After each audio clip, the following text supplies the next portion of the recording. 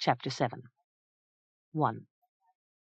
On Lally Meadow, well within the forest of Tantravallis, was the manse Trilda, a structure of timber and stone situated where Lillery Rill emerged from the forest on its way to join the Sweet Yallow River at the far end of the meadow.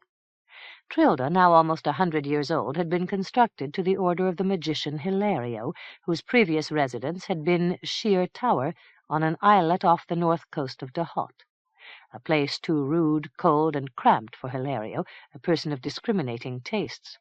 With great care he drew up his plans, specifying each detail with precision, and reviewing at length the relationship between each part and the whole. To perform the work of construction he hired a troop of goblin carpenters, who declared themselves to be highly qualified craftsmen. Hilario started to discuss the plans with Shylick, the master carpenter, but Shylick took the plans from Hilario, glanced through them, and seemed to assimilate everything at a glance, and Hilario was much impressed by his perspicacity. The carpenters set to work immediately, with remarkable zeal. They dug, delved, hewed, and sawed, hammered and pounded, fretted, fitted, and spun long shavings from their bodges, so that, to Hilario's astonishment, the work was finished overnight, complete to a black iron weathercock on the chimney. Footnote. Bodge, an outdoor lathe powered by a line running from a springy overhead tree branch to a treadle which turns the spindles of the lathe. End of footnote. As the first red rays of sunlight entered Lally Meadow, Shylick, the master carpenter, wiped the sweat from his forehead, and with a grand flourish presented his reckoning to Hilario, and requested immediate payment, since the troop had urgent business elsewhere. Hilario, however, was a man of cautious temperament, and was not to be influenced by Shylick's engaging mannerisms. He commended Shylick for his briskness and efficiency, but insisted upon inspecting the premises before paying off the account. Shylick protested, to no avail, and with poor grace accompanied Hilario as he made his inspection. Almost at once Hilario discovered several mistakes in the work, and evidence of over-hasty or even slipshod methods. The contract called for masonry of sound, substantial blocks of fieldstone. The blocks inspected by Hilario proved to be simulations prepared from enchanted cow droppings. Checking further, Hilario found that these stout timbers of well-seasoned oak, described in his specifications, were in fact dried milkweed stalks of little strength, disguised by another crafty enchantment. Hilario indignantly pointed out these deficiencies to Shylick, and demanded that the work be done properly to exact standards. Shylick, now glum and out of sorts, did his best to evade the extra toil. He argued that total precision was impossible and unknown to the cosmos. He claimed that a reasonable and realistic person accepted a degree of latitude in the interpretation of his contract, since this looseness was inherent in the communicative process. Hilario remained inflexible, and Shylick became ever more excited, striking at the floor with his tall green hat, and his arguments ever more abstruse. He stated that since the distinction between seeming and substance was in any case no more than a philosophical nicety, almost anything was equivalent to almost anything else. Hilario said gravely, "In that case I will pay off my account with this bit of straw." "No," said Shylick, "that is not quite the same thing." He went on to assert that if only for the sake of simplicity, Hilario should pay the account and contentedly take up residence in his new abode. Hilario would not be persuaded. He termed Shylick's arguments pure sophistry from beginning to end. "The manse presents a fine appearance, granted," said Hilario, "but enchantments of this sort are fugitive and tend to erode. Not always, often enough. With the first good rain, the entire jackleg contraption might collapse around my ears, perhaps in the middle of the night while I lay sleeping. You must do the work over, from start to finish, using standard materials and approved methods of construction." The carpenters grumbled, but Hilario had his way, and work commenced again. For 3 days and nights the goblins toiled, and this time from petulance or perhaps sheer perversity they did the work twice as well as was needful, using rosewood, madura, and choice walnut burl for the panelling, rhodochrosite, pink porphyry, and malachite in the place of marble, all the while glaring sidewise at Hilario as if daring him to find fault. At last the work was finished, and Hilario paid off his account with 212 cockle shells and a feast of pickled fish, fresh-baked bread, new cheese, nuts and honey, a tub of strong pear cider, and another of mulberry wine, and the transaction ended on a note of good fellowship and mutual esteem. Hilario took up residence and lived many years at Trilda, eventually dying of inexplicable causes out on Lally Meadow, perhaps the victim of a lightning bolt, though, according to rumor, he had excited the resentment of the wizard Tamarello. In any case, nothing could be proved. The manse remained empty for a number of years, until one day Shimrod, during his wanderings, came upon the lonely structure and decided to make it his own home. He added a wing for his workroom, planted flowers at the front and an orchard at the back, and Trilda was soon as charming as ever. To maintain Trilda, to dust, mop, and tidy, to polish the glass, wax the wood, weed the gardens, and tend the fires, Shimrod engaged a family of merryhews, sometimes known as tree trolls, recently arrived in the neighborhood. These were small, shy creatures who worked only when Shimrod's back was turned, so that he seldom noticed them except as a flicker of movement from the side of his eye. The years went by after the established cycle. Shimrod lived at Trilda for the most part in solitude, with only his work to distract him. Few folk came to Lally Meadow, perhaps an occasional woodcutter or mushroom gatherer, and Shimrod entertained virtually no one. At the other end of the meadow was Tuddifot She, to the casual eye an outcropping of black trap, stained on the north side with lichen. From time to time Shimrod watched the fairies at their revels, but always from afar. Already he had learned that the society of fairies could lead to turmoils of bittersweet frustration. Recently, at Mergin's behest, Shimrod had undertaken a monumental task, the analysis and classification of material confiscated from the wizard Tamarello and brought to Trilda as a disorganized clutter. Tamarello had been a magician of great scope and eclectic experience. He had collected from near and far a great number of objects and magical adjuncts, some trivial, others quivering with force. Shimrod's first task in connection with this wonderful miscellaneity was to make a cursory survey of documents, tracts, formularies, and records. These were presented in many shapes, sizes, and conditions. There were books, old and new, scrolls from times beyond memory, illuminated parchments, portfolios of drawings, plans, maps, and charts, cloth panels stamped with block characters, papers inscribed in odd-colored inks to languages even more arcane. Shimrod sorted these articles into piles for future study, and began to examine the machines, tools, utensils, enhancers, and assorted other artifacts. Many showed no obvious utility, and Shimrod frequently puzzled as to their purpose, or in reverse their lack of purpose. For a month he had been studying such a contrivance, an assembly of 7 discs of transparent material, rolling around the periphery of a circular tablet of black onyx. The discs swam with soft colors, and showed pulsing black spots of emptiness, forming and dying apparently at random. Shimrod could conceive no practical purpose for the device. A clock, a toy, a curio. So complicated a machine, he reasoned, must have been constructed with a definite purpose in mind, though this purpose quite escaped his understanding. One day, as he sat watching the discs, a chime issued from a large, bulging mirror hanging on the end wall. Shimrod rose to his feet and approached the mirror, to find himself looking into the great hall at Swir Smod. Mergin stood by the table. He acknowledged Shimrod's attention with a nod, and spoke without preliminaries. "I have a complicated task to lay before you. It might well involve you in personal danger. Still, it is of great importance and must be accomplished. Since I cannot take time to do this work, it falls upon your shoulders." "That is the reason for my being," said Shimrod. "What is the task?" "In the main, it is a continuation of your previous work at Ys. You now must pursue your investigations in greater detail. Specifically, you must learn the facts in regard to Desmay." "You have no theories?" "I have guesses by the dozen. Facts, none. The best possibilities are very few. In fact, as I reckon it, they number 2 only." "And they are?" "We start with this supposition. When Desmay created Melanthe and Carfiliot, she dissolved herself totally as a dramatic demonstration of spite toward the race of men. The qualification here is that no one would truly care, Tamarello least of all. As a more likely case, she chose to alter her state, that she might bide her time and take revenge when the opportunity arose. With that as your premise, you are to discover the node of green taint which is Desmay, or whatever semblance she is using. Where is her hiding place? What is her scheme? I suspect that her agents are Melanthe and Torqual. If so, they will lead you to Desmay." So then, how should I proceed? First, alter your semblance, and definitely Melenchthi perceived you through the last. Then travel to the high moors of Ulfland.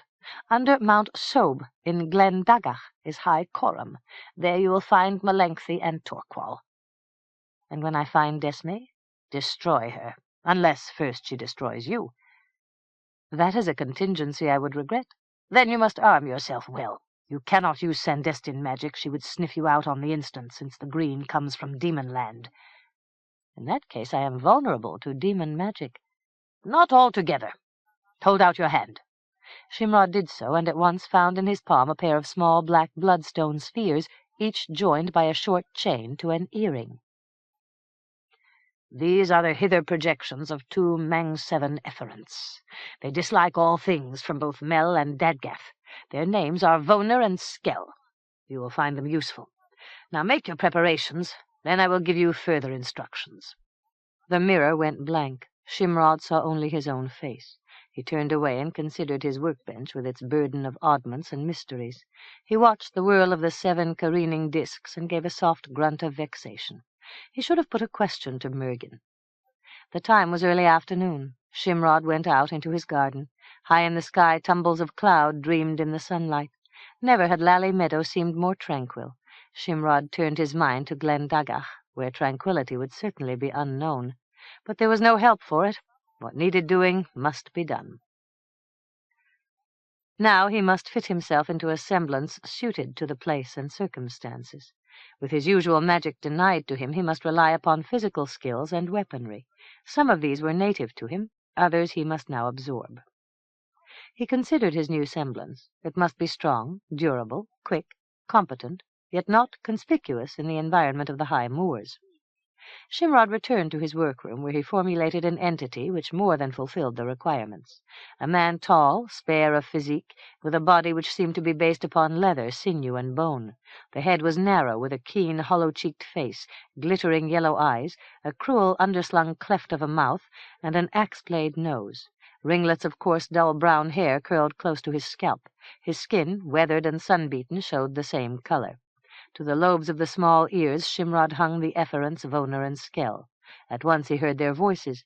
They seemed to be discussing the weather in places beyond his acquaintance. "Almost a record cycle for interstitials, at least along the upper miasma," said Skell. "However, just past the kick-field of the living dead, the modules have not yet shifted phase."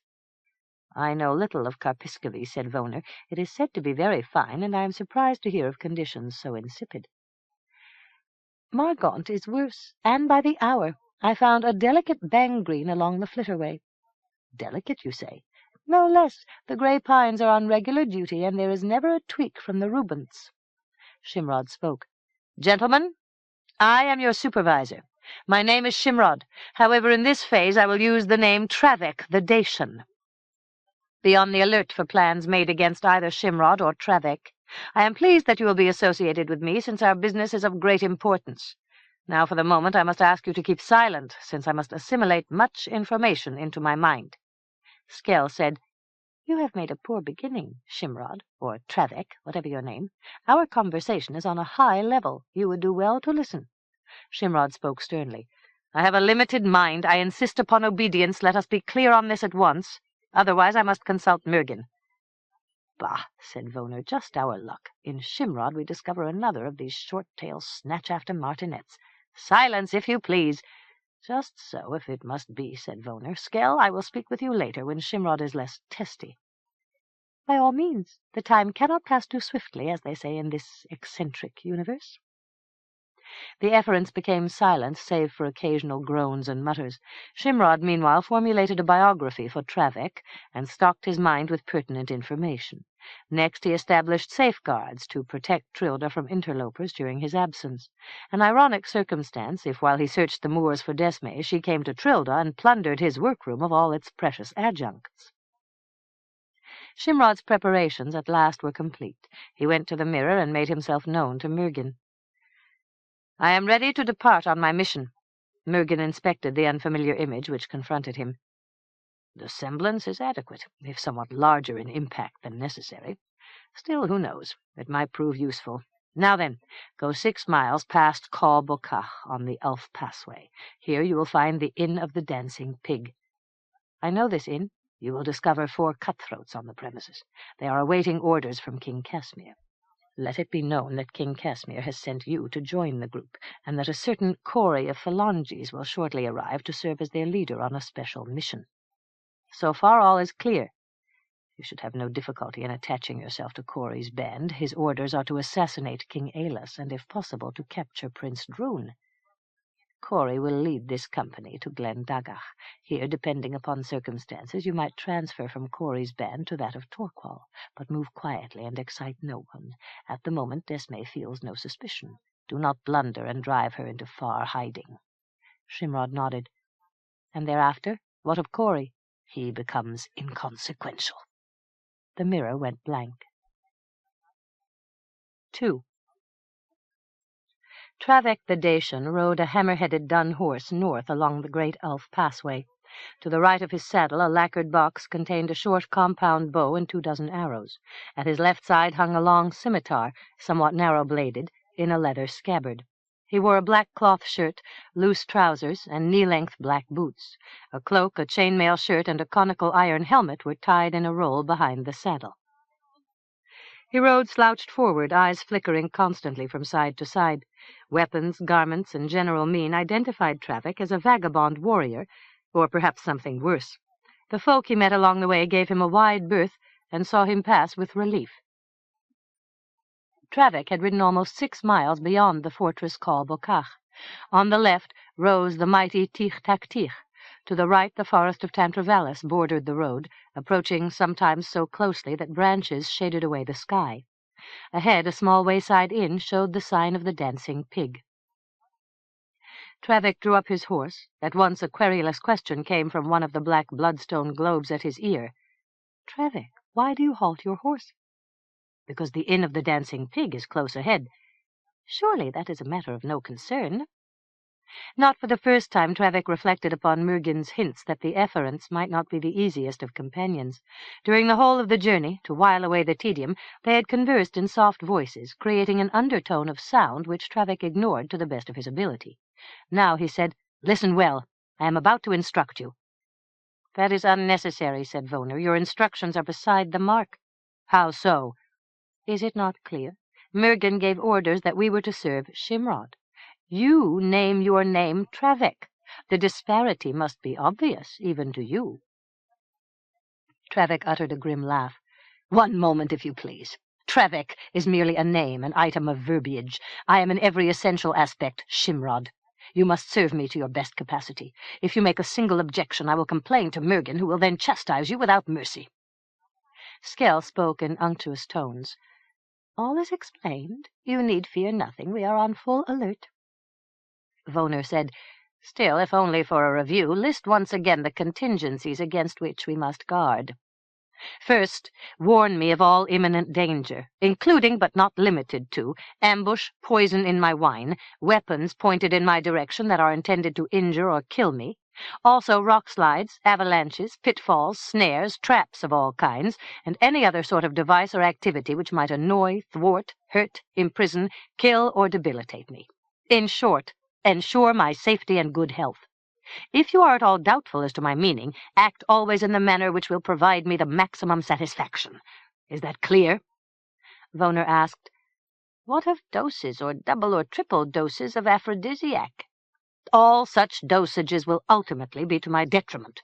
They are included in the full category. If you have doubts, consult me." "As you like. Second, is there more?" Travek paid no heed. "Second, notify me when you sense the green fume of Mel. We will then try to locate the source and destroy the node." "That is sensible enough."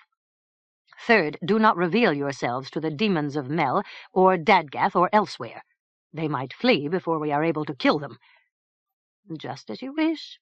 "Fourth, be on the lookout for the witch Desmay, in any of her phases. She might even use another name, but do not be confused. Report any suspicious circumstance at once." "We will do our best." Travick once more set his horse into motion, and proceeded along the road, while the efferents discussed the terms of Travick's instructions, which they seemed to find perplexing, so that Travick wondered if the efferents had grasped the full sense of his requirements. Travick, approaching the inn, discovered it to be a rather ramshackle structure, built of rough straw timber and roofed with thatch so old that grass grew from the straw. At one side was a shed where the landlord brewed his ale. At the back the inn joined into the barn. Beyond, 3 small children worked in an acreage planted to oats and pot-herbs. Travick turned into the yard, dismounted, and tied his horse to a rail. Nearby 2 men sat on a bench, Ismael the Hun and Keegan the Celt, both of whom had watched Travick's arrival with keen interest. Travick spoke to Ismael in his own language. "Well then, creature born of outrage, what do you here so far from home?" "Hoy, dog-eater! I attend to my own affairs." "They may be mine as well, so treat me kindly, even though I have lopped the heads from 100 of your kinsmen." "What is done is done. After all, I raped your mother and all your sisters." "And no doubt your own mother as well, on horseback." Travick nodded toward the other man on the bench. "Who is this gaunt shadow of a dead scorpion?" "He calls himself Keegan. He is a Celt from Godelia. He would as soon cut your throat as spit." Travick nodded and reverted to the language of the country. "I have been sent to meet a certain Corey of Phalanges. Where is he to be found?" "He has not yet arrived. We thought you might be Corey. What do you know of the venture?" "I was assured of profit and danger. No more." Travick went into the inn and found the landlord, who agreed to provide lodging in the form of a straw pallet in the loft over the barn, which Travick accepted without enthusiasm. The landlord sent a boy to take care of the dun horse. Travick brought his bundle of belongings into the inn and commanded a pint of ale from the landlord, which he took to a table by the wall. Nearby sat another 2 men. Esti, the Roman, slender with delicate features and hazel eyes, carved a bit of wood into the likeness of a harpy. Galgus, the black, from Dahot, amused himself, rolling dice across the table, from one hand to the other. He showed the startling white skin and lustreless black hair of an arsenic-eater. His face was sad and saturnine. The 2 were presently joined by Ismael and Keegan the Celt. Ismael muttered a few words, and all turned to look toward Travick, who ignored the attention. Keegan began to play at dice with Galgus, wagering small coins, and presently the whole group became involved in the game. Travick watched with somber attention, wondering as to the outcome of the situation. The group, lacking a leader, was unstable, with each man jealous of his reputation. After a few minutes, Ismael the Hun called over to Travick. "Come, why do you not join the sport? Dacians are notorious for their insensate gambling." "True, to my regret," said Travick, "but I did not wish to join the game without an invitation." "You may consider yourself invited. Gentlemen, this is Travick, the Dacian, who is here on business similar to our own. Travick, you see here Esti the Sweet, who claims to be the last true Roman. His weapon is a bow so small and fragile that it seems a toy, while his arrows are little more than slivers. Still, he can sling them away with great speed and put out a man's eye at 50 yards without rising from his chair. Next is Galgus, who is Dot and clever with knives. Yonder sits Keegan from Godelia. He favors a set of curious weapons, among others the steel whip. I myself am a poor lost dove. I survive the ferocities of life only through the pity and forbearance of my fellows." "You are a notable group," said Travick. "I am privileged to be associated with you. Does anyone know the details of our mission?" Galgus said, "I can guess, since Casimir is at the bottom of it. But enough talk. Let us roll the dice. Travick, do you understand the game?" "Not altogether, but I will learn quickly enough." "Then what about money?" "No problem there. I carry 10 gold pieces paid over to me by King Casimir." "That should suffice. Very well, I will roll the dice. Everyone must wager. Then I either call out my number, or odd, or even, and so goes the game." Travick played for a period and won modestly. Then Galgus began to use false dice, which he substituted with great cleverness when it came his time to throw, and Travick lost his 10 gold pieces. "I will play no more," said Travick, "else I might find myself without a horse." The sun had long since dropped behind the mountains. As the sky began to grow dark, the landlord served a supper of lentils and bread. Even as the 5 men finished their meal, a newcomer arrived at the inn, riding a fine black horse. He dismounted, tied his horse to the rail, and strode into the inn. A dark-haired man of middle stature, long and sinewy of arm and leg, with a hard, harsh face. He spoke to the landlord. "Take care of my horse, and provide me the best your house can offer, since I have ridden far this day." He turned and surveyed the 5 men, then approached their table. "I am Corey of Phalanges. I am here on orders from an eminent person of whom you know. It is my business to command you on a venture. I expected 4 men. I find 5. I am Travick the Dacian. King Casimir sent me to join your troop, along with a bag of 10 gold pieces, which you were to pay out to the other 4 men. However, this afternoon I gamed at dice. To my regret, I lost all 10 gold pieces, so that the men must go without their pay." "What?" cried Ismael in consternation. "You gambled with my money?" Corey of Phalanges looked at Travick wonderingly. "How do you explain your behavior?" Travick shrugged. "I was pressed to join the game, and Casimir's money was the first to hand. After all, I am a Dacian, and accept all challenges." Esti looked accusingly at Galgus. "The money you have won is rightfully mine." "Not necessarily," cried Galgus. "Your remark is based on a hypothesis. Also, let me ask this. If Travick had won, would you now reimburse me my losses?" Corey spoke decisively. "Galgus in this case is not at fault. Travick is to blame."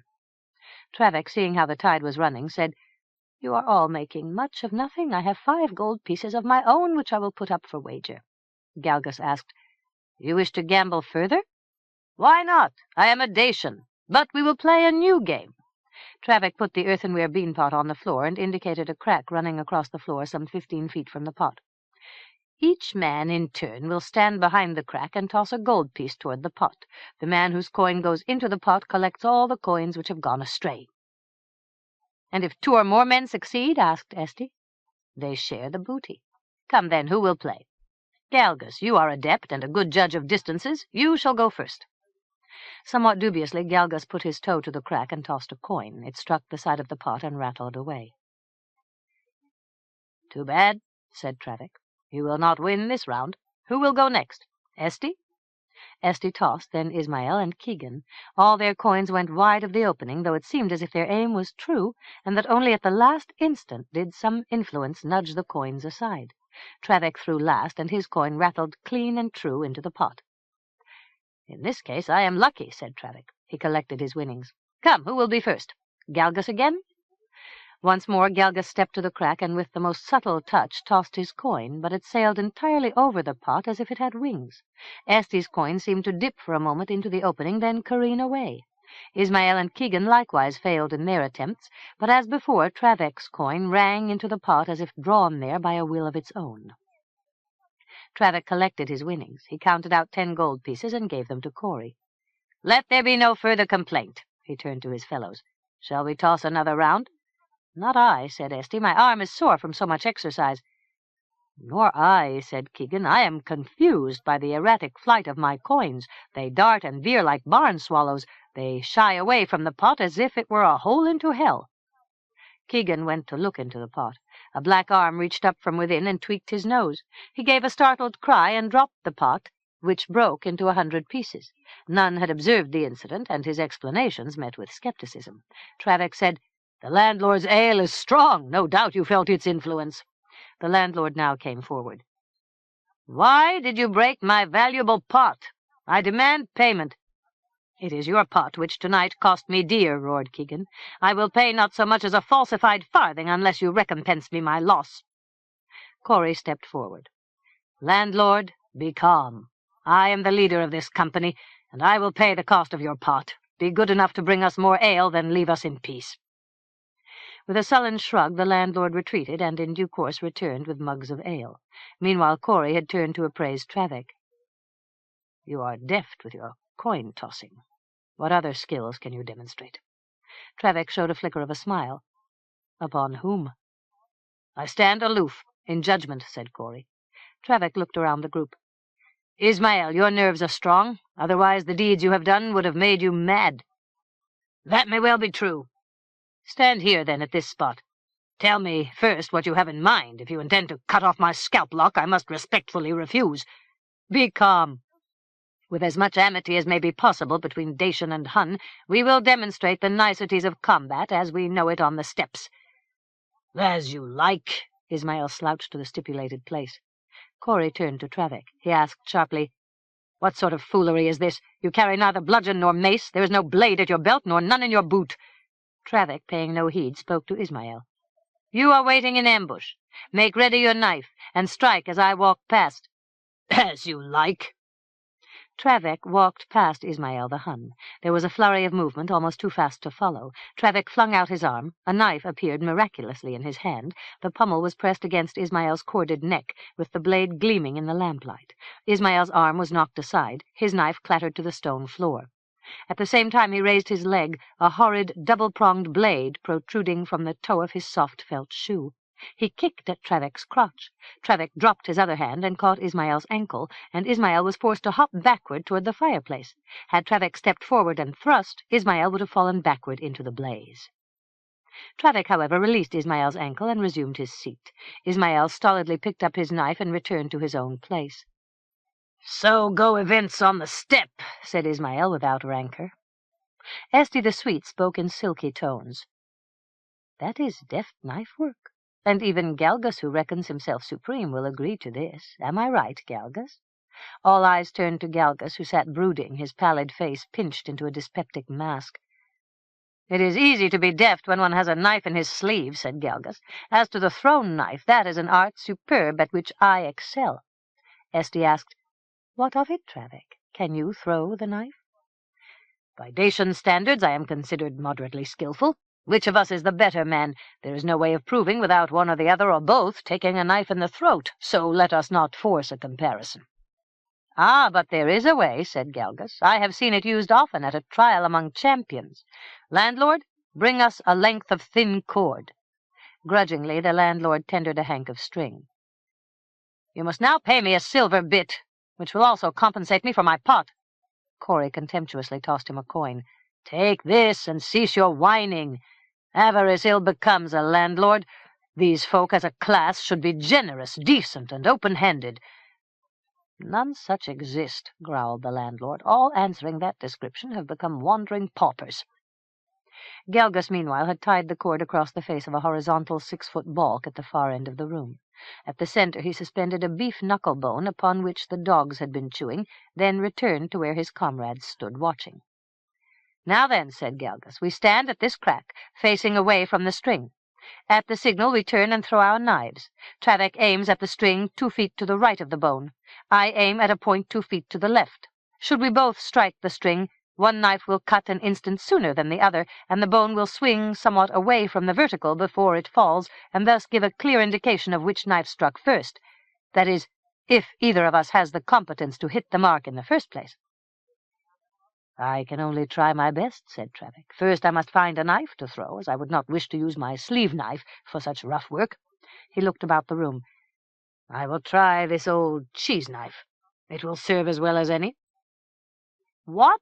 exclaimed Galgus. "The blade is a trifle of pot metal, or lead, or some other base substance. It is barely able to gnaw through an ounce of cheese." "Still, it must do, since I have no other. Esti, you must referee the drop. Find the exact verticality, so that we may detect to the width of a spider leg who is the better man." "Very well." After several tests, Esti marked a spot on the floor.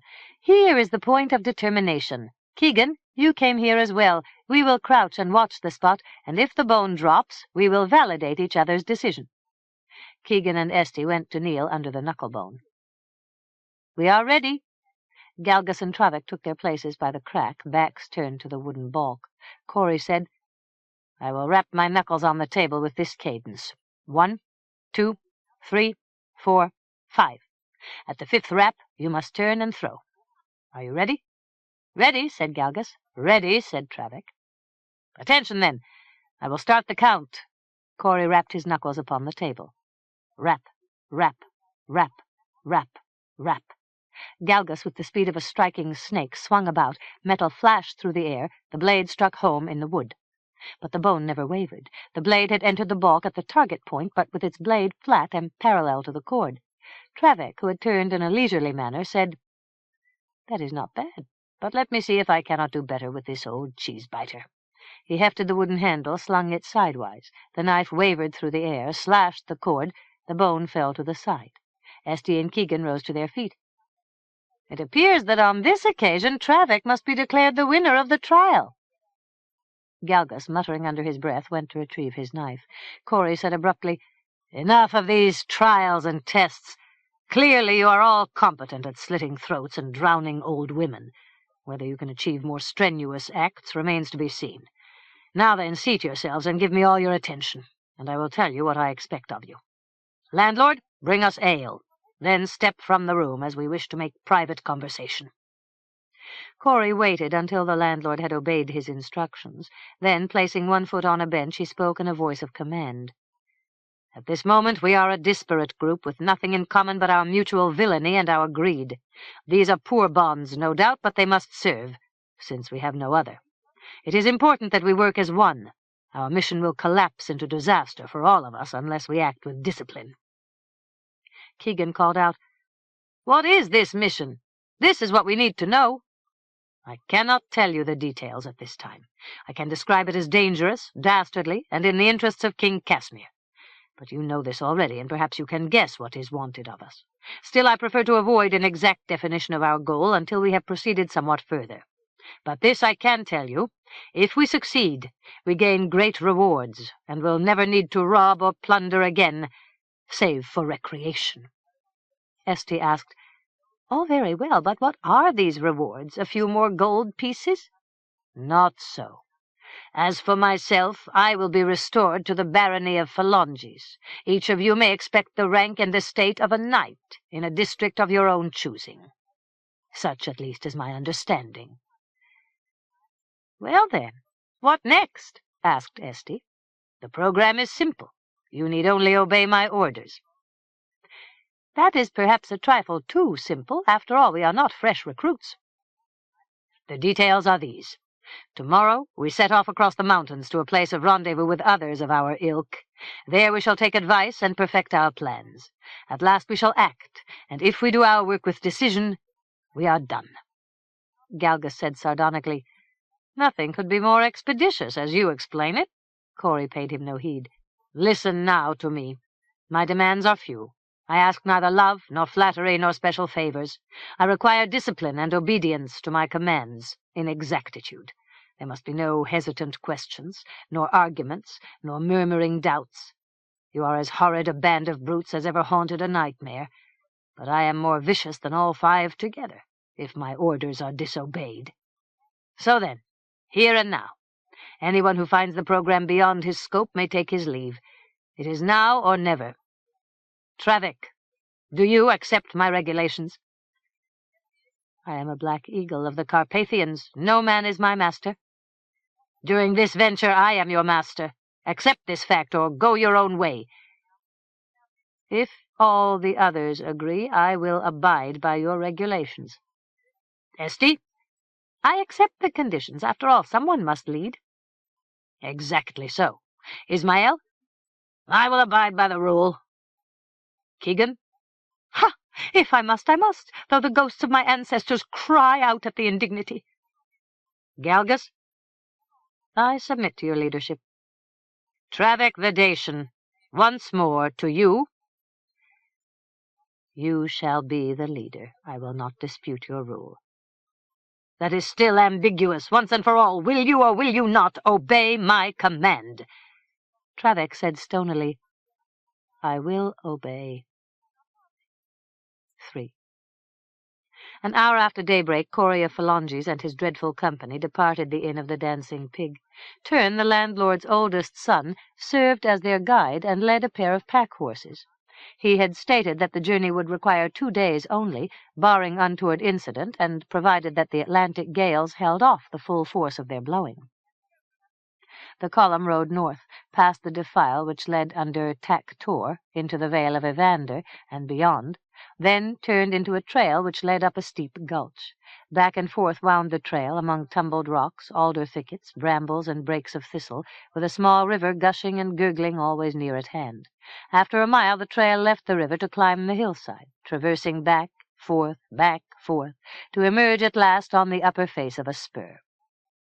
The company rested for a space, then continued, up the hump of the spur, across barrens of scree, through dells shaded under cedars and pines, along ridges with windy spaces to either side, Then once more back against the base mass of the Tir-Tac-Tir, to climb by laborious slants and switchbacks, to come out at last upon the high moors, to find the sun already behind the western cloud banks.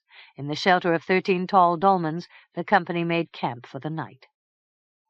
In the morning the sun rose red in the east, while a wind from the west sent low clouds streaming across the moor. The company of adventurers huddled close around the fire, each thinking his own thoughts and toasting bacon on a spit, while porridge bubbled in the pot. The horses were brought up and saddled. The party, bending low to the chill wind, set off across the moor.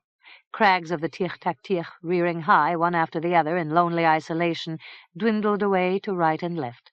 Ahead rose Mount Sobe. The trail had now disappeared. The company rode across the open moor around the flanks of Mount Sobe, down through a stand of stunted pines to where a sudden panorama burst open before them. Ridges and slopes, dark valleys choked with conifers, then the low moors and a nondescript murk where vision could no longer penetrate the distance. From somewhere a trail had once again appeared, slanting down the slope and into a forest of pines and cedars. Something white glimmered ahead. The company, approaching, discovered the skull of an elk nailed to the trunk of a pine tree. At this point Toren pulled up his horse. Corey rode up beside him. "What now?" "I go no farther," said Toren. "Behind the tree hangs a brass horn. Blow 3 blasts and wait." Corey paid him in silver coins. "You have guided us well. Good luck to you." Toren turned about and departed, leading his 2 pack horses. Corey surveyed his company. "Esti of Rome, you are accounted a musician of sorts. Find the horn and send 3 good blasts ringing down the valley." Esti dismounted and approached the tree, where he found a brass horn of 3 coils hanging on a peg. He put it to his lips and blew 3 sweet, strong tones, which seemed to echo on and on. 10 minutes passed. Travek sat his Dunhammer-headed horse to the side, apart from the others. He muttered, "Woner, Skell, do you hear me?" "Naturally we hear you, quite as well as need be." "Are you aware of this place?" "It is a great upfold in the mother stuff of the world. A scurf of vegetation shades the sky. 3 furtive scoundrels peer at us from the shadows." "What of the green seep from Mel?" "Nothing of consequence," said Woner. "A wisp from yonder declivity, no more." "Not enough to excite our interest," said Skell. Travek said, "Still, after this, alert me to any green taint whatever, since it might indicate a node of green."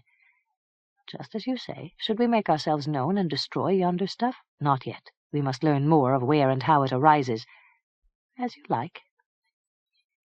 Behind Travek spoke a rasping voice. Turning, Travek looked into the face of Keegan the Celt. "How gratifying must be the comfort of these intimate conversations with yourself." "I repeat my lucky slogans. What of that?" "Nothing whatever," said Keegan. "I have foolish quirks of my own. I can never kill a woman without first uttering a prayer to the goddess Quincubile." "That is only sensible. I see that Esti's blasts have brought response." From the forest came a yellow-haired, yellow-bearded man, tall and massive, wearing a tricorn iron helmet, a chain shirt, and black leather trousers. At his girdle hung 3 swords, of varying length. He called out to Corey in a great windy voice, "Name your names, and explain why you have sounded the horn." "I am Corey of Phalonges. I have been sent by a person of high rank to take counsel with Torqual. This is my company. The names will mean nothing to you." "Does Torqual know of your coming?" "I cannot say. It is possible." "Follow behind me. Do not stray off the trail by so much as 2 yards' measurement." The company rode single file along a narrow track, which led first through a dense forest, then along a barren mountainside, then up a gorge to a small stony flat, thence up a narrow spine of rock with a steep declivity at either side, to come out at last upon a small meadow hard under a cliff. An ancient fortress, half in ruins, commanded the approach. "You stand on Neep Meadow, and there is High Coram Keep," said the blond outlaw. "You may dismount and either stand to wait or rest upon yonder benches. I will tell Torqual of your coming." He disappeared into the tumbled recesses of the old castle. Travek dismounted with the others and looked about the meadow. Under the cliff several dozen rude huts had been laid up of stone and sod. Here, presumably, were housed Torqual's followers. Within the huts, Trevec glimpsed a number of bedraggled women and several children playing in the dirt. To the side, an oven for the baking of bread had been built of rough bricks, which apparently had been formed of meadow clay fired on the spot in open fires. Trevec went to look down Glen Dagach, which dropped steeply to open at last upon the lower moors. He spoke under his breath. "Voner, Skell, what of the green?" "I notice a suffusion centered in the castle," said Voner. Skell added, "A tendril leads elsewhere." "Can you see its source?" "No." "Are there other nodes of green?" "There is such a node in Swersmod. No others are obvious." From the castle came Torqual, wearing the black garments of a Ska nobleman. He approached the newcomers. Corey stepped forward. "Torqual, I am Corey of Phalanges." "I know your reputation. You have scoured the Troach like a ravening wolf, or so it is said. Who are these others?" Corey made an indifferent gesture. "They are talented villains, and each is unique. That one is Keegan the Celt. That is Esti the Sweet, who might be the Roman he claims to be. There stands Trevec the Dacian. There Galgus the Dot. And that misshapen wad of pure evil yonder is Ismael the Hun. They know two motivations only, fear and avarice." "That is all they need to know," said Torqual. "Any other I distrust. What is your errand?" Corey took Torqual aside. Trevec went to sit on the bench. He whispered, "Voner, Skell, Torqual and Corey speak together. Bring me their conversation, but to my ears alone, so that no one will know that I listen." Skell said, "It is boring and inconsequential chatter. They talk of this and that. Still, I wish to hear." "Whatever you like." Into Trevec's ear came Torqual's voice. "Sent no funds for my account?" 15 gold coins only," spoke Corey. "Trevec also brought funds from Casimir, 10 gold crowns, but said they were for the company. Perhaps they were intended for you. Here, take the lot." "It is a pittance," said Torqual in disgust. "This is Casimir's careful scheme. He thinks to divert me from my own plans, so that I should work in accordance with his." "Does he know your plans?" "Perhaps he guesses." Torqual turned and looked off down Glen Dagach. "I have made no great secret of them." "Out of curiosity, then, what might be your plans?" Torqual said tonelessly. "I will take command of these mountains through devastation and terror. Then I will conquer both Ulflands, north and south. I will rally the Ska once more to war. First we take Godilia, then Dohot, and next all the Elder Isles. Then we attack the world. There never shall be such a conquest, nor so wide an empire. That is my scheme. But now I must grovel to Casimir for men and weapons to take me through these arduous first times." Corey spoke in a subdued voice. "Your plan has, if nothing else, the merit of grandeur." Torqual said indifferently, "It is something which can be done, hence it must be done." "The odds would seem to be against you." "Such odds are difficult to compute. They can fluctuate overnight. Aelus is my foremost and worst enemy. He would seem formidable with his army and his navy, but he is insensitive. He ignores Ulfish rancor against his Troyes regime. The barons grudge him their every submission. Many would revolt at a moment's notice." "And you would lead them?" "It is necessary. Left to themselves, they are a proud and quarrelsome rabble. They grumble because Aelus has checked their feuds. Ha! When at last I lead them, they will know the meaning of Ska discipline. Compared to me, Aelus will seem an angel of mercy."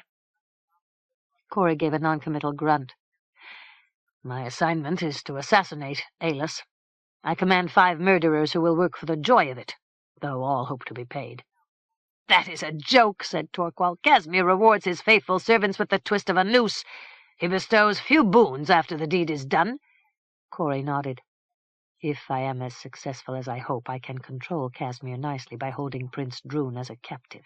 For the moment, at least, our interests run parallel. I hope, therefore, that you will give me counsel and cooperation." Torqual brooded for a moment, then asked, "How do you propose to act?" "I am a careful man.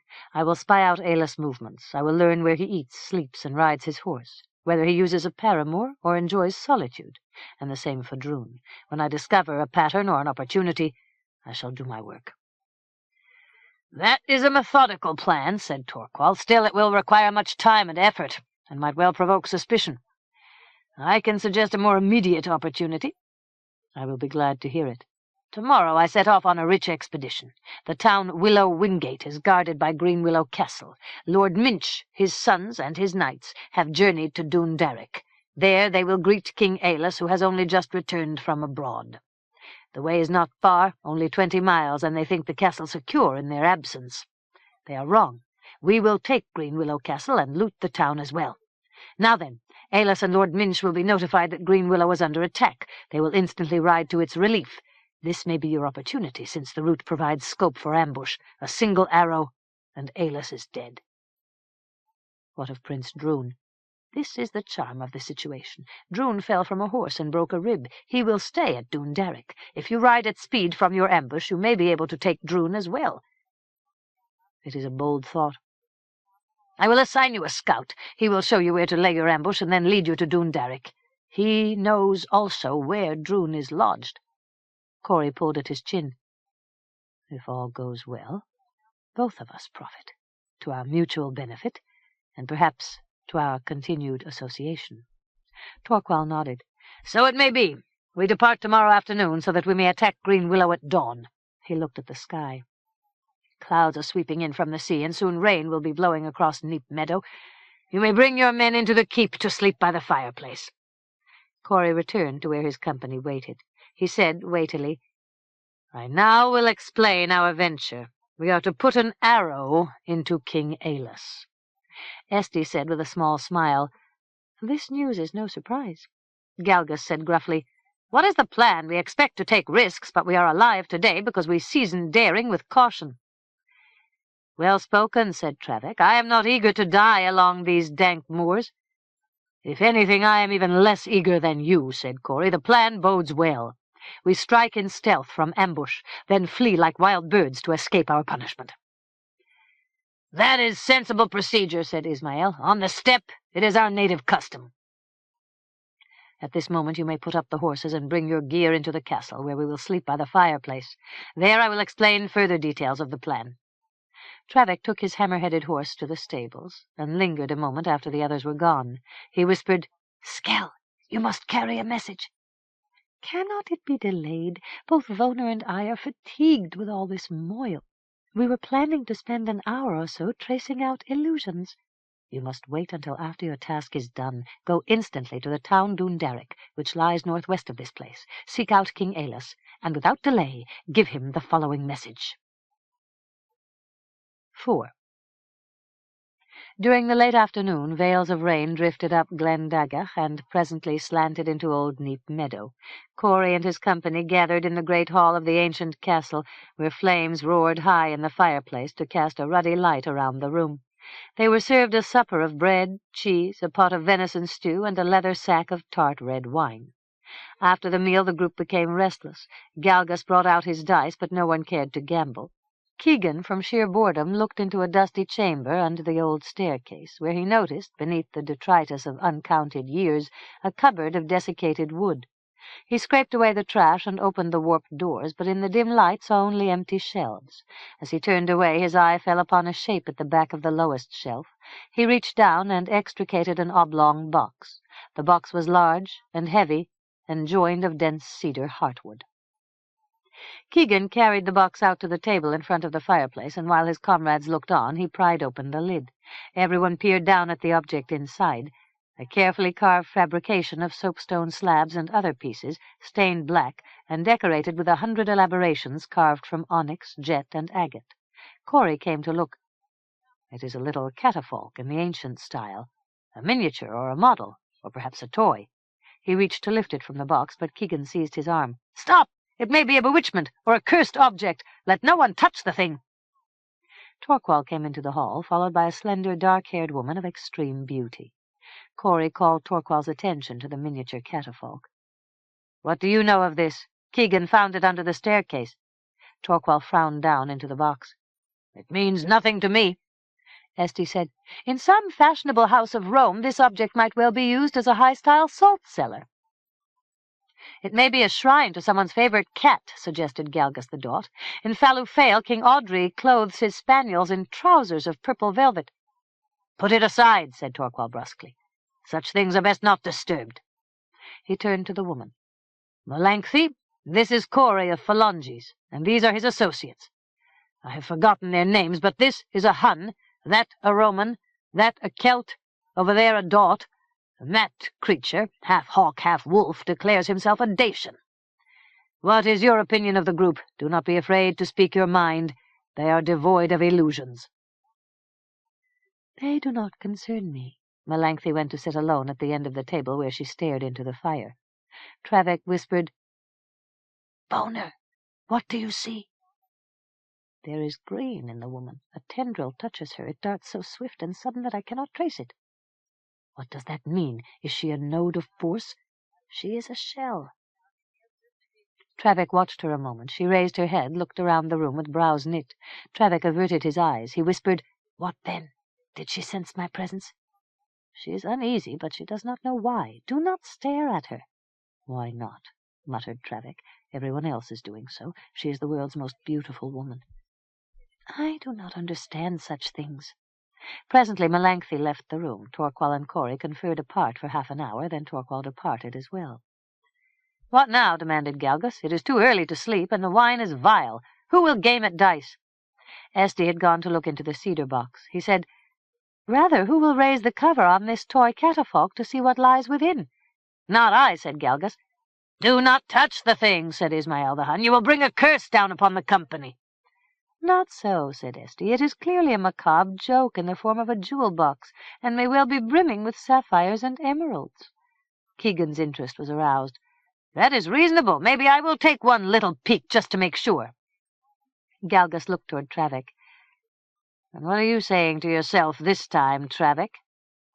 "I chant my spell against death magic," said Trevec. "Ah, bah! It is nothing. Go to it, Keegan. A glimpse only. No harm can come of it." With one long yellow thumbnail, Keegan lifted the soapstone lid. He bent his head so that his thin, crooked nose almost entered the crack and peered within. Then slowly he drew back and lowered the lid. Corey demanded, "Well then, Keegan, do not keep us in suspense. What did you see?" "Nothing." "So why all the drama?" "It is a fine toy," said Keegan. "I will carry it upon my horse and take it away as my little keepsake." Corey gave him a wondering stare. "As you like." At noon of the following day, the two companies departed Neat Meadow and rode down Glen Daggach. Where Glen opened upon low moor, the parties separated. Corey, the five in his company, and the guide, a sallow, sly-eyed stripling named Idis, struck off to the northwest to arrange their ambush. Torquil, with his 35 warriors, continued westward toward Willow Wingate. For 2 hours they waited in the shelter of a forest, then at dusk continued along the road, down over the low moors and into the valley of the river Whirl. The company rode at a carefully regulated pace, so that just as the first light of dawn brought substance to the land, the troop entered the park surrounding Castle Green Willow and rode along the stately entry drive between parallel lines of poplar trees. The troop rounded a bend to halt in consternation. A dozen knights, mounted on chargers, blocked the road, lances at the ready. The knights charged. The bandits turned in confusion to flee, but a similar group of knights blocked the road to the rear. And now from behind the poplars stepped archers to pour volley after volley into the screaming outlaws. Torquil on the instant turned his horse to the side, burst through a gap in the poplars, and, crouching low, galloped like a madman across the countryside. Sir Minch, who commanded the troop, sent off 10 men in pursuit, with orders to track Torquil to the ends of the world, if necessary. Those few outlaws who still survived he condemned to death on the spot, to save the toil of as many hangings. Swords were raised, swords fell, heads rolled, and Torquil's troop and his dreams of empire were at the same time dissolved. The 10 warriors pursued Torquil up Glen Daggach, where he rolled rocks down upon them, killing 2. When the others arrived upon Old Neat Meadow, they found only the serving women and a few small children. Torquil and Melanchthon had already fled by secret ways up toward the high moors and the chasms at the back of Mount Sobe. At this time there was no point in further pursuit, even though Mount Sobe was not yet the ends of the world. 5. At Lioness Town all was in flux. What with King Milo, Queen Caudable, and Prince Brezant due to arrive for a 3-day visit, and a festival suddenly ordained in their honor. The festival had been conceived by King Casimir after his hopes for an advantageous betrothal had gone glimmering. His enthusiasm for the visit had cooled, and he was especially reluctant to entertain his guests at a succession of long, bibulous banquets, where King Milo, a noteworthy trencherman, and Queen Caudable, only slightly less redoubtable, regaled themselves upon course after course of fine viands and great quantities of Castle Hadion's best wines. King Casimir therefore proclaimed a festival at which there would be all manner of sports, games, and competitions in honor of the royal visitors. The high kick, the broad vault, foot races, wrestling, throwing the stone, sparring with padded staves on a plank over a mud pit, which would also be used at tug-of-war trials. There would be dancing of jigs, lilts, and rounds to music, bull-baiting, an archery contest, and jousting with buffed lances. The program was arranged so that King Milo and Queen Caudable were constantly occupied, listening to panegyrics, judging contests, awarding prizes, and applauding winners, consoling losers, and granting awards. To all of these events, King Milo and Queen Caudable, as royal sponsors, must give their keen attention, leaving no time for long and lavish feasts, at which King Milo might test his prodigious capacity for wine. The two instead must hurriedly nourish themselves at collations of cold ham, bread, and cheese, with flagons of stout ale to wash down the hearty and inexpensive fare. King Casimir was pleased with his stratagem. He would be spared endless hours of utter boredom. Further, the festival would demonstrate his benevolence and royal jocundity. There was no way he could avoid the welcoming banquet, nor the farewell feast, though the first might be truncated on the pretext of allowing the royal family time to recover from the rigors of the journey. Perhaps the second as well, reflected Casimir, on similar grounds. Preparations for the festival were at once put into effect, in order that grey old Lioness Town might be transformed into a setting for antic frivolity. Bunting was draped and banners raised around the periphery of the King's parade, and a platform erected for the convenience of the royal families. At the side of the quadrangle, beside the sphere arched, a rack would support 2 great tuns of ale, which each morning would be broached for those who wished to salute either King Milo or Casimir, or both. Along the sphere arched, booths came into existence for the sale of sausages, fried fish, pork buns, tarts, and pastries. Each booth was required to drape its visible sections with gay cloths and ribbons, and shops along the avenue were enjoined to do likewise. At the appointed hour, King Milo, Queen Caudable, and Prince Brezant arrived at Castle Hadion. In the van rode 6 knights in gleaming dress armor, with black and ochre pennons flying from their lances. Another 6 knights, similarly accoutred, brought up the rear. In a lumbering, unsprung vehicle, more wagon than carriage, King Milo and Queen Caudable sat on a wide upholstered couch under a green canopy hung with 100 decorative tassels. Both Milo and Caudable were portly, white-haired, round and florid of face, and seemed more like canny old peasants on the way to market than the rulers of an ancient realm. To the side rode Prince Brezant on an enormous bay gelding with a peculiarly large high rump. Perched on this great animal, Brezant, who was plump and pear-shaped, made no gallant first impression. His nose hung from a narrow, back-sloping forehead, to droop over his full mouth. His eyes were large, round, and unblinking. His black hair was sparse, both on his scalp and at his chin, where he entertained a small, indecisive beard. Despite all, Brezant fancied himself a cavalier of romantic appeal, and took great pains with his garments. He wore a doublet of russet fustian, with sleeves of puff-pleated black and red stuff. A jaunty red forester's cap sat aslant his head, with a raven's wing for a panache. The column came down the sphere arched. A dozen heralds in scarlet tabards and tight yellow hose stood 6 to each side of the way. As the carriage passed, they tilted their clarions to the sky and sounded a welcoming fanfare. The carriage turned from the sphere arched into the King's parade and halted before Castle Hadion. King Casimir, Queen Solace, and Princess Madouc stood waiting on the terrace. King Casimir raised his arm in amiable greeting. King Milo responded in kind, as did Prince Brezant, after a glance toward Madouc, and so the royal visit began. At the evening banquet, Madouc's protests went unheeded, and she was required to sit with Prince Brezant at her left and Damar, Duke of La Lanque, to her right. During the meal, Madouc sat staring straight ahead at the fruit centerpiece, seemingly unaware of Brezant, who never gave off peering at her with his round black eyes. Madouc spoke little, responding to Brezant's facetious sallies with absent-minded monosyllables, to such effect that Brezant at last lapsed into scowls and sulks, to which Madouc was serenely indifferent. From the corner of her eye she noticed that both King Casimir and Queen Solace pointedly ignored her conduct. Apparently they had accepted her point of view, and now, so she hoped, she would be left in peace. Madouc's triumph was of short duration. On the next morning the two royal families went down to the pavilion on the King's parade, that they might witness the beginning of the competitions. Once again Madouc's explanations that she preferred not to join the party went for naught. Lady Voss, speaking on explicit behalf of Queen Solace, declared that Madouc must participate in the ceremonies, and without fail. Scowling and fretting, Madouc marched to the pavilion and plumped herself down beside Queen Caudable, in the chair intended for King Milo, so that Milo sat at Caudable's other side, and Brezant was forced to take himself to the far end of the platform, beside King Casimir. Again Madouc was pleased, if somewhat mystified, by the lack of response from King Casimir and Queen Solace to her self-willed conduct. What was in the wind to cause them such portentous restraint? The answer to her question was not long in coming. Almost as soon as the royal party had been seated, Spargoy, the chief herald, stepped to the front of the platform to face the crowds which filled the quadrangle. A pair of young heralds sounded that fanfare known as call to attention, and the folk in the king's parade became silent. Spargoy unrolled a scroll. "I do accurately read and recite the words of that proclamation issued on this day by His Royal Majesty King Casimir. Let all give full heed to the import of these words. I now begin."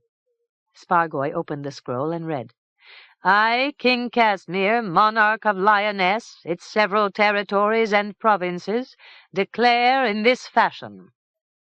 At Lyonesse town rises an edifice of exalted condition, the new Cathedral of Solus Sanctissima, destined to become far famed for the richness of its appurtenances. That it may best fulfill its function, the premises must be endowed with those articles deemed holy and worshipful in themselves, namely, those rare and precious relics or other objects associated with past exemplars of the Christian faith. We are told that these relics are worthy of our acquisition. Hence, we are now prepared to offer our royal gratitude to such persons who endow us with good and holy relics, that we may make our new cathedral preeminent among all others. Our gratitude is contingent upon truth and authenticity. A factitious object will excite not only our royal displeasure, but will incur the frightful processes of divine wrath. So let all who are tempted to knavery beware. Especially joyful to our hearts will be the cross of St. Elric, the talisman of St. Aldine, the sacred nail, and, most cherished of all, that chalice known as the Holy Grail. The rewards shall match the worth of the relic. Whosoever brings us the Holy Grail may ask of us any boon his heart desires, up to and including the most precious treasure of the kingdom, the hand of the Princess Madouc in marriage. In the absence of the Grail, whoever brings us the relic otherwise most holy and sublime, he may demand of us as he likes, including the hand of our beautiful and gracious Princess Madouc in marriage, after an appropriate and seemly betrothal. I address this proclamation to all who have ears to hear and strength to pursue the quest. From every land, from high to low, none shall be dismissed by reason of place, age, or rank. Let all persons of bravery and enterprise go forth to seek the Grail, or such other holy objects accessible to acquisition, for the glory of the Cathedral of Solus Sanctissima. So say I, King Casimir of Lyonesse, let my words resound in all ears." The clarions sounded. Sir Spargoy rolled up the scroll and retired. Madouc heard the proclamation with astonishment. What new nonsense was this? Must her name and physical attributes, or their lack, now be bandied about the land, and discussed by every starveling knight, addle-pate, mooncalf, varlet, and cock-a-hoop bravo of the realm and elsewhere? The scope of the edict left her speechless. She sat stiff and still, conscious none the less of the many eyes which scrutinized her. A scandal and an outrage, thought Madouc. Why had she not been consulted? Sir Spargoy, meanwhile, had gone on to introduce King Milo and Queen Caudable, whom he described as patron and patroness of the festival, the judges of all competitions, and the sponsors of all prizes. At this information both King Milo and Queen Caudable stirred uneasily in their seats. The competitions began. King Casimir watched a few moments, then unobtrusively departed the pavilion by the stairs which led up to the terrace, followed a moment later by Prince Brezant. Madouc, observing that no attention was being paid to her, did the same. Arriving upon the terrace, she found Brezant leaning on the balustrade, looking down at the activity in the parade. Brezant, by this time, had learned of Madouc's refusal to consider his suit. He spoke to her in a voice subtly mocking. "Well then, Princess, it seems that you will be married after all. I here and now congratulate this still unknown champion, whoever he may be. You will live henceforth in delicious suspense. Eh, then, am I correct?" Madouc replied in a soft voice, "Sir, your ideas are incorrect in every possible respect." Brezant drew back with eyebrows raised high. "Still, are you not excited that so many persons, both noble knights and callow squires, will go forth on quests that they may claim you in wedlock?"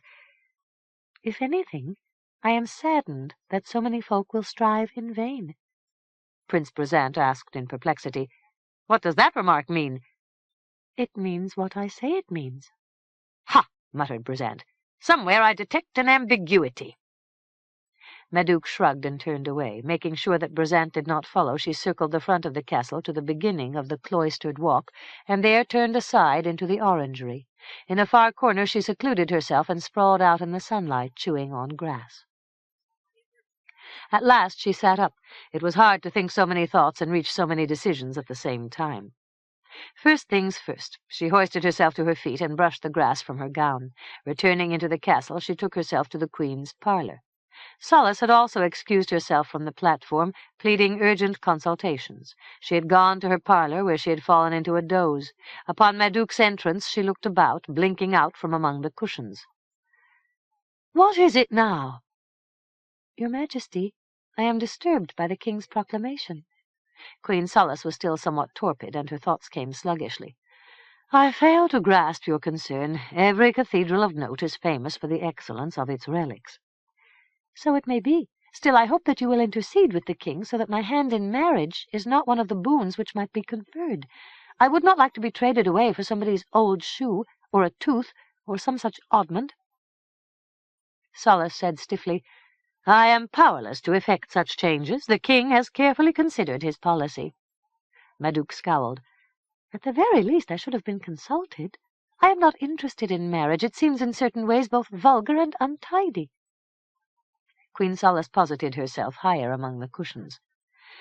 "As you must know, I am married to His Majesty the King. Do you consider me vulgar and untidy?" Madouc pursed her lips. "I can only speculate that as a queen you are exempt from such judgments. That would be my best guess." Queen Solace, half amused, sank back into the cushions. "In due course you will understand these matters with greater lucidity." "All this to the side," cried Madouc. "It is unthinkable that I should marry some witling merely because he brings you a nail. For all we know, he has just found it behind the stable." "Most unlikely. The criminal would not dare a divine fulmination. I am told by Father Umfred that a special level in hell is set apart for those who falsify relics. In any case, it is a chance we must take." "Bah!" muttered Madouc. "The plan is absurd." The Queen again raised herself up. "I failed to hear your remark." "It was of no consequence." The Queen gave a stately nod. "In any case, you must obey the King's ordinance, and to the exact degree." "Yes, Your Highness," said Madouc with sudden energy. "I shall do precisely that. Please excuse me. At this very instant I must make my preparations." Madouc curtsied, turned, and left the chamber. Solace looked after her in wonder. What does she mean by preparations? Marriage is not so imminent as all that. How, in any event, would she think to prepare herself? 6. Madouc ran at a brisk half-trot along the main gallery, past statues of ancient heroes, urns taller than herself, alcoves furnished with ornate tables and tall-backed chairs. At intervals, men-at-arms in the scarlet and gold livery of Hadeon stood with halberds at parade rest.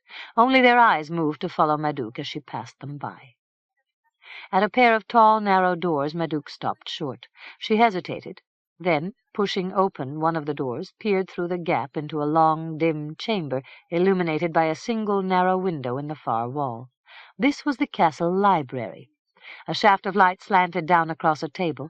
Here sat Curse, the librarian, a man of advanced years, though still tall and erect, with a gentle mouth and a dreamer's forehead in a face otherwise austere. Madouc knew little of Curse, save that he was said to be the son of an Irish Druithine, and a poet in his own right. After a single side glance toward the door, Curse continued with his work. Madouc came slowly into the room. The air carried an aromatic reek of old wood, wax, lavender oil, the soft, sweet fusk of well-tanned leather. Tables to left and right supported librams 2 or 3 feet on a side and 3 inches thick, bound in limp leather or sometimes heavy black felt. Shelves were crammed with scrolls, parchments in cedar boxes, papers tied in bundles, books clamped between carefully tooled boards of beechwood. Madouc approached Curse, step by demure step. At last he straightened in his chair, turned his head to watch her approach, and not without a trace of dubious speculation, for Madouc's repute had penetrated even the far fastnesses of the library. Madouc stopped beside the table and looked down at the manuscript upon which Curse had been working. She asked, "What are you doing?" Curse looked critically down at the parchment. 200 years ago, some nameless lout covered over this page with a paste of powdered chalk mixed with sour milk and seaweed gum. Then he attempted to indite the morning ode of Merosthenes, addressed to the nymph Lalo, upon his discovery of her one summer dawn plucking pomegranates in his orchard. The lout copied without care, and his characters, as you see, are like bird droppings. I expunge his scrawl, and dissolve his vile compost, but delicately, since below there may be as many as 5 other layers of ever older and ever more enthralling mysteries. Or, to my sorrow, I might find more ineptitude. Still, I must examine each in turn. Who knows? I might uncover one of Girolamo's lost cantos. So there you have it. I am an explorer of ancient mysteries. Such is my profession, and my great adventure. Madouc examined the manuscript with new interest. "I had no idea you lived so exciting a life." Curse spoke gravely.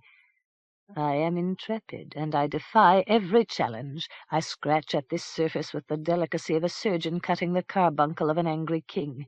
But my hand is deft, and my tools are true.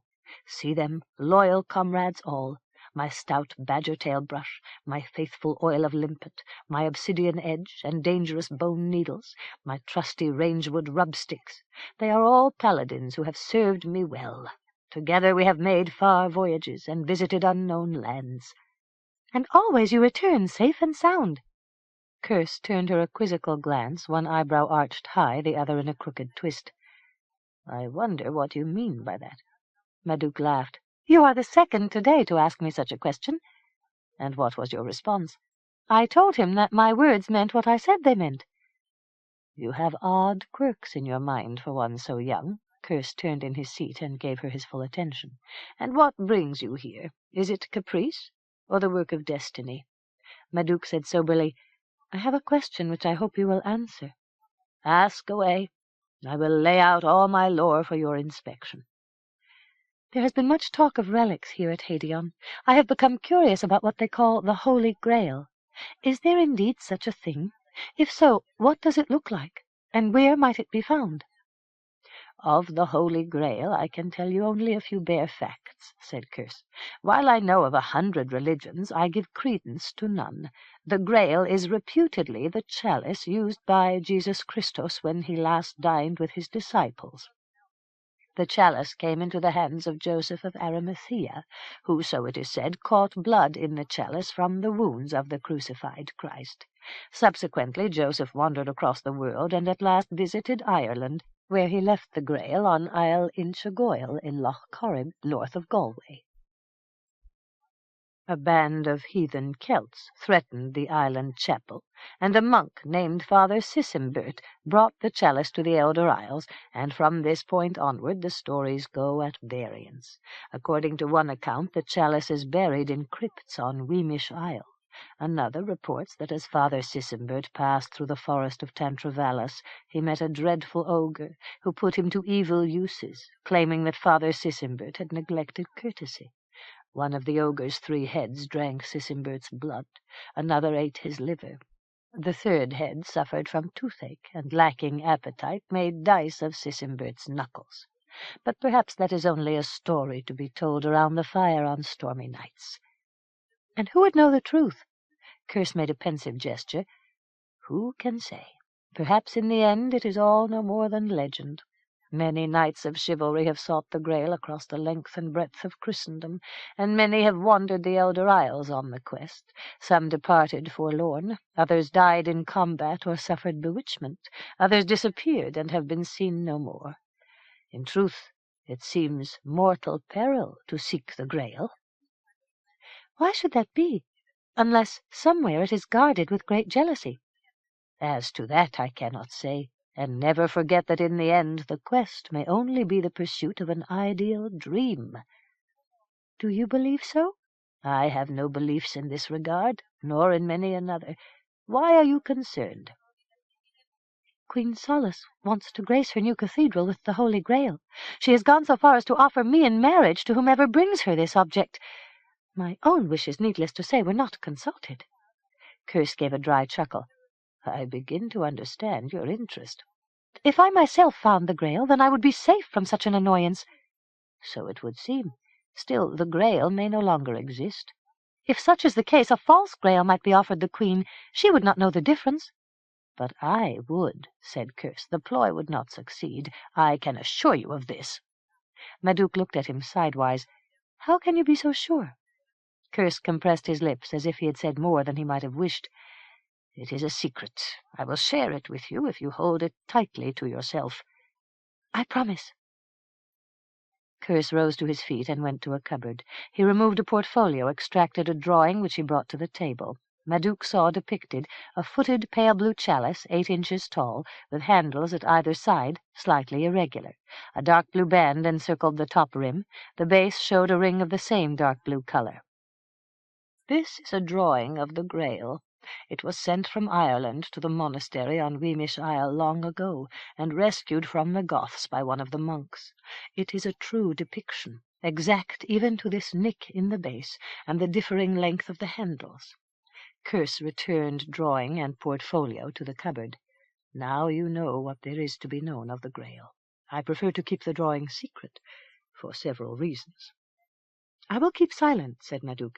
Unless the Queen tries to marry me to someone who brings her a false Grail, then, if all else fails— Curse waved his hand. Say no more.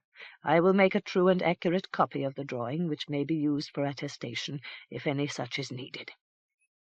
Madouc departed the library. Then, taking pains to go unobserved, she went around to the stables. Sir Pompom was nowhere in evidence. Madouc looked in on Typher and rubbed his nose, then returned to the castle.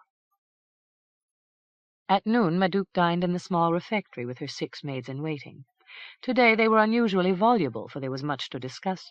King Casmire's proclamation, however, came to dominate the conversation. Alicia remarked, perhaps with sincerity, that Madouc must now be considered a famous person, whose name would resound down centuries to come. Think of it, sighed Alicia. Here is the sheer stuff of glamour. Legends will tell how handsome knights from far and near dared fire, ice, dragon, and troll, how they fought crazed Celt and fierce Goth, all for love of the beautiful red-haired princess.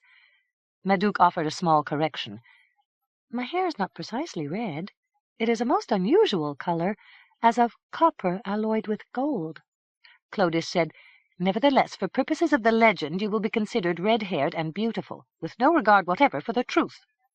Devinet made a thoughtful comment.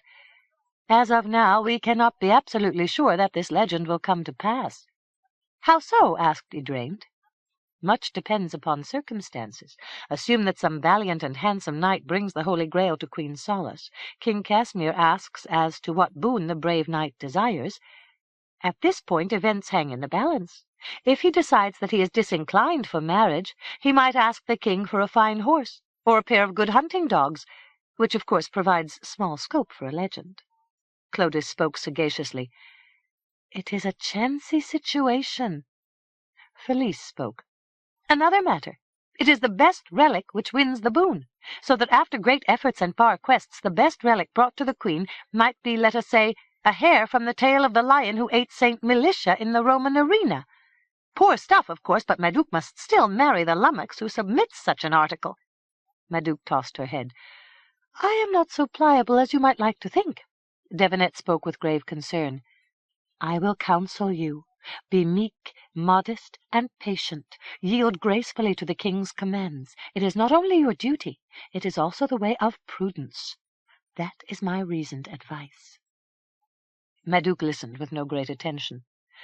Naturally, you must do as you think proper. One word more.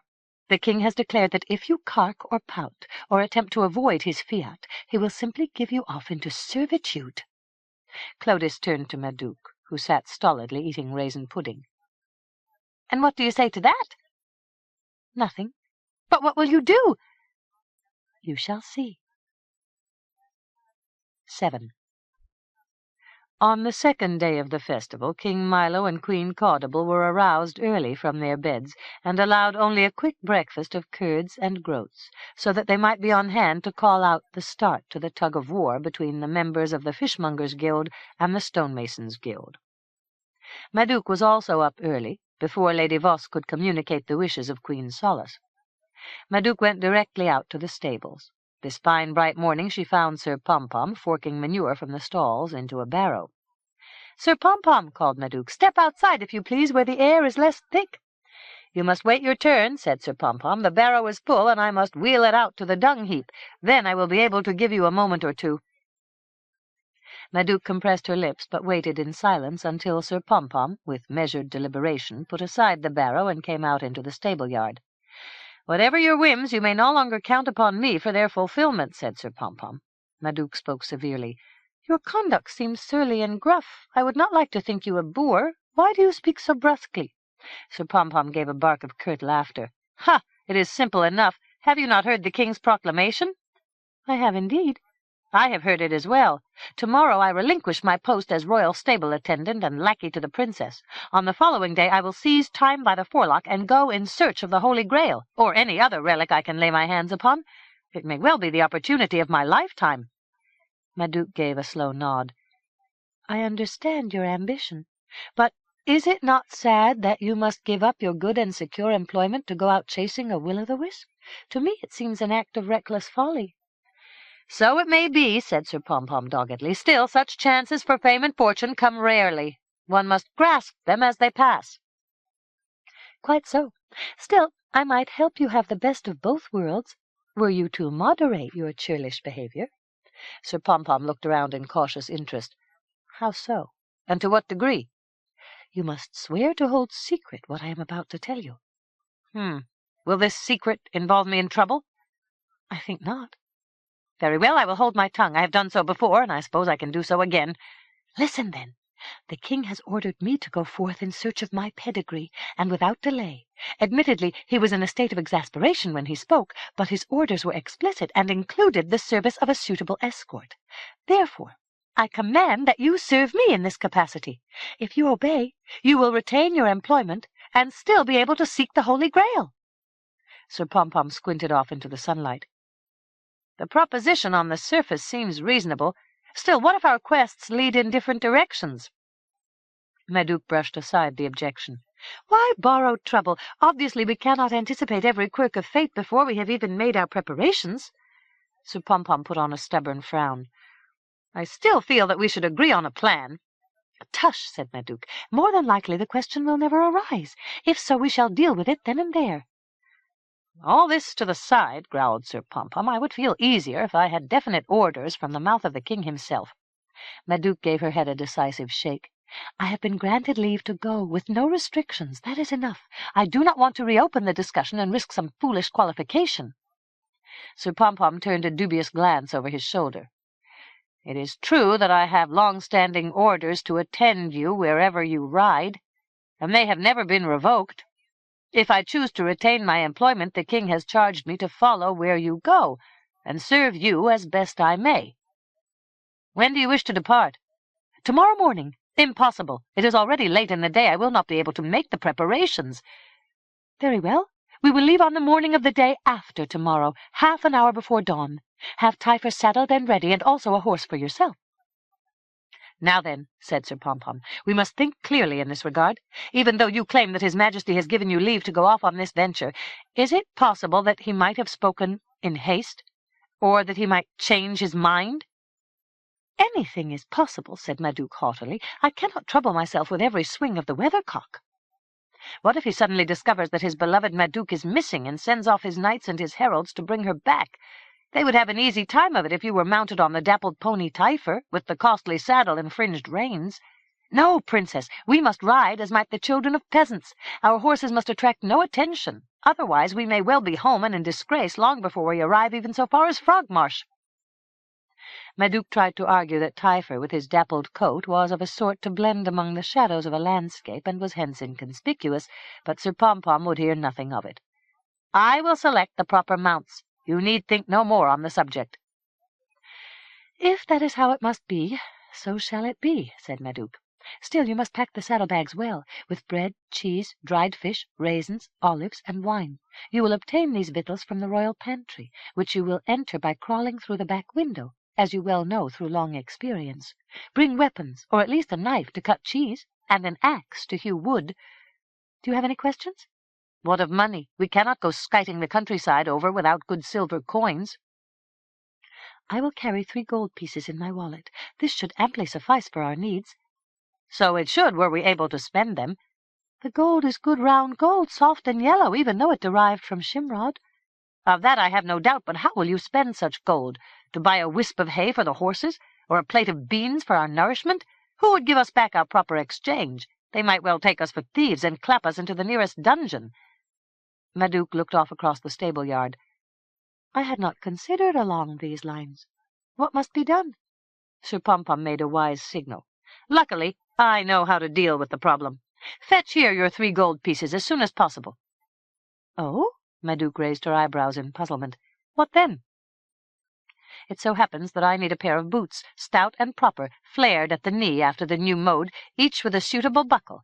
I will purchase the boots, which are needful for the journey, and I will pay with a gold piece. The cobbler must provide the exchange in silver and copper, which then we may use for our expenses." Madouc glanced at the buskins currently worn by Sir Pompom. "You seem adequately shod."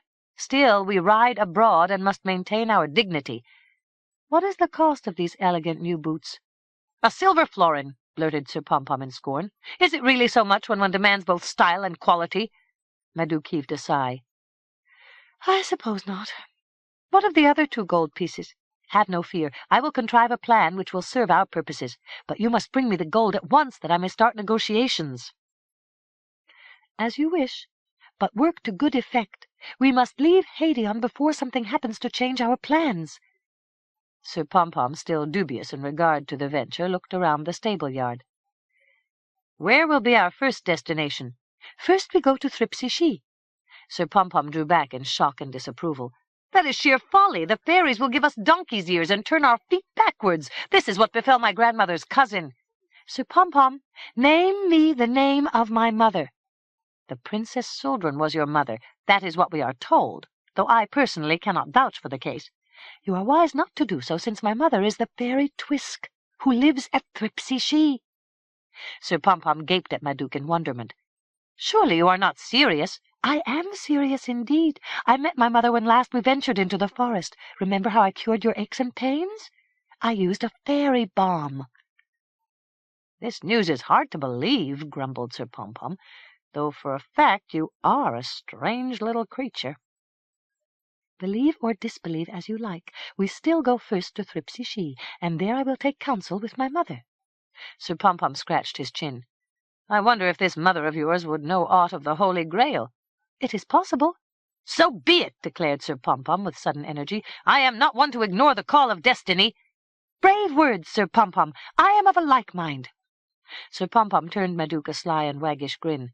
"If I win the boon, I will then be entitled to wed the royal princess." Madouc pursed her lips against a smile.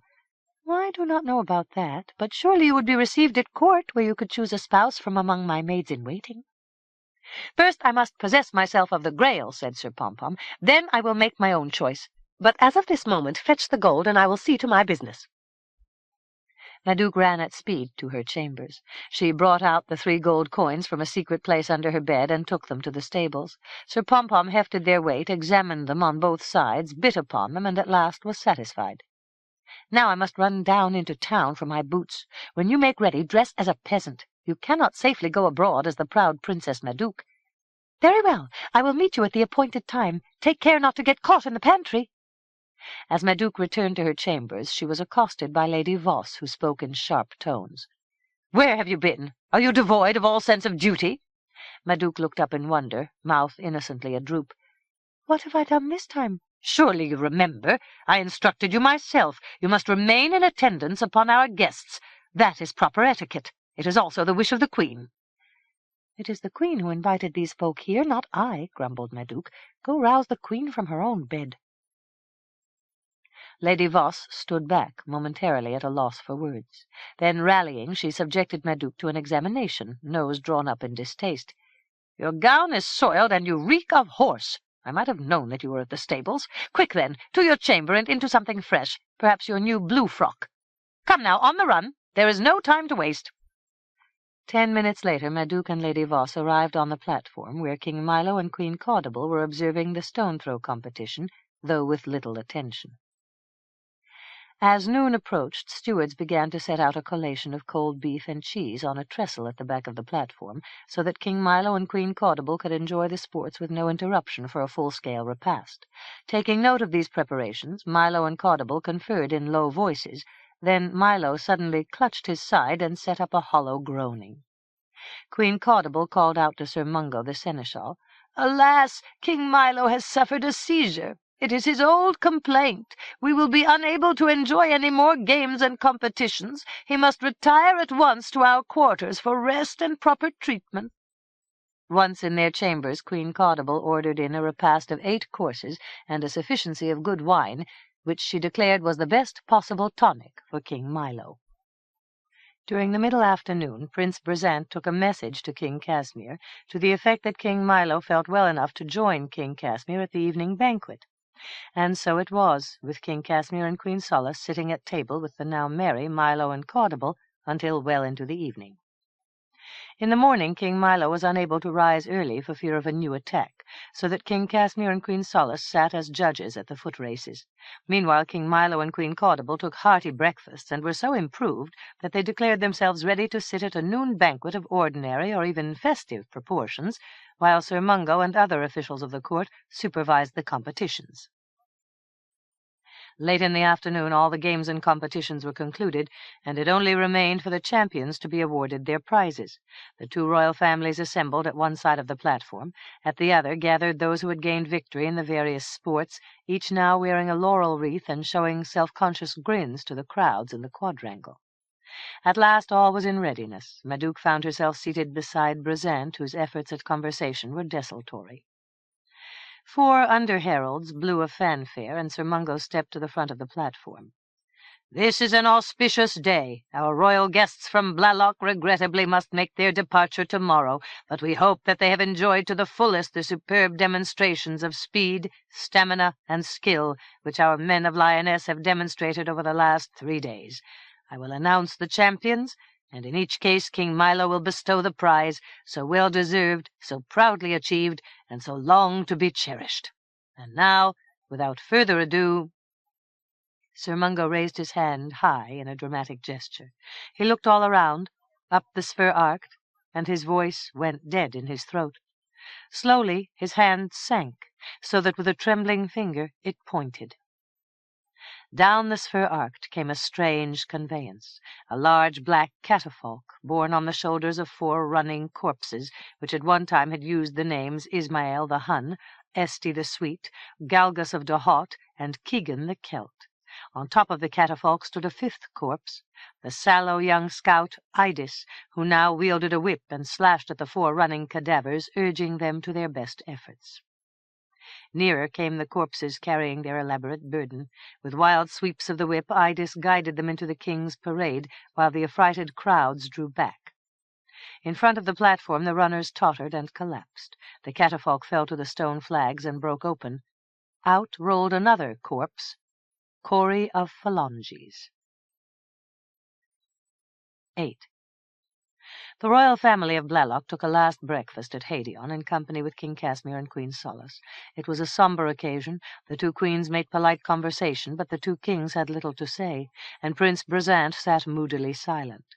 Princess Madouc had not appeared for breakfast, but no one troubled to inquire in regard to her absence. After breakfast, with the sun now halfway up the sky, King Milo, Queen Caudable, and Prince Brezant exchanged final compliments with King Casimir and Queen Solis, and took their leave. King Casimir and Queen Solis stepped out upon the terrace to watch the column depart. Lady Voss came from the castle and approached King Casimir. "Your Highness, I noticed the absence of Princess Madouc at the leave-taking, and went to inquire the reason for her lassitude. In her chamber I found there this missive, which, as you see, is addressed to you." King Casimir, frowning in automatic displeasure, broke the seal and unfolded the parchment. He read, "Your Royal Highness, my best respects. In accordance with your commands, I have set out to discover the name and condition of my father, and also the details of my pedigree. Your instructions were definite. I have commanded for myself the services of an escort. As soon as my goals have been achieved, I will return. I informed Queen Solis of my intention to obey your Majesty's orders in this matter. I depart immediately. Madouc." King Casimir looked blankly at Queen Solis. "Madouc has gone." "Gone? Where?" "Somewhere. To seek her pedigree, so she says." Casimir slowly read the note aloud. "So that is what the little vixen meant," cried Solis. "And now, what is to be done?" "I must consider. Perhaps nothing." Chapter 8. 1. An hour before dawn, with the castle silent, Madouc climbed from her bed. For a moment she stood indecisive, hugging herself and shivering to the cool air which played around her thin shanks. She went to the window. It seemed as if the day might be fair. Still, at this dim hour, the world seemed cheerless and unsympathetic. Doubts slid into Madouc's mind. Could it be she was making a foolish, dreadful mistake? Madouc shivered and hopped away from the window. Standing by her bed, she considered. Nothing had changed. She scowled and set her mouth into a firm line. Decisions had been made. They were irrevocable. Madouc quickly dressed in a peasant boy's knee-length smock, bast stockings, ankle boots, and a loose cloth cap pulled low to hide her curls. Taking up a small bundle of extra belongings, she left her chambers, stole along the dim corridor, descended the stairs, and went from the castle by a back way out into the pre-dawn stillness. She stopped to look and listen, but no one was abroad. So far, so good. She set off around the castle toward the stables. At the edge of the service yard she paused in the shadows. Only the most discerning eye could have identified this thin and furtive peasant boy as Princess Madouc. In the kitchen, scullions and fire-boys were astir. Maids would soon be going out to the buttery. At the moment the service yard was empty. Madouc darted across the open space and so made her way unchallenged to the stables. Here Sir Pompom awaited her with a pair of horses saddled and ready. Madouc examined the horses without enthusiasm. To one side a sway-backed bay mare of advanced age, with one wall-eye and a tail woefully lacking in hair. To the other a grey gelding, almost as old, fat in the barrel and thin in the shank. Sir Pompom had achieved well his stated purpose of avoiding prideful ostentation. Madouc's saddle had been fitted on the bay mare. The grey gelding was evidently Sir Pompom's chosen steed. Sir Pompom himself wore not his usual garments, but a smart doublet of good blue cloth, a blue cap with a jaunty red feather, and a pair of glossy new boots flaring modishly high past the knees and boasting pewter buckles at the insteps. "Your garments are stylish," said Madouc. "You would seem almost dapper were it not that you still show the face of Sir Pompom." Sir Pompom scowled. "My face cannot be changed." "Were not those garments costly?" Sir Pompom gave a brisk jerk of the hand. "It is all relative. Have you not heard the saying, 'When need is on the march, expense must step aside'?" Madouc put on a sour face. "Whoever made up this nonsense was either a spendthrift or a fool." "Not so. The saying is apt. To change over the gold pieces, I bought needful articles. One does not go forth on an important quest looking the hobbledehoy." "I see. Where is the balance of the money?" "I carry it in my wallet for safe keeping." Madouc extended her hand. "Give it here, Sir Pompom, on the instant." Sir Pompom sullenly reached in his pouch, brought out coins, which he handed over to Madouc. She reckoned up the sum, then looked back to Sir Pompom. "Surely there is more money than this?" "Possibly so, but I hold it for security."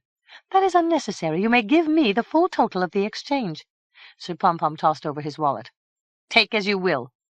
Madouc opened it and counted the coins. "This surely is not all."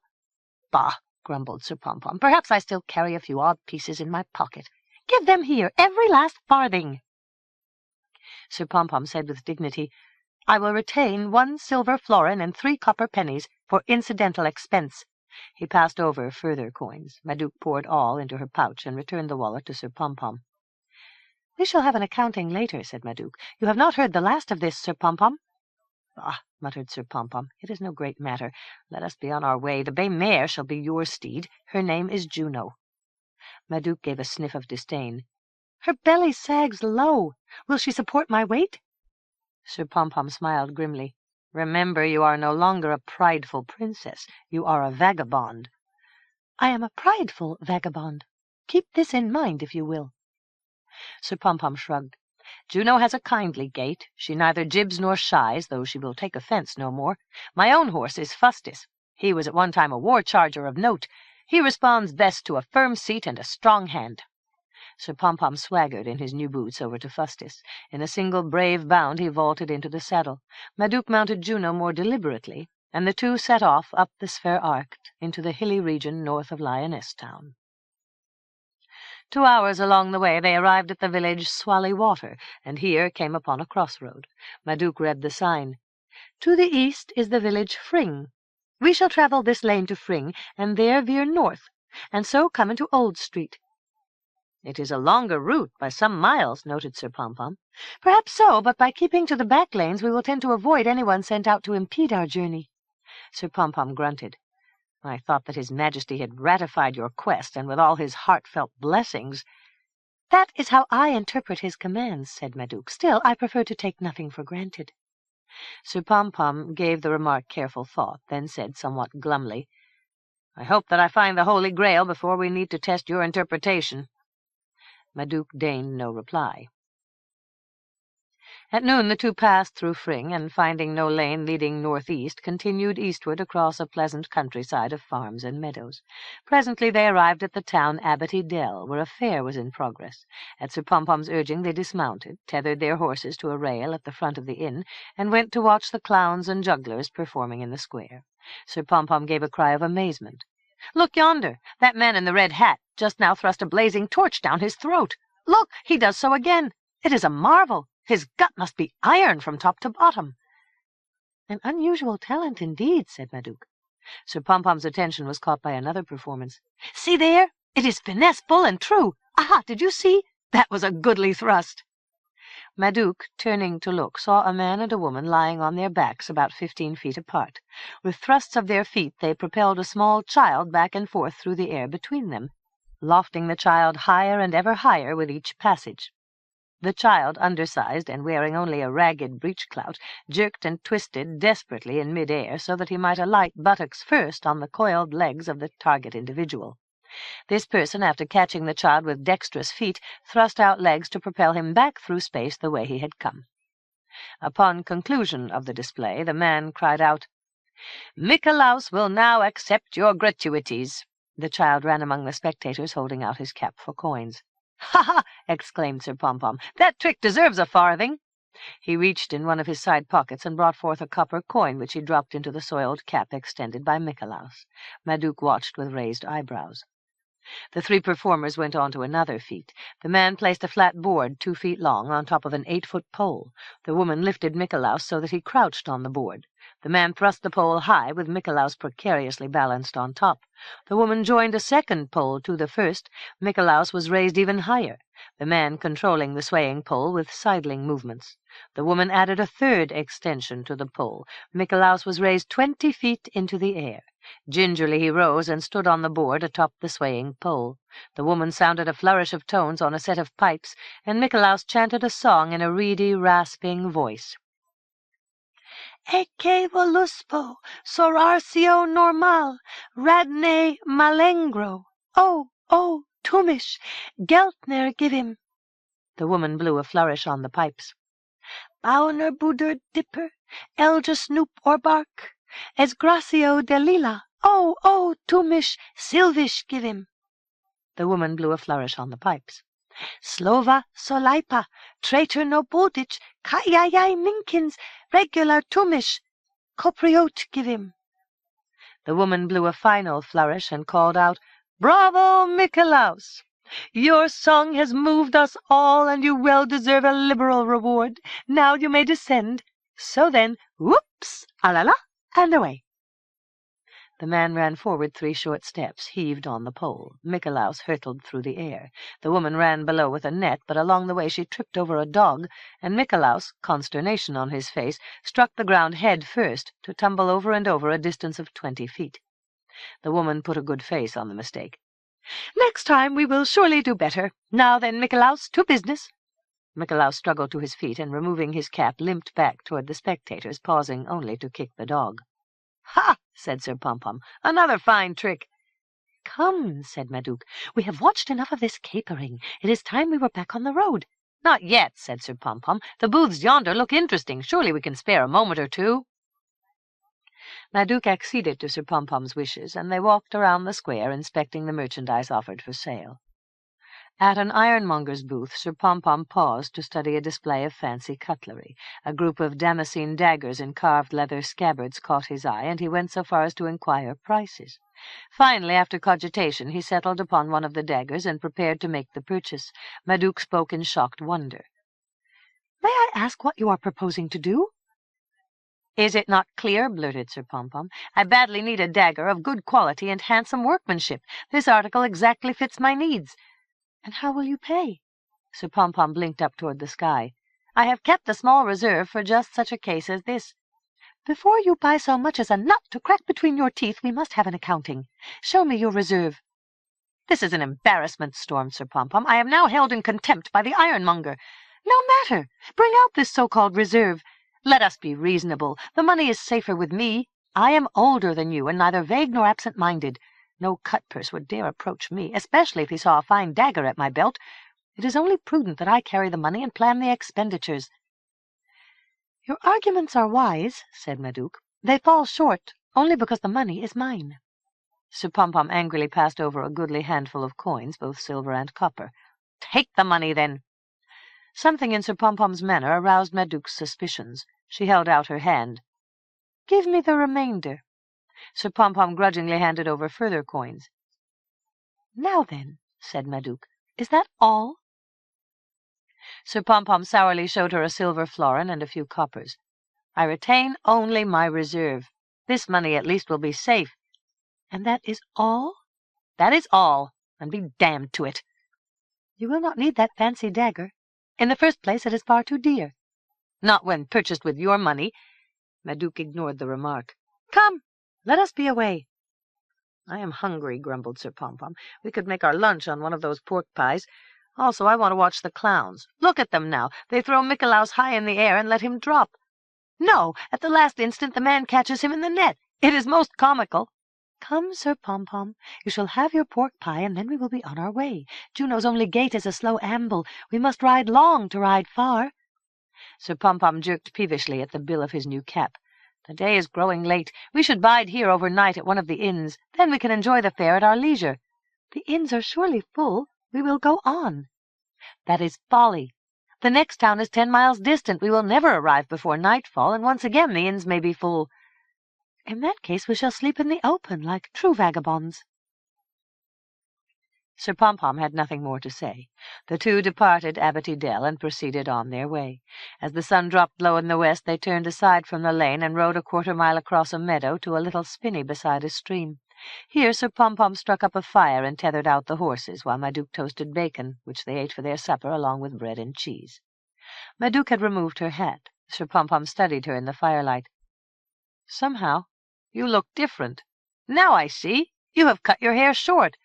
How else would it fit under the cap? You look more halfling now than ever. Madouc sat hugging her knees and looking into the fire.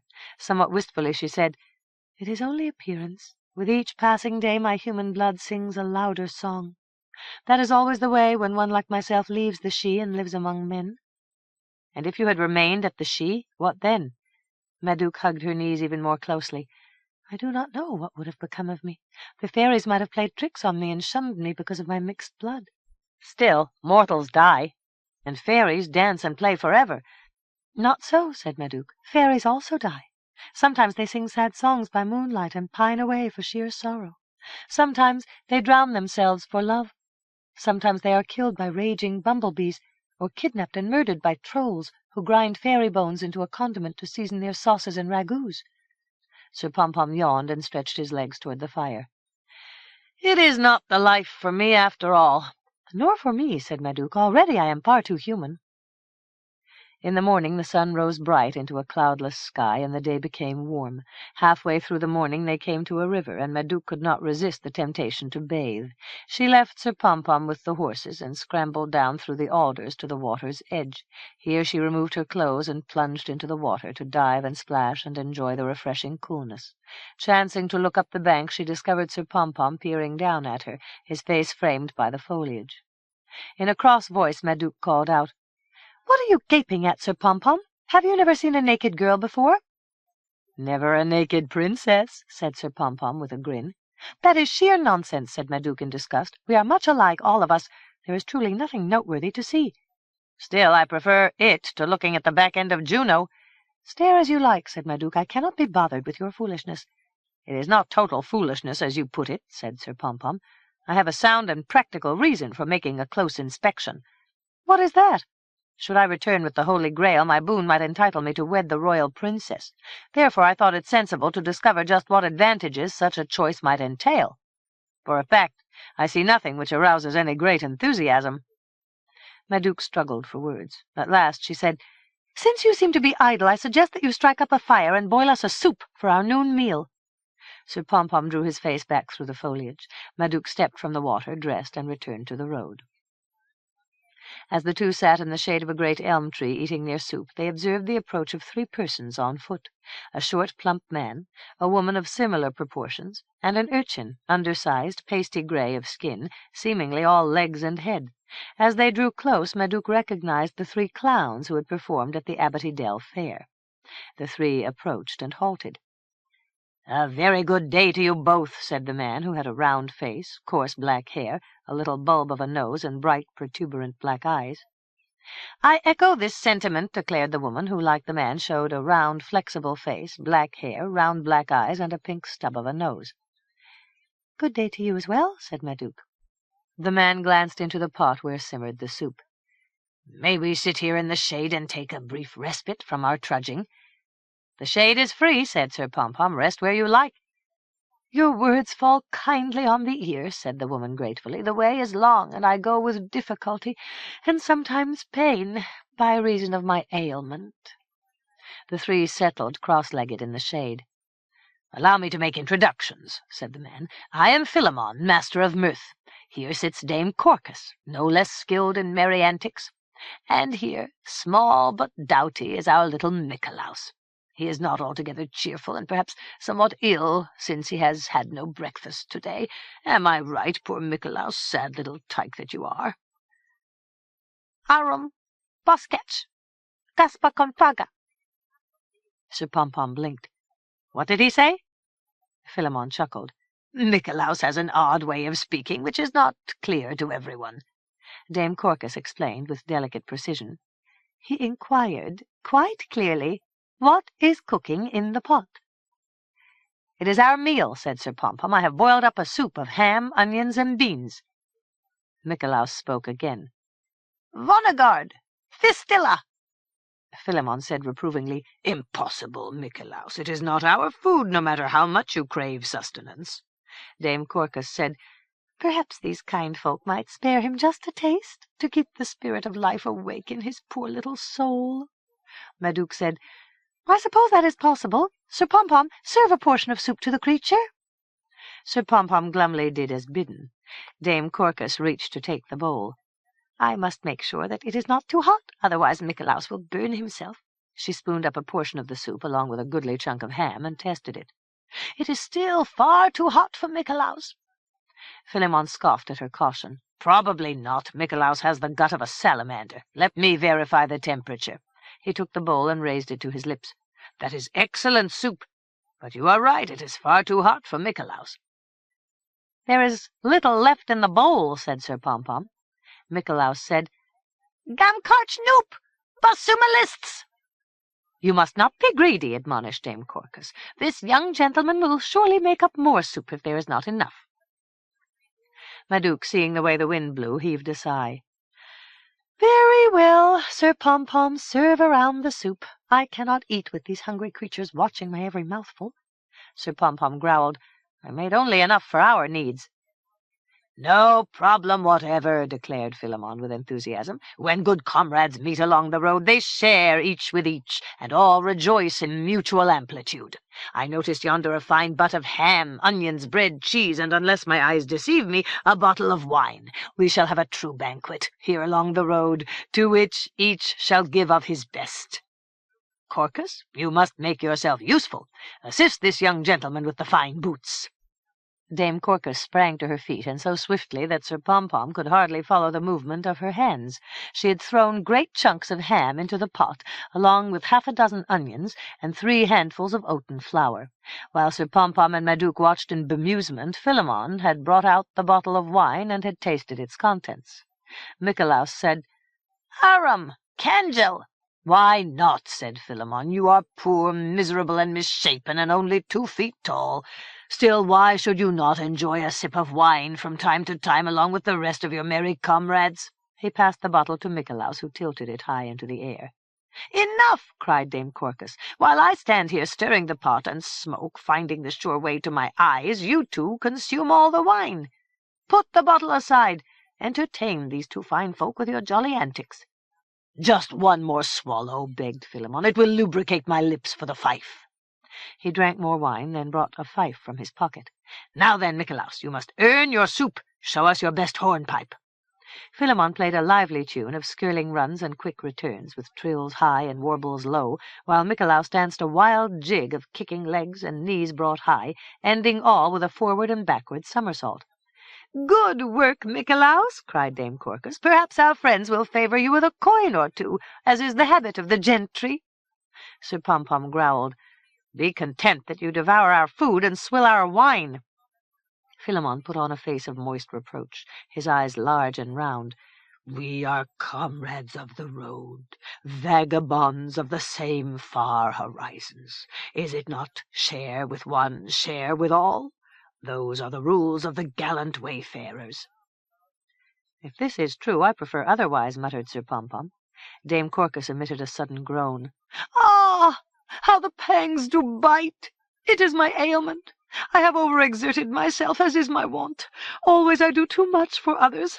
Philemon, my potion, where is it?" "In your pouch, my dear, as always." "Ah, indeed, I must limit my exertions, or I may well become ill." Sir Pom-Pom said, "We saw you at the fair. You were bounding about with great agility. Philemon threw Nikolaus high in the air, and you ran like the wind to catch him in the net." Nikolaus said, "Gorgo Araska, Selvo Sorarcio." Dame Corcus said, "Yes, it was a shameful failure for which we can blame the dog." "Bismaldarstid, Mango Kayayay." "Whatever the case," said Dame Corcus, "the trick takes much out of me. I suffer for days afterward, but our public demands the spectacle. They know us of yore, and we cannot disappoint them." Philemon chuckled. "There is a variation to the trick, wherein we pretend to be 3 incompetent lunatics and purposely let Nikolaus fall, though pretending to catch him, but failing through one or another of our comic antics." "Dasamiago, Lulu, Yai, Tinka." "Just so," said Philemon, "and the soup is now prepared to Dame Corcus' exacting standards. I serve you with our compliments. Eat hearty, one and all. Even you, Nikolaus, for once in your penurious little life you shall sup your fill. Arum." After the meal, Madouc and Sir Pom-Pom prepared to continue on their way. Philemon called in a cheery voice, "If we may, we will go in your company, and thus enliven the journey." "Of course we shall," said Dame Corcus definitely. "It would be sad indeed if we were to part company now, after such a jolly time together." "Then it is so decided by popular vote," declared Philemon. We shall go as a little group of boon companions, declared Dame Corcus, even though you two ride fine horses while we must walk, or in the case of poor Raggle-Taggle, little Mikolaus, scurry and lope. Be brave, good Mikolaus. Some day the world will turn right for you and give you a fine reward for all your generous deeds. Yai Arambosco! The group set off down the lane, Sir Pompom riding first on Grey Fustus, with Madouc next on Juno, at a gait sufficiently easy that Philemon and Dame Corcus, trudging behind, had no difficulty in keeping pace, and even Mikolaus, by dint of first running at full speed, then halting to catch his breath, remained only a few yards behind. The lane wound up hill and down dale, between hedges of hawthorn or low fences of mossy fieldstone, past vineyards and orchards, fields of barley and water meadows sprinkled with flowers, into the shade of small forests, then once more out into the open sunlight. All at once, after 2 hours of travel, Dame Corcus gave a choking cry, and clutching her chest fell to her knees, where she remained, sobbing under her breath. Philemon instantly went to tend her. My dear Corcus, what is it this time? Another of your attacks? Dame Corcus at last managed to speak. I fear as much. Luckily, it does not seem truly severe, and I do not need my potion. Still, for a period I am obliged to rest. You and dear Mikolaus must go on to Biddlebray without me, and make arrangements for the gala. When I am better, I will creep on alone at my own pace, and eventually, if the fates are kind, I will arrive in time to do my stint at the performance. Unthinkable, declared Philemon staunchly. Surely there is a better solution to the problem. Let us take the advice of our friends. He addressed Sir Pompom. What is your opinion? I would not wish to offer advice. Philemon struck his fist into the palm of his hand. I have it, he turned to Madouc. Perhaps you, in your kindness, might allow Dame Corcus to ride in your place, onward to Biddlebray, which lies along the road at no great distance. It would be most companionable and loyal, cried Dame Corcus fervently. I fear that otherwise I might just lie here in the road all night, until my strength returns. Madouc glumly dismounted. I suppose it will do me no great harm to walk for a bit. I thank you from the bottom of my heart, cried Dame Corcus. With surprising agility she stepped to Juno's side and swung herself into the saddle. Ah, I feel better already. Philemon, shall we sing a brave little song to bolster our spirits? Of course, my dear. What shall it be? The song of the 3 merry vagabonds, of course. Very good. Philemon clapped his hands to establish the cadence. Then, in his gustful baritone mingled with Dame Corcus' piping soprano, the song was rendered. Our wants are many, our farthings few, and oft we sleep in the rain and dew. Our evening meal is a turnip stew. In spite of all, we're a jolly crew. Refrain, as sung by Mikolaus. Sing mo chaska, yai, varmus, varmus, Oglethorpe. Our argosies ride distant tides. Out there somewhere our fortune hides. Though pain seems what our life provides, our dauntless doctrine still abides. Refrain, as sung by Mikolaus. Puxin mogar, yai, Weilish hoy kazinga. The land is broad, the sky is vast. We travel far, but not too fast. The dogs bark loud as we walk past. At night the owls fly off aghast. Refrain, sung by Mikolaus. Varmus toigal, yai, tinkish wombat nip. So went the ballad for 16 more verses, with Mikolaus in each case croaking a refrain from the road behind. Other songs were sung with such gusto that Madouc at last called up to Dame Corcus. You seem to have recovered your strength. To some extent, my dear, but it is verging into the afternoon, and now I must take my potion to prevent a new attack. I believe that I have the packet ready to hand. Dame Corcus searched her pouch, then gave a cry of consternation. This is a dreadful discovery. What now, my dear? Cried Philemon. I left my potion at the spot where we made our meal. I remember distinctly tucking the packet into the crotch of the elm tree. That is most inconvenient. You must have your potion if you are to survive the night. There is only one solution, said Dame Corcus decisively. I will ride back at speed for the potion. Meanwhile you must continue to the old hut where once before we passed the night. It lies only a mile or so ahead. You may prepare us all nice beds of straw, and I will be back with you surely before the sun sets." "It seems the only way," said Philemon. "Ride at best speed. Still do not founder the horse, gallant beast though it may be." "I know how to get the most out of such an animal," said Dame Corcus. "I will see you anon." She turned back down the road and kicked up Juno first into a trot, then into a rambling gallop, and soon disappeared from view, while Madouc and Sir Pompom watched nonplussed. "Come then," said Philemon. "As Dame Corcus mentioned, there is a deserted hut a short distance ahead, which will provide us a kindly shelter for the night." The group continued, with Sir Pompom on Fustis leading the way.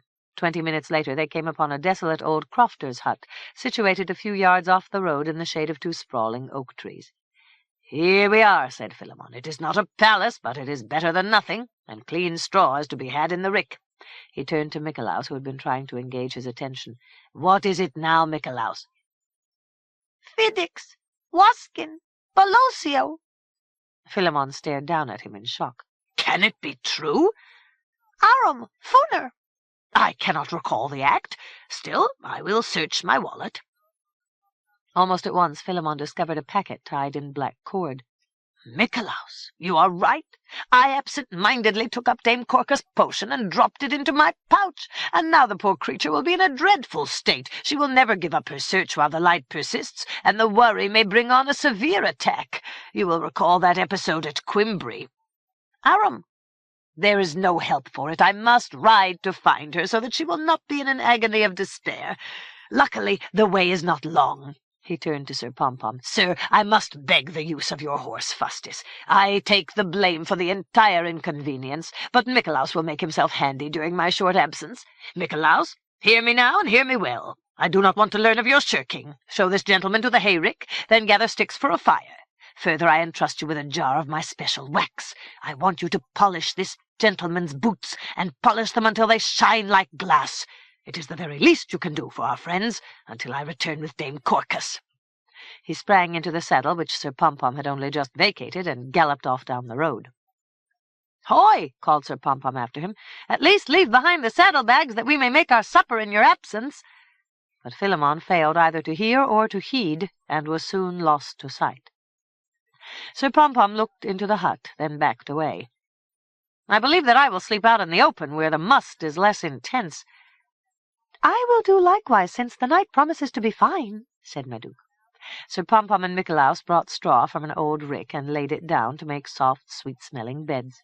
Then Sir Pompom struck up a fire, but without saddlebags they could only look glumly into the flames, and wait with what patience they could muster for the return of Philemon and Dame Corcus with their horses.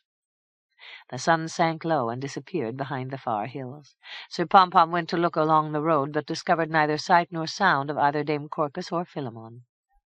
He returned to the fire and pulled off his boots. Mikolaus at once took them aside and began to polish them, using Philemon's special wax. Sir Pompom spoke in surly tones. "I do not care to sit up until midnight. I will now lie down to sleep, which is the best remedy for an empty stomach." "I believe I will do the same," said Madouc. "Mikolaus may well stay up to wait. He has the polishing of your boots to occupy his time." For a period Madouc lay awake, watching the stars drift past overhead, but at last her eyelids became heavy and she fell asleep, and so the night passed. In the morning Madouc and Sir Pompom arose from their beds of straw and looked about. There was no sign of either Philemon, Dame Corcus, or the horses. When they looked for Mikolaus, he also was not in evidence, nor were Sir Pompom's boots. Madouc said, "I am commencing to wonder about the honesty of Philemon and Dame Corcus." "Do not leave that impling Mikolaus out of your calculations," said Sir Pompom through gritted teeth. "It is clear that he is decamped with my new boots." Madouc drew a deep breath. "I suppose it is futile to lament our loss. At Biddle Bray we will buy you stout buskins and a pair of good stockings. Until then, you must go barefoot." 2. Madouc and Sir Pompom trudged glumly into Biddle Bray. Even the red feather in Sir Pompom's cap had taken on a disconsolate slant. At the Dog's Head Inn they ate peas porridge for breakfast, after which, at a cobbler's shop, Sir Pompom was fitted with a pair of buskins. When the cobbler called for his money, Sir Pompom pointed to Madouc. You must discuss the matter with her." Madouc stared at him in displeasure. "How so?" "Because you have insisted upon carrying the funds." "What of the silver florin and the 3 copper pennies?" Sir Pompom's face became bleak. "I placed these coins in my pouch, which I tied to the pommel of my saddle. Philemon jumped on Fustus and rode off like a whirlwind, and with him horse, pouch, and money." Madouc, restraining comment, paid the cobbler. "The past is past. Let us be on our way." The 2 adventurers departed Biddlebray by Bidbottle Lane, which led north toward Madoiry, a village on Old Street. After a mile or 2, Sir Pompom recovered something of his bravado. He began to whistle, and presently he said, "You spoke correctly. The past is past. Today is today. The road is open, the sun shines bright, and somewhere the Holy Grail awaits my coming." "So it may be," said Madouc. "Footing it is not so bad," Pompom went on. "I see many advantages. Fodder and drench no longer concern us, nor the nuisances of tether, bridle, blanket, and saddle. We can also put aside all fear of horse thieves." "Whatever the case, horseback or afoot, it is no great distance to Thripsy-She," said Madouc. "Even so, that need not be our first destination," said Sir Pompom. "I am anxious to search for the Holy Grail, first in the crypts on Weemish Isle, where I suspect we will find a secret compartment." Madouc responded with decision. "First we fare to Thripsy-She, and there we will take advice from my mother." Sir Pompom scowled and kicked at a pebble. "It serves no purpose to pout and sulk," said Madouc. "We shall keep a vigilant watch to right and left as we go." Sir Pompom turned a sullen side glance upon Madouc. "Your cap is pulled low and rests on your ears and nose. I wonder how you can see the road in front of your feet, much less the landscape to right and left." "You watch the landscape, and I will guide us to Thripsy-She," said Madouc. "And now what I see ahead is a blackberry thicket heavy with fruit. It would be a shame to pass by without a taste." Sir Pompom pointed. "Someone already works at the harvest. He may even be on guard against vagabonds such as ourselves." Madouc scrutinized the person to whom Sir Pompom had referred. "I would take him for a kindly old gentleman out for a stroll, who has paused to pick a few berries into his hat. Still, I will ask as to the berries." Madouc approached the thicket, where a man of mature years, in costume characteristic of the lesser gentry, paused at his work. Weather and sun had browned his skin and bleached his hair. His features were undistinguished, though even and regular.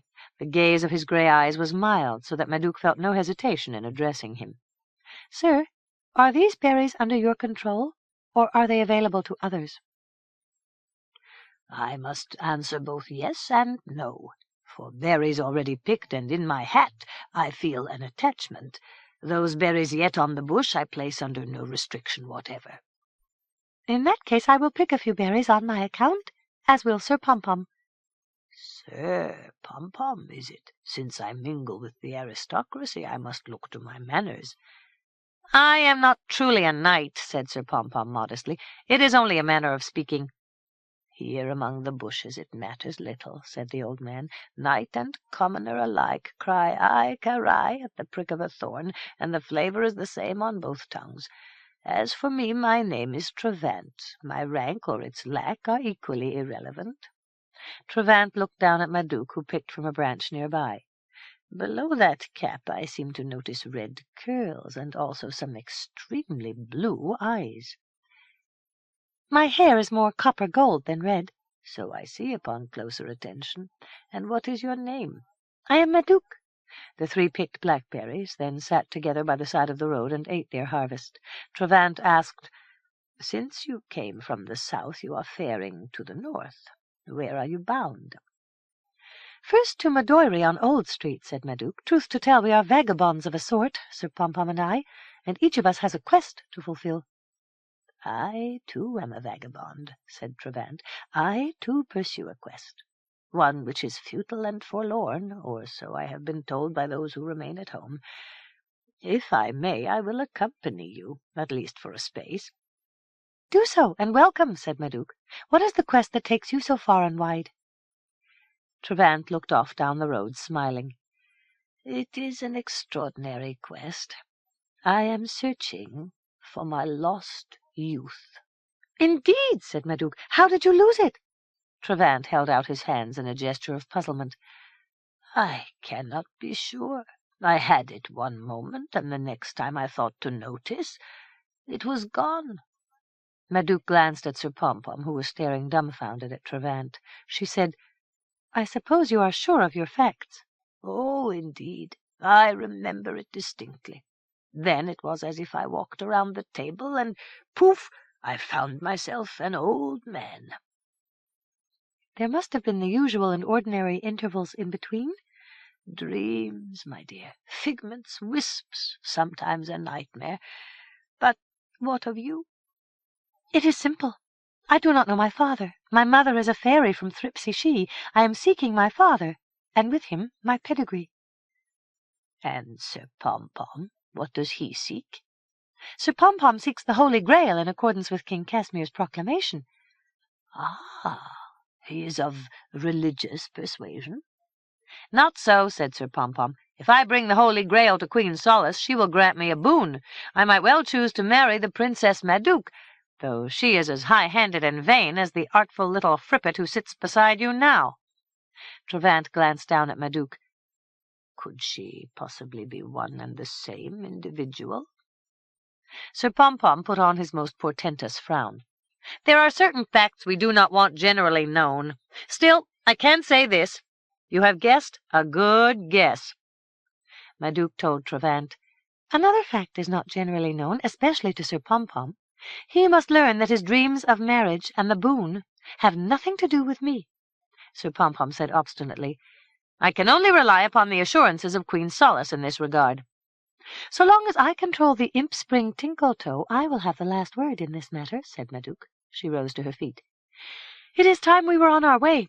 Trevant said, "Sir Pompom, I strongly suspect that you will never marry Madouc. I advise you to work toward a more accessible goal." "I will give the matter thought," growled Sir Pompom. The three set off to the north along Bidbottle Lane. "We make a notable company," declared Trevant. "I am as I am. Sir Pompom is strong and brave, while Madouc is clever and resourceful. Also with her copper-gold curls, her wry little face, and her eyes of heartbreak blue, she is both quaint and vastly appealing." "She can also be a vixen when it suits her mood," said Sir Pompom. 3. Bidbottle Lane wound north across the countryside, up hill and down dale into the shade of the Wandswold oaks, out across Scrimsour Downs. Overhead floated lazy white clouds. Their shadows drifted across the landscape. The sun moved up the sky. As it reached the zenith, the three wayfarers arrived at Modoiry, where Bidbottle Lane met Old Street. Madouc and Sir Pompom would proceed another 3 miles east to Little Saffield, then fare north beside the river Timble, and on to the forest of Tantravallis. Trevant intended to continue past Little Saffield to the Long Downs, that he might conduct his search among the dolmens of the Stalshot Circus. As the three approached Little Saffield, Madouc found herself increasingly disturbed by the prospect of parting with Trevant, whose company she found both reassuring and amusing. Further, his presence seemed to discourage Sir Pompom's occasional tendencies toward pomposity. Madouc finally suggested that Trevant accompany them, at least as far as Thripsy She. Trevant reflected upon the proposal. Then, somewhat dubiously, he said, "I know nothing of halflings. Indeed, all my life I have been wary of them. Too many tales are told of their caprice and exaggerated conduct." "In this case there is nothing to fear," said Madouc confidently. "My mother is both gracious and beautiful. She will surely be delighted to see me, and my friends as well, though I admit this is less certain. Still, she might well advise you in regard to your quest." Sir Pompom asked plaintively, "What of me? I also am engaged upon a quest." "Patience, Sir Pompom. Your wants are known." Trevant came to a decision. "Well, then, why not? I will welcome any advice, since I have had precious little luck searching on my own." "Then you will come with us?" "For just a bit, until you find me a bore."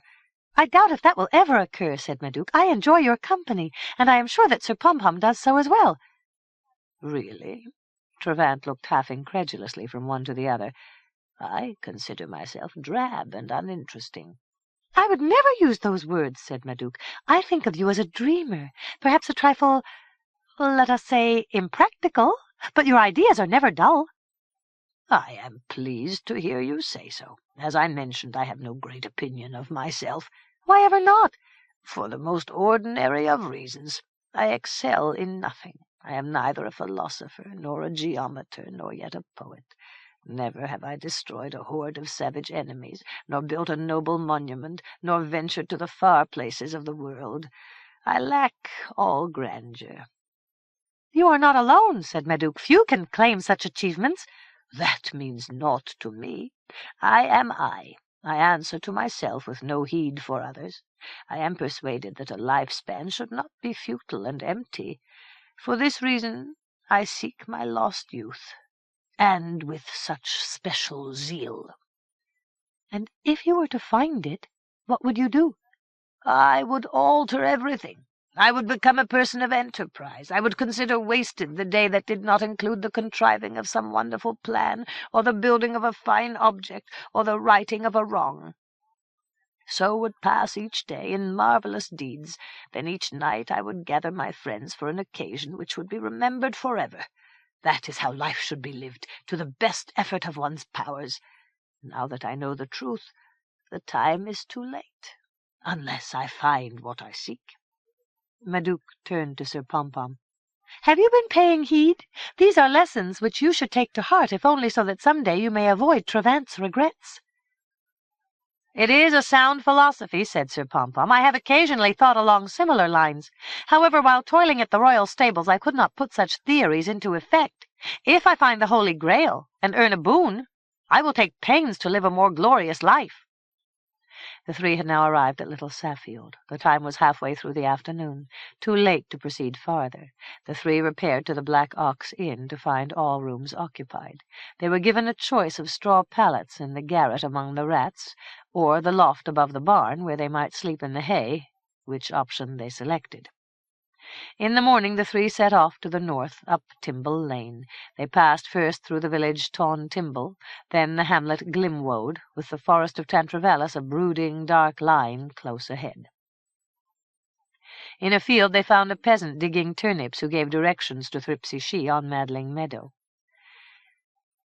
"It is not so far as the dog runs, but the lane winds and crooks, all the while taking you more deeply into the forest, meanwhile becoming no more than a track. You will come at last to a woodcutter's hut. Thereafter the track becomes a trace, but you must proceed farther still, until the forest breaks, and before you will be Madling Meadow." "That seems simple enough," said Trevant. "So it is, but beware the fairies of the Shee. Above all, do not loiter after dusk, or the imps will do you a mischief. They put donkey's ears and a donkey's utensil on poor Fottern, all because he made water on the meadow." "We will surely be more mannerly," said Madouc.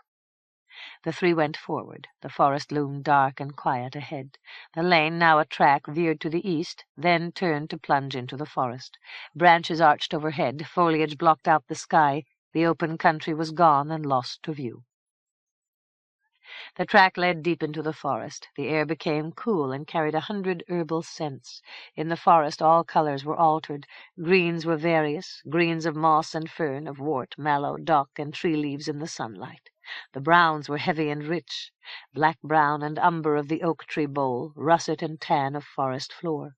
In the coverts, where the trees grew close and the foliage hung heavy, the shadows were deep and tinged with maroon, indigo, black-green. The three passed the woodcutter's hut. The track dwindled to a trail, winding between boles, across dim dells, over outcrops of black rock, finally a break in the trees, and beyond, Madling Meadow. Madouc halted and told her companions, "You two must wait here for a time while I go to find my mother. This will cause the least disturbance." Sir Pompom spoke in dissatisfaction. "That may not be the best idea. I want to put my questions as soon as possible, to strike while the iron is hot, so to speak." "That is not the way to deal with fairies," said Madouc. "If you try to guide them, or work them to your will, they only laugh and dodge and curvet off slantwise, and may refuse to speak at all." "At least I can ask politely if they know anything whatever of the Grail. If not, we are only wasting our time, and should hasten on to Weemish Isle." "Be patient, Sir Pompom. Remember we are dealing with fairies. You must control your anxieties until I discover how the land lies." Sir Pompom said stiffly, "I am not a bumpkin, after all. I, too, know how to deal with fairies." Madouc became vexed. Remain here or go back to Lioness Town and ask questions of your own mother. Sir Pom-Pom muttered, I do not dare. She would laugh herself ill for my part in this expedition, then send me out for a bucket of moonbeams. He went to settle himself on a fallen log, where he was joined by Trevant. Be quick, if you please, and if chance allows, ask after the Holy Grail. You might also allude to my quest, said Trevant, if a gap opens in the conversation. I will do what I can. Madouc went warily to the edge of the forest, pausing only to remove her cap and fluff out her curls. She halted in the shade of a wide-spreading beech tree and looked out over the meadow, a roughly circular area 300 yards in diameter. At the centre rose a hummock to which a dwarfed and contorted oak clung with sprawling roots. Madouc scanned the meadow, but saw only flowers nodding in the breeze. Nothing could be heard but a soft murmur, which might have been the sound of bees and singing insects. Still, Madouc knew that she was not alone, especially after a mischievous hand pinched first one cheek of her round little rump, then the other. A voice giggled, another whispered. Green apples, green apples. The first voice whispered. When will she learn? Madouc indignantly cried out, Trouble me not by fairy law. The voices became scornful. Hoity-toity to boot, apart from all else, sneered the first. She is a hard one to know, said the other. Madouc ignored the remarks. She looked up at the sky and decided that the time was near upon noon. In a soft voice she called, Twisk, Twisk, Twisk. A moment passed. Out on the meadow, as if her eyes had come into focus, Madouc saw 100 filmy shapes moving about their unfathomable affairs. Above the central hummock, a wisp of fog swirled high into the air. Madouc waited and watched, nerves tingling. Where was Twisk? One of the shapes strolled at a languid pace across the meadow, taking on substance as it came, finally to show the charming lineaments of the fairy Twisk. She wore a knee-length gown of near impalpable gauze, which enhanced the effect of her supple and fascinating contours. Today she had selected pale lavender as a suitable color for her hair. As before, it floated in a soft cloud behind her head and around her face. Madouc scanned the face anxiously, hoping for indications of maternal benevolence. Twisk's expression was impassive. Mother, cried Madouc, I am happy to see you again. Twisk halted and looked Madouc up and down. Your hair is a jackdaw's nest, said Twisk. Where is the comb I gave you? Madouc said hurriedly, Some clowns from the fair stole my horse Juno, along with saddle, saddlebag, and comb. Clowns and entertainers are an untrustworthy lot. This should be your lesson. In any case, you must make yourself tidy, especially if you plan to join the merriment at our grand festival. As you can see, the frolics are already underway. I know nothing of the festival, Mother dear. I had not planned merriment. Oh, it is to be a grand gala. Notice all the pretty arrangements. Madouc looked across the meadow, and now everything had changed. The swirl of fog above the hummock had become a tall castle of 20 towers, with long banderoles streaming from each spire. In front of the castle, stanchions of twisted silver and iron were linked by festoons of flowers. They surrounded a long table heaped with delicacies and liquors in tall bottles. The festival apparently had not yet started, although fairies were already promenading and dancing about the meadow in great high spirits, all save one, who sat perched on a post, scratching himself with great industry. I seem to have arrived at a happy time, said Madouc. What is the occasion? We celebrate a notable event, said Twisk. It is the emancipation of Faliel from 7 long years of itch. King Throbius so punished him for malice and mischief. The curse will soon have run its course. In the meantime, Faliel sits yonder on the post, scratching as earnestly as ever. And now I will bid you farewell once again, and wish you a fortunate future. Wait, cried Madouc. Are you not pleased to see me, your own dear daughter? Not altogether, if truth be told. Your birth was travail, most unsavory, and your presence reminds me of the entire revolting circumstance. Madouc pursed her lips. I will put it out of my mind if you will do the same. Twisk laughed, a gay tinkle. Well spoken. My mood is slightly alleviated. Why are you here? It is the usual reason. I need a mother's advice. Proper and normal. Describe your trouble. Surely it is not an affair of the heart. No, Mother. I only want to find my father, so that I can finally define my pedigree. Twisk gave a plangent cry of displeasure. The topic lacks interest. I have long put the circumstance out of my mind. I remember nothing. Surely you remember something, cried Madouc. Twisk made an offhand gesture. A moment of frivolity, a laugh, a kiss. Why should anyone wish to catalogue these in terms of place, date, phase of the moon, details of nomenclature? Rest content with the knowledge that one such event was conducive to your being. That is enough. For you, but not for me. I am intent upon my identity, which means the name of my father. Twisk gave a gurgle of mocking laughter. I cannot even name my own father, let alone yours. Still, my father brought you a lovely child. Surely that impressed your memory? One would so imagine. Twisk looked off across the meadow. You have tickled my recollection. The occasion, so I recall, was unique. I can tell you this. Twisk looked past Madouc into the forest. Who are these solemn vagrants? Their presence obtrudes upon the mood of the festival. Madouc turned to find that Sir Pompom had crept through the forest and now stood close at hand. Not far behind, but well back in the shadows, lurked Trevant. Madouc turned back to Twisk. These are my companions. They are also embarked upon serious quests. Sir Pompom seeks the Holy Grail. Trevant searches for his youth, which was lost when he was not paying heed. Twisk said haughtily, Had you not avouched for them, they might have come to grief. Sir Pompom, despite Madouc's glare of annoyance, stepped forward. Dame Fairy of the Silver Eyes, allow me to put you a question, which is this. Where should I seek the Holy Grail? Determine its location, and go to that spot. That is my wise advice. Trevant spoke tentatively. If you could guide me to my lost youth, I would be most grateful. Twisk jumped high in the air, pirouetted, settled slowly to the ground. I am not an index of the world's worries. I know nothing either of Christian crockery nor truant time. And now, silence. King Throbius has appeared, and will fix his amnesty upon Felial. Sir Pompom muttered, I see nothing but wisps and blurs. Trevant whispered in amazement, Look again. All is coming clear. I see the castle and 1,000-coloured delights. Now I see the same, whispered Sir Pompom in amazement. Hist, not another sound. At the castle, tall doors of pearl and opal swung apart.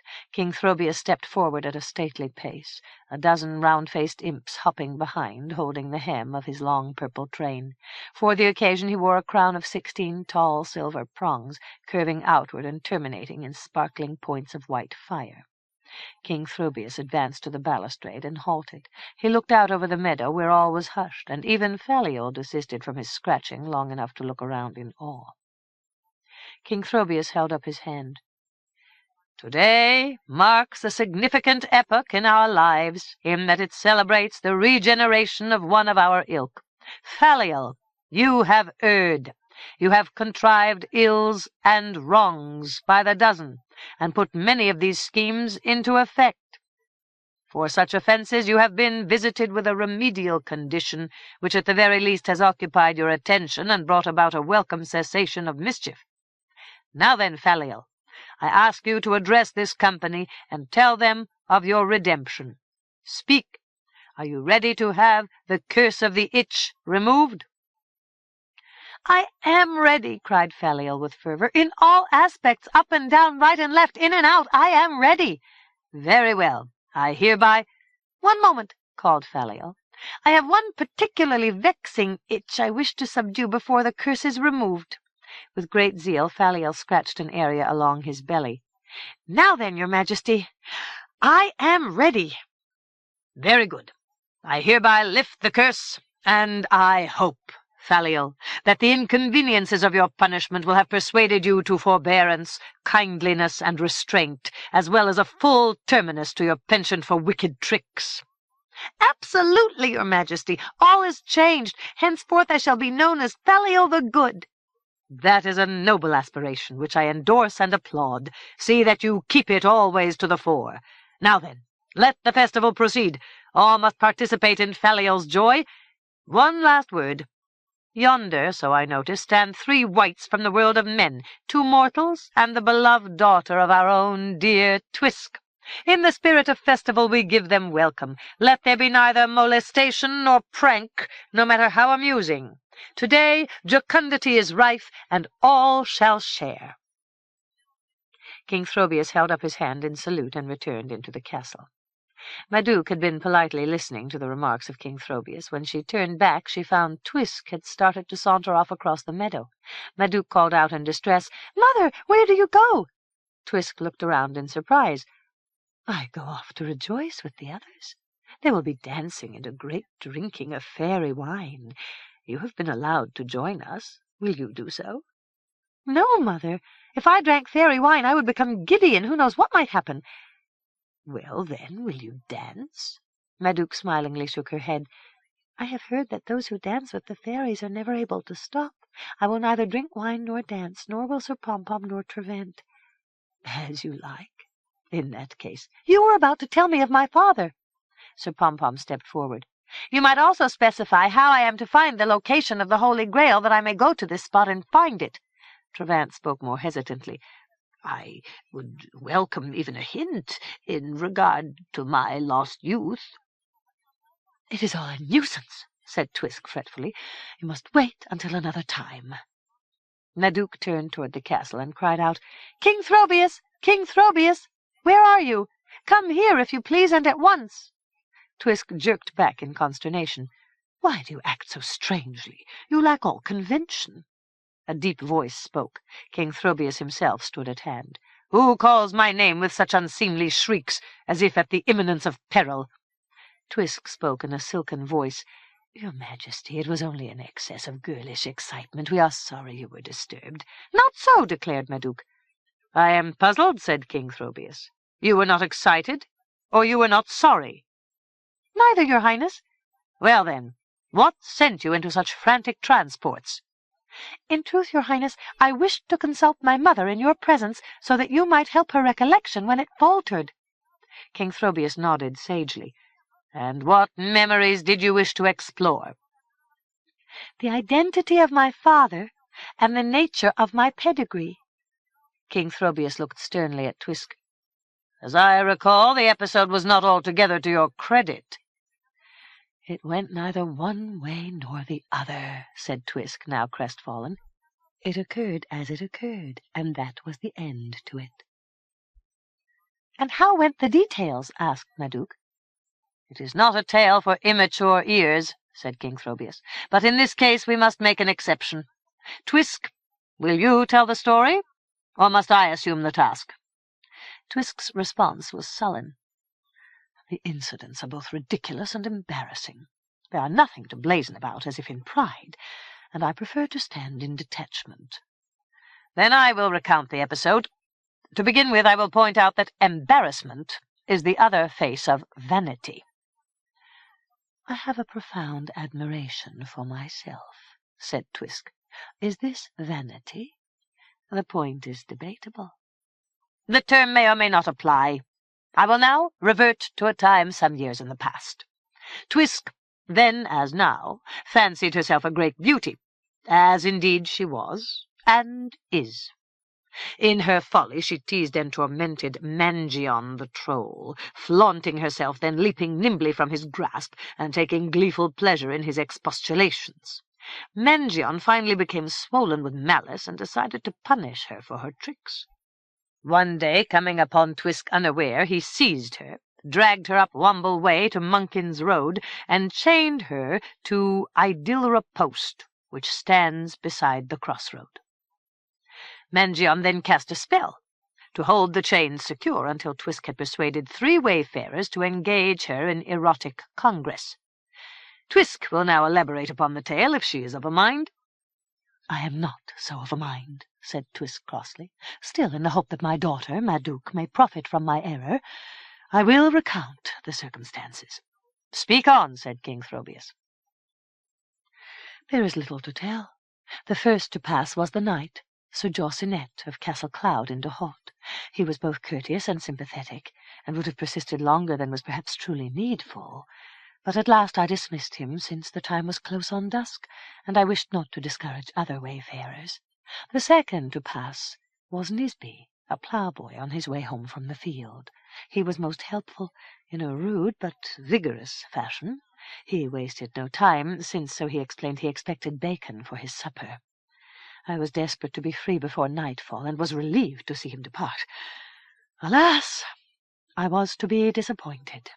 Dusk became evening. The moon rose full. It shone down from the sky as bright as an escutcheon of polished silver. Now along the road came a shadowy figure, cloaked in black, with a wide-brimmed hat shading his face from the moonlight, so that his features could not be discerned. He came at a slow gait, stopping every 3 paces, from watchfulness, or perhaps from mindless habit. I found him bereft of all appeal, and did not call out to him that he might liberate me from the post. Nevertheless, he saw me by moonlight, and stopped short to make an appraisal. Neither his posture nor his silence eased my misgivings. Still I could not depart by reason of the chain and its connection to Idylra Post, so I made a virtue of necessity, and remained where I was.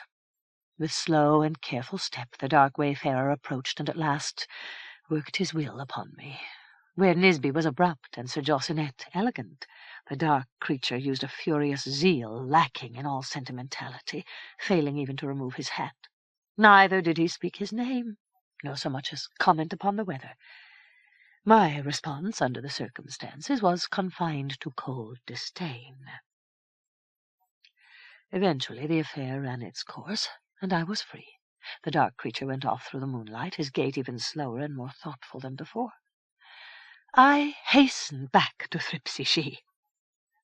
At this point Queen Bossum, splendid in a gown of sapphire spangles and pale cobwebs, came to join King Throbius, who turned to greet her with full gallantry. Twisk continued her tale. In my turn I was delivered of an infant, who brought me neither pleasure nor pride by reason of her provenance.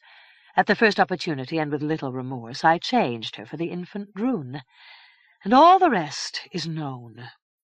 Madouc made a sad sound. The case is even more confused than before. To whom will I look for my pedigree? To Nisby? To Sir Jossinet? To the dark creature of the shadows? Must it be one of these? I would think so, said Twisk. Still, I guarantee nothing. It is all most untidy, said Madouc. Twisk spoke with petulance.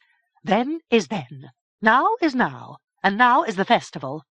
Vivacity tingles in the very air. See how the fairies dance and play. Notice Faliel and the merry capers he is cutting, how he enjoys his liberation. Madouc turned to look. He is indeed very brisk. Still, dear mother, before you join the revelry, I need your further advice. You shall have it, and gladly. I advise that you depart Madling Meadow at this very instant. The day is waning, and soon the music will start. If you loiter, you might be prompted to bide here all night long, to your sorrow. Therefore, I bid you farewell. King Throbius finished his gallant interchanges with Queen Bossum. He turned about in time to overhear Twisk's advice to Madouc, and was affected adversely. He called out, "Twisk, I bid you stay." He strode forward, and the 12 round-faced implets who carried his train were obliged to hop and run to keep pace. King Throbius halted and made a stately gesture of admonition. "Twisk, your conduct on this day of joy strikes a discord.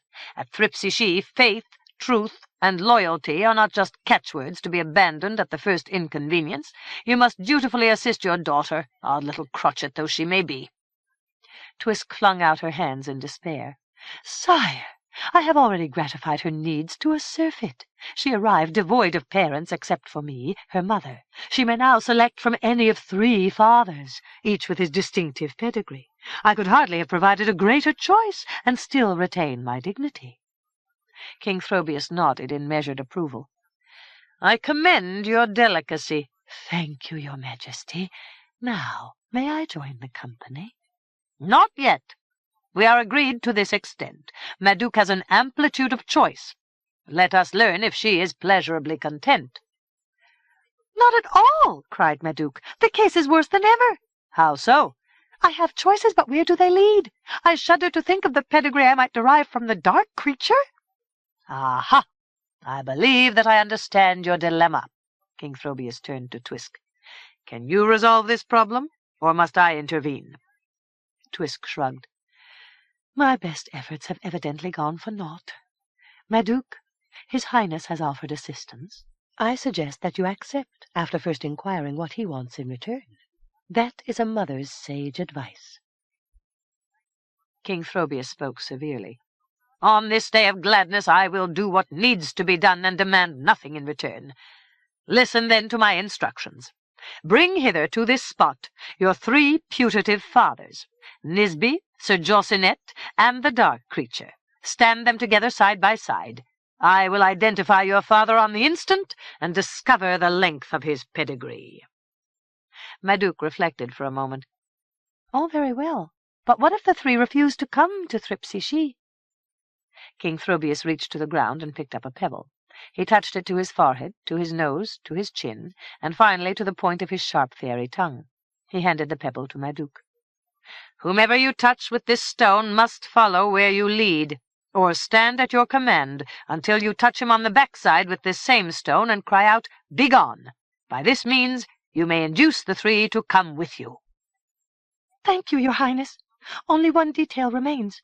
What might that be? Where shall I find these individuals? King Throbius frowned. That is a reasonable question. Twisk, what are your concepts in this regard? Your Majesty, I know nothing for certain. Nisby came from the direction of the Dilly Down. Sir Josinet mentioned Castle Cloud in Dohort. As for the 3rd, I know nothing whatever. King Throbius signalled Twisk to the side. The 2 conferred for several minutes, then turned back to Madouc. The problem, as always, has a solution. That is good news, said Madouc. My dear mother Twisk has volunteered to make the search. King Throbius held up his hand to quell Twisk's instant outcry. The possibility was discussed, then abandoned. Our scheme is far more cunning. You shall not seek out these 3 individuals. Instead, they shall come in search of you. Madouc's jaw dropped in bewilderment. I do not understand. This is the plan. I shall disseminate to all quarters an information. Bosnip, where is Bosnip? Here I am, sire. Make an exact record of the following decree. Are you ready? Bosnip, the royal scribe, produced a sheet of mulberry paper, a vial of black-beetle ink, a long quill pen. Sire, I am ready. This is the decree. Write with your best flourishes. Can anyone forget the penalty visited upon the fairy Twisk, so proud and haughty, at Idilra Post? Now her equally beauteous daughter must also be chastened. Is it not a pity? Like Twisk, she flaunted and teased, then ran off to hide. The penalty is just. Like Twisk, she will be constrained to Idilra Post until liberated, as before, by some sympathetic passer-by. So say I, Throbius of Thripsy-She, the king. Bosnip wrote with concentration, the tip of his black quill pen twitching back and forth at speed. King Throbius asked, You have transcribed these words? Exactly, sire. That, then, shall be my decree, said King Throbius. It shall be made known to all, save only the ogres Fulawat, Carabara, Goyce, and 3-headed Throop. Nisby will hear, also Sir Josinet, and the dark creature as well, whatever his name and his nature. As Madouc listened to the decree, her mouth had drooped open in wonder. Finally, in a choked voice, she asked, Is this the crafty scheme that I am to be chained to an iron post, and there subjected to unspeakable acts? King Throbius explained the details of his scheme in a patient, if somewhat heavy, voice. It is our theory that the 3 persons who liberated Twisk will wish to assist you in the same fashion. When they approach, intent on their good offices, you need only touch them with the pebble to bring them under your control. Madouc discovered a flaw in the plan. Have you not noticed? I lack the attributes of my mother Twisk. Will any of the 3 be inclined even to approach the post? I see them coming in haste, taking note of me, stopping short, turning and running back the way they had come, careless if I were to be liberated or not. The point is well taken, said King Throbius. I will cast a glamour upon you, so that folk will be enthralled and mistake you for a creature of allure. Humph, said Madouc. I suppose that will have to be the way of it. The scheme is sound, said Twisk. Madouc was still not totally convinced. Might not our plans go awry in some unexpected way? Suppose the pebble lost its force, so that willy-nilly I was liberated even though I needed no such help. "It is a chance we must take," said King Throbius. He stepped forward, fluttered his fingers over Madouc's head, muttered a cantrap of 19 syllables, touched her chin, then stood back. "The glamour is cast. To work its effect, pull at your left ear with the fingers of your right hand. To suspend the glamour, pull at your right ear with the fingers of your left hand." Madouc asked with interest, "Shall I try it now?" "As you like. You will notice the change only as it affects others. You yourself will not be altered." "For a test, then, I will try the spell." Madouc tugged at her left ear with the fingers of her right hand, then turned to Sir Pompom and Trevant. "Can you notice a change?" Sir Pompom drew a deep breath and seemed to clench his teeth. "The change is definite." Trevant made a wild if controlled gesture. "I will describe the change. You are now a slender maiden of perfect, if not better, conformation. Your eyes are as blue as the warm summer sea. They are melting and sympathetic, and look from a face tart and sweet, clever and wry, of a haunting fascination. Soft copper-gold curls swing past this face. The hair is scented with the perfume of lemon blossoms. Your form is enough to make a strong man weak. The glamour is effective." Madouc pulled at her right ear with the fingers of her left hand. "Am I myself again?" "Yes," said Sir Pompom regretfully. "You are as usual." Madouc heaved a sigh of relief. "With the glamour upon me, I feel somewhat conspicuous." King Throbius smiled. "You must learn to ignore it, since in your case the glamour is no more than a reflection of the near future." He looked up into the sky and signaled. Down flew a small green phalet with gauzy wings. King Throbius gave instructions. "Gather your cousins, fly hither and yon, ensure that all creatures of the neighborhood, save only three-headed Throop, Fluot, Carabara, and Goyce, learn the news of the decree which Busnip will recite to you. 3 especially must hear: Sir Jossenet of Castle Cloud, the peasant Nisby, and the faceless creature who saunters abroad by moonlight wearing a broad-brimmed black hat." The phalet was gone. King Throbius gave Madouc a grave salute. "I trust that our little scheme fulfills its purpose without mistakes or inconvenience. In due course—" A sudden tumult from across the meadow attracted his attention. He spoke in amazement. "Can it be? Shemus and Woman, both officials of high degree, are at odds." King Throbius marched off across the meadow so swiftly that the implets who carried his train were jerked from their feet and swept through the air. King Throbius went to where a long table had been set with a variety of fine comestibles. Ichors and wines in quaint glass bottles, pastries flavored with milkweed cream and the pollen of daffodil, buttercup, and crocus, tarts of currants both black and red, candied crab-apples, glacés and jellies, the crystallized nectars of sweetbrier, rose, and violet. Beside the table an altercation had suddenly been transformed into a confusion of shouts, blows, and curses. The parties at contention were Womin, registrar of rightnesses, and Shemus, conductor of rituals. Shemus had seized Womin's beard with one hand and was beating him over the head with a wooden mug from which he had been drinking parsnip ale. King Throbius spoke sharply. "Why this sordid moil? It is shameful conduct on a day of such happiness." Shemus cried out in a passion. "I would agree in all respect, your highness, had I not suffered an abominable affront from this rat-fanged old scavenger." "What are the facts? Describe your complaint." "Gladly. This degenerate registrar thought to work a vulgar prank upon me. When I turned away for a moment, he dropped his foul stocking into my mug of parsnip ale." King Throbius turned to Womin. "And what was your motive?" "I had no motive." "None?"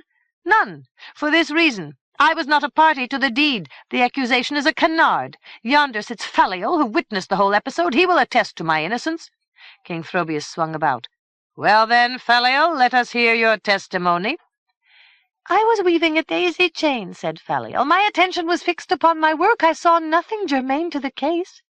"None the less I am guiltless," declared Woman. "In view of my reputation, only a person with pot cheese for brains could think otherwise." "Not so," stormed Shemus. "If you are innocent, why are you wearing a single stocking? Why does the stocking I found in my ale show the same puce colour as that on your leg?" "It is a mystery," stated Woman. "Your highness, hear me out." The party at fault is this ale-swilling old toad who stands here fulminating like a mad thing. He's struck me several stout blows, meanwhile drenching my stocking in his revolting tipple, into which he had undoubtedly snuffled and sniffed." Shemus jumped up and down in fury. "That remark is a further provocation, worth at least 2 more blows." Shemus would have chastised Woman further had not King Throbius stepped forward. "Desist from this folly. Evidently a mistake has been made. Let us carry the case no further." Woman and Shemus turned their backs on each other, and peace was restored. King Throbius returned across the meadow. He spoke to Madouc. "I will bid you farewell for the nonce. When you return with your 3 gentlemen-in-waiting, as we must call them, then we shall prove identities to your full satisfaction, and you will know your pedigree." Sir Pompom could no longer restrain his own urgencies. "Please, your Highness, I too need instruction. How shall I find the Holy Grail?" King Throbius looked in puzzlement to Twisk. "What might be the Holy Grail?" "I have heard mention of the object, your Highness. Long ago Sir Pellinore spoke of such an article. I believe it to be a cup, or something of the sort." "It is a chalice sacred to the Christians," said Sir Pompom. "I am anxious to find it, that I may earn a royal boon." King Throbius pulled at his beard. "I know nothing of such an object. You must seek elsewhere for information." Trevant also made bold to put a request. "Perhaps your Highness will instruct me as to where I might search for my lost youth." King Throbius again pulled his beard. "Was it mislaid, or truly lost? Do you remember any of the pertinent circumstances?" "Unfortunately not, your Highness. I had it. I lost it. It was gone." King Throbius gave his head a dubious shake. "After such long neglect it might be almost anywhere. As you travel the roads you must keep on the alert. I can tell you this. If you find it, be nimble indeed." King Throbius reached high into the air and brought down a silver hoop 2 feet in diameter. "If you find what you seek, capture it with this hoop. It was once the property of the nymph Atalanta, and is in itself a great curiosity." "I thank you, your Highness." Trevant tucked the hoop carefully over his shoulder and inside his doublet. King Throbius and Queen Bossum gave stately bows of farewell and strolled away across the meadow. Even as they went, a new commotion broke out near the long table, again involving Woman. The activity consisted of screams, outcries, and angry gesticulations. It appeared that someone, both cunning and deft, had purloined Woman's single remaining stocking and had affixed it to the crest of the chatelaine Batinka's elaborate coiffure, where it created a ridiculous and humiliating spectacle. Batinka, upon discovering the prank, had chided Woman and had tweaked his nose. The usually mild-mannered Woman, after taking Faliel's quiet advice, had retaliated by pushing Batinka's face into a pudding. At this point King Throbius intervened. Batinka cited Woman's misdeeds, which Woman denied, save for his use of the pudding. Once again he asserted that Faliel could bear witness as to his blamelessness. King Throbius, as before, turned to Faliel for the facts, but Faliel, as before, claimed to have been preoccupied with his daisy-chain to the exclusion of all else. King Throbius considered the case for a moment or 2, then turned to Faliel. "Where is the daisy-chain upon which you have been so diligently employed?" Faliel was taken aback by the unexpected request. He looked here and there, and at last cried out, "Aha! Here it is!" "Indeed? You are certain?" "Of course." "And you worked throughout the period of both episodes involving Woman without so much as raising your eyes, so you have attested."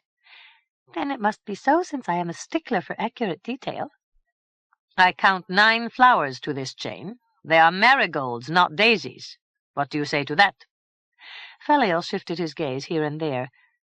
"I was paying no great heed, your Highness." "Faliel, the evidence suggests that you have been paltering with the truth, giving false testimony, performing mischievous pranks, and attempting to deceive your king." "It is surely a mistake, your Highness," said Faliel, his expression brimming with limpid innocence. King Throbius was not deceived. In a grave voice, and despite Faliel's reedy expostulations, he imposed a penalty of another 7 years' itch. Faliel dolefully went to sit on his post, and once more began to scratch his affected parts. King Throbius called out, "Let the festival proceed, though now we must consider it a celebration of hope rather than accomplishment." Meanwhile Twisk had bidden Madouc and her company farewell. It has been a pleasure to have seen you again, perhaps some day at another time." "But, good Mother Twisk," cried Madouc, "have you forgotten? I shall soon return to Thripsy. She—" "True," sighed Twisk, "presuming that you avoid the dangers of the forest." "Are these then so terrible?" "Sometimes the forest is sweet and clear," said Twisk. "Sometimes evil lurks behind every stump. Do not explore the morass which borders on Womble Way. The long-necked Hecepters will rise from the slime. In the gully nearby lives the troll Mangion. Avoid him as well. Do not fare west along Munkin's Road. You would come to Castle Doledil, the seat of three-headed Throop the ogre. He has caged many a brave knight and devoured many more, perhaps including gallant Sir Pellinore." "And where shall we sleep by night?" "Accept no hospitality. It will cost you dear. Take this kerchief." Twisk gave Madouc a square of pink and white silk. "At sundown place it upon the turf, and call out, 'Aroisus!' It will become a pavilion for both safety and comfort. In the morning call out, 'Deplectus!' and the pavilion will again become a kerchief. And now—" "Wait! Where is the way to Idilra Post?" "You must cross the meadow and pass under the tall ash tree. As you go, pay no heed to the festival. Taste no wine, eat no fairy cake. Tap not so much as your toe to fairy music. Beside the ash tree, Womble Way leads to the north. After 12 miles, you will come to the crossing with Munkin's Road, and here stands Idilra Post, where I suffered my many trials." Madouc spoke soothingly. "It was on the whole a lucky occasion, since as a consequence I am here to gladden your heart." Twisk could not restrain a smile. "At times you can be quite appealing with your sad blue eyes and strange little face. Goodbye, then, and take care." Madouc, Sir Pompom, and Trevant crossed Madling Meadow to the ash tree and set out to the north along Womble Way. When the sun sank low, Madouc placed the kerchief upon the turf of the little glade beside the way and called out, "Aroisus!" At once the kerchief became a pavilion furnished with 3 soft beds and a table loaded with good foods and flasks of wine and bitter ale. During the night peculiar sounds could be heard from the forest, and on several occasions there was the pad of heavy footsteps along Womble Way. On each occasion the creature halted as it paused to inspect the pavilion, and then, after consideration, continued along the way and about its business. 4. Morning sunlight slanted through the forest to lay bright red spatters on the pink and white silk of the pavilion. Madouc, Sir Pompom, and Trevant arose from their beds. Outside the pavilion, dew glistened on the turf. The forest was silent, save for an occasional bird call. The 3 breakfasted at the bountiful table, then prepared to depart. Madouc called out, "Deplectus!" and the pavilion collapsed to a pink and white kerchief, which Madouc tucked into her wallet. The 3 set off up Womble Way, with both Sir Pompom and Trevant keeping a careful lookout for the objects of their quest, as King Throbius had advised. The lane skirted a tract of quaking black mud, intersected by rills of dark water. Tussocks of reed, burdock, and sawgrass broke the surface, as well as an occasional clump of stunted willow or rotting alder. Bubbles rose up through the slime, and from one of the larger tussocks came a croaking voice of unintelligible import. The 3 wayfarers only hastened their steps, and without untoward incident left the morass behind. Womble Way veered to avoid a steep-sided hillock with a crag of black basalt at the summit. A path paved with black cobbles led into a shadowy gulch. Beside the path a sign, indited with characters of black and red, presented 2 quatrains of doggerel for the edification of passers-by. "Notice! Let travellers heed! This message confides that Mangion the Marvellous herein resides. When Mangion is wrathful, his enemies quail, but friends drink his health in beakers of ale.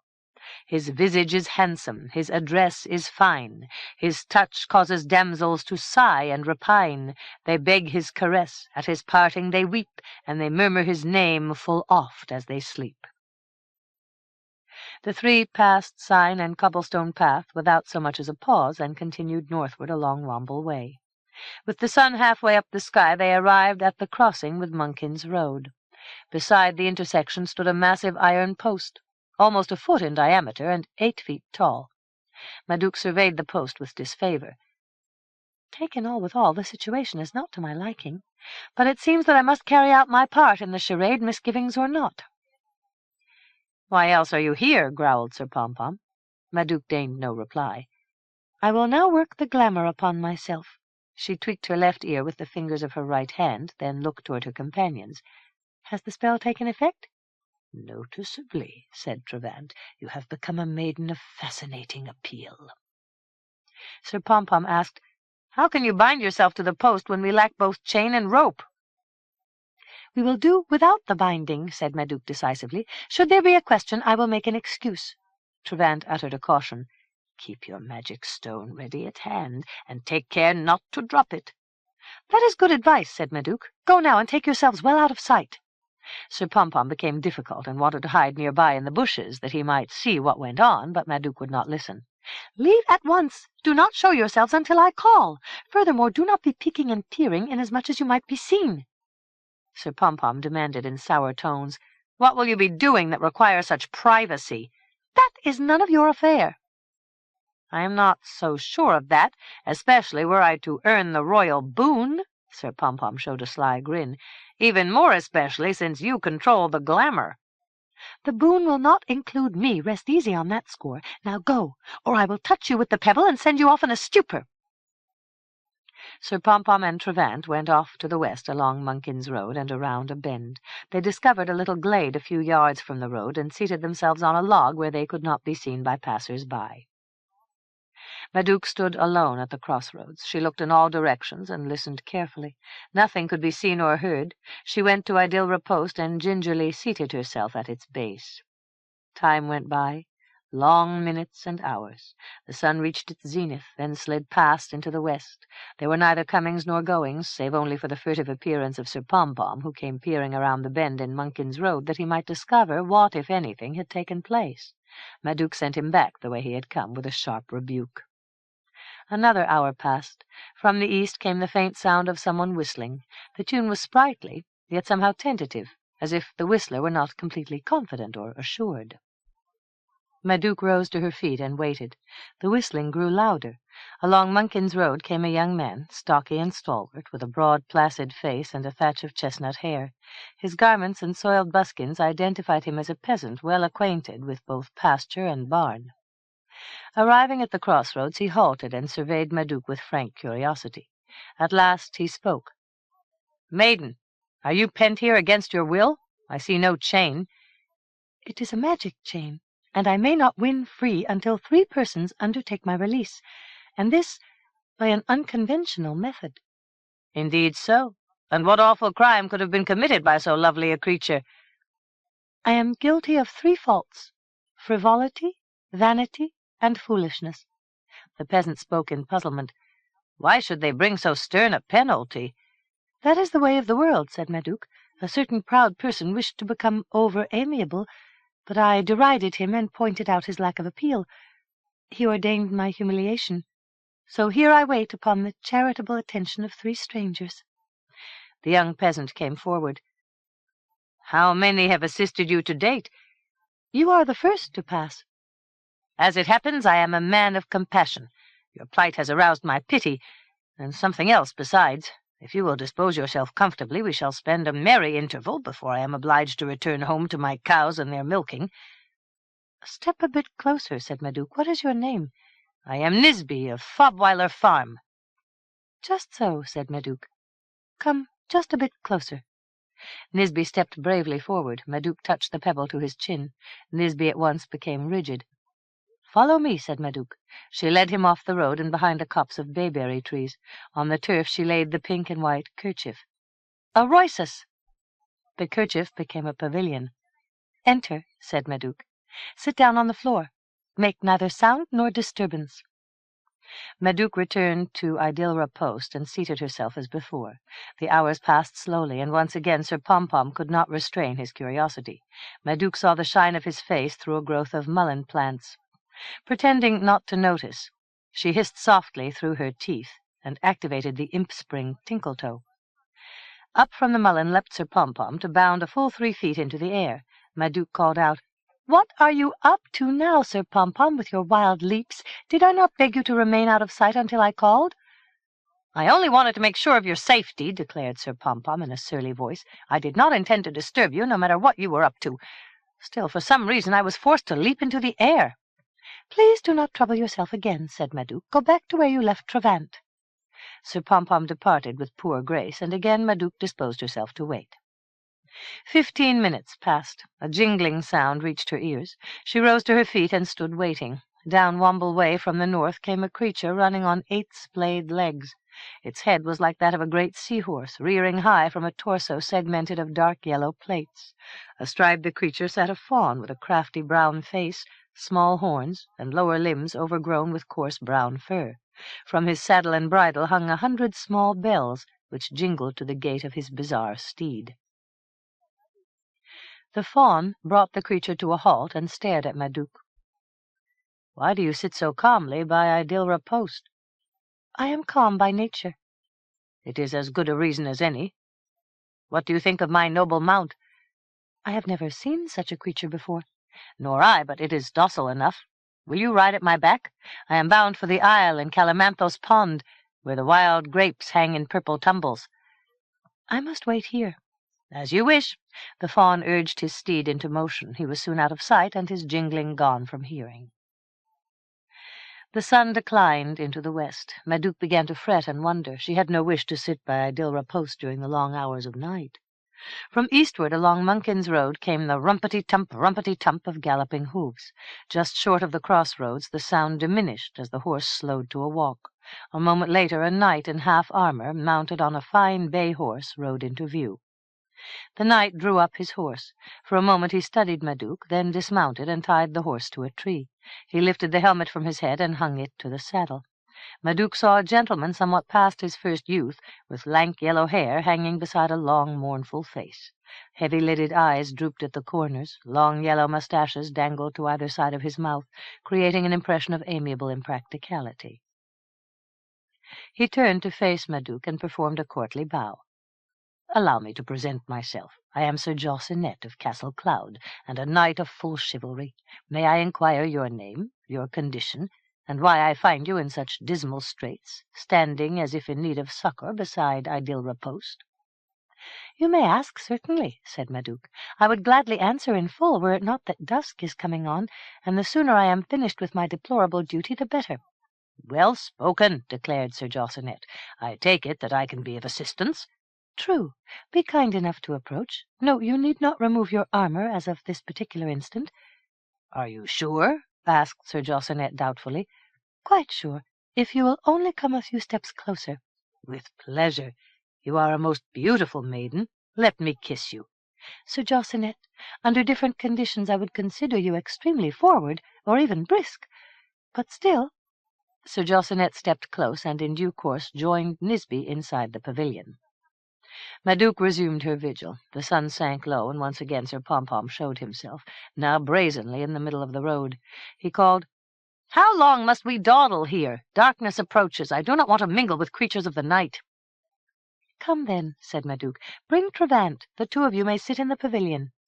Sir Pompom and Travant hastened to follow the suggestion, and now it was discovered that the pavilion had added to itself another chamber, where Nisby and Sir Jossinet sat in conditions of apathy. The sun disappeared behind the trees. Madouc stretched her cramped muscles, walked 3 paces in all directions, looked up each road, but vision blurred in the gathering dusk, and she discovered nothing. Madouc went back to the post and stood with uneasiness tweaking at her nerves. Twilight shrouded the forest of Tantravallis. For a period Madouc watched the bats wheeling and darting overhead.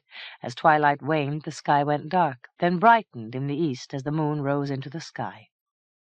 Madouc shivered to a waft of cool air. She wondered if she truly wanted to stand by Idilra post in the wan moonlight. Probably not. She brooded over the reasons why she had come, and she thought of Nisby and Sir Jossinet secure in the pavilion.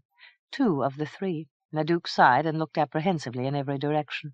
All colour was gone, blanched by the moonlight. The roads were silver-grey. Shadows were black. The moon rose up the sky. An owl drifted across the forest and was briefly silhouetted upon the face of the moon. Madouc saw a shooting star. From far off in the forest came an odd hooting sound.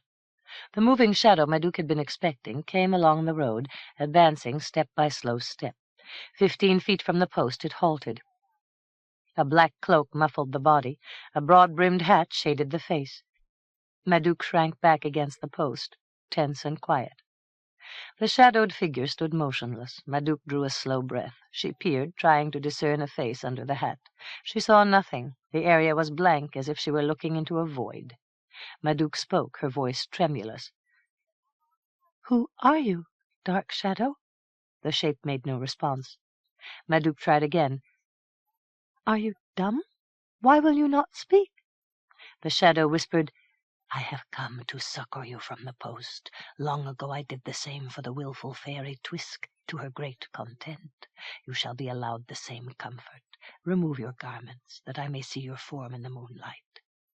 Madouc gripped the stone so tightly that she feared she might drop it, which would never do. She quavered, "It is considered genteel for the gentleman to divest himself first." "That is not important," whispered the dark shape. "It is time to proceed." The creature sidled forward and reached to remove Madouc's gown. She thrust with the pebble into the blank countenance, but met only emptiness. In a panic she pressed the pebble at the groping hands, but the sleeves of the cloak thwarted her effort. The shadow brushed her arm aside and bore her to the ground. The pebble jarred loose and went rolling. Madouc gave a sad little cry, and for an instant lay limp. It was almost her ruin. But now, with a spasmodic effort, she squirmed free and groped for the pebble. The shadow seized her leg. "Why this mettlesome agility? Calm yourself and lie quiet. Otherwise the process becomes exhausting." "One moment," gasped Madouc. "The process already goes too fast." "That to the side. Let us continue." Madouc's fingers closed on the pebble. She thrust it against the black form and touched the creature in one of its parts. At once it went lax. Madouc rose gratefully to her feet. She settled her gown and ran her fingers through her hair, then looked down at the listless shadow. "Rise. Follow me." She took the shambling figure to the side chamber of the pavilion, where Nisby and Sir Jossinet sat staring into vacancy. "Enter. Sit. Do not move until I give the command." Madouc stood in the moonlight for a moment, looking out upon the crossroads. She told herself, "I have succeeded, but now I am almost afraid to learn the truth. Sir Jossinet seems the most noble, while the shadow is the most mysterious. There is little to be said for Nisby except his rustic simplicity." She thought of the glamour. "It seems to make me more conspicuous than I like. For the nonce I shall have done with it." With the fingers of her left hand she tweaked the lobe of her right ear. "Is it gone?" she wondered. "I feel no change in myself."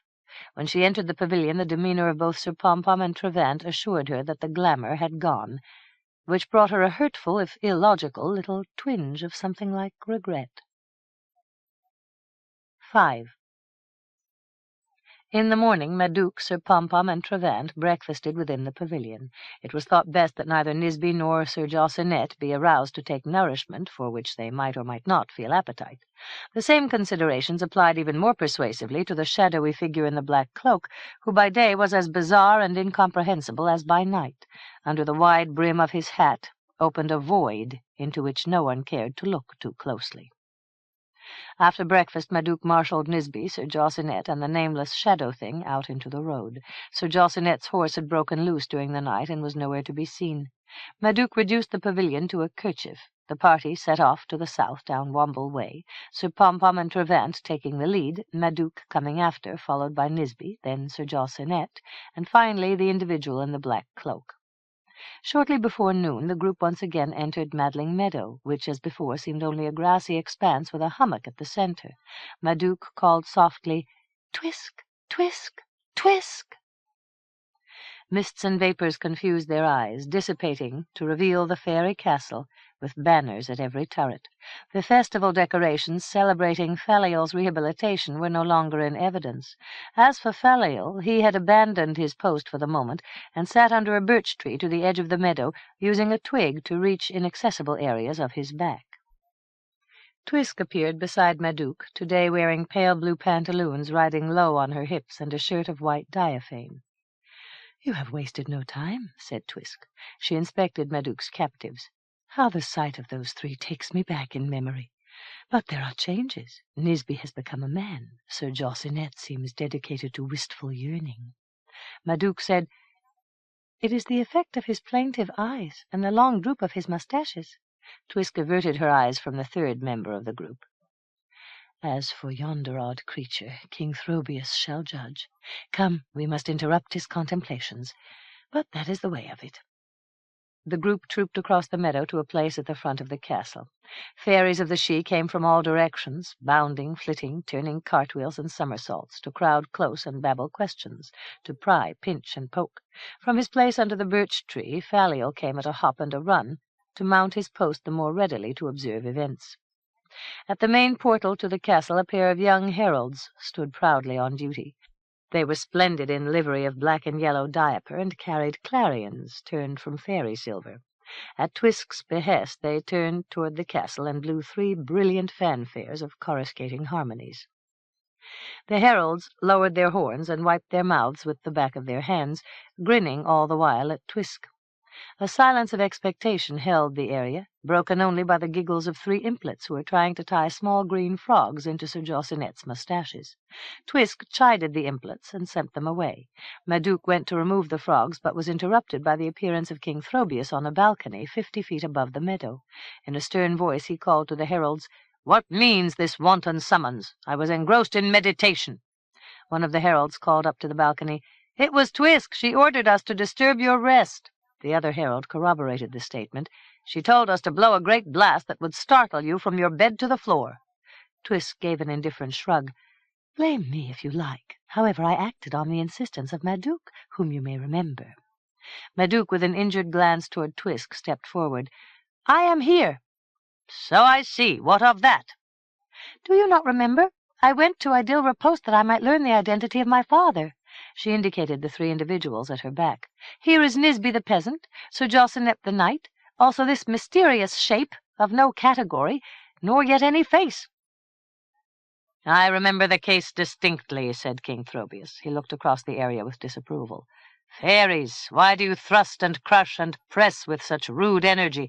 One and all stand back. Now then, Twisk, you must make a sure and careful inspection." "One glance was enough," said Twisk. "And your findings?" "I recognize Nisby and Sir Jocenet. As for the shadow, his face is invisible, which in itself is a significant index." "It is indeed unique. The case has aspects of interest." King Throbius stepped back from the balcony, and a moment later came out upon the meadow. Again the fairies crowded about to chortle and murmur, to mow and leer, until King Throbius issued orders so furious that his subjects shrank back abashed. "Now then," said King Throbius, "we will proceed. Madouc, for you this must be a happy occasion. Soon you will be able to claim one of these 3 for your beloved father." Madouc dubiously considered the possibilities. "Sir Jocenet undoubtedly boasts the best pedigree. Still, I cannot believe that I am related to someone who looks like a sick sheep." "All will be made known," said King Throbius confidently. He looked to right and left. "Osfer, where are you?" "I have expected your call, your highness. I stand directly behind your royal back." "Come forward, Osfer, into the purview of my eyes. We must exercise your craft. Madouc's paternity is in question, and we must definitely resolve the issue." Osfer stepped forward, a fairy of middle maturity, brown of skin and gnarled of limb, with eyes of amber and a nose which hooked almost to meet an up-jutting chin. "Sire, your orders?" "Go to your workshop. Return with dishes of Matronian nephrite to the number of 5. Bring probers, knit-snips, and a gill of your number 6 elixir." "Your highness, I presumed to anticipate your commands, and I already have these items at hand." "Very good, Osfer. Order your varlets to bring hither a table. Let it be spread with a cloth of grey merveil." "The order has been effected, sire. The table stands ready at your left hand." King Throbius turned to inspect the arrangements. "Well done, Osfer. Now then, bring out your best extractor. We shall need fibrils of coming and going. When all is ready, we will contrive our matrices." "In minutes only, your highness. I move with the speed of flashing nymodes when urgency is the call." "Do so now. Madouc is hard put to restrain her eagerness. It is as if she were dancing upon thorns." "A pathetic case, to be sure," said Osfer, "but soon indeed she will be able to embrace her father." In a subdued voice Madouc spoke to King Throbius. "Enlighten me, your highness. How will you prove the case?" "Be attentive. All will be made known. Twisk, why are you so exercised?" "Osfer is molesting me." "Not so, your highness. You were about to order matrices. I had already started to apply the drain to Twisk." "Of course. Twisk, we must have 3 minims of your blood. Be stoic." "I am loath to endure these martyrdoms. Is it truly needful?" King Throbius made a meaningful sigh. Hissing between her teeth, Twisk gingerly allowed Osfer to ply his instruments. He took a quantity of blood from her slender wrist, which he then discharged into one of the nephrite dishes. By processes too swift for Madouc to follow, he used the blood to nurture a fragile construction of fibers and small blue, red, and green plasms. Osfer turned proudly to King Throbius.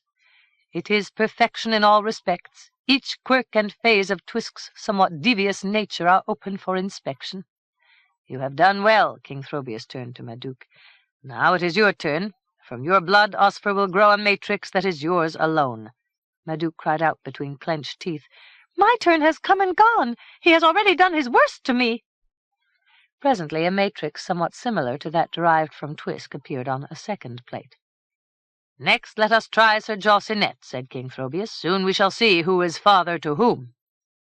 Osfer drew blood from Sir Josinet's nerveless arm and constructed the matrix peculiar to the Lord of Castle Cloud. King Throbius turned to Madouc. "There you see 3 matrices, representing the innate fabric of yourself, your mother Twisk, and this noble knight. By the most subtle means, Osfer will now subtract the influence of Twisk from your matrix to create a new matrix. If your father is Sir Josinet, the new matrix will be identical to his, and you will know the truth of your paternity. Osfer, you may proceed." "Sire, I have completed the operation. Behold the 2 matrices." "I assume they are identical," said King Throbius. "Not at all, and in no particular." "Aha!" said King Throbius. "So much for Sir Josinet. He may be excused. Liberate him from your thrall, Madouc. Bid him be on his way." Madouc obeyed the instruction. Sir Josinet gave instant vent to peevish complaints and demanded reasons for the many inconveniences to which he had been put. "I can give you no easy response," said Madouc. "It is a long and detailed story." "What of the frogs in my moustache?" demanded Sir Josinet. "Is their presence such a complicated affair?" "Not altogether," Madouc admitted. "Still, King Throbius has ordered your departure, and you had best hurry, since the afternoon is waning and the way is long." Sir Josinet, his expression one of deep chagrin, turned on his heel. "Wait," called King Throbius. "Osfer, apply the 4-fold spell to speed good Sir Josinet on his journey." "Indeed, sire, while he conferred with Madouc, I applied the 6-fold spell," said Osfer. "Good work, Osfer." King Throbius spoke to Sir Josinet. "As you march home, each of your strides will carry you 6 yards, and you will arrive at Castle Cloud well before you expected."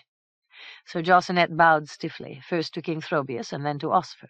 For Madouc he spared only a glance of moist-eyed reproach, then he was gone, bounding across Madling Meadow on 6-fold strides, and was soon lost to sight. King Throbius turned to Osfer. "Now then, let us deal with the peasant Nisby." "Sire, you will note on this dish the matrix of Nisby, which I have already taken the liberty of constructing." Madouc went to look. To her dismay, Nisby's matrix resembled her not at all, and everyone agreed that her paternity surely resided elsewhere than with Nisby. Glumly, Madouc liberated him from his nerveless apathy. Osfer applied the 6-fold spell, and Nisby was sent on his way. King Throbius addressed Madouc in a sombre voice. "My dear, I have taken your interest to heart, and I cannot say that I am pleased with our findings. You have been sired neither by Sir Josinet nor by Nisby. Hence we are left with this shadowy weirdling with vacancy for a face. The 3rd statute of logic, sometimes known as the law of exclusion, forces me to declare him your father. You may liberate him, and hold your reunion at whatever time and place suits your best convenience. No doubt you will have much to tell each other." Madouc cried out in a troubled voice, "Your logic is naturally superb, but should we not also test this creature's matrix?" King Throbius spoke to Osfer. "What is your opinion?" "I suggest a 3rd matrix, if only to create a philosophical symmetry." King Throbius said, "I am not opposed, though the test will be redundant. However, you may approach Madouc's father, draw 3 minims of blood, and erect a matrix for all to see." Osfer gingerly approached the black-cloaked figure, then halted in bafflement. King Throbius called out, "Why do you delay? We are anxious to demonstrate Madouc's paternity." "I am in a quandary," said Osfer. "He wears cloak, boots, and gloves. He lacks neck, face, and scalp. In order to draw his blood, I must remove the cloak and expose his person. Shall I proceed?" "Proceed, by all means," commanded King Throbius. "Ordinarily we would respect his modesty, but delicacy must be put aside along with the cloak. Madouc, you may avert your eyes if you wish." "I will see what needs to be seen," said Madouc. She ignored Sir Pompom's disparaging snort. "Continue with the work." Osfer, with little fingers extended, in the manner of a fastidious tailor, unclasped the buckle at the neck of the cloak, which then fell somewhat apart. Osfer looked into the gap and gave a startled exclamation. With a single sweep he drew the cloak aside to reveal a squat, grey-faced troll with a bottle nose, pendulous cheeks, and eyes like small balls of black glass. His arms were long and knotted. His splayed legs were thrust into tall boots. Osfer cried out, "It is Mangion, the troll!" Twisk gave a thin wailing shriek of distress. "Now I understand all. With what ignoble cunning he took his lewd revenge." Madouc quivered. "Despite all logic, can this truly be my father?" "We shall see," said King Throbius. "Osfer, build the matrix." "Sire, I have preceded your command. The matrix is already formed. You may examine it as you see fit and compare it with that provided by Madouc." King Throbius peered down at the two matrices. He spoke in perplexity. "How can it be? Does madness rule the world? Does the sun rise in the west? Is water wet and fire hot? Or is it all in reverse? Logic has played us all false. This matrix is more at discord than both of the others together. I am baffled." Madouc could not restrain a yelp of happy relief. "Sir Jossenet is not my father. Nisby is not my father. This repulsive halfling is not my father. Who then is my father?" King Throbius examined Twisk with a speculative eye. "Can you clarify this puzzle?" The dispirited Twisk could only shake her head. "The time is long past. I cannot remember every trifle." "Still, one of these trifles produced Madouc." "So much is conceded," said Twisk, "but memories blend, faces merge. When I shut my eyes, I hear whispers, beguilements, adoration, sighs of love requited. But I find no name for these voices." King Throbius noticed Madouc's disconsolate face. He said, "Do not despair. There remains yet another arrow in the quiver. But first I must deal with this odious troll." Twisk spoke with fervor. "He deserves no mercy. He caused me great unease." King Throbius pulled at his beard. "It is a complex situation, since I cannot decide which of our laws he has violated. His trickery was instigated in part by Twisk herself, but his response seems inordinately rude. Flirts through the ages have notoriously enjoyed immunity." King Throbius paced back and forth, and the implets who carried his train were hard put to carry out their duties. Osfer, meanwhile, took Mangion somewhat aside, along with several of his thaumaturgical instruments. King Throbius came to a halt. He raised his hand in a majestic gesture. "I have arrived at a judgment. Mangion's conduct has been sordid and disreputable. Further, he has affronted the dignity of Thripsy-She.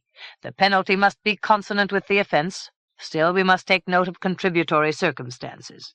We will therefore allow Mangion tranquillity and scope for remorse. We will urge him, whether he is so inclined or not, along the narrow path of restraint. Osfer, do you understand the nature of my indication, or must I spell it out in full detail?" "Sire, I have understood you fully, and indeed I have already implemented your sentence in full and final scope." "Osfer, you are a marvel of efficiency." King Throbius turned to Madouc. "You may now release Mangion from his paralysis." Madouc touched Mangion with the pebble. Instantly he gave vent to furious, roaring complaint. "I deplore the outrages committed upon my person. They represent an irresponsible philosophy." King Throbius spoke with dignity. "You are free to depart. Be happy on this account." "I am free, but to what purpose?" roared Mangion. "How now will I occupy the long hours of day and night? With poetry? By observing the flight of butterflies? Your judgment was incorrect." King Throbius made a peremptory gesture. "I will hear no more. Be off to your ill-smelling hovel." Mangion threw his arms into the air and ran off across the meadow to disappear up Womble Way. King Throbius returned to Madouc. "We must re-examine your case, Osfer. I suggest simulacra and the subtractive effect." "Exactly my opinion, Your Highness. I have prepared for the process." "Proceed, if you will." Osfer placed 3 silver plates upon the table. Twisk watched with a frown of foreboding. "What is this new plan, and what does it entail?" Osfer replied in soothing tones. "It is the most elegant and subtle procedure of all. Soon you will look into the face of Madouc's father." Twisk frowned in annoyance. "Why did you not work this sleight before, and spare me the anguish of the bloodletting?" "It is not so simple as we might like it to be. Step forward, if you will." "What? Not again? You shall have no more of my vital fluids. Do you wish me to become a wisp, a wraith, a desiccation?" King Throbius called a sharp command, and Twisk, writhing and moaning, at last allowed Osfer to draw off another 3 minims of her blood. Osfer worked his thaumaturgy, and up from the plate rose a simulacrum of Twisk's lovely head. Next Osfer signalled to Madouc. "Come," Madouc cried out. "I too am dangerously weak. If blood is needed, drain Sir Pom-Pom, or even King Throbius himself." "That is an impractical suggestion," said King Throbius. "It is your blood which is needed. Quickly, we cannot waste all day." Madouc, scowling and wincing, allowed Osfer to draw 3 minims of her blood, from which Osfer contrived a second simulacrum. "Now then," said Osfer, "we proceed as follows. Madouc is the sum of Twisk and an unknown father. Therefore, if we subtract the influence of Twisk from Madouc, what remains will depict the visage of Madouc's father, at least in general terms, and perhaps blurred by discrepancies. So stand back all, since I must work with a delicate touch." Osfer moved the 2 representations so that they faced each other, then arranged 4 panels of grass-cloth to form a screen around the 2 heads. "I now adjure all to silence. Any distraction will alter the precision of my work." Osfer arranged his instruments, uttered 8 staccato syllables, and clapped his hands. "The spell has been effected." Osfer removed the screens. One of the silver plates was empty. "Twisk's image has been subtracted from that of Madouc. What remains is the likeness of Madouc's sire." Madouc stared at the residual face. With only half the substance, it was vague and colourless, as if formed of mist. The features seemed to represent a young man with irregular features and a rather gaunt, long-jawed face, and a suggestion of reckless optimism in his expression. His hair was cut in the Aquitanian style, and he wore a short, modish beard at the chin. The face, though not ill-favoured, lacked a patrician cast. Even in its blurred condition, the face affected Madouc with a rush of warm impulses. Twisk was staring at the face in fascination. Madouc asked, "What is his name?" Twisk, now thoroughly out of sorts, made a capricious gesture and tossed her head. "His name? It might be anyone. The features are indefinite. It is like looking through the fog." "Surely you recognize him," cried Madouc. "He even looks half familiar to me." Twisk gave an airy shrug. "Why should he not? You are seeing what is drawn from your own face." "Whatever the case, can you supply his name?" Twisk said carelessly, "I am truly bored with this business. I can barely distinguish a face in yonder puddle of murk. How can I give it a name?" "But is he not familiar to you?" "I might say yes, and I might say no." King Throbius spoke gently. "As Faliel will attest, my patience knows a limit. Unless you care to sit on a post, scratching your lovely pelt with both hands, you will respond to questions quickly and accurately, without evasion or ambiguity. Am I clear on this?" Twisk uttered a cry of poignant emotion. "Alas, how I am wronged, when my only concern is truth." "Please make your elucidations less abstract." Twisk blinked. "Excuse me, Your Highness. I am not certain of your command." "Speak more clearly." "Very well. But now I have forgotten the question." King Throbius spoke with a carefully controlled voice. "Do you recognize the face?" "Of course. How could I forget? He was a gallant knight of verve and a most fanciful habit of thought. My ordeal at Idilra Post followed hard upon the encounter, and swept it clean from my mind." "Very well, so much is established. Name us now the name of this gallant knight." Twisk said regretfully, "That is beyond my power." King Throbius surveyed her with raised eyebrows. "Is your memory so vagrant?" "Not at all, sire. He used a name for himself, true, but we played at romance, and this is a game where truth is a bagatelle. So we wanted it, and so we played the game. I spoke my name as Lady Liss of the White Opals, and he named himself Sir Pellinore from the far shores of Aquitaine. And who knows? Perhaps it was so." "Most odd," said King Throbius. "Extraordinary, in all respects." Queen Bossum spoke. "I ask your Majesty this. Do gentlemen always announce full name and title to their amorettes, no matter how sublime or poetic the occasion?"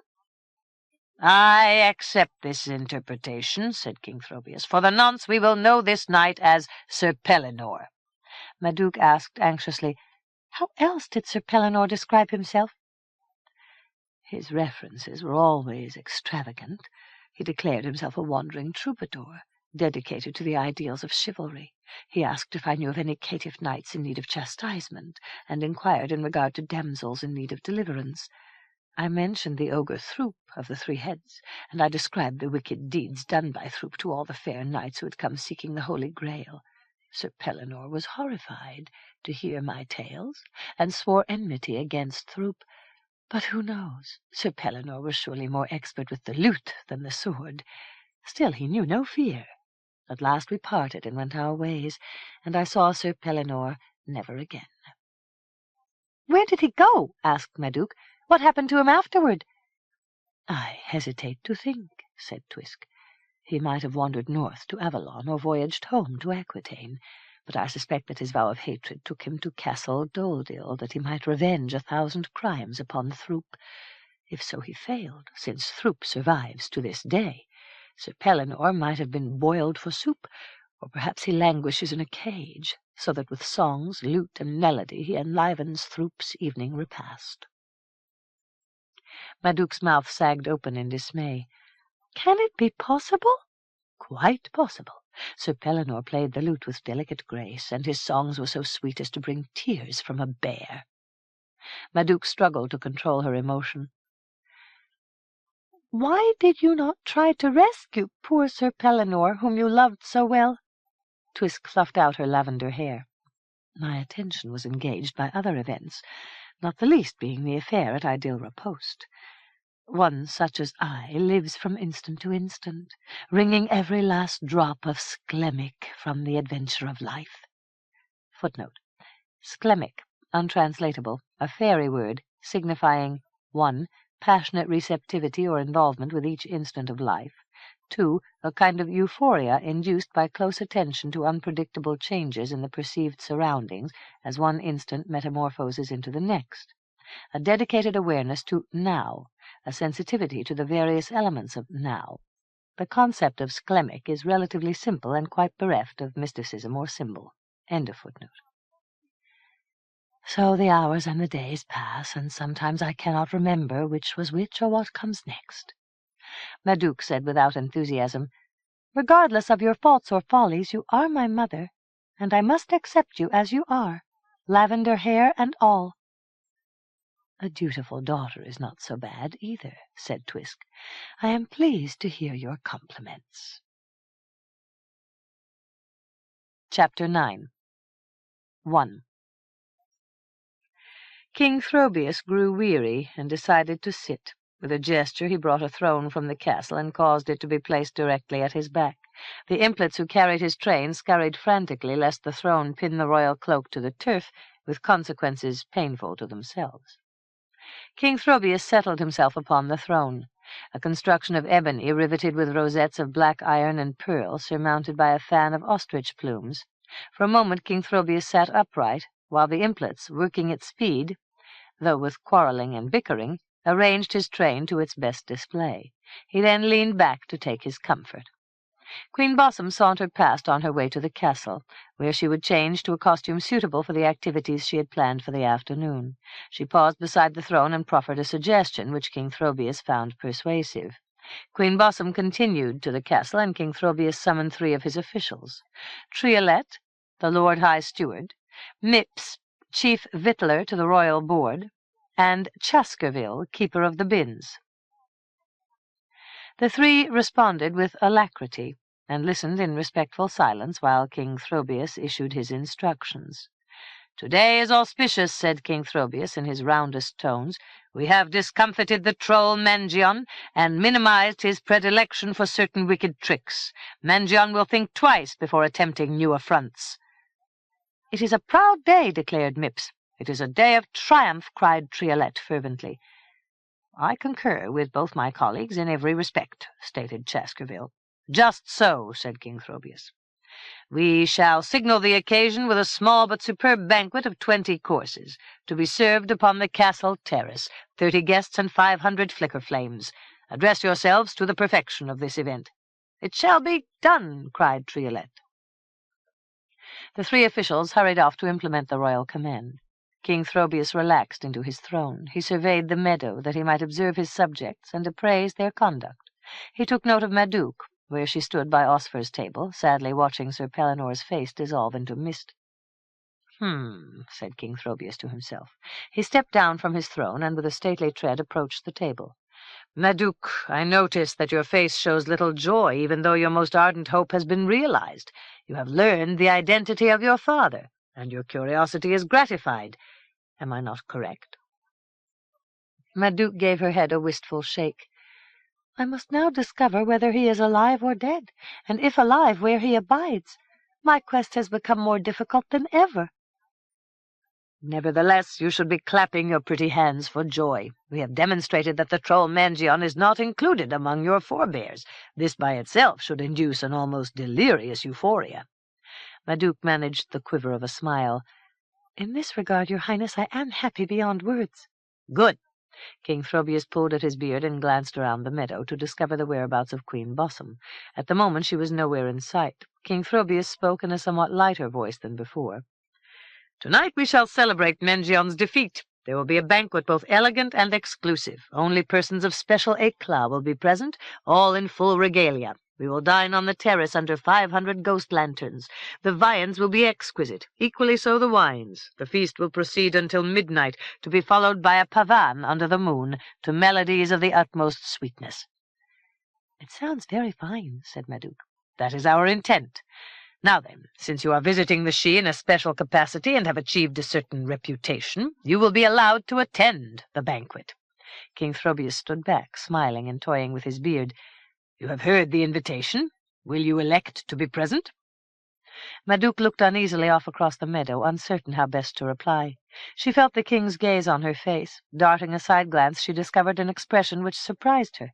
It was like that she had once glimpsed in the red-brown eyes of a fox. Madouc blinked. When she looked back, King Throbius was as bland and stately as ever. Once again King Throbius asked, "How say you? Will you attend the banquet? The Queen's own seamstress shall provide your gown. Perhaps a delicious trifle woven of dandelion fluff, or a flutter of spider silk stained with pomegranate." Madouc shook her head. "I thank your Highness, but I am not ready for such a splendid affair. Your guests would be strange to me, with customs beyond my knowledge, and I might unwittingly give offence or make myself foolish." "Fairies are as tolerant as they are sympathetic," said King Throbius. "They are also known for their surprises. I fear all fairy revelry. In the morning, who knows? I might find myself a withered crone 40 years old. Many thanks, Your Highness, but I must decline the invitation." King Throbius, smiling his easy smile, made a sign of equanimity. "You must act to your best desires. The day verges into afternoon. Yonder stands Twisk. Go and say your goodbyes. Then you may take your leave of Thripsy-Sidhe." "One question, sire, as to the magical adjuncts you have allowed me."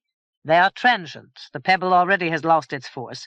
The glamour lingers more lovingly, but tomorrow you may pull all you like at your ear, to no avail. Go now and consult your fractious mother." Madouc approached Twisk, who pretended an interest in the sheen of her silver fingernails. "Mother, I will soon be leaving Thripsy-Sidhe." "A wise decision. I bid you farewell." "First, dear mother, you must tell me more of Sir Pellinore." "As you like," said Twisk without enthusiasm. "The sun is warm. Let us sit in the shade of the beech tree." The two settled themselves cross-legged in the grass. Fairies one by one came to sit around them, that they might hear all that transpired and share in any new sensation. Sir Pom-Pom also came slouching across the meadow to stand leaning against the beech tree, where presently he was joined by Travant. Twisk sat pensively chewing on a blade of grass. "There is little to tell, beyond what you already know. Still, this is what happened." Twisk told the tale in a musing voice, as if she were remembering the events of a bittersweet dream. She admitted that she had been taunting Mangion, mocking his hideous face, and denouncing his crimes, which included a sly tactic of creeping up behind some careless fairy maiden, trapping her in a net, and carrying her off to his dismal manse, where she must serve his evil purposes until she became bedraggled and he tired of her. One day, while Twisk wandered in the forest, Mangion crept up behind her and flung his net, but Twisk skipped clear and fled, pursued at a humping-jumping run by Mangion.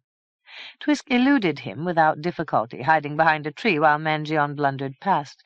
Twisk laughed to herself and started back to Madling Meadow. Along the way she passed through a pretty glade, where she came upon Sir Pellinore sitting by a still pool, watching dragonflies darting back and forth across the water, meanwhile plucking idle chords from his lute. Sir Pellinore carried only a short sword and no shield, but on a branch he had hung a black cloak embroidered with what Twisk took to be his arms, 3 red roses on a blue field.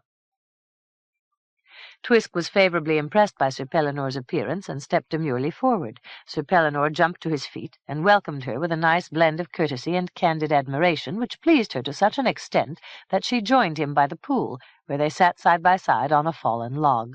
Twisk asked his name and why he ventured so deeply into the forest of Tantravallis. After an instant of hesitation, he said, "You may know me as Sir Pellinore, a wandering knight of Aquitaine in search of romantic adventure."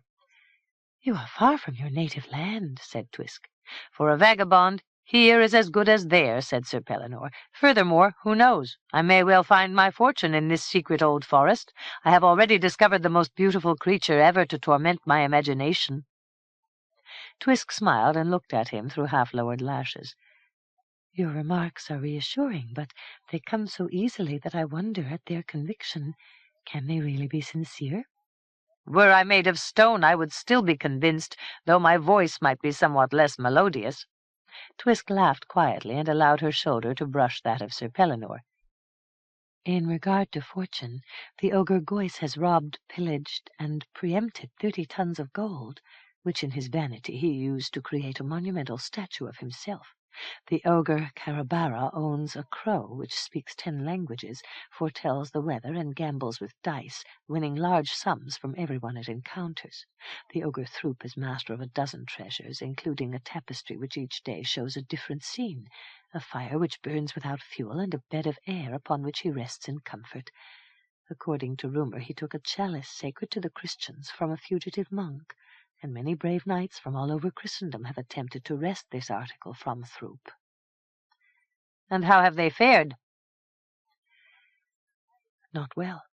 Some challenge Throop to combat. Usually they are killed by a pair of goblin knights. Others who bring gifts are allowed into Castle Doledale, but to what effect? All end up either in Throop's great black soup kettle or in a cage, where they must amuse Throop and all 3 of his heads as they dine. Seek your fortune elsewhere. That is my advice." "I suspect that I have found the most marvellous fortune the world provides here in this very glade," said Sir Pellinore. "That is a graceful sentiment." Sir Pellinore clasped Twisk's slender hand. "I would willingly enhance the occasion were I not in awe of your fairy beauty and also of your fairy magic." "Your fears are absurd," said Twisk. So for a time the two dallied in the glade, at last becoming languid. Twisk tickled Sir Pellinore's ear with a blade of grass. "And when you leave this glade, where will you go?" "Perhaps north, perhaps south. Perhaps I will visit Throop in his den, and avenge his murders, and also divest him of his wealth." Twisk cried out in sadness, "You are both brave and gallant, but you would only share the fate of all the others." "Is there no way to baffle this evil creature?" "You may gain time by a ruse, but in the end he will trick you." "What is the ruse?" Appear before Castle Doledil with a gift. He then must offer you hospitality and return a host gift of the same value. He will offer food and drink, but you must take only what he gives, and no more by so much as a crumb. Or then, with a great roar, he will accuse you of theft, and that will be your doom. Heed my advice, Sir Pellinore. Look elsewhere for both vengeance and fortune. You are persuasive. Sir Pellinore bent to kiss the beautiful face so close to his own, but Twisk, looking over his shoulder, saw the distorted visage of Mangion, the troll, glaring through the foliage. She gave a startled cry and told Sir Pellinore what she had seen, but when he jumped to his feet, sword in hand, Mangion had disappeared. Twisk and Sir Pellinore at last parted. Twisk returned to Thripsy She. As for Sir Pellinore, she could only hope that he had not taken himself to Castle Doledil in accordance with his stated inclination. "That," said Twisk, "is all I know of Sir Pellinore." "But where should I look to find him now?" Twisk gave one of her airy shrugs. "Who knows? Perhaps he set off to vanquish Throop. Perhaps not. Only Throop will know the truth." "Would Throop remember after so long?" "The shields of all his victim knights bedizen the walls of his hall. For recollection, Throop need only look along the ranked escutcheons. But he would tell you nothing unless you told him something of equal consequence in return." Madouc frowned. "Might not he simply seize me and drop me into his soup kettle?" "Indeed, if you made free with his property." Twisk rose to her feet. "My best advice is this. Avoid Castle Doledil. Throop's 3 heads are equally merciless." "Still, I am anxious to learn the fate of Sir Pellinore." "Alas," sighed Twisk, "I can advise you no better. If through obstinate folly you risk the venture, remember what I told Sir Pellinore. First you must win a pair of goblin knights mounted on griffins." "How shall I do this?" Twisk spoke in irritation. "Have I not taught you the tinkle-toe? Apply it at triple force. After you have thwarted the goblins and their nightmare steeds, you may request admission to Castle Doledil. Throop will admit you with pleasure. Greet each of the 3 heads in turn, as they are jealous of their status. On the left is Pism. In the center is Pasm. To the right is Possum. You must mention that you come as a guest, and that you bring a host gift. Thereafter take only what is freely given, and not an iota more. If you obey this rule, Throop is powerless to do you harm, by reason of a spell long ago imposed upon him. If he offers you a grape, do not take the stem. If he allows you a dish of cold porridge, and you discover a weevil in the meal, put it carefully aside, or inquire as to its best disposition. Take no gift for which you cannot make a proper return. If you give your host gift first, he must respond with a gift of equal value. Above all, attempt no theft from Throop, for his eyes see everywhere." Sir Pom-Pom spoke. "Does Throop for a fact hold the Holy Grail in custody?" "Possibly. Many have lost their lives in the quest. So it may be." Trevant put a question. "What host gifts should we bring to Throop to hold his rage in check?" Twisk spoke in surprise. "You, too, intend to risk your life?" "Why not? Is it unthinkable that Throop keeps my lost youth locked away in his great chest along with his other valuables?" "It is not unthinkable, but not probable either," said Twisk. "No matter. I will search where I can. The most likely places first." Twisk asked, half mocking, "And what of equal value will you offer Throop in return?" Trevant considered. "What I seek is beyond value. I must ponder carefully." Sir Pom-Pom asked, "What can I offer Throop that he might part with the Holy Grail?" The fairies who had come to listen had lost interest, and one by one had wandered away, until only 3 implets remained. After whispering together, they had become convulsed with mirth. Twisk turned to chide them. "Why, suddenly, are you so merry?" One of the implets ran forward, and half giggling, half whispering, spoke into her ear, and Twisk herself began to smile. She looked across the meadow. King Throbius and Queen Bossum still discussed the forthcoming banquet with their high officials. Twisk gave the implet instructions. All 3 scuttled around to the back of the castle. Twisk, meanwhile, instructed both Trevant and Madouc in regard to the host gifts which they must offer Throop. The implets returned, again by a devious route, now carrying a bundle wrapped in a tatter of purple silk. They came stealthily, keeping to the shadows of the forest, where they called to Twisk in soft voices, "Come, come, come!" Twisk spoke to the adventurers. "Let us move into a secluded place. King Throbius is extremely generous, most especially when he knows nothing of his given gifts." Secure from observation, Twisk unwrapped the parcel, revealing a golden vessel studded with carnelians and opals. 3 spouts projected from the top, pointing in 3 directions. "This is a vessel of great utility," said Twisk. "The first spout pours mead, the second crisp ale, and the third wine of good quality. The vessel has an unexpected adjunct to prevent unauthorized use. When this onyx bead is pressed, the yield of all 3 spouts alters for the worse. The mead becomes a vile and vicious swill, the ale would seem to be brewed from mouse droppings, the wine has become a vinous acid, mingled with tincture of blister beetles. To restore goodness to the drink, one must touch this garnet bead, and all is well. If the garnet bead is pressed during normal use, the 3 tipples take on a double excellence. The mead, so it is said, becomes a nectar of flowers saturated with sunlight. The ale takes on grandeur, while the wine is like the fabled elixir of life." Madouc inspected the vessel with awe. "And if one were to press the garnet bead twice?" "No one dares to contemplate these levels of perfection. They are reserved for the sublime entities." "And what if the onyx bead were pressed twice?" "Dark ichor of mephilim, crocodile, and cadaverine. These are the fluids yielded by the spouts." "And thrice?" suggested Sir Pompom. Twisk made an impatient motion. "Such details need not concern us. Throop will covet the vessel, and it will become your host gift. I can do no more save urge you to travel south rather than north to Castle Doledil. And now the afternoon is on the wane." Twisk kissed Madouc and said, "You may keep the pink and white kerchief. It will provide you shelter. If you live, perhaps we shall meet again." 2. Madouc and Travant wrapped the golden vessel in the purple silk cloth and slung it over Sir Pompom's sturdy shoulders. With no more ado, they circled Madling Meadow and set off up Womble Way. On this pleasant afternoon there were comings and goings along the road. The 3 had travelled only a mile when, from far ahead, sounded the shrilling of fairy trumpets, growing ever louder and more brilliant. Down the road came dashing a cavalcade of 6 fairy riders, wearing costumes of black silk and helmets of complex design. They rode black chargers of a strange sort, deep-chested, running low to the ground on taloned legs, their heads like black sheep-skulls with flaring green eyes. Pell-mell the 6 fairy knights rode past, hunching low, black capes flapping, pale faces sardonic. The pounding of flailing feet receded, the shrilling of horns faded in the distance. The 3 wayfarers resumed their journey to the north. Travant stopped short, then ran to peer into the forest. After a moment he turned away, shaking his head. "Sometimes I think it follows me close at hand, whether from loneliness or a necessity which I cannot understand.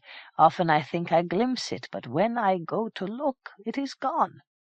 Madouc peered into the forest. "I could keep a better watch if I knew what to look for." "It is now a bit soiled and somewhat tatterdemalion," said Travant. "Still, all taken with all, I would find it useful, and a fine thing to own." "We will keep a sharp lookout," said Madouc, and added pensively, "I hope that I do not lose my youth in the same way." Travant shook his head. "Never. You are far more responsible than I was at your age." Madouc gave a sad laugh. "That is not my reputation. I also worry about Sir Pompom. He is heavier of mood than a boy his age should be. Perhaps it comes of working too long in the stables." "So it may be," said Travant. "The future will surely be full of surprises. Who knows what we might find should Throop throw open his great coffer?" "Hardly likely, even though Sir Pompom brings a fine host gift." "My gift is less ostentatious in its value, though Twisk insisted that it is quite suitable." "Mine is little better," said Madouc. She pointed to Sir Pompom 20 yards ahead. "Notice how alert Sir Pompom has become. What could have aroused his interest?" The object in question came into view. A sylph of superlative beauty riding sidewise on a white unicorn, one knee folded, one slim leg negligently dangling. She wore only the golden strands of her long hair, and guided the unicorn by little tugs on its mane. The two made a striking picture, and Sir Pompom, for one, was favourably impressed. The sylph halted her white steed, and inspected the three travellers with wide-eyed curiosity. "I bid you good afternoon," she said. "Where are you bound?" "We are vagabonds, and each of us follows a dream," said Trevant. "At the moment our quests take us toward Castle Doldil." The sylph smiled a soft smile. "What you find may not be what you seek." "We will carefully exchange courtesies with Sir Throup," said Trevant. "Each of us brings a valuable host gift, and we expect a jovial welcome." The sylph gave her head a dubious shake. "I have heard wails, groans, screams, and plaintive moans from Castle Doldil, but never yet a jovial call." "Sir Throup's nature is perhaps over-serious," said Trevant. "Sir Throup's nature is grim, and his hospitality is precarious. Still, you undoubtedly know your own affairs best. Now I must ride on. The banquet starts when the fireflies come out, and I would not be late for the merriment." She twitched at the unicorn's mane. "One moment!" cried Sir Pompom. "Must you go so soon?" The sylph tugged at the mane, the unicorn bowed its head and pawed at the ground. "What is your need?" Madouc spoke. "It is no great matter. Sir Pompom admires the play of light in your long golden hair." Sir Pompom compressed his lips. "I might trade Holy Grail and all to ride with you to Thripsy She." Madouc spoke curtly. "Control your admiration, Sir Pompom. This lady has better things to think about than your cold hands groping at her chest all the way to Madling Meadow." The sylph broke into a happy laugh. "I must hurry. Goodbye, goodbye, for I know I shall never see you again." She twitched at the white mane, and the unicorn paced off down Womble Way. "Come, Sir Pompom," said Madouc, "you need not stare quite so earnestly down the road." Trevant said gravely, "Sir Pompom is admiring the unicorn's fine white tail." "Humph," said Madouc. Sir Pompom explained his interest. "I only wondered how she keeps warm when the breeze blows cold and damp." "For a fact," said Trevant, "I wondered much the same." "I looked closely," said Sir Pompom. "I saw no trace of goose pimples." "The topic lacks interest," said Madouc. "Shall we proceed?" The three continued up Womble Way. When the sun dropped behind the trees, Madouc selected an open area a few yards away from the road, placed down the pink and white kerchief, and at the call of Oroysus raised the pink and white striped pavilion. The three entered, to discover, as before, 3 soft beds, a table laden with fine food, 4 bronze pedestals supporting 4 lamps.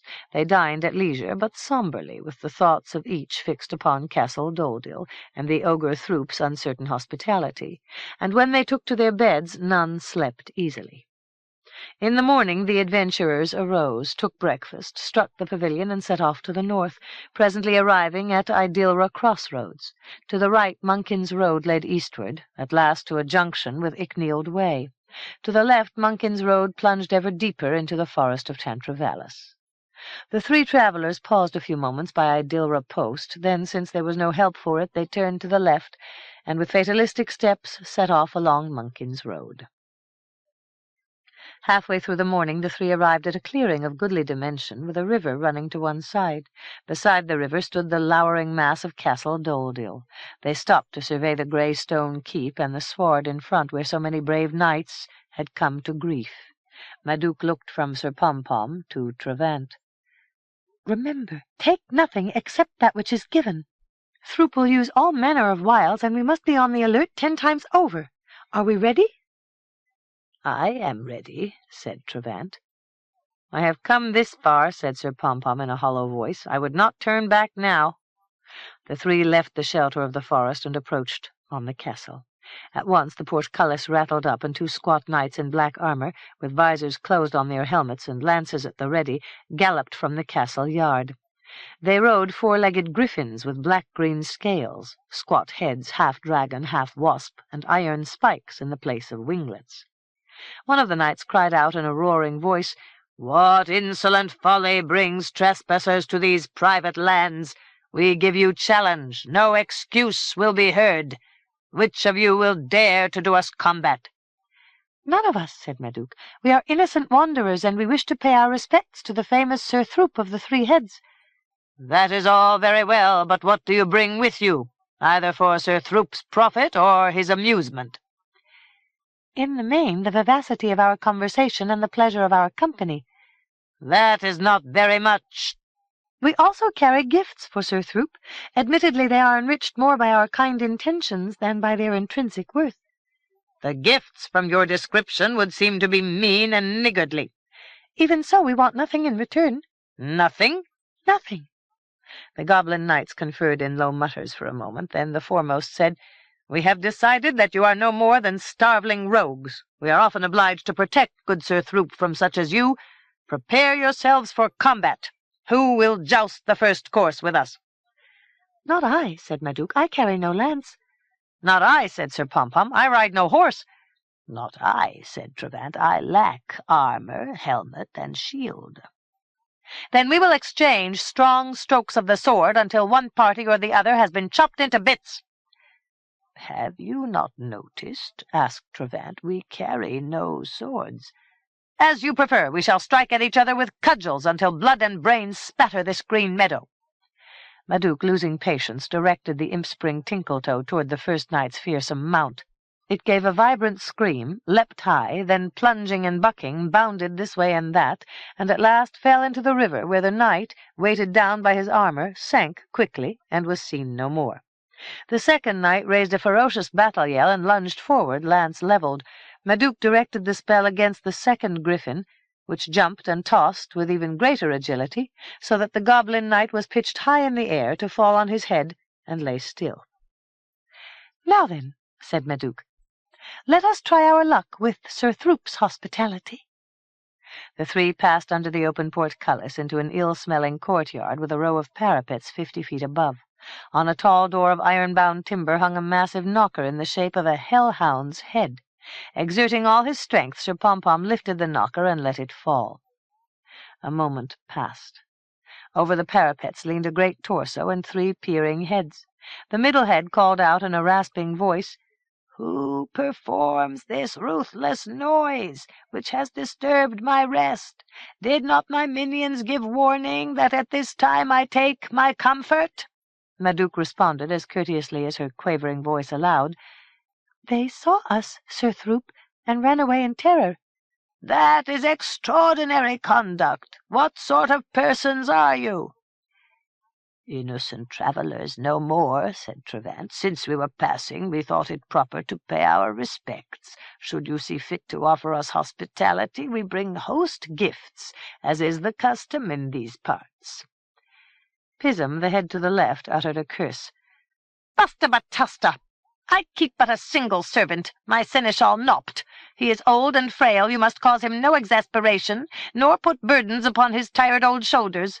Nor may you pilfer my valuable goods, at risk of my extreme displeasure." "Have no fear on that score," declared Trevant. "We are as honest as the day is long."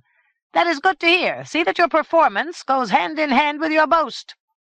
The heads drew back from the parapet. A moment later a great booming voice was raised in harsh command. "Nopt! Where are you? Ah, you torpid old viper, where do you hide? Show yourself on the instant, or prepare for a purple beating." "I am here," cried a voice, "ready as always to serve." "Babatasta! Open the portal, admit the guests who wait without. Then go dig turnips for the great black kettle." "Shall I also cut leeks, your honour?" "Cut leeks by the score. They will make a tasty relish for the soup. First, admit the guests." A moment later the tall portal swung ajar with a creaking and groaning of the hinges. In the opening stood Nopt, the seneschal, a creature mingled of troll, human man, and perhaps Wefkin. In stature he exceeded Sir Pompom by an inch, though his corpulent torso surpassed that of Sir Pompom by double. Grey fustian breeches clung tight to his thin legs and knobby knees.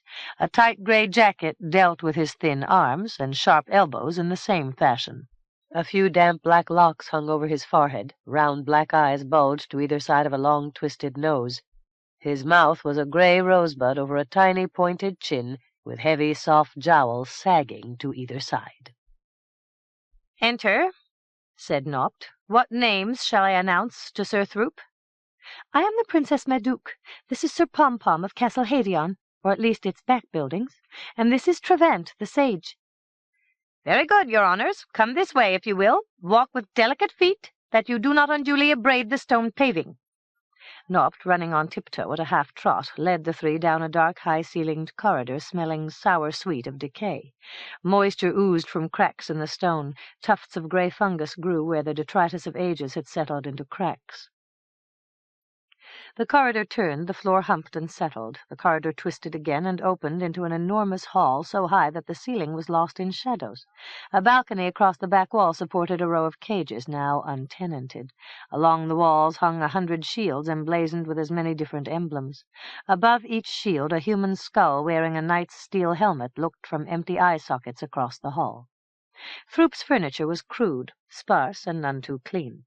A table of massive oak timbers stood in front of the fireplace, where burned a fire of 8 logs. The table was flanked by a dozen chairs, and another 3 times ordinary size at the head. Nopt led the three into the center of the hall, then, hopping about on his thin legs, signaled the group to a halt.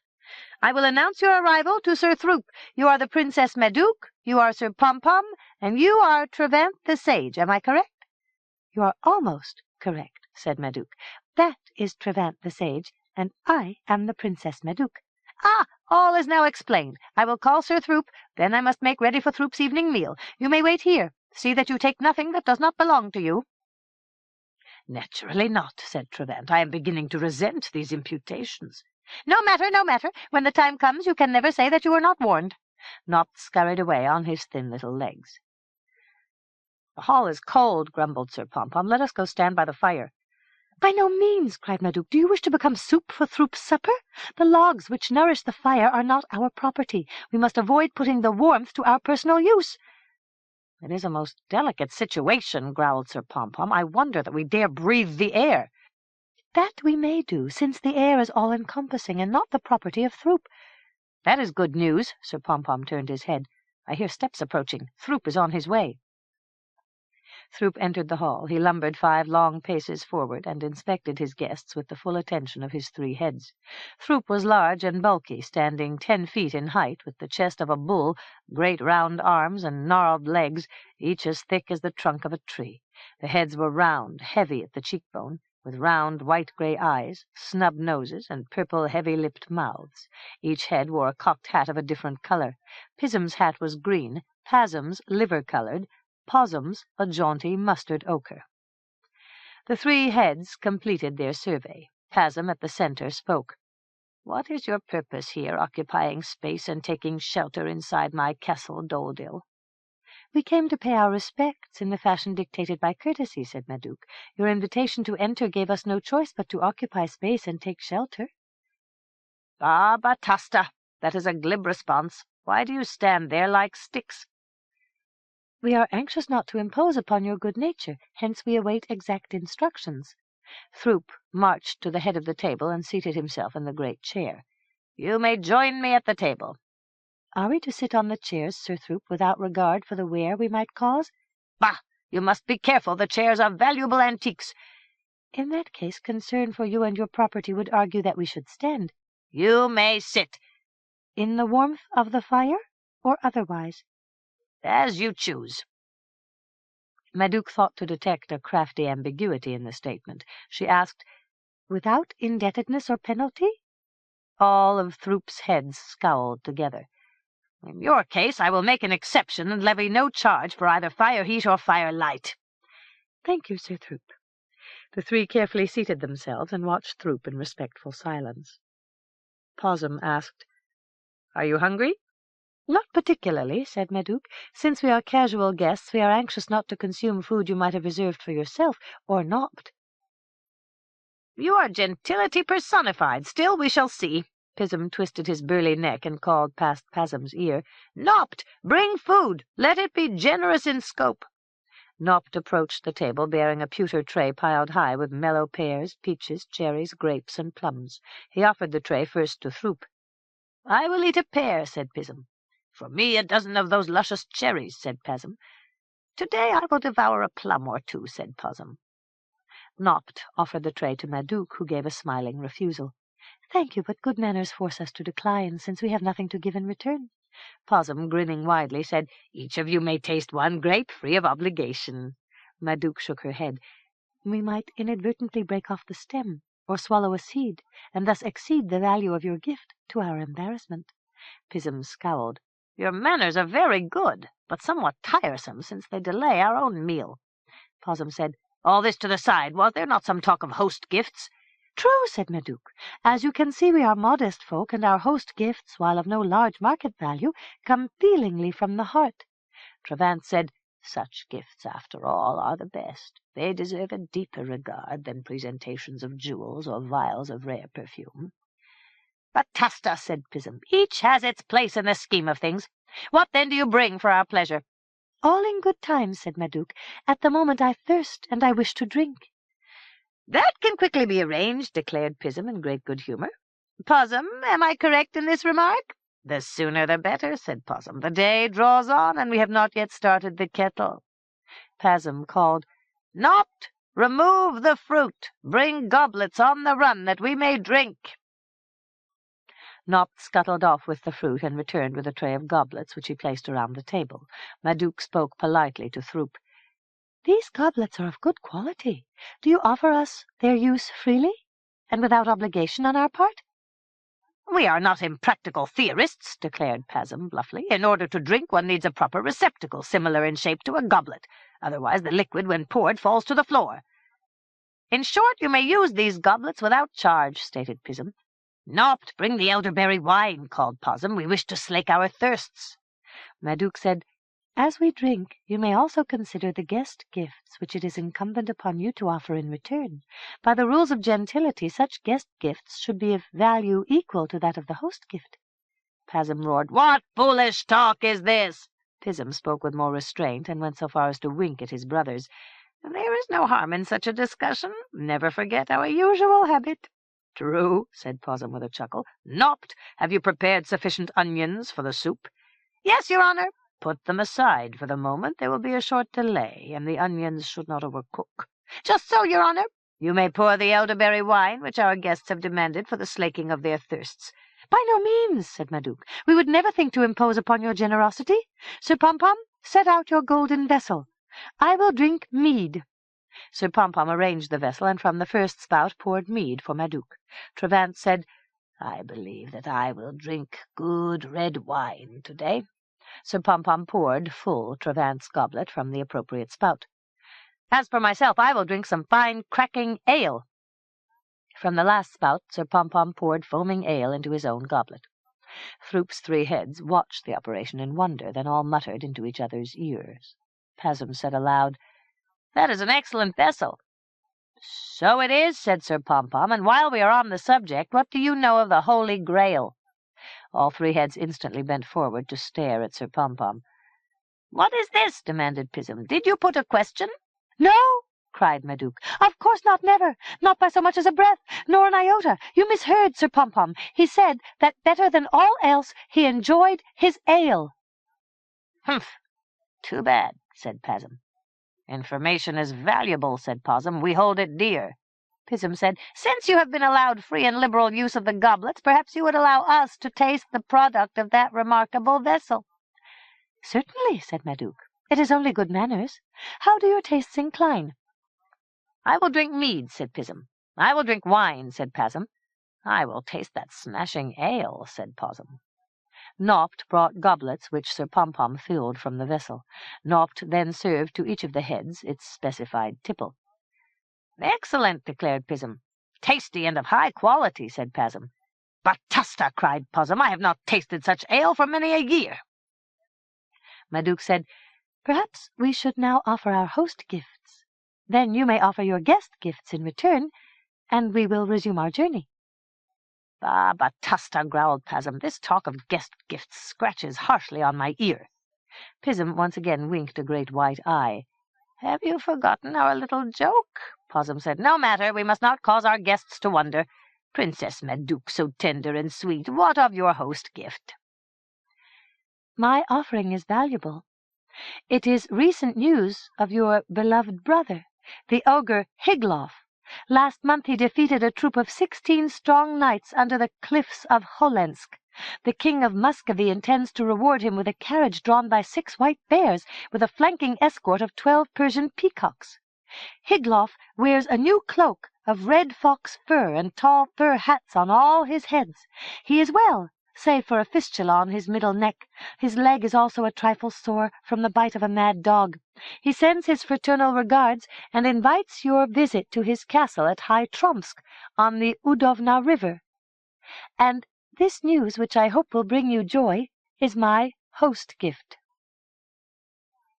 All 3 heads blinked and sniffed in disparagement. "Ah, bah," said Possum. "The gift is of little value. I do not care a fig whether Higloff's leg hurts or not, nor do I envy him his bears." "I have done my best," said Madouc. "What of my guest gift?" "It shall be an item of equal worth, and not an owl's whisker more." "As you like. You might give me news of my friend Sir Pellinore of Aquitaine, who passed this way some years ago." "Sir Pellinore of Aquitaine?" The 3 heads ruminated and consulted among themselves. "Pism, do you recall Sir Pellinore? I am confusing him with Sir Pridalot from Lombardy, who was so very tough. Possum, what of you?" "I do not place the name. What were his arms?" 3 red roses on a blue field." "I recall neither the name nor the arms. Many, if not most, or even all, of the visitors to Castle Doledil lack all morality and think either to steal or commit acts of treachery. These criminals are one and all punished and boiled into a nourishing soup, which is in most cases the most notable achievement of their otherwise futile lives. Their arms hang along the walls. Look, freely and without obligation.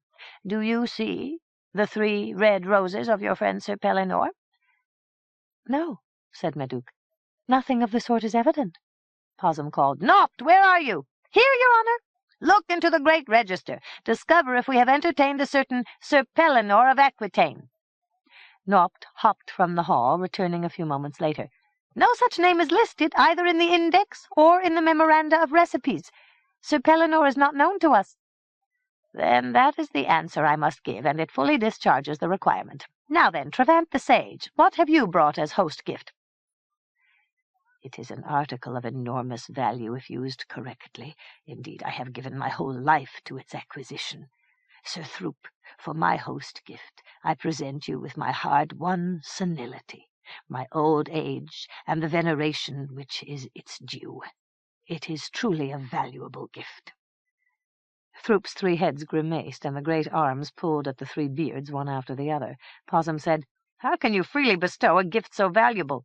"I do so out of regard for you, my host, in the hope that it brings you the same profit it has brought me. As for my guest gift, you can restore to me the callow and insipid condition of youth, since I lost my own somewhere along the way. If by chance my lost youth is stored in one of your attics, I will once again take it in charge, and it will serve well enough." Pism called out, "Nopt, hither." "Yes, Your Honor." "You heard Trevant's requirements. Do we keep anything of that description stored among the castle lumber?" "I am not certain, sir." Throop turned his 3 heads back upon Trevant. "In that case you must keep your gift of senility, since I can make no responsive guest gift, and that shall be an end to the transaction. Now then, Sir Pom-Pom, what have you to offer?" "In truth, I have nothing whatever, save only my golden vessel." Possum said quickly, "You need not apologize. That should be adequate." "I agree," said Possum. "It is a gift of great utility, unlike the more abstract gifts of the Princess Madouc and Trevant the Sage." "There is a single difficulty," said Sir Pom-Pom. "I would no longer have a utensil from which to drink. If you were able to provide me a suitable replacement, just some ordinary or even antique chalice of 2 handles, and I would prefer a blue color, then I might well use the vessel as a host gift." Pism called, "Nopt, where do you keep yourself? Are you asleep by the stove? You must do better in the future, or it shall be the worse for you." "As always, I do my best, Your Honor." "Attend me. Sir Pom-Pom needs a utensil from which to drink. Provide him with an article to his taste." "Very good, Your Honor. Sir Pom-Pom, what are your needs?" "Oh, just some rough old chalice of 2 handles, pale blue in color." "I will inspect the closet, and perhaps I can discover a vessel to your taste." Nopt ran off, and presently returned with a number of cups, mugs, and a chalice or 2. None suited Sir Pom-Pom. Some were too wide, others too narrow, some too heavy, others an unsuitable color. Nopt ran back and forth until the table was covered with drinking utensils. Throop became testy. Possum acted as spokesman. "Surely, Sir Pom-Pom, among this assortment is a vessel to meet your needs." "Not really. This one is too big. This one is too squat. This one is bedizened with unsuitable decorations." "But, Tuster, but you are fastidious in your drinking. We have no others to show you." "I might even accept something in the Irish style," suggested Sir Pom-Pom. "Ah!" cried Nopt. "Remember that strange old chalice we took long ago from the Irish monk? Perhaps that might be in Sir Pom-Pom's style." "Just conceivably," said Sir Pom-Pom. "Fetch it here and let me see it." "I wonder where I stored the old piece," mused Nopt. "I believe it is in the cupboard beside the entrance to the dungeons." Nopt ran off to return with a dusty old double-handled cup of fair size, pale blue in colour. Madouc noticed that the rim was marred by a small, chipped place, and that it otherwise resembled the drawing she had seen in the library at Hadeon. She said, "If I were you, Sir Pom-Pom, I would accept this old cup, and not dither any longer, even though it is old and chipped and of no value whatever." Sir Pom-Pom took the chalice in trembling hands. "I suppose it will serve me well enough." "Good," said Pasm. "This affair of gifts and giving is now at an end, and we must take up other matters." Possum called to Nopt. "Have you prepared a bill of damages?" "Not yet, Your Honour. You must include charges for the time we have wasted with the Princess Madouc and Trevant the Sage. Sir Pom-Pom brought an article of value. Both Madouc and Trevant tried to befuddle us with talk and nonsense. They must pay the penalty for their deceit." Possum said, "Put the onions into the pot and prepare the kitchen for our work." Madouc licked her lips nervously and spoke in a faltering voice. "You cannot be planning what I suspect you are planning." "Ha, Batasta!" declared Pism. "Your suspicions may not fall short of the truth." "But we are your guests." "And no less savory for all of that, especially with our special seasoning of ramp and horseradish." Pasm said, "Before we proceed with our work, perhaps we should enjoy a draught or two from our golden vessel of plenty." "A good idea," said Possum. Sir Pom-Pom rose to his feet. "I will demonstrate the best method of pouring. Nopt, bring tankards of large size. Pism, Pasm, and Possum wish to drink deep of the stuff they love the best." "Just so," said Pasm. "Nopt, bring out the great pewter tankards that we may enjoy our draughts." "Yes, Your Honour." Sir Pom-Pom busied himself at the golden vessel. "What, then, will each drink?" Pism said. "I will take mead in plenitude." Pasm said, "As before, I will drink red wine in copious flow." Possum said, "I crave more of that walloping ale, and let it not all be foam in the tankard." Sir Pom-Pom poured from the 3 spouts, and Nopt carried the tankards to Throop of the 3 heads. "I bid you raise your tankards high and drink deep. An amplitude remains in the vessel." "Ha ha, Batasta!" cried Pasm. "One and all, drink deep!" Throop's 2 hands raised the 3 tankards and poured the contents down the throats of Pism, Pasm, and Possum all together. 3 seconds passed. Pism's great round face turned bright red, and his eyes bulged 3 inches from his head, while his teeth clattered to the floor. Pasm's countenance seemed to vibrate and turn upside down. Possum's face became as black as coal, and red flames darted from his eyes. Throop rose to his feet, to stand swaying. Within his great belly sounded first a rumble, then a muffled explosion, and Throop fell over backward in a tumble of unrelated parts. Trevant stepped forward, and taking up Throop's massive sword, hacked the 3 heads free of the body. "Nopt, where are you?" "Here, sir." "Take up these 3 heads and throw them into the fire at this instant, that they may be destroyed." "As you say, sir." Nopt carried the heads to the fireplace and thrust them into the heart of the flames. "Watch to make sure that they are utterly consumed," said Trevant. "Now then, are prisoners pent in the dungeons?" "No, your lordship. Throop ate them all, every one." "In that case, there is nothing to delay our going." "To the contrary," said Madouc in a faint voice. "Sir Pom-Pom, you evidently pushed the onyx bead not once, but twice?" "Not twice," said Sir Pom-Pom. "I pushed it a full 5 times, and once more for good measure. I notice that the vessel has collapsed into corroded fragments." "It has served its purpose well," said Madouc. "Nopt, we spare you your horrid little life, but you must alter your ways." "With pleasure and gratitude, your ladyship." "Henceforth you must devote your time to good works and a kindly hospitality toward wayfarers." "Just so! How glorious to be free of my thraldom!" "Nothing more detains us," said Madouc. "Sir Pompom has found the object of his quest. I have learned that Sir Pellinore exists elsewhere. Travant is assured that his lost youth is not immured among the oddments and forgotten curios of Castle Doldil." "It is something, but not much," sighed Travant. "I must continue my search elsewhere." "Come," said Madouc, "on this instant let us depart. I am sickened by the air." 3. The three travellers departed Castle Doldil at their best speed, giving a wide berth to the corpse of the goblin knight with the broken neck. They marched westward in silence along Monkin's Road, which according to Nopt would presently join the great north-south road, and many glances were turned backward, as if in expectation of something terrible coming in pursuit. But the way remained placid, and the only sounds to be heard were of birds in the forest. The three walked on, mile after mile, each preoccupied with his own concerns. At last Madouc spoke to Travant. "I have derived some benefit, so I suppose, from this awful occasion. I can at the very least give a name to my father, and it would seem that he is alive. Therefore I have not quested in vain.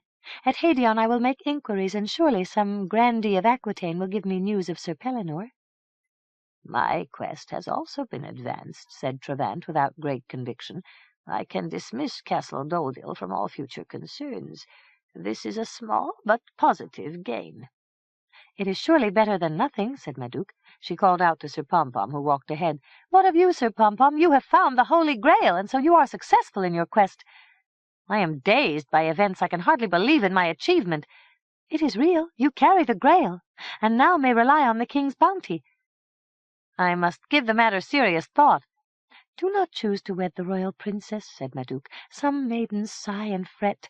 She uses both Sisselway and Tinkletoe with no remorse whatever." "I have already made a decision on that score," said Sir Pompom shortly. "I want no spouse so wilful and reckless as the royal princess." Travant said, smiling, "Perhaps Madouc might become meek and submissive once she was married." "I, for one, would not take such a risk," said Sir Pompom. "Perhaps I shall marry Devinette, who is very pretty and remarkably dainty, though a trifle sharp of tongue.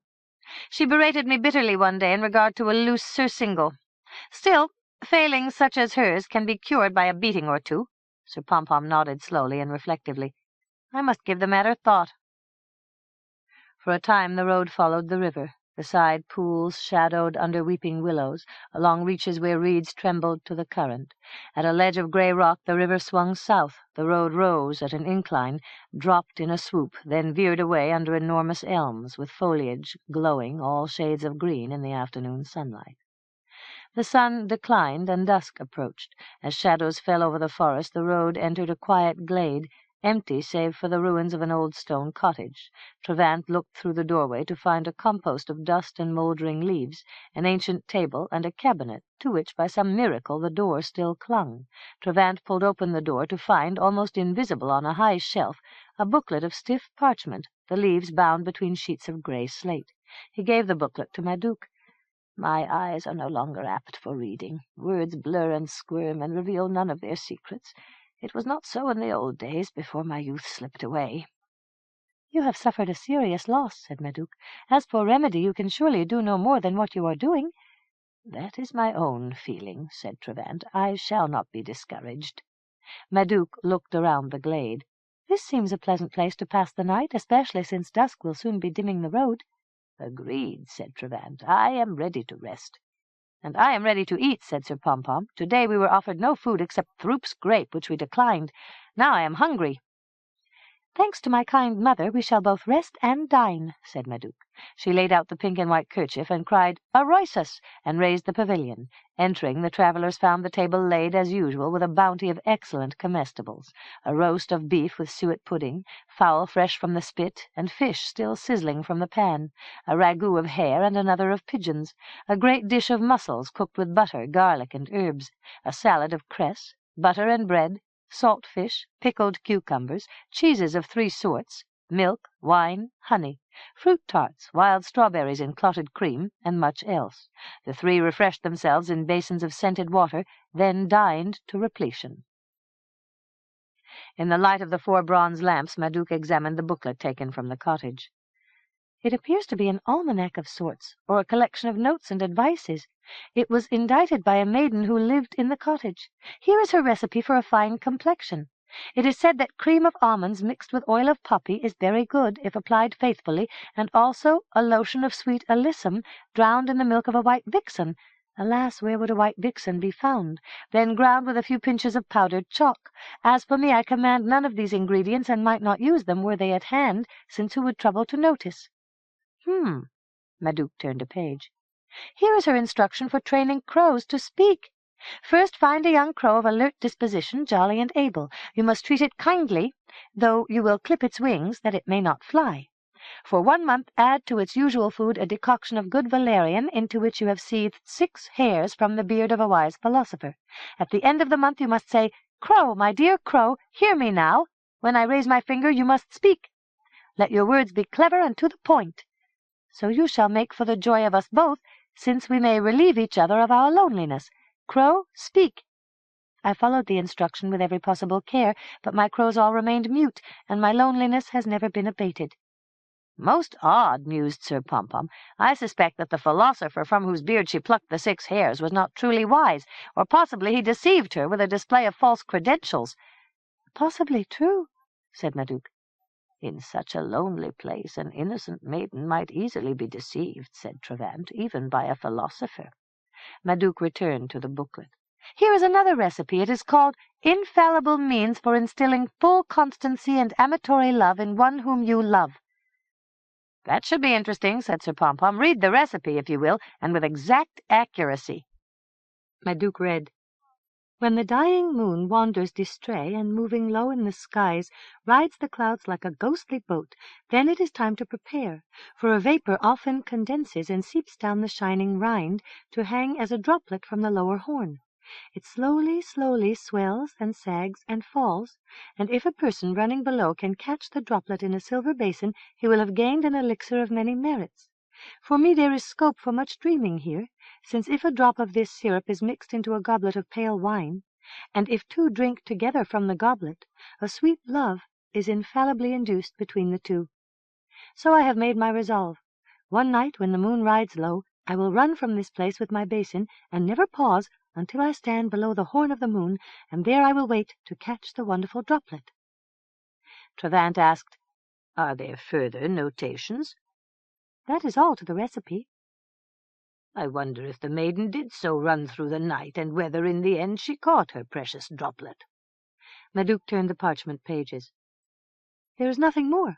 The rain has blurred what remains. Sir Pompom rubbed his chin. He glanced toward the sacred chalice where it reposed on a cushion. Then he rose to his feet, and going to the front of the pavilion, looked out across the glade. After a moment he returned to the table. Trevant asked, How goes the night, Sir Pompom? The moon is near the full, and the sky is clear. Aha! Then there will be no seepage of moon syrup tonight. Madouc asked Sir Pompom, Were you planning to run through the forest carrying a basin at the ready? Sir Pompom responded with dignity, Why not? A drop or 2 of the moon elixir might some day come in useful. He turned a quick glance toward Madouc. I am still uncertain as to the boon I will ask. I thought that you had decided to become a baron and wed Devinette. Espousing a royal princess might be more prestigious, if you take my meaning. Madouc laughed. I take your meaning, Sir Pompom, and henceforth I will be wary of your pale wine, though you offer it by the gallon on your bended knee. Bah! Muttered Sir Pompom. You are absolutely unreasonable. No doubt, sighed Madouc. You must make do with Devinette. I will think on the matter. In the morning the 3 continued along Monkins Road, under great trees which filtered the morning sunlight. They travelled an hour when suddenly Trevant gave a startled cry. Madouc turned to find him staring into the forest. I saw it, cried Trevant. I am sure of it. Look yonder. See for yourself. He pointed, and Madouc thought to see a flash of movement under the trees. Trevant cried out, Hold! Do not go away! It is I, Trevant! He raced off into the forest, shouting, Do not flee from me now! I see you plain! Will you not slow your pace? Why are you so fleet of foot? Madouc and Sir Pompom followed for a space, then stopped to listen, hoping that Trevant would return, but the cries grew fainter and ever fainter, and at last could be heard no more. The 2 returned slowly to the road, pausing often to look and listen, but the forest had become still. In the road they waited an hour, walking slowly back and forth, but at last they reluctantly set off into the west. At noon they arrived at the great north-south road. The two turned south, Sir Pom-Pom as usual in the lead. Finally Sir Pom-Pom halted in exasperation and looked over his shoulder. "I have had enough forest. The open country lies ahead. Why do you tarry and loiter?" "It happens without my knowing," said Madouc. "The reason, I suppose, is this.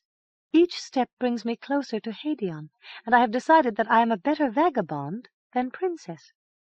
Sir Pom-Pom gave a scornful grunt. "As for me, I am bored with this constant trudging through the dust. The roads never end. They simply join into another road, so that a wanderer never comes to his journey's end." "That is the nature of the vagabond." "Bah! It is not for me. The scenery shifts with every 10 steps. Before one can start to enjoy the view, it is gone." Madouc sighed. "I understand your impatience. It is reasonable. You want to present the Holy Grail to the Church and win grand honours for yourself." "The honours need not be so grand," said Sir Pom-Pom. "I would like the rank of baron or knight, a small estate with a manor house, stables, barn, sty, stock, poultry and hives, a patch of quiet woodland, and a stream of good fishing." "So it may be," said Madouc. "As for me, if I did not want Spargoy the chief herald to identify Sir Pellinore, I might not go back to Hadion at all." "That is folly," said Sir Pom-Pom. "So it may be," said Madouc once again. "In any event, since we have decided to return, let us not delay." 4. At Old Street, Madouc and Sir Pom-Pom turned west until they arrived at the village Frogmarsh and the road south, sometimes known as the Lower Way, which led to Lioness Town. During the afternoon, clouds began to loom in the west. Toward evening, trails of rain brushed the landscape.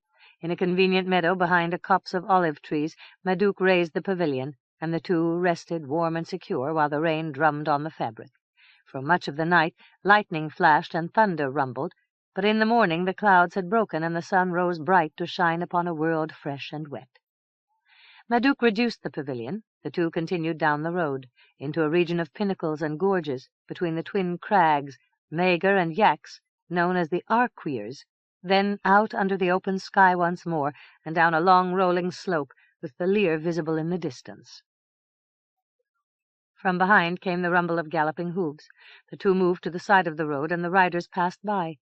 3 rakehelly young noblemen, with 3 equerries riding at their backs.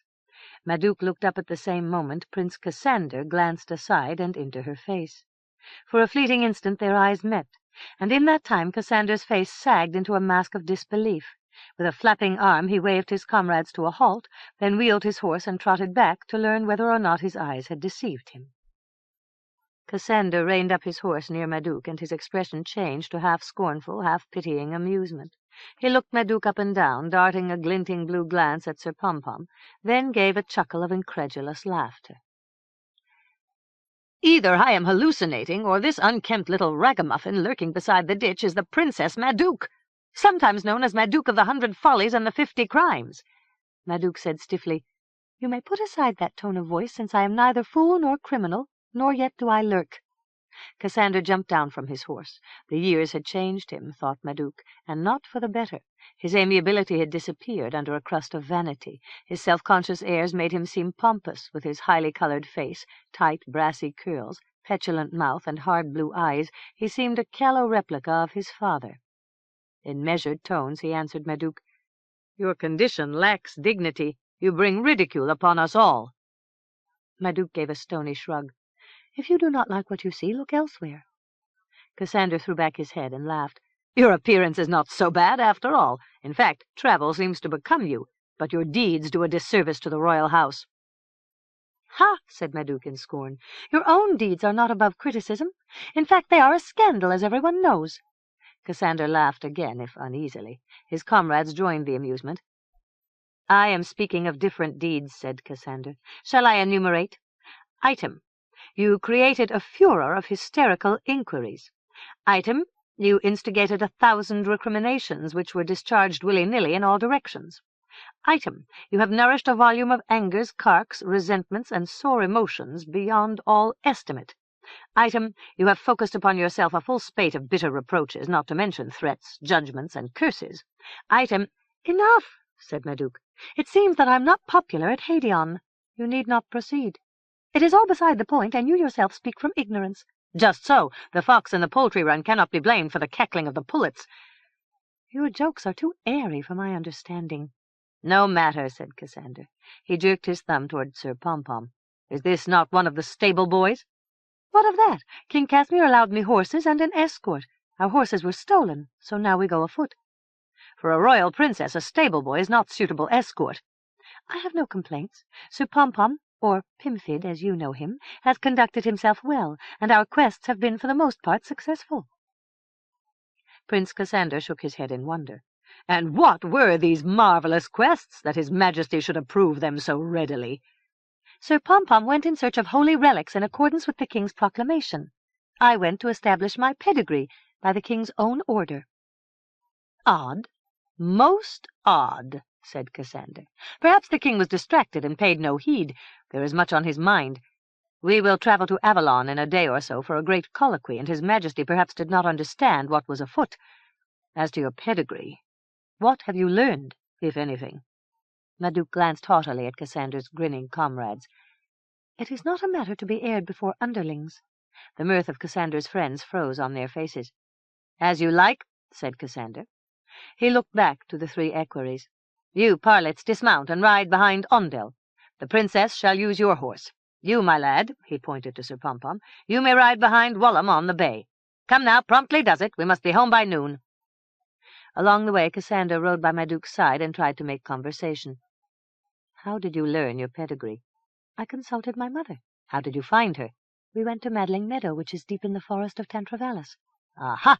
Is that not dangerous? Extremely, if one is careless. Humph! And did you encounter such dangers? We did, for a fact. And how did you evade them? My mother has taught me a few trifles of fairy magic. Tell me about this magic. She does not like me to discuss such things. Still, sometime I will tell you of our adventures. I am not in the mood to do so now. Cassander spoke austerely. You are a strange little creature. I wonder what will become of you. Often I wonder the same. Ha! Bah!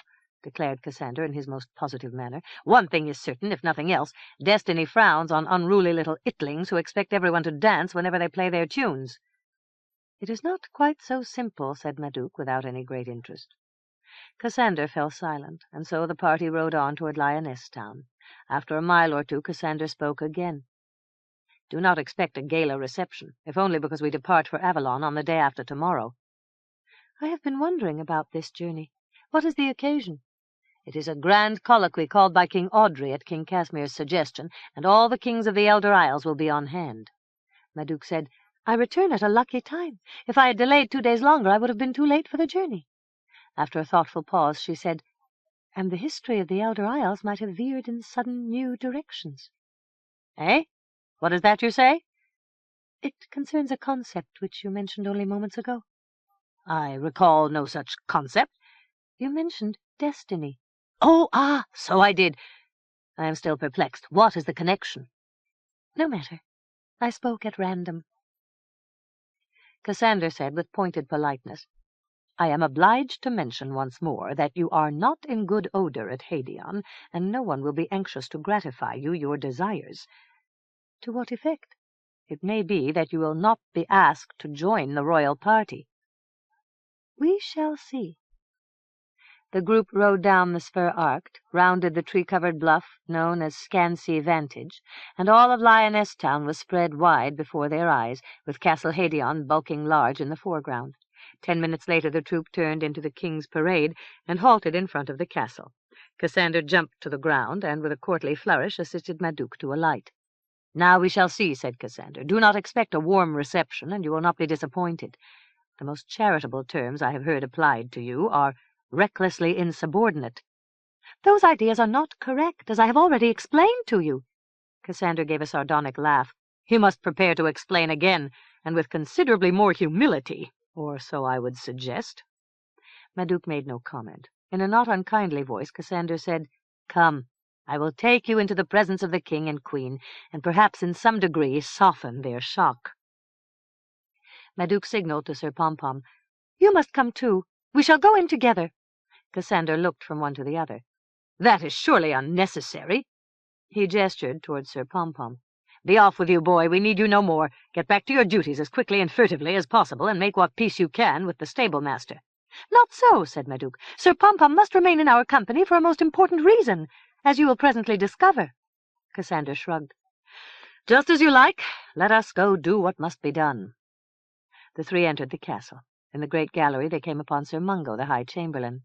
Cassandra asked, "Where are the king and queen to be found?" "You will find them in the green parlour, your highness. They have just finished their repast, and now sit over cheese and wine." "Thank you, good Sir Mungo." Cassandra led the way to the green parlour, only to discover that King Casimir's place was empty. Queen Solace sat with three of her favourites, all nibbling grapes from a wide wicker basket. Cassandra stepped forward and bowed politely, first to the queen, then to the other ladies, and the conversation stopped short. Cassandra asked, "Where, may I ask, is His Highness the King?" Queen Solace, still unaware of Madouc's presence, said, "He has gone early to his seat of judgment, that he may perform his necessary acts of justice before we leave for Avalon."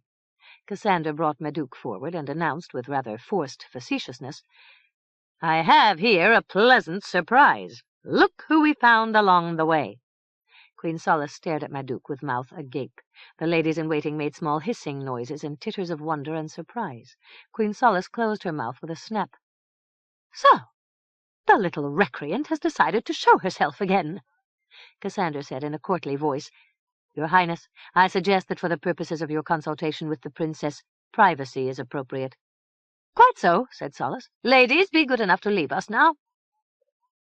The ladies, with covert glances of curiosity toward Madouc and veiled annoyance for Cassandra, departed the chamber. Queen Solace again turned her gaze upon Madouc. "Now then, perhaps you will explain your truancy. It has been the source of our great concern. Tell us, where have you been hiding?" "With all respect, your Highness, I must state that you have been misinformed. I have not been hiding, nor have I performed any mischiefs. Indeed, I set forth on a quest which was sanctioned by His Majesty the King, and I was expelled from your presence and from Hadeon by your own words." Queen Solace blinked. "I remember none of this. You are formulating spiteful tales. The king was as nonplussed as I." "Surely he will remember the circumstances. At his behest I went to learn the identity of my father and the condition of my pedigree. I have acted only within the scope allowed me by your Majesties." Solace's face became mulish. "It is possible that one or the other made an absent-minded remark which you chose to twist to fit your own wishes. I deplore such tactics." "I am sorry to hear this, your Majesty, especially since these tactics have worked to your great benefit." Once again Queen Solace stared in wonder. "Do I hear you aright?" "Indeed you do, your Highness. Prepare yourself for an announcement which will stupefy you with joy." "Ha!" said Solace sourly. "I cannot say that I am hopeful on this account." Prince Cassander, standing to the side and smiling in lofty amusement, said, "We are listening with keen attention. Announce away." Madouc brought Sir Pompom forward. "Your Highness, allow me to introduce Pimfid, whom I have dubbed Sir Pompom by reason of his bravery in my service. Sir Pompom served as my loyal escort, and also went questing on your behalf. At Thripsy-Shee we heard mention of the Holy Grail, and immediately became attentive." Queen Solace jerked herself erect. "What? Can it be so? Say on, and quickly. You speak the dearest words my ear could hear. Was the information at all circumstantial? Tell me in exact terms what you learned." "We heard a rumour that the Grail was guarded by the ogre Throop of the Three Heads, and that 100 brave knights had died in the attempt to liberate it." "And where is it now? Speak! Tell me at once. I am beside myself with excitement." "Just so, your Highness. Throop immured the Grail in a closet of his castle Doldil, deep within the forest of Tantravallis." "That is absolutely important news. We must assemble an army of goodly knights and march on an expedition of succour. Cassander, go this instant to inform His Highness the King. All else is trivial." "Hear me out, your Highness," cried Madouc. "I am not yet done.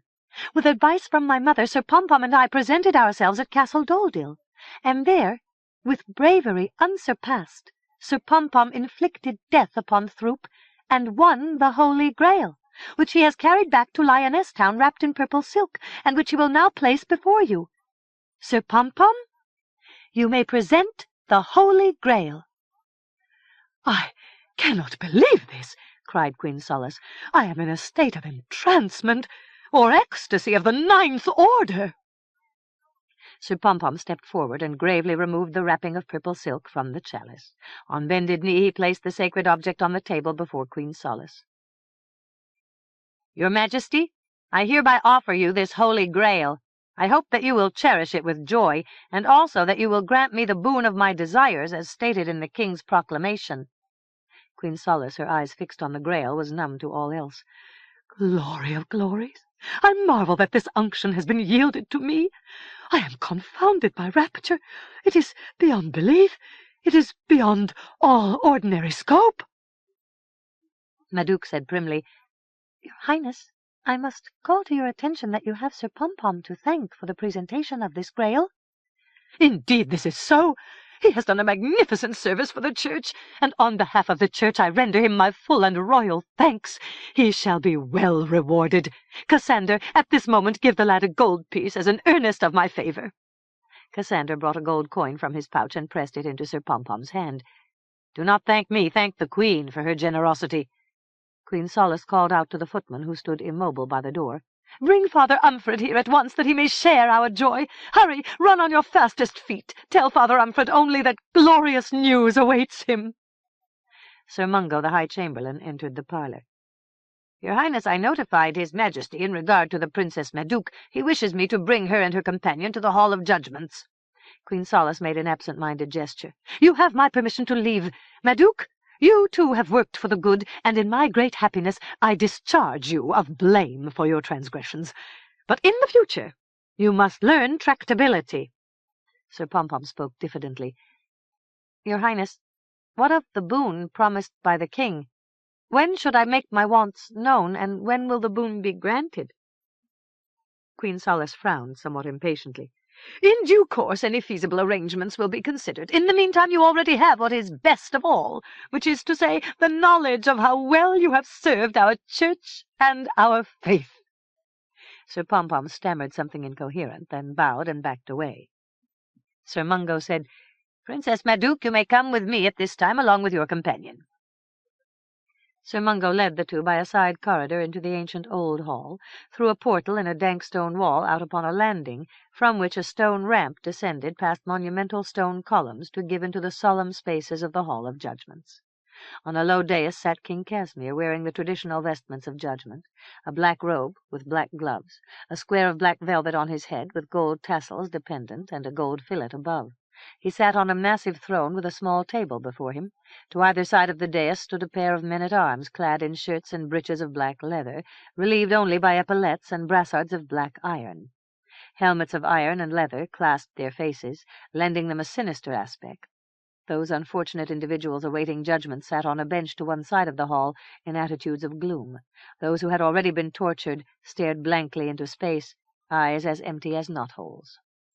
Sir Mungo brought Madouc and Sir Pom-Pom before the king. "Your Highness, I bring you the Princess Madouc and her companion, as you have requested." King Casimir leaned back in his throne and, frowning, considered the two. Madouc curtsied primly. "I trust your Majesty enjoys good health." King Casimir's face altered by not so much as a quiver. At last he spoke. "It seems that Prince Cassander surprised you beside the road. Where have you been? And what has been your mischief, to the disgrace of the royal house?" Madouc spoke haughtily. "Your Majesty has been shamefully misinformed. Far from being surprised by Prince Cassander, we were returning at best speed to Lioness Town. Prince Cassander and his friends overtook us along the way. We neither lurked, skulked, hid, fled, nor in any way compromised our dignity. As for mischief and disgrace, your Majesty again has been victimized by misinformation, since I did no more than obey your instructions." King Casimir leaned forward, the pink rising in his already florid face. "I instructed you to skite off into the wilderness, taking neither proper escort nor proper protection?" "Just so, your Majesty. You ordered me to discover my pedigree as best I could, and not to trouble you with the details." King Casimir slowly swung his head so as to stare at Sir Pom-Pom. "You are the stable-boy who supplied the horses?" "Yes, your Majesty."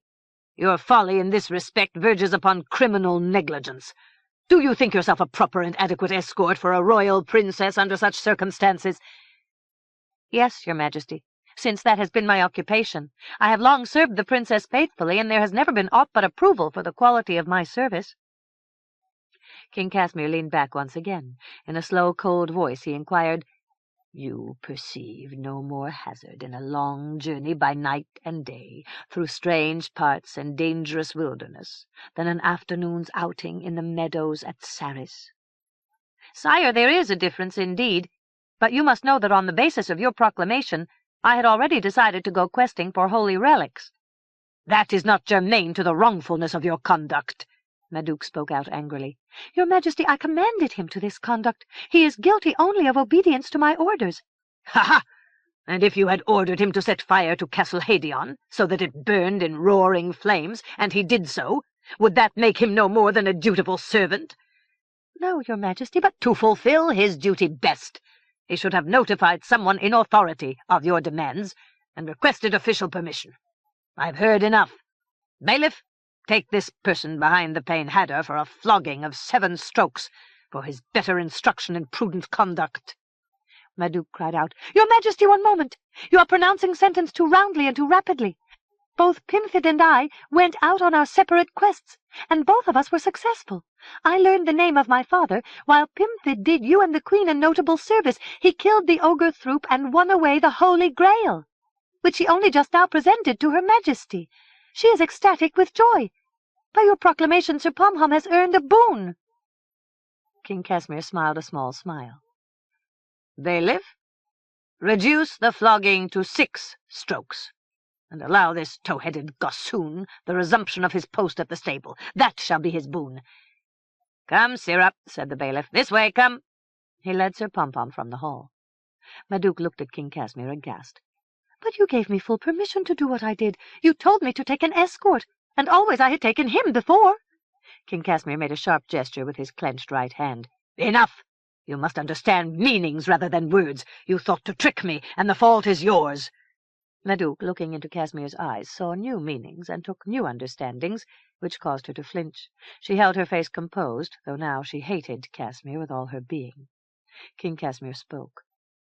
You learned the identity of your father, then? What is his name?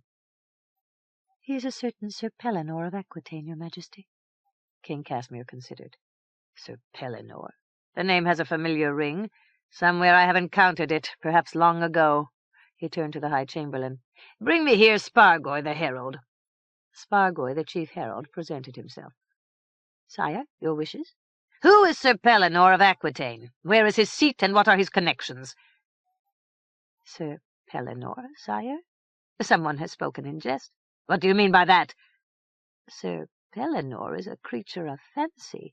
He exists only in the romantic fables of Aquitaine, where he does marvelous deeds and woos lovely maidens and travels far and wide on wonderful quests. But that is all there is to Sir Pellinore. King Casimir looked at Madouc. Well, then, what now? Nothing, said Madouc. Have I your leave to go? Go. 5. Madouc went on laggard feet to her old chambers. She stood in the doorway looking to right and left at objects and articles which at one time had brought her comfort. The rooms which she had thought so large and airy seemed barely adequate. She summoned a maid and ordered hot water for her bath. Using mild yellow soap imported from Andalusia, she scrubbed herself and her copper-gold curls, and rinsed in water scented with lavender.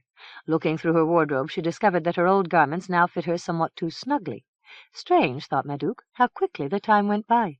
She studied her legs. They were still taut and slender, but was it her imagination? They looked somehow different than she remembered them, and her breasts were at last perceptible if anyone troubled to look. Madouc gave a fatalistic sigh. The changes were coming faster than she might have liked. She finally found a costume which still fit her nicely, a loose skirt of pale blue homespun, and a white blouse embroidered with blue flowers. She brushed out her curls and tied them back with a blue ribbon. Then she went to sit in her chair and look from the window. There was much to reflect upon, so much that her mind whirled from place to place, with ideas darting in and out, never staying long enough to take full shape.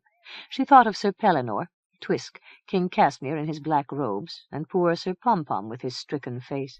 Here she averted her mind for fear that she would become sick. Zerling, were he to apply the strokes, would surely do so without undue energy, to allow Sir Pompom the flesh and skin of his back. Thoughts swirled around the edges of her attention like moths around a flame. One set of such thoughts was more persistent than the others, and nagged at her notice, insisting on its importance. These thoughts were connected with the forthcoming visit of the royal family to Avalon. Madouc had not been invited to join the group, and half suspected that neither Queen Solace nor King Casimir would trouble to do so, even though Prince Cassander would be on hand, together with princes and princesses from other courts of the Elder Isles, including Prince Droon of Troysonet. And she would not be there. The idea brought her a queer little pang, of a sort she had never known before. For a space Madouc sat looking from her window with the image of Droon before her mind, and she found herself yearning for his company. It was a sensation melancholy and hurtful, yet somehow pleasant, and so Madouc sat dreaming. Another idea entered her mind, a notion at first casual and then gradually becoming harsh and grim and frightening as it took on dimension.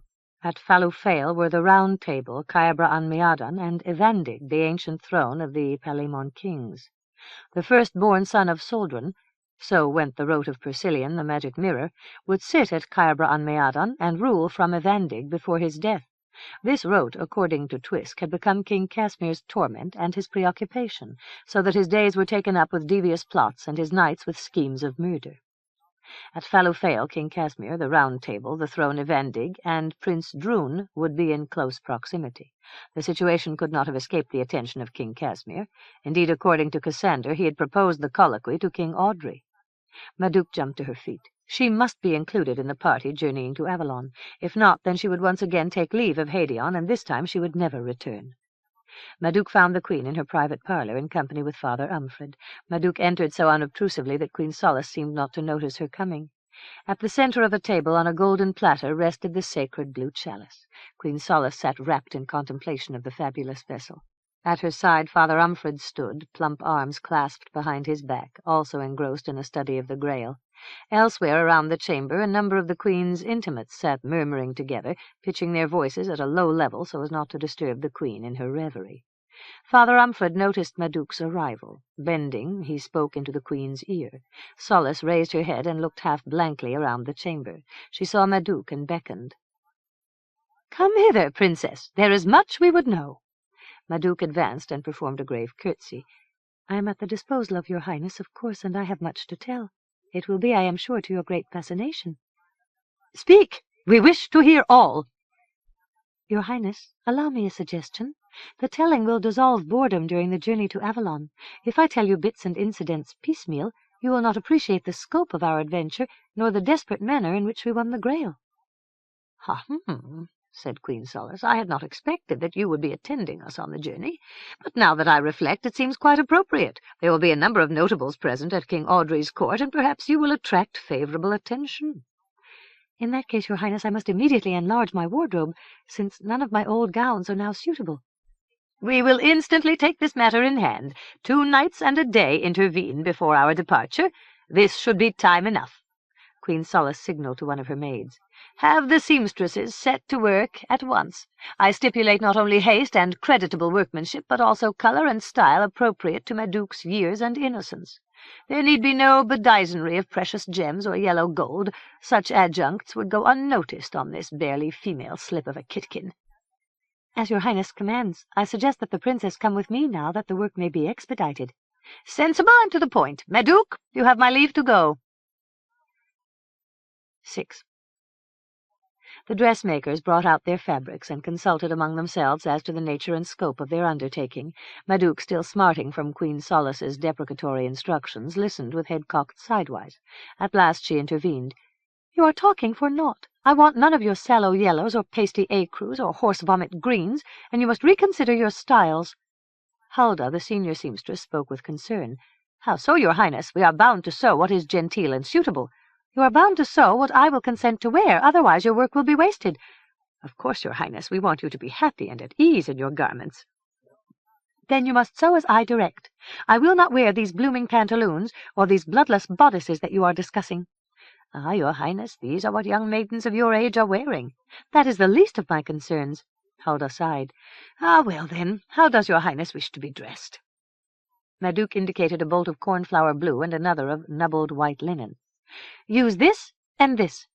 And here, what is this?" She pulled from the case a somewhat scant bolt of dark red velvet, soft of texture, of colour so deep as to verge upon black. "That is a hue known as black rose," said Huldah in a dispirited voice. "It is quite unsuitable for a person of your age, and also it is little more than a scrap." Madouc paid no heed. "This is a most beautiful stuff. Also there seems to be just enough to wrap around my skin." Huldah said hurriedly, "There is not enough cloth for a proper girl's gown, with such pleats, flounces, swags, and fullness as style and modesty dictate." "Then I will have a gown without these decorations, because I am ravished by the color." Huldah attempted expostulation, but Madouc would not listen. She pointed out that time was limited, and that the gown of black rose velvet must be cut and sewed before all else, and so it was, despite Huldah's misgivings. "Truly, the material is scanty. The gown will fit you more explicitly than your age would seem to necessitate." "That is as may be," said Madouc. "I believe the costume will have great charm, and for some strange reason the color is in accord with my hair." "I must admit that the gown will probably become you," said Huldah grudgingly, "if in a manner somewhat premature." Chapter 10. 1. The sun rose into a dreary sky, with clouds driving in from the Lear portending storms and rain for the journey to Avalon. Ignoring the dismal prospect, King Casimir and Prince Cassander had ridden from Hadeon before dawn, that they might visit Fort Mail along the way. At the castle Ronart Cinquilon, near Tatwillow, where Old Street met Icknield Way, they would rejoin the main party and continue the journey north. In due course, Queen Solace, languid and yawning, rose from her bed. She made her breakfast upon porridge and cream, a dozen dates stuffed with soft cheese, and a heartening dish of sweetbreads seethed in milk and cinnamon. During her meal, Sir Mungo, the High Seneschal, came to inform her that the royal carriages, escort, equipage, and all else awaited her convenience in the king's parade. Queen Solace responded with a sad grimace. "Do not remind me, good Sir Mungo. I anticipate only discomfort, bad smells, and monotony. Why could not the colloquy be called here at Hadeon, if only for my sake?" "As to that, your Majesty, I cannot say." "Ah, what is, is. This I have learned with brutal emphasis over the years. So it is now, and I must endure the nuisance with all good grace." Sir Mungo bowed. "I will await your Majesty in the octagon." Solace was dressed, her hair was coiled and coiffed, her face and hands were refreshed with balm of almonds, and finally she was ready for the journey. The carriages waited below the terrace along the king's parade. Queen Solace came from the castle and crossed the terrace, pausing occasionally to address last-minute instructions to Sir Mungo, who responded to each of her requirements with the same urbane equanimity. Queen Solace descended to the parade and was assisted into the royal carriage. She settled herself into the cushions, and a robe of baby fox-fur was tucked across her lap. Madouc then entered the carriage, followed by Lady Tryphon and Lady Sipple, and last by a certain damsel Kylus, who had lately been appointed to attend Madouc. All was in readiness. Queen Solace nodded to Sir Mungo, who stood back and signalled the heralds. They blew 3 royal retreat fanfares, and the cortege moved off across the king's parade. The procession turned up the Spher Arc, and the company settled itself for the journey. Madouc sat beside Queen Solace. Facing her was damsel Kylus, a maiden 16 years old, of high principles and dedicated rectitude, though Madouc found her tiresome, lacking both charm and wit. Prompted either by vanity or by exaggerated sensitivity, Kylus suspected that all men, young and old, who passed nearby had come to ogle her and perhaps make improper advances. The conviction caused her to bridle and toss her head, whether the man looked in her direction or not. The habit puzzled Madouc, since her thin shoulders and large hips, saturnine face with its long nose, black protuberant eyes, and bundles of wiry black curls hanging to each side, like panniers on a donkey, created no image of memorable beauty. It was Kylus' habit to stare with fixed and unblinking attention at an object of interest. Madouc, sitting opposite, was unable to evade the scrutiny. She thought to fight fire with fire, and for 5 minutes focused her gaze on the tip of Kylus' nose, without effect. Madouc became bored and turned away in defeat. The procession entered the Arqueers. At the same time, the weather, which earlier had presaged so poorly, changed. Clouds and mist dissolved. The sun shone bright upon the landscape. Queen Solace said, somewhat complacently, "This morning I prayed that the weather would be kind to us and make our journey safe and pleasant, and so it is." Lady Tryphon, Lady Sipple, and Kylus uttered appropriate sounds of wonder and gratification. Queen Solace arranged a basket of honeyed figs conveniently to hand, and spoke to Madouc. Now, my dear, you may recount all concerning the recovery of the Blessed Grail." Madouc looked around the carriage. Kylus stared with owlish intensity. The two court ladies, ostensibly sympathetic, could not mask their hunger for sensation, ultimately to become the precious stuff of gossip. Madouc turned to Queen Solace. "Such information, your Highness, is suited for your royal ears alone. There are secrets which should not be heard by the common folk." "Bah!" grunted Solace. "Lady Tryphon and Lady Sipple are trusted intimates. They can hardly be described as common folk. Kylus is a baptized Christian. She has interest in naught but the Blessed Grail itself." "So it may be," said Madouc. "Still, I am constrained." "Nonsense! Proceed with your narrative." "I dare not, your Highness. If you wish fully to understand my prudence, come with me, you and I together, deep into the forest of Tantravallis." "Alone? Without an escort? This is insanity." Solace pulled on the bell cord. The carriage halted, and a liveried groom jumped down to look through the window. "What are your Majesty's needs?" "These ladies will ride for a space in one of the other carriages. Narcissa, Danzy, Kylus, be good enough to oblige me in this regard. As Madouc indicates, there may be matter here unsuited for general dissemination." With poor grace, the two ladies and damsel Kylus moved to another carriage. Madouc quickly took the place vacated by Lady Sipple, across from Queen Solace, and the procession once more set off up the Sphere Arched. "Now then," said Solace, munching a fig and paying no heed to Madouc's move, "you may proceed. In all candor, I prefer to hear your tale in privacy. Ignore no detail." Madouc saw no reason to conceal any aspect of her adventures. She told the tale to the best of her recollection, and succeeded in arousing the wonderment of Queen Solace. At the end she eyed Madouc with something like awe. "Amazing! When half of your blood derives from fairy, do you not feel a longing to rejoin the Sidhe?" Madouc shook her head. "Never. If I had remained at the Sidhe, to eat fairy bread and drink fairy wine, then I would grow into something close to a fairy, except that mortality would come upon me more quickly. At this time almost all fairies have taints of human blood in their veins, so they are known as halflings. In time, so it is said, the race will mingle into the ruck, and the fairies will be gone.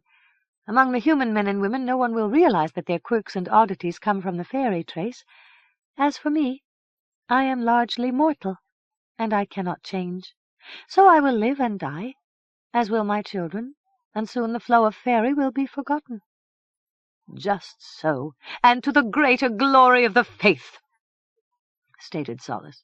"Father Umfred tells us that the folk of Forest Tantravallis are devils and satanic imps of lesser or greater venality. Along with heretics, pagans, atheists, impenitents, and idolaters, all such folk are destined for the lowest pits of hell." "I suspect that he is wrong," said Madouc. "Impossible! He is learned in doxology." "Other doctrines exist, and other learned men." "They are all heretical and all false," declared Queen Solace. "Logic compels this conviction. Listen now, where would be the benefits for true believers if everyone were to share alike in the glories of the hereafter? That is carrying generosity too far." Madouc was forced to admit the logic of the remark. "Still, I have not studied the subject, and my opinions count for little." When at last Queen Solace had discussed the affair to her satisfaction, she halted the cortege once again, and allowed Kylus and the ladies Tryphon and Sipple, all somewhat disgruntled, back into the carriage. Madouc slid over to the side of the seat. Lady Tryphon and Kylus took their old places, and Lady Sipple perforce occupied Madouc's original seat, opposite Kylus, to Madouc's great satisfaction. Queen Solace said, "Princess Madouc was correct in her assumptions. She spoke of certain matters which clearly are best not made public."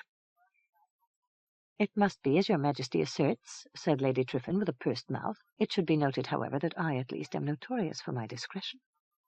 Lady Sipple said with dignity, "At Deep Dawn Keep, where I maintain my household, we are haunted by 3 ghosts. They come by the dark of the moon to tell their woes. They have entrusted me with highly intimate details, without restraint." "So goes the world," said Queen Solace heavily. "None of us is wise beyond all others. Even Madouc admits to this." Kylus spoke in her quiet, somewhat throaty voice. "I am pleased to discover that the trait of modesty is included among Princess Madouc's many virtues." "Wrong and wrong again," said Madouc in a bored monotone. "I have few virtues, and modesty is not one of them." "Ha ha!"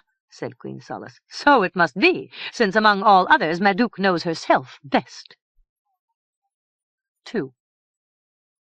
While King Casimir and Prince Cassander visited the stronghold, Fort Mail, Queen Solace with her party rested at Ronart-Sinculon, seat of Thaubaret, Duke of Moncrief. King Casimir and Cassander inspected the facilities at Fort Mail, reviewed troops, and in general were satisfied with what they saw. They departed the fortress during the early afternoon, and by dint of hard riding reached Ronart-Sinculon at dusk. In the morning King Casimir discovered that Madouc was included among the company, coming upon her as she was about to climb into the carriage. Casimir stopped short in surprise and displeasure. Madouc performed a polite curtsy. "Good morning, Your Majesty." For a moment Casimir seemed on the verge of uttering a harsh command, but he turned on his heel and strode away. Madouc smiled thoughtfully and climbed into the carriage. The party set off up Icknield Way. The cortege now included King Casimir, Prince Cassander, the carriage, a pair of royal equerries, an escort of 6 knights, as well as a group of 4 men-at-arms who rode at the rear of the column and kept themselves apart from the others. Madouc thought them a singular group, quite deficient in military discipline, casual and almost disrespectful in their attitudes.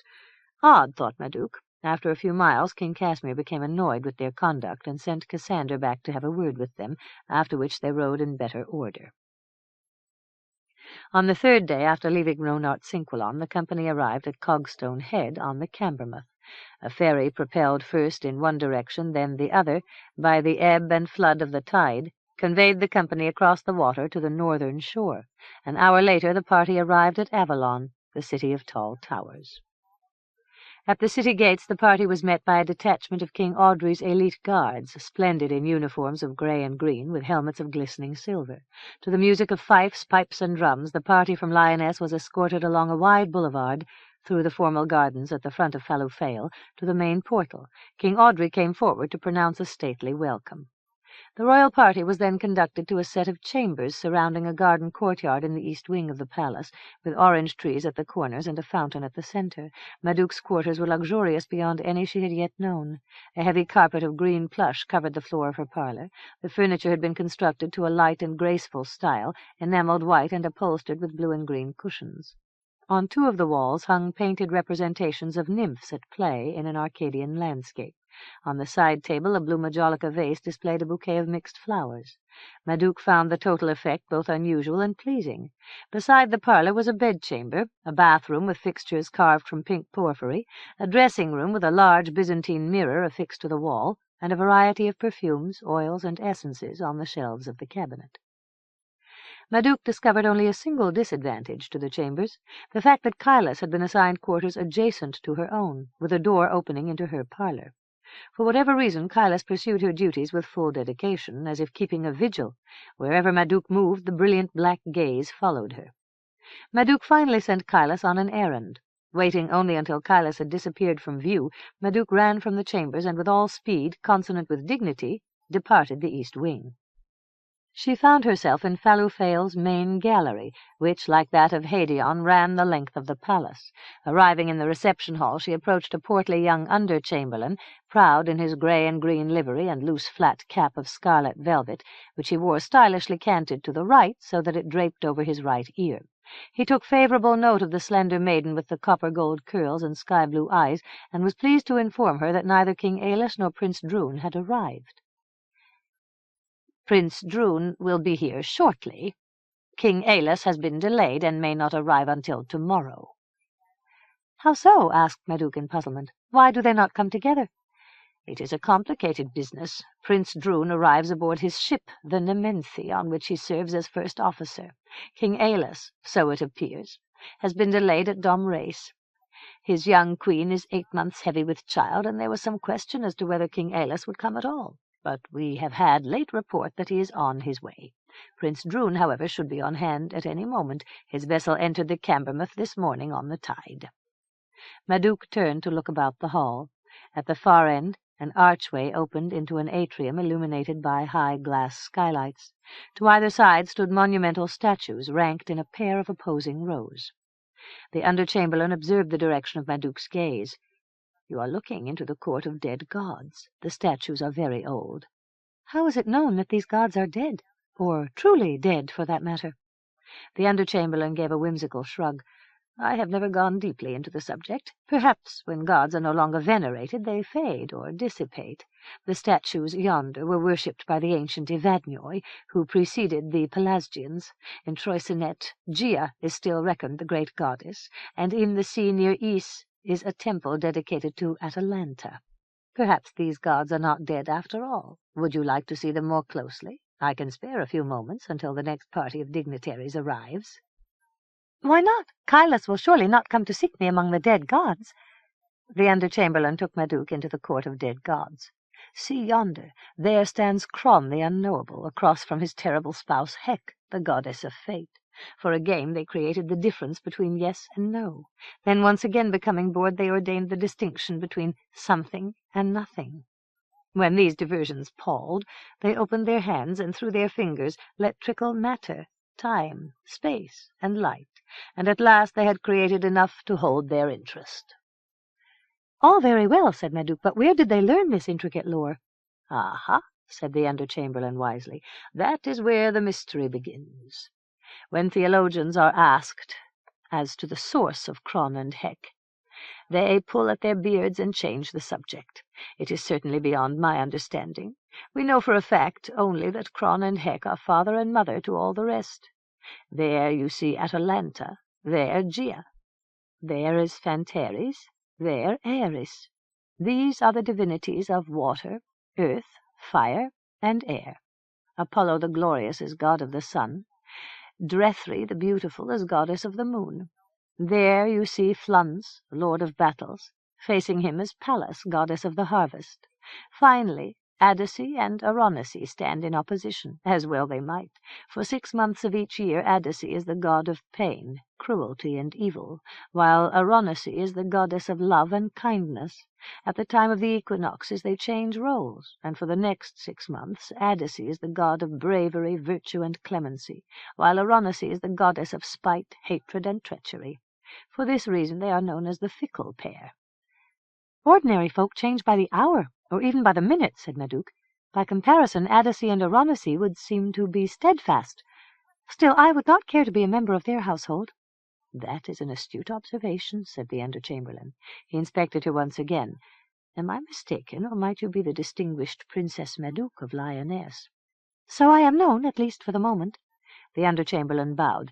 You may know me as Tybalt, with the rank of Esquire. I am happy to assist your Highness. Please advise me if I may continue to be of service. Madouc asked, from sheer curiosity, where is the table, Caerbra an Meadan? Tybalt, with a brave flourish, pointed his finger. The portal yonder leads into the Hall of Heroes. Madouc said, You may conduct me to this hall if you will. With pleasure. A pair of men-at-arms, halberds at vertical rest, stood immobile by the portal, their eyes moved by not so much as a flicker at the approach of Madouc and Tybalt. The two passed unchallenged into the Hall of Heroes. Tybalt said, This is the oldest part of Fallowfale. No one knows who laid these great stones. You will have noticed that the chamber is circular and commands a diameter of 33 yards. And there is the round table, Caerbra an Meadan. So I see. The total diameter is 14 yards and 11 ells. The outer ring is 5 feet across, and is constructed of rock elm laid on oak timbers, leaving a central opening about 11 yards in diameter. Tybalt conducted Madouc around the table. Notice the bronze plaques. They name paladins of long past ages, and indicate their places at the table. Madouc bent to study one of the plaques. The characters are of archaic style, but legible. This one reads, Here sits Sir Gahon of Hack, fierce as the north wind and relentless in battle. Tybalt was impressed. You are adept in the skill of reading, but then this is the prerogative of a princess. True enough, said Madouc. Still, many common folk can do as well if they apply themselves. I recommend the sleight to you. It is not so hard after the many peculiar shapes become familiar. Your Highness has inspired me, declared Tybalt. I will begin to master this skill at once. Now then, Tybalt pointed across the chamber. There you see Evandig, the throne of the elder kings. We stand in the presence of the mighty. It is said that once each year their ghosts gather in this hall to renew old friendships. And now what? Will you see more of this hall? It is a trifle gloomy and used only at state occasions. Will it be used during the present colloquy? Definitely so. Where will King Casimir sit? And where King Ailus and Prince Droon? As to this I am ignorant. It is in the province of the seneschal and the heralds. Will you see any more? No, thank you. Tybalt led Madouc back through the portal and into the court of dead gods. From the reception chamber came the sound of many voices. Tybalt spoke in agitation. "Excuse me, please. I am absent from my post. Someone has arrived, and I would suspect it to be Prince Droon with his escort." Tybalt ran off with Madouc following close behind. She entered the reception hall to discover Prince Droon and 3 choice dignitaries in the company of King Audrey, along with the princes Dorcas, Wemyss, and Jaswin, and the 2 princesses, Cloyer and Mahevy. Madouc sidled through the press of courtiers, hoping to approach Droon, but without success. He and his company were led away by King Audrey. Madouc slowly returned to her own rooms. She found Kailas sitting stonily in the parlour. Kailas spoke in clipped tones. "When I returned from your errand you were gone. Where did you go?" "That is beside the point," said Madouc. "You must not trouble yourself with details of this nature." "It is my duty to attend you," said Kailas stubbornly. "When I require your assistance, I will notify you. As for now, you may retire to your own quarters." Kailas rose to her feet. "I will be back presently. A maid has been assigned to your service and will help you dress for the evening banquet. The Queen has suggested that I help you select a suitable gown from your wardrobe." "That is nonsense," said Madouc. "I need no advice. Do not return until I summon you." Kailas stalked from the room. Madouc dressed early, and after only a moment's indecision chose the gown of black rose velvet. She left early and alone for the great hall, where she hoped to find Droon before the start of the banquet. Droon was not on hand. Prince Jaswin, Audrey's 3rd son, a dark-haired youth 15 years old, came forward and escorted her to a place at the table beside his own, with Prince Raven of Pomperol to her other side.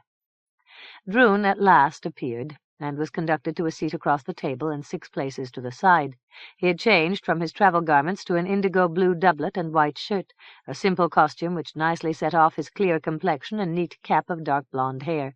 He noticed Madouc and waved his hand, but thereafter was held close in conversation by the Princess Cloyer, and in the intervals when she relaxed her attention, by Queen Linnet of Pomperol. The banquet proceeded, course by course. Madouc presently stopped eating or even tasting from the dishes tendered by the stewards. The 4 goblets before her contained 2 sorts of red wine, a soft white wine and a tart green wine. They were filled and refilled every time Madouc sipped, and she soon desisted, lest her head start to spin. Prince Jaswin was an entertaining dinner companion, as was Prince Raven, youngest son to King Kestrel and brother to the egregious Bittern, who had not come to Avalon by reason of a rheum and an asthma. On several occasions Madouc discovered Queen Solace's frosty gaze fixed upon her, but pretended not to notice. King Audrey at last rose to his feet, signaling the end of the banquet. Soft music of lutes and rebecks at once began to issue from the adjacent ballroom. Madouc made hurried excuses to Prince Jaswin and Prince Raven, slipped from her chair, and ran to circle the table, so that she might approach Droon. She was first impeded by Prince Wemyss, who wished to compliment her and to initiate a conversation. As quickly and politely as possible Madouc detached herself, but now when she looked, Droon was nowhere to be seen. Ah, there he was, on the other side of the table. Madouc retraced her steps, only to meet Kailas, who brought an urgent message, which she transmitted with poorly suppressed satisfaction. "Queen Solace finds your gown unsatisfactory. She is mistaken. You may tell her that I am quite satisfied with it." "It is the Queen who is not satisfied. She thinks the gown unsuitable for a person of your years and lack of experience. She wishes that you and I repair to your chambers, where I am to help you select a gown more modest and youthful. Come, we must go at once." Madouc spoke tersely. "I regret that the Queen is displeased, but I am sure that you have misunderstood her instructions. She would hardly expect me to change clothes now. Excuse me, and do not approach me again." Madouc tried to sidle past, but Kailas stood in her way. "You have heard the Queen's instructions. There has been no mistake." Madouc restrained her vexation with an effort. "Explain to the Queen that it would be most inconvenient for me to change clothes now, especially as this gown is quite suitable." "Not altogether. In any event, stand aside. There is someone with whom I wish to speak." "Who might it be?" "Really, Kailas, your question serves no purpose." Madouc dodged past, only to discover that Droon again was lost in the slow circulation of grandees and courtiers. Madouc went to the side of the chamber. She looked right and left, searching from individual to individual. Overhead 1,000 candle flames in 5 candelabra enriched 1,000 colors in the flux of fabric below. Rose madder and saffron, steel blue and moss green, lemon white, maroon, umber and rose-pink, also the twinkle of silver and the glow of gold, and everywhere the glitter of jewels. Faces swam in the candlelight like wan jellyfish in a luminous tide, faces of all kinds, each a symbol for the soul it concealed. But none, either to right or to left, was the face of Droon. A voice spoke close by her ear. "Why do you avoid me so? Am I now your hated enemy?" Madouc whirled to find Droon standing beside her. "Droon!" She barely restrained herself from an over-impulsive act. "I have been looking everywhere for you, to no effect. Wherever I went, you were gone. I was chasing a shadow." "You have found me at last, and I have found you, and I am amazed." Madouc looked up at him, smiling in sheer happiness. "Tell me why." "You know why. If I told you more, I would be embarrassed." "Tell me anyway." "Very well. Long ago I knew that you would become beautiful, but I did not think it would happen so soon." Madouc laughed quietly. "Are you embarrassed?" Droon also laughed. "You do not seem offended or disturbed." "Then I will say something, and perhaps I will be embarrassed." Droon took her two hands. "I will listen, and I promise you I will take no offense." Madouc half whispered, "I am happy to hear what you said, since I care for no opinion other than yours." Droon spoke impulsively. "If I dared, I would kiss you." Shyness overtook Madouc. "Not now. Everyone would see." "True, but what of that?" Madouc squeezed his hands. "Listen now. I have something important to tell you, and you must heed me very carefully." "You have all my attention." Someone stood close by Madouc's shoulder. Madouc looked around and into Kylas' inquisitive black eyes. Kylas asked, "Are you coming to change your garments as Her Highness wishes?" "Not just now," said Madouc. "You may explain to Her Highness that Prince Droon and I are deep in consultation, and he would think me eccentric if I suddenly ran off to change clothes." She led Droon away, leaving Kylas staring after her. Madouc said, "Kylas is something of a trial. She watches my every move and reports to the Queen, for what purpose I cannot imagine, since the Queen has no notion of what I am about to tell you." "Tell me, then, what is so important?" "Your life. I could not bear that you should lose it." "I feel much the same. Say on." "Do you know of Persilion, the magic mirror?" "I have heard the name from my father." King Audrey approached the two and halted. He looked Madouc up and down. "Who is this bright-haired little sylph? I noticed her at the table, deep in conversation with Prince Jaswin." "Your Highness, allow me to introduce Princess Madouc of Lyonesse." King Audrey raised his eyebrows and tugged at his fine moustache. "Can this be the creature of whom we have heard such remarkable tales? I am astonished." Madouc said politely, "The tales have surely been exaggerated, Your Highness." "All of them?" "At times, perhaps, my conduct has lacked full meekness and sweet reason. On this account, my reputation has suffered." King Audrey shook his head and stroked his beard. "A sad situation, to be sure, but there is still time for redemption." Madouc said demurely, "Your Majesty has encouraged me to hope. I will not give way to despair." "It would be a pity if you did," declared King Audrey. "Let us move into the ballroom, where the dancing will soon begin. What, may I ask, are your favorite steps?" "I have none, Your Highness. I have never troubled to learn, and I do not know one from the other." "Surely you can step the pavan?" "Yes, Your Highness." "It is one of my own favorites, being at once grave yet debonair, and susceptible to 1,000 pretty intricacies, and that shall be the first of the dances." Prince Jaswin, standing by, bowed before Madouc. "May I have the honor of pacing the pavan with Your Highness?" Madouc turned a quick, sad glance toward Droon, then said, "I will be pleased, Prince Jaswin." The pavan came to an end. Prince Jaswin conducted Madouc to the side of the room. She looked about for Droon. As before, he was not immediately visible, and Madouc clicked her tongue in exasperation. Why could he not remain in place? Did he not recognize the urgency of what she must tell him? Madouc looked in all directions, trying to see over the heads of the gallants and past the gowns of their ladies. At last she discovered Droon in the company of Prince Cassander. The two were just entering the chamber. Madouc made hasty excuses to Prince Jaswin. Marching across the room, she approached the two princes. Cassander saw her come without pleasure. His greeting was lofty. "Well then, Madouc, I should think that you would be in your element. Now is your chance to mingle with the society of Avalon." "I have already done so." "Then why are you not dancing and gambolling about and impressing the young folk with your wit?" "I might ask the same of you." Cassander responded curtly. "Tonight such entertainment fails to match my mood, nor that of Prince Droon. Such being the case—" Madouc looked at Droon. "You too are satiated and world-weary?" "Perhaps not to the level described by Prince Cassander," said Droon, grinning. Cassander frowned. He told Madouc, "Yonder stands Prince Raven of Pomperol. Why do you not discuss your theories with him?" "Not just now. I also feel somewhat blasé. Where did you two go to avoid the demands of society?" Cassandra said coldly, "We went elsewhere to enjoy a few moments of quiet." "Cassandra, you are resourceful. In revelry of this scale, where does one find privacy?" "Here, there, one place or another," said Cassandra. "It is all beside the point." "Still, I am curious." Droon said Prince Cassander wished to visit the Hall of Heroes so that he might honor an old tradition. "So now the truth emerges," said Madouc. "Cassander is not so nonchalant as he pretends. What tradition did Cassander feel obliged to honor?" Cassander spoke peevishly. "It is only a whim, no more. Princes of royal blood who sit even a moment on the throne of Vendig are assured of a long life and a fortunate reign. Such is the legend." "That is a very obscure legend," said Madouc. "Droon, did you honor this tradition as well?" Droon gave an uncomfortable laugh.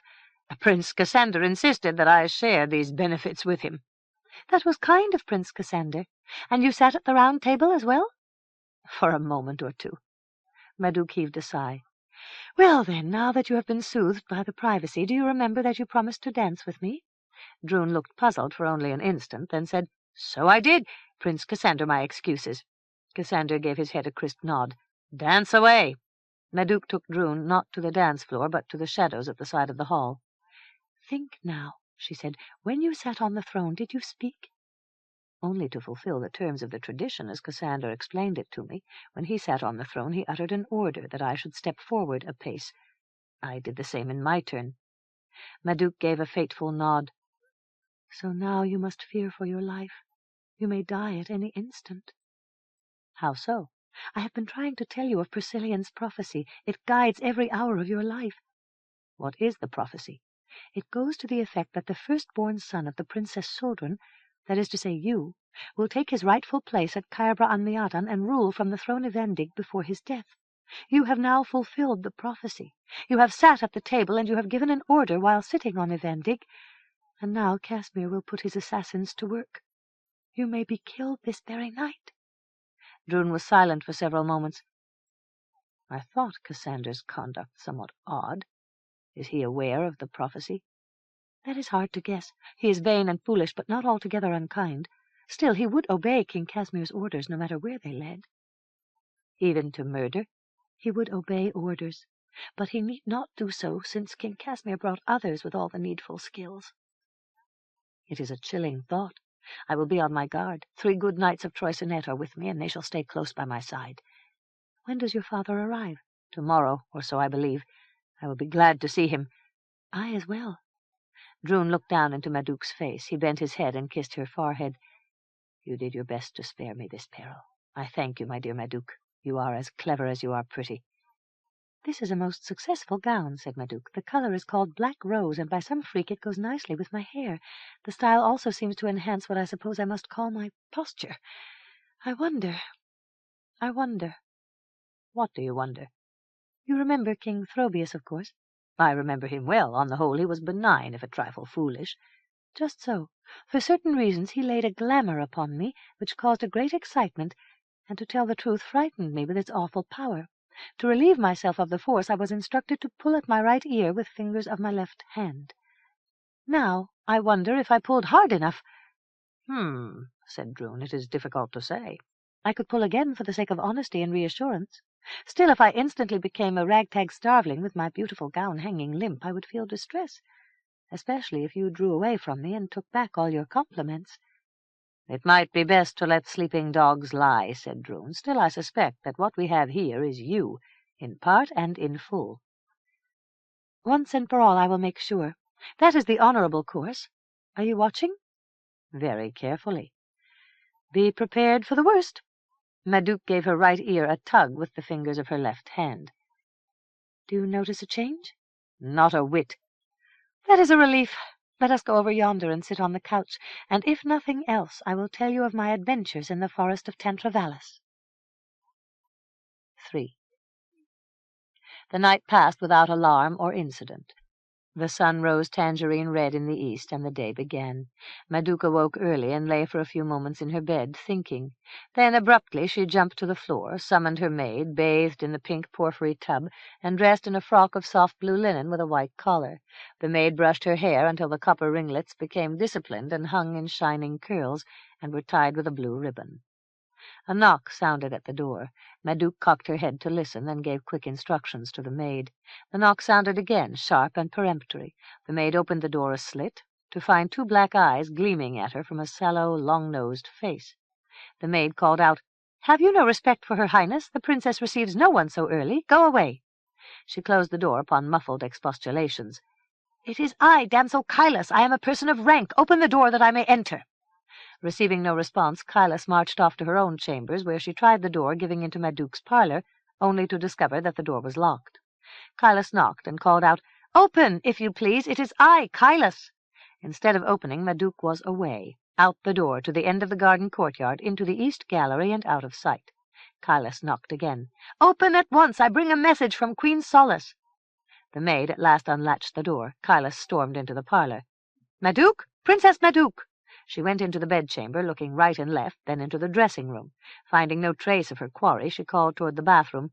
"Princess Madouc, are you within? Her Majesty insists that you attend on her at once, that she may instruct you for the day. Princess Madouc?" Kailas looked into the bathroom, then turned angrily upon the maid. "Where is the princess?" "She has already gone out, your ladyship." "I can see that for myself, but where?" "As to that I cannot say." Kailas gave a croak of annoyance and rushed away. Madouc had taken herself to the morning saloon, as recommended the night before by Prince Jaswin. This was a large room, pleasant and airy, with sunlight streaming through tall glass windows. A buffet running the length of the room supported 100 dishes, platters, bowls, and trenchers, offering foods of many sorts. Madouc found King Audrey and Prince Jaswin already on hand, taking their breakfast together. Prince Jaswin gallantly leapt to his feet and escorted Madouc to a place at his table. "Breakfast is informal," said King Audrey. "You may serve yourself or command the stewards as you wish. I would not overlook either the ortolans or the woodcock. Both are prime. I had an order out for hare and boar, but my huntsmen were unlucky, and today we must do without. Nor will we eat venison, which after all is somewhat rich for breakfast, especially in a ragout. Please do not think the worse of me for my paltry board. I am sure you are fed more adequately at Hadion." "I usually find enough to eat one way or another," said Madouc.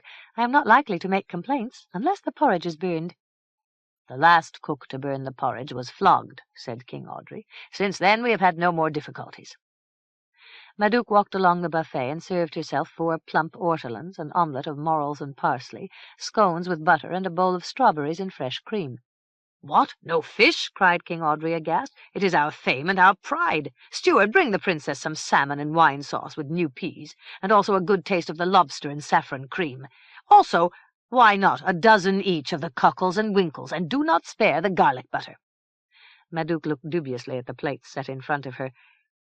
"I fear that I would grow very fat indeed were I to dine with you regularly." "It is a delightful risk to take," said King Audrey. He turned at the approach of an official. "Well then, Evian, what is your news?"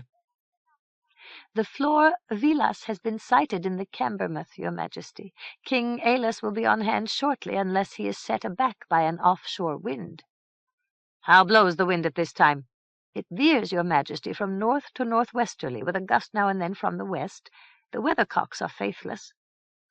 "That is not a favouring wind," said King Audrey. "Still, we must start our colloquy by the schedule. Timely starts make for happy voyages. Am I not right, Princess?" "That is my own opinion, your Majesty. The ortolans are delicious." "Clever girl! Ah, well, I had hoped that King Alas would be present at the opening ceremonies, but we shall not delay, and he will miss nothing of substance, since we must proceed through a round or 2 of encomiums, salutes, noble breast-beating, laudatory allusions, and the like. Until King Alas arrives, Prince Droon shall listen with the ears of Troysinet and speak the official Troyes eulogies. He is over-young for such service, but it will be good training for him." Droon, with his 3 companions, came into the morning saloon. They approached King Audrey's table.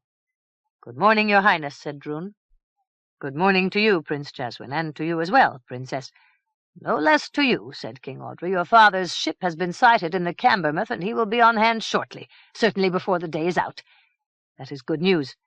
Meanwhile, the colloquy begins on schedule. Until King Aelus arrives, you must act in his stead. Make ready, therefore, to deliver a resonant and inspirational oration."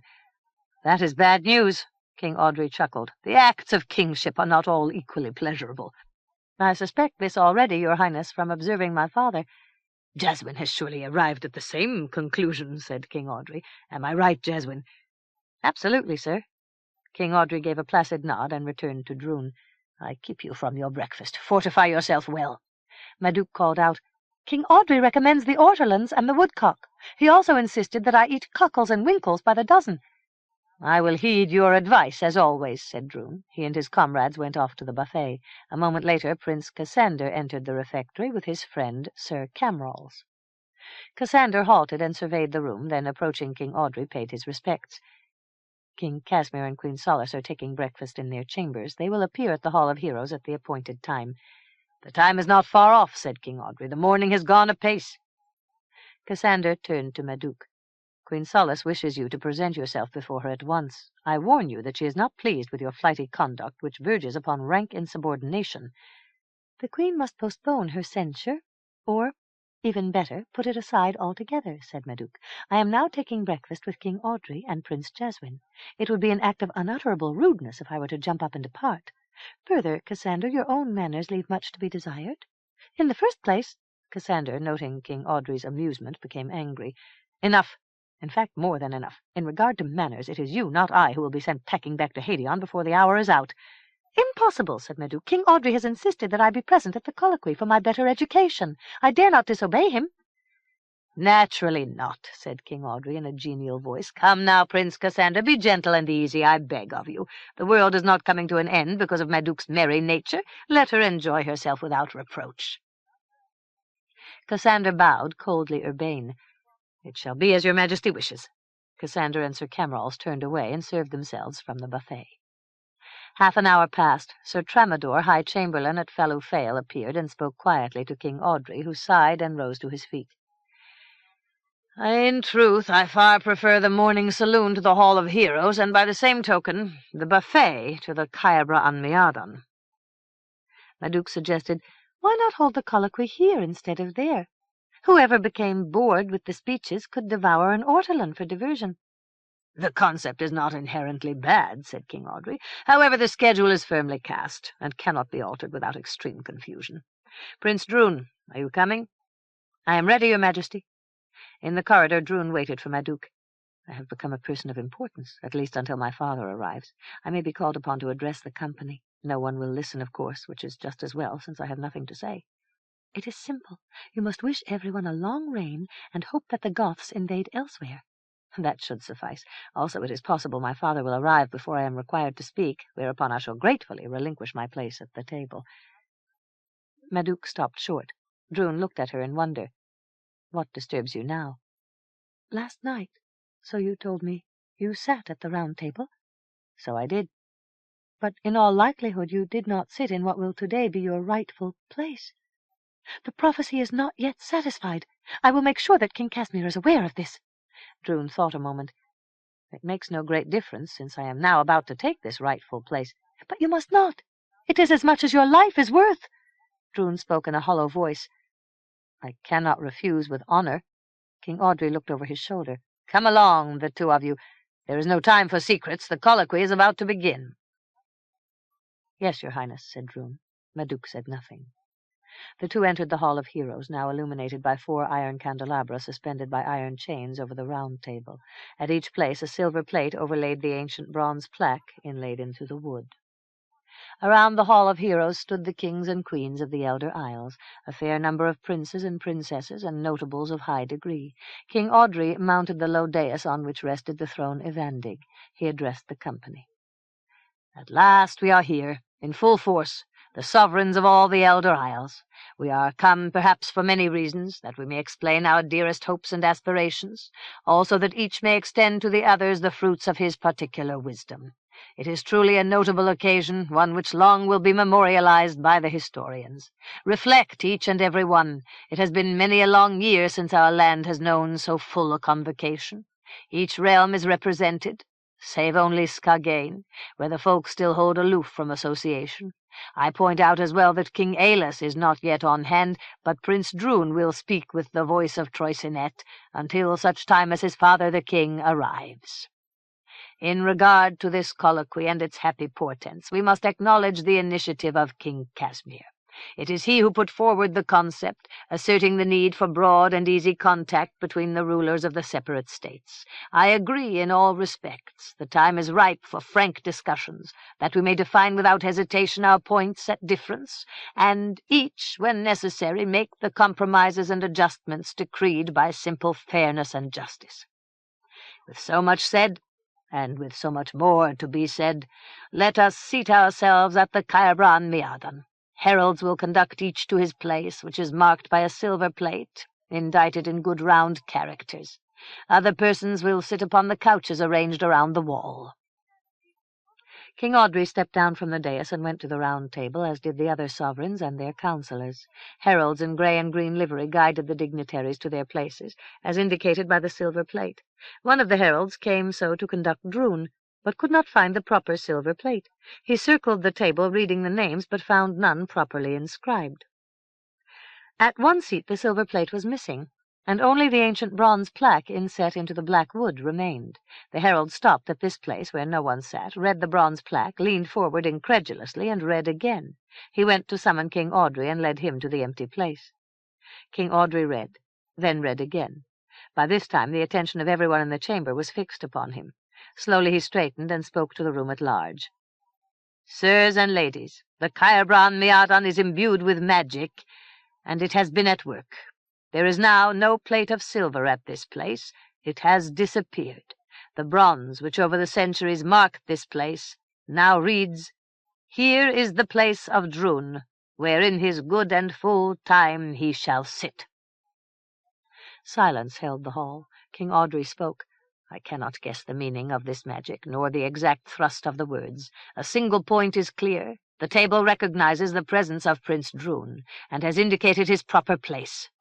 Prince Droon, you may sit." Droon came forward, step by reluctant step. Behind the chair he halted and spoke to King Audrey. "Sire, today I prefer not to sit. I will stand, if I may." King Audrey spoke in exasperation. "You must sit. We are all waiting for you to take your rightful place." "Sire, I am not prepared to join your august deliberations at this time. It is more proper that I stand, pending the arrival of my father." King Casimir spoke in a voice which he tried to hold even, but which grated with harshness.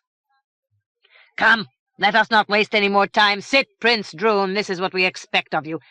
"Quite so," said King Audrey. "We do not wish to deliberate while staring at an empty seat. You must sit." Madouc could no longer restrain herself. She called out, "Droon, do not sit!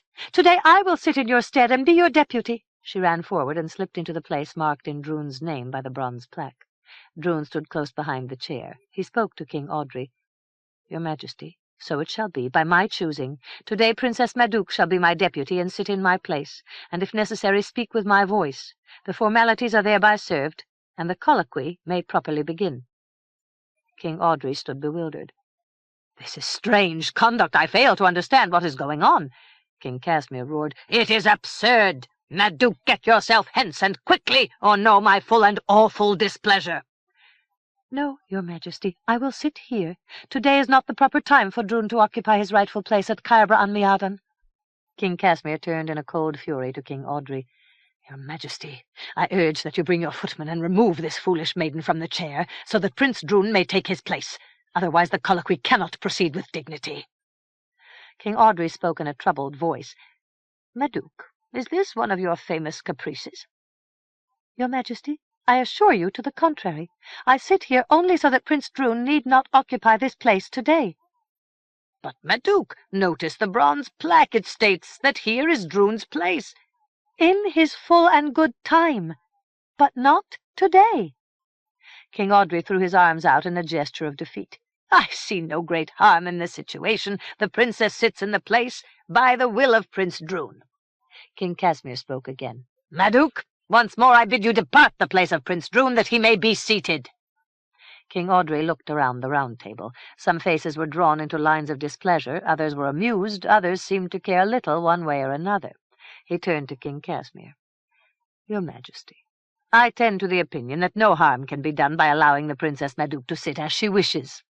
King Casimir said, With your permission, I will deal with the matter myself. Cassandra, be good enough to escort Madouc to her chambers. If necessary, ask Sir Camrals for assistance. With a limpid gaze, Madouc watched the approach of Cassandra and the stalwart Sir Camrals of Courton Banwald. She made a small gesture, and a hissing sound. Sir Camrals leapt high into the air, where he seemed to hang suspended a moment, his feet twisting rapidly one about the other.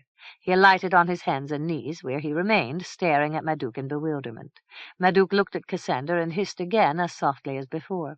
Cassandra performed a strange double-jointed jump, as if in two directions at once, and fell, sprawling, to roll over and over.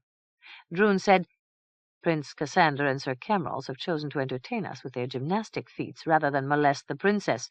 I applaud their good judgment, and we should let the matter end here.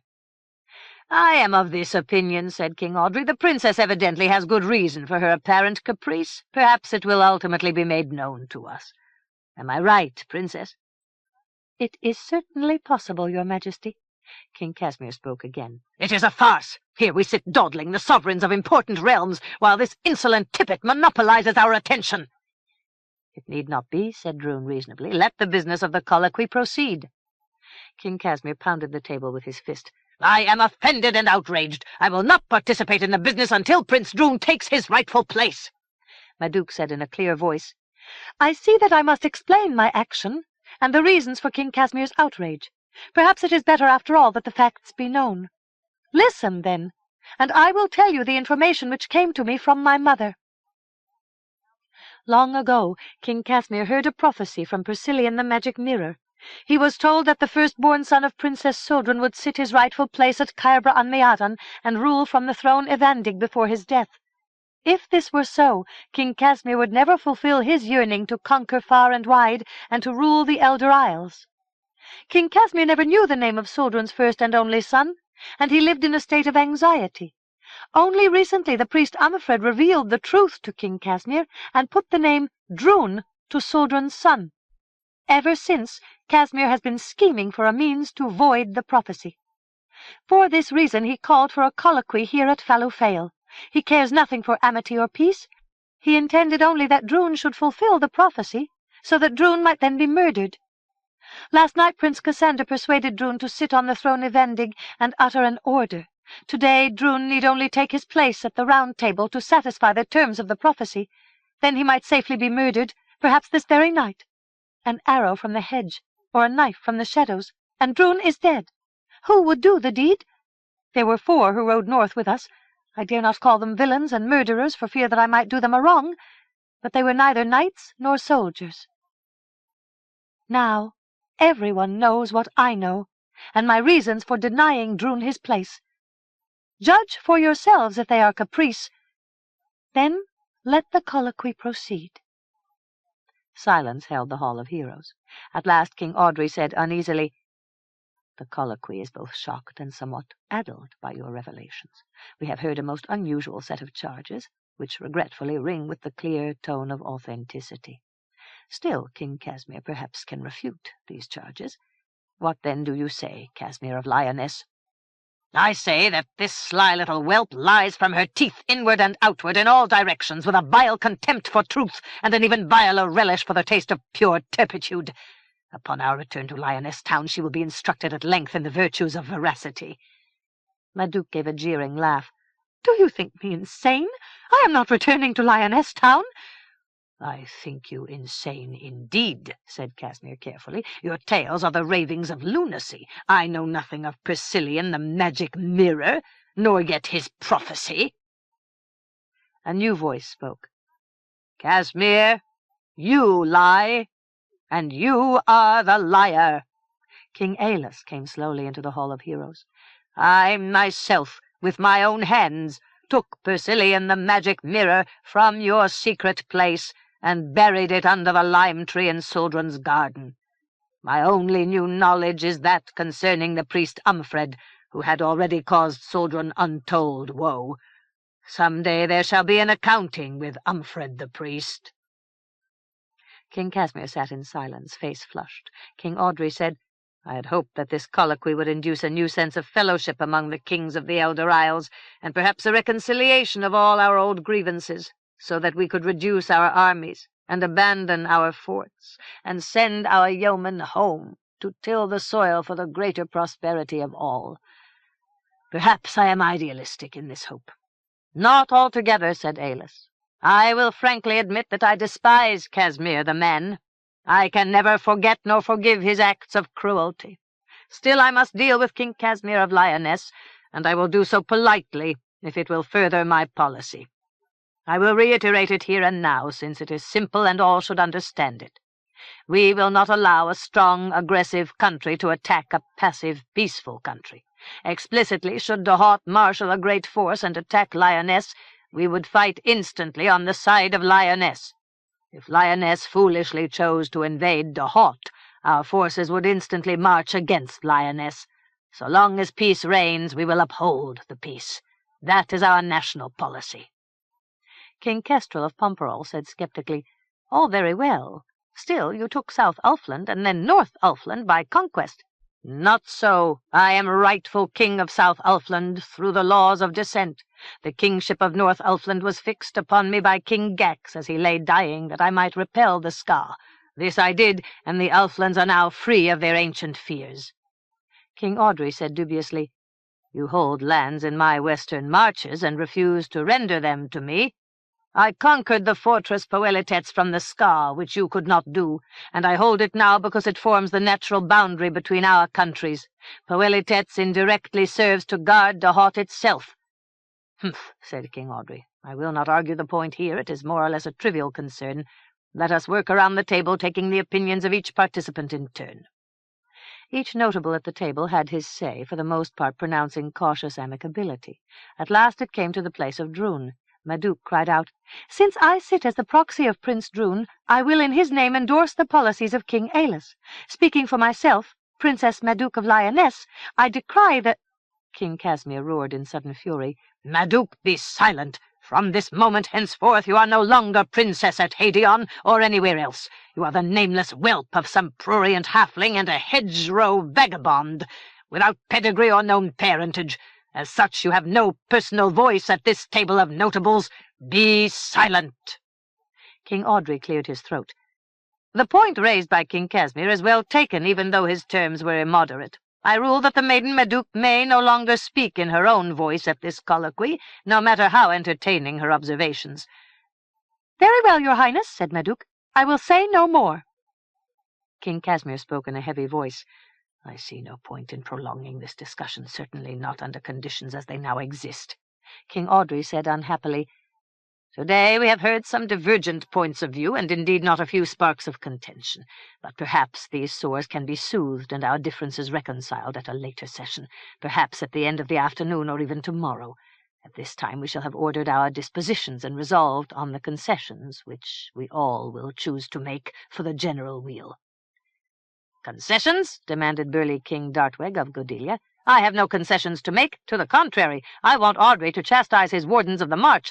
We have no goodly forests in Godelia, and when our huntsmen venture into de Haut to track down a fine stag, they are set upon by the damnable Dot patrols.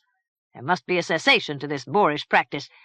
"That is quite unreasonable," said King Audrey coldly. "I make a far more urgent complaint against you, to wit your support of the Weisrod rebels, who give us no surcease." "They are good Celts," declared King Dartweg. "They are deserving of land, and Weisrod is their choice. Every honest man should lend his hand to help them. It is shameful that you, King Audrey, bring this case out into the open." King Audrey spoke angrily. "My attempt to bring wise men together for a feast of logic and a banquet of reason has lured a number of lackwits and mooncalfs into our august presence, though protocol forbids me the naming of names. I have lost hope, faith, and patience, and I hereby declare the colloquy terminated." 4. The dignitaries and their ladies who had assembled in the Hall of Heroes filed slowly out. Through the court of dead gods into the reception hall, where, with many a glance to right and left, they gathered in uncertain groups to discuss the morning's events in guarded voices. When the ladies spoke, they tended to focus their attention upon Madouc. Her behavior was analyzed from a dozen directions. Terms such as brave, stubborn, theatrical, vain, madcap, intractable were all used, as well as the word precocious.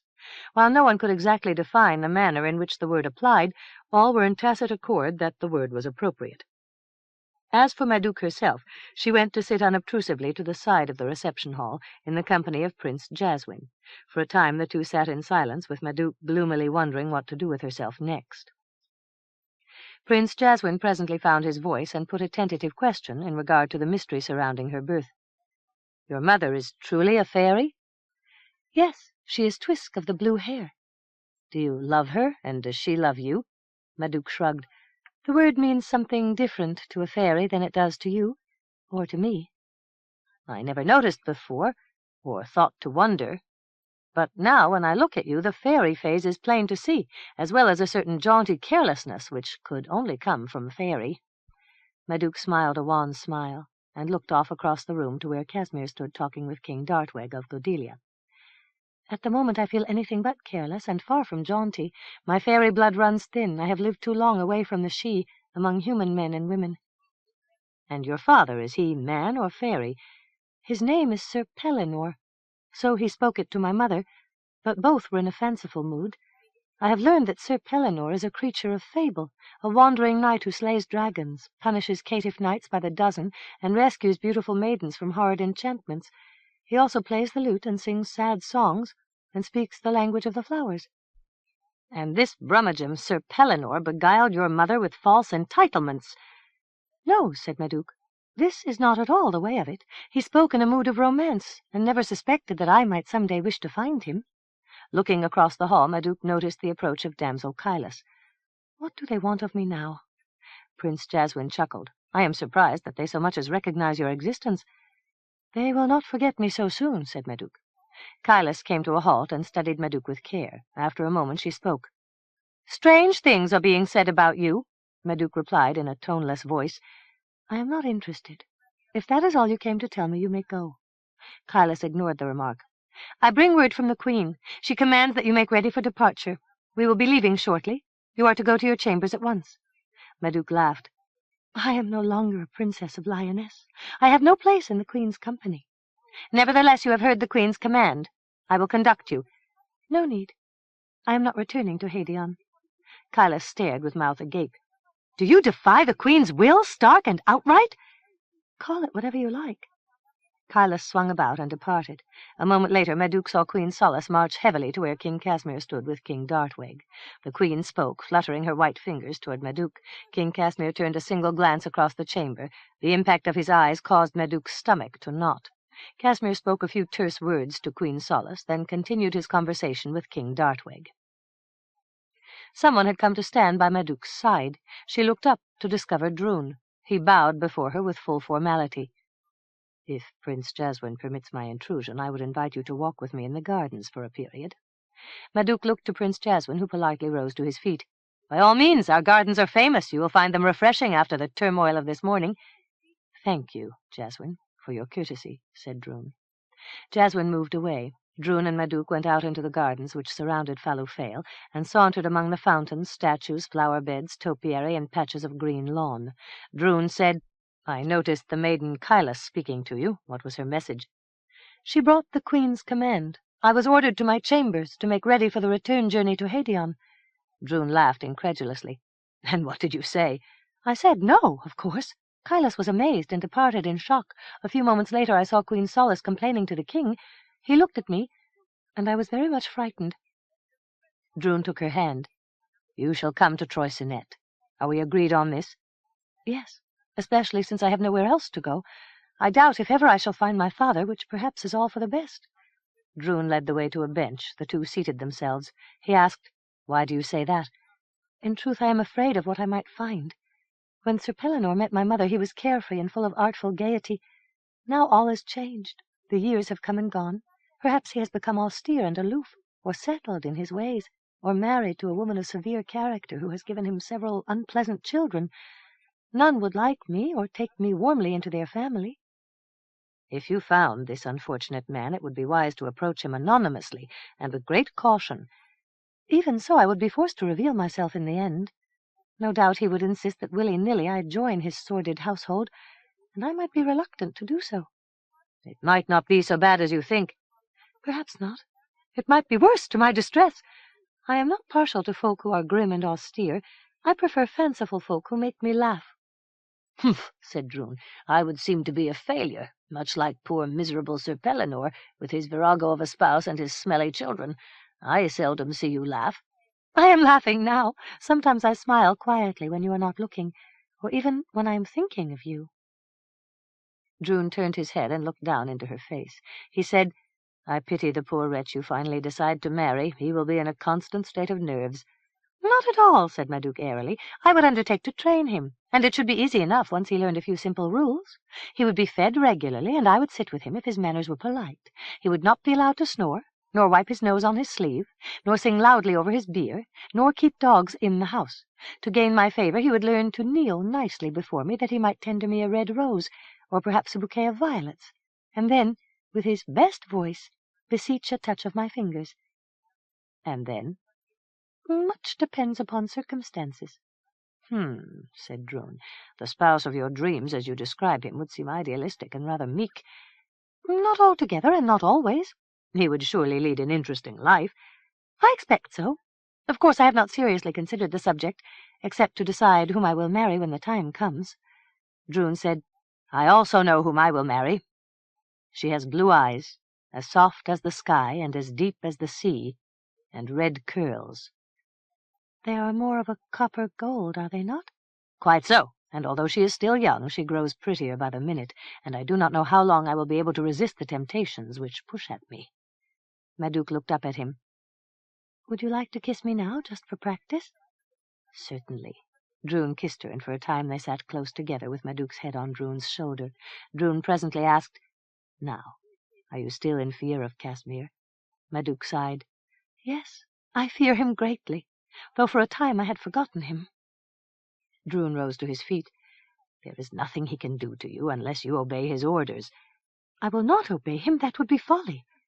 There is no more to the colloquy, and my father does not want to embarrass King Audrey by staying over. He wants to leave as soon as possible, perhaps within the hour, to catch the ebb tide. I will need only a few minutes to change from these pretty clothes and bundle up a few other things. Come, I will take you to your chambers. Droon escorted Madouc to the east wing and to her door. I will be back in 10 minutes. Remember, allow no one to enter except your maid. 10 minutes later, when Droon returned to Madouc's chambers, the maid reported that Madouc was gone, having departed only minutes before, accompanied by 3 men-at-arms of Lyonesse. Droon groaned. I told her to keep her door locked and to admit no one. She followed your instructions, but they came from the chambers next door into the parlour. The damsel Kailas opened the door to them. Droon ran back to the reception hall. King Casimir was no longer present, nor was King Audrey, nor yet Ailess. Droon made urgent inquiries, and at last discovered Ailess in a small chamber to the side of the reception hall in conversation with Audrey. Droon burst in upon them. Casimir has taken Madouc away by force. She was to ride with us, but now she is gone. Ailess jumped to his feet, face taut with fury. Casimir went off 5 minutes ago. We must catch them before they cross the river. Audrey, allow me 8 fast horses at this very instant. You shall have them at best speed. Ailess sent messengers to the knights of his company, ordering their immediate presence at the front of the palace. The horses were brought from the stables. Ailess, Droon, and the 6 choice knights of their escort mounted, wheeled, and galloped off at a rush, south along the road to the Cambermouth ferry. Far ahead the troop from Lyonesse could be seen, also riding at a pounding gallop. Droon called over his shoulder to Ailess. We will never catch them. They will be aboard the ferry and gone. How many ride in their company? I cannot make it out. They are too far. It looks to be a troop about like our own. Casimir will not choose to stand and fight. Why should he fight when he can escape us on the ferry? True. Droon cried out in fury. He will torment her and take his revenge in some horrid fashion. Ailess gave a curt nod, but made no comment. Far ahead, Casimir's party mounted the bluff which bordered the river, passed over the crest, and was lost to view.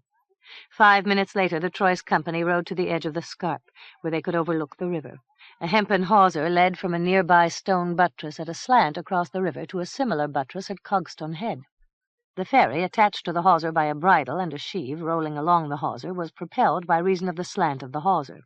When the tide ebbed, the ferry was taken south. When the tide was at flood, the ferry was driven north across the river. A half-mile to the west, another hawser slanted in the opposite direction, so that with each change of the tide the ferries crossed the Cambermouth in opposite directions. The ferry conveying Casimir and his company was just now leaving the shore. His party had dismounted and were tying their horses to a rail. A slender, still form wrapped in a brown cloak indicated the presence of Madouc. There seemed to be a bandage or a gag across her mouth. Droon stared hopelessly at the ferry. Casimir looked back once, his face an impassive white mask. "They have evaded us," said Droon. "By the time we can cross the river, they will be to the other side of Pomperol." "Come," said Ailus in sudden exultation. "They have not evaded us yet." He rode pell-mell along the scarp to the buttress which anchored the hawser. He jumped to the ground, and, drawing his sword, hacked at the taut cable. Strand by strand, twist by twist, the hawser was severed. The ferry tender, looking up from his hut, shouted a frantic protest, to which Ailus paid no heed. He hacked, sawed, and cut.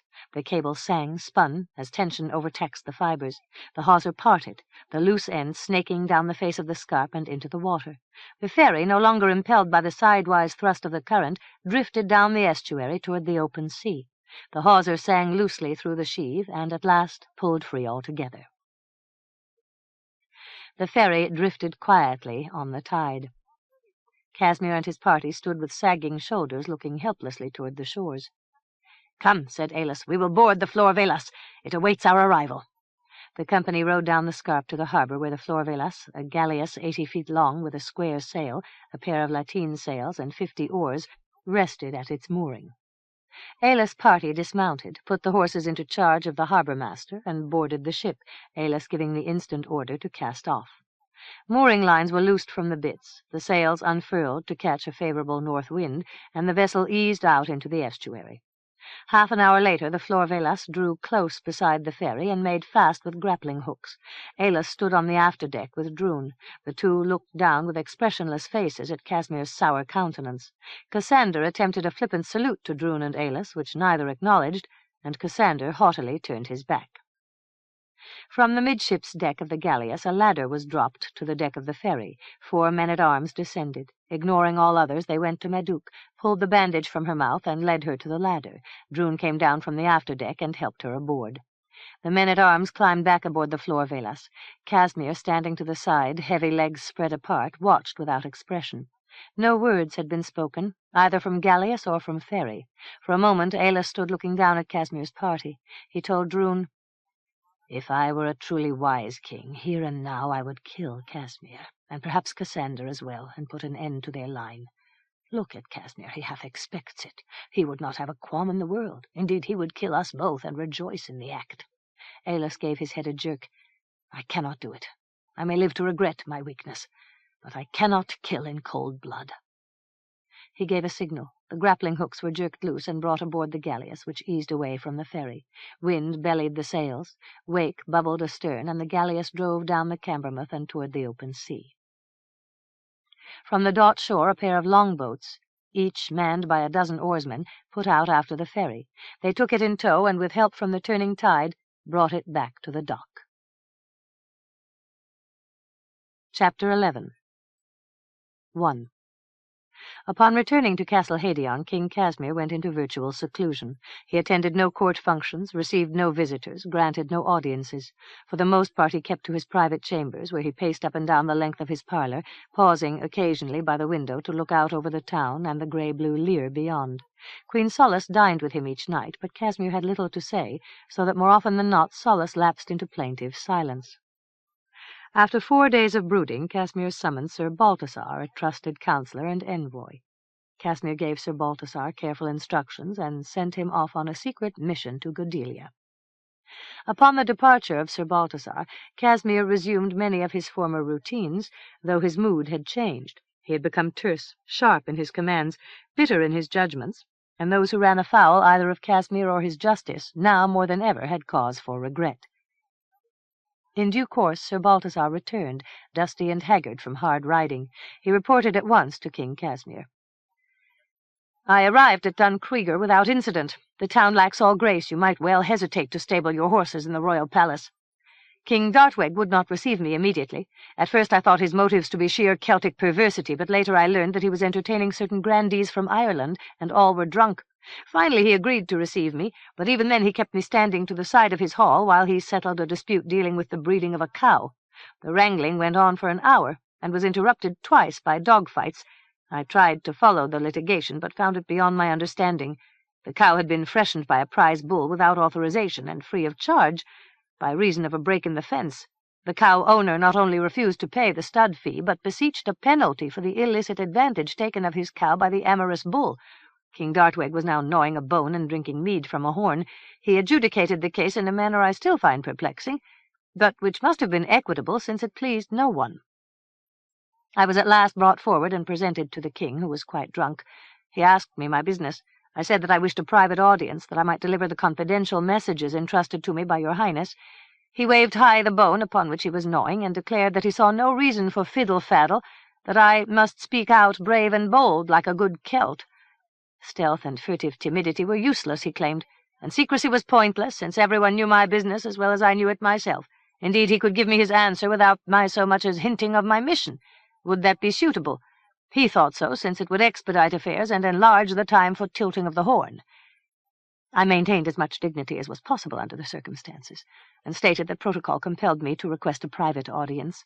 He handed me a hornful of mead and told me to swallow all at a single draught, and this I managed to do, thereby gaining King Dartweg's favour, and allowing me to mutter my message into his ear. In the end I spoke with King Dartweg on 3 occasions. Each time he sought to fill me full of strong mead, apparently hoping that I should become foolish and dance a jig or babble my secrets. Needless to say, the attempt was fruitless, and in the end he began to find me a dull fellow, drunk or sober, and became surly. At our last meeting he blurted out his fixed and settled policies. In essence, he wants the fruits of victory, with none of the risks. He will join our cause gladly once we demonstrate that we have gained the upper hand over our enemies. "That is certainly a policy of caution," said Casimir. "He has everything to gain and nothing to lose." He acknowledged as much, and said that it was in the best interests of his health, since only a programme of this sort allowed him to sleep well of nights. I spoke of the need for a specific undertaking. He only waved his hand and said that you were not to worry on his account. He claimed that he would know the precise instant when the time was ripe, and then he would be on hand in full force. King Casimir grunted. "We are listening to the voice of an opportunistic braggart. What next?" From Dunkrieger I journeyed by ship to Skagen, where I met a dozen frustrations, but gained no profit. The Ska are not only inscrutable and opaque in their conversation, but large in their manner. They neither want nor need alliances, and have a positive aversion for all folk but themselves. I broached the matter at hand, but they brushed it aside, giving neither yes nor no, as if the matter were arrant nonsense. From Skagen I bring back no news whatever.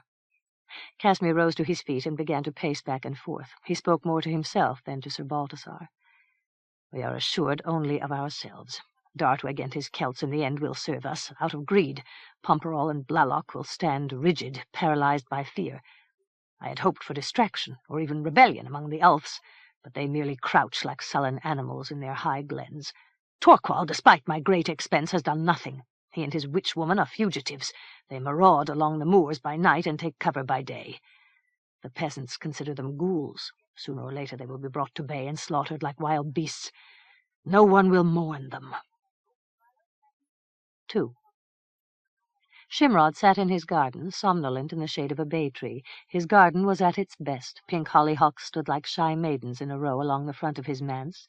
Elsewhere, blue delphiniums, daisies, marigolds, alyssum, verbena, wallflowers, and much else grew in casual clumps and clusters. Shimrod sat with eyes half closed, letting his mind wander without restraint, through follies and fancies, along unfamiliar landscapes. He came to an engaging notion. If odours could be represented by colour, then the scent of grass could be nothing else but fresh green. In the same way, the perfume of a rose must inevitably be rendered by velvet red, and the scent of heliotrope would be a ravishing lavender purple.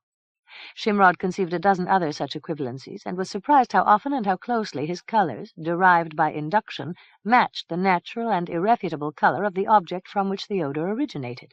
It was a remarkable correspondence. Could it be ascribed to simple coincidence?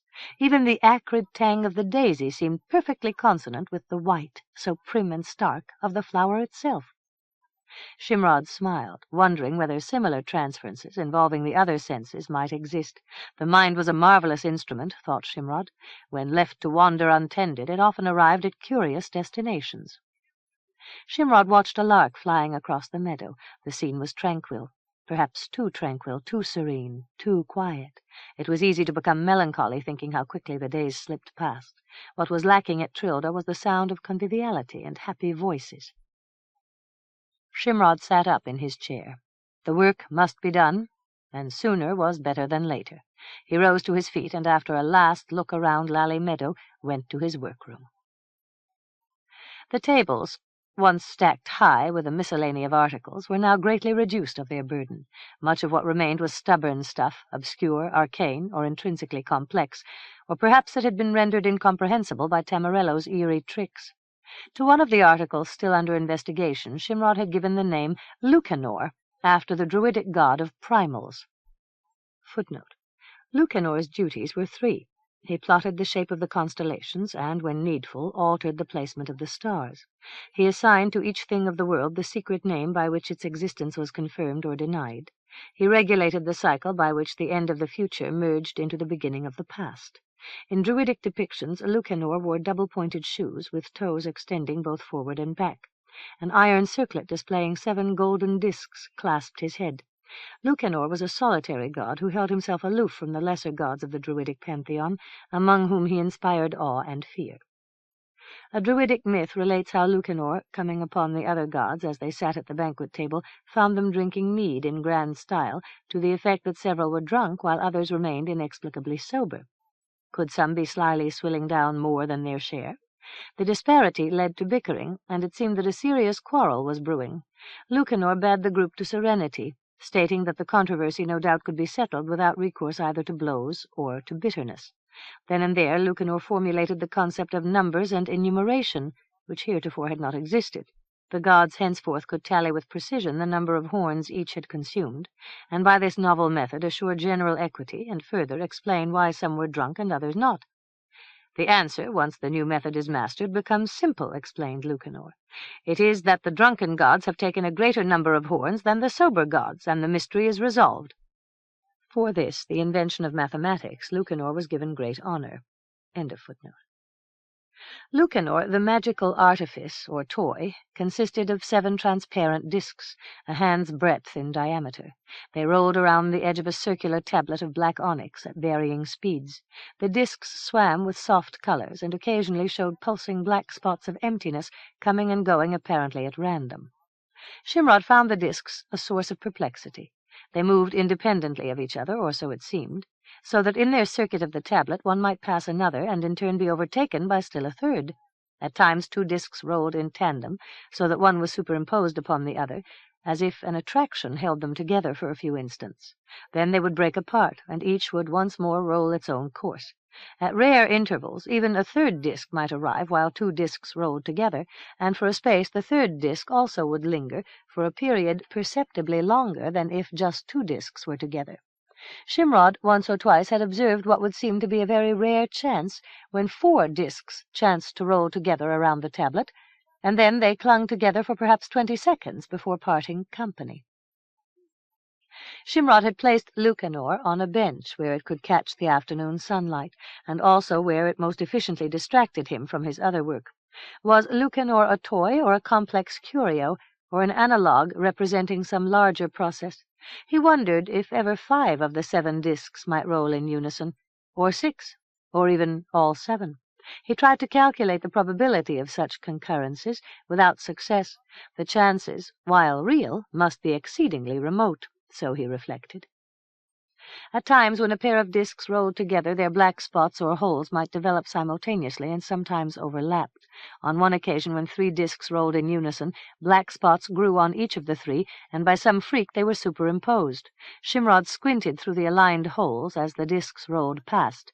To his surprise, he thought to see flickering lines of fire, like far lightning. The black holes disappeared, the discs parted company, to roll their separate courses as before. Shimrod stood back in contemplation of Lucanor.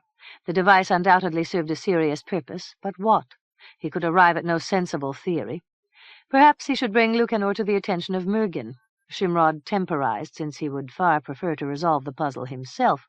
3 of Tamarello's ledgers remained to be deciphered. There might be a reference to Lucanor in one or another of the tomes.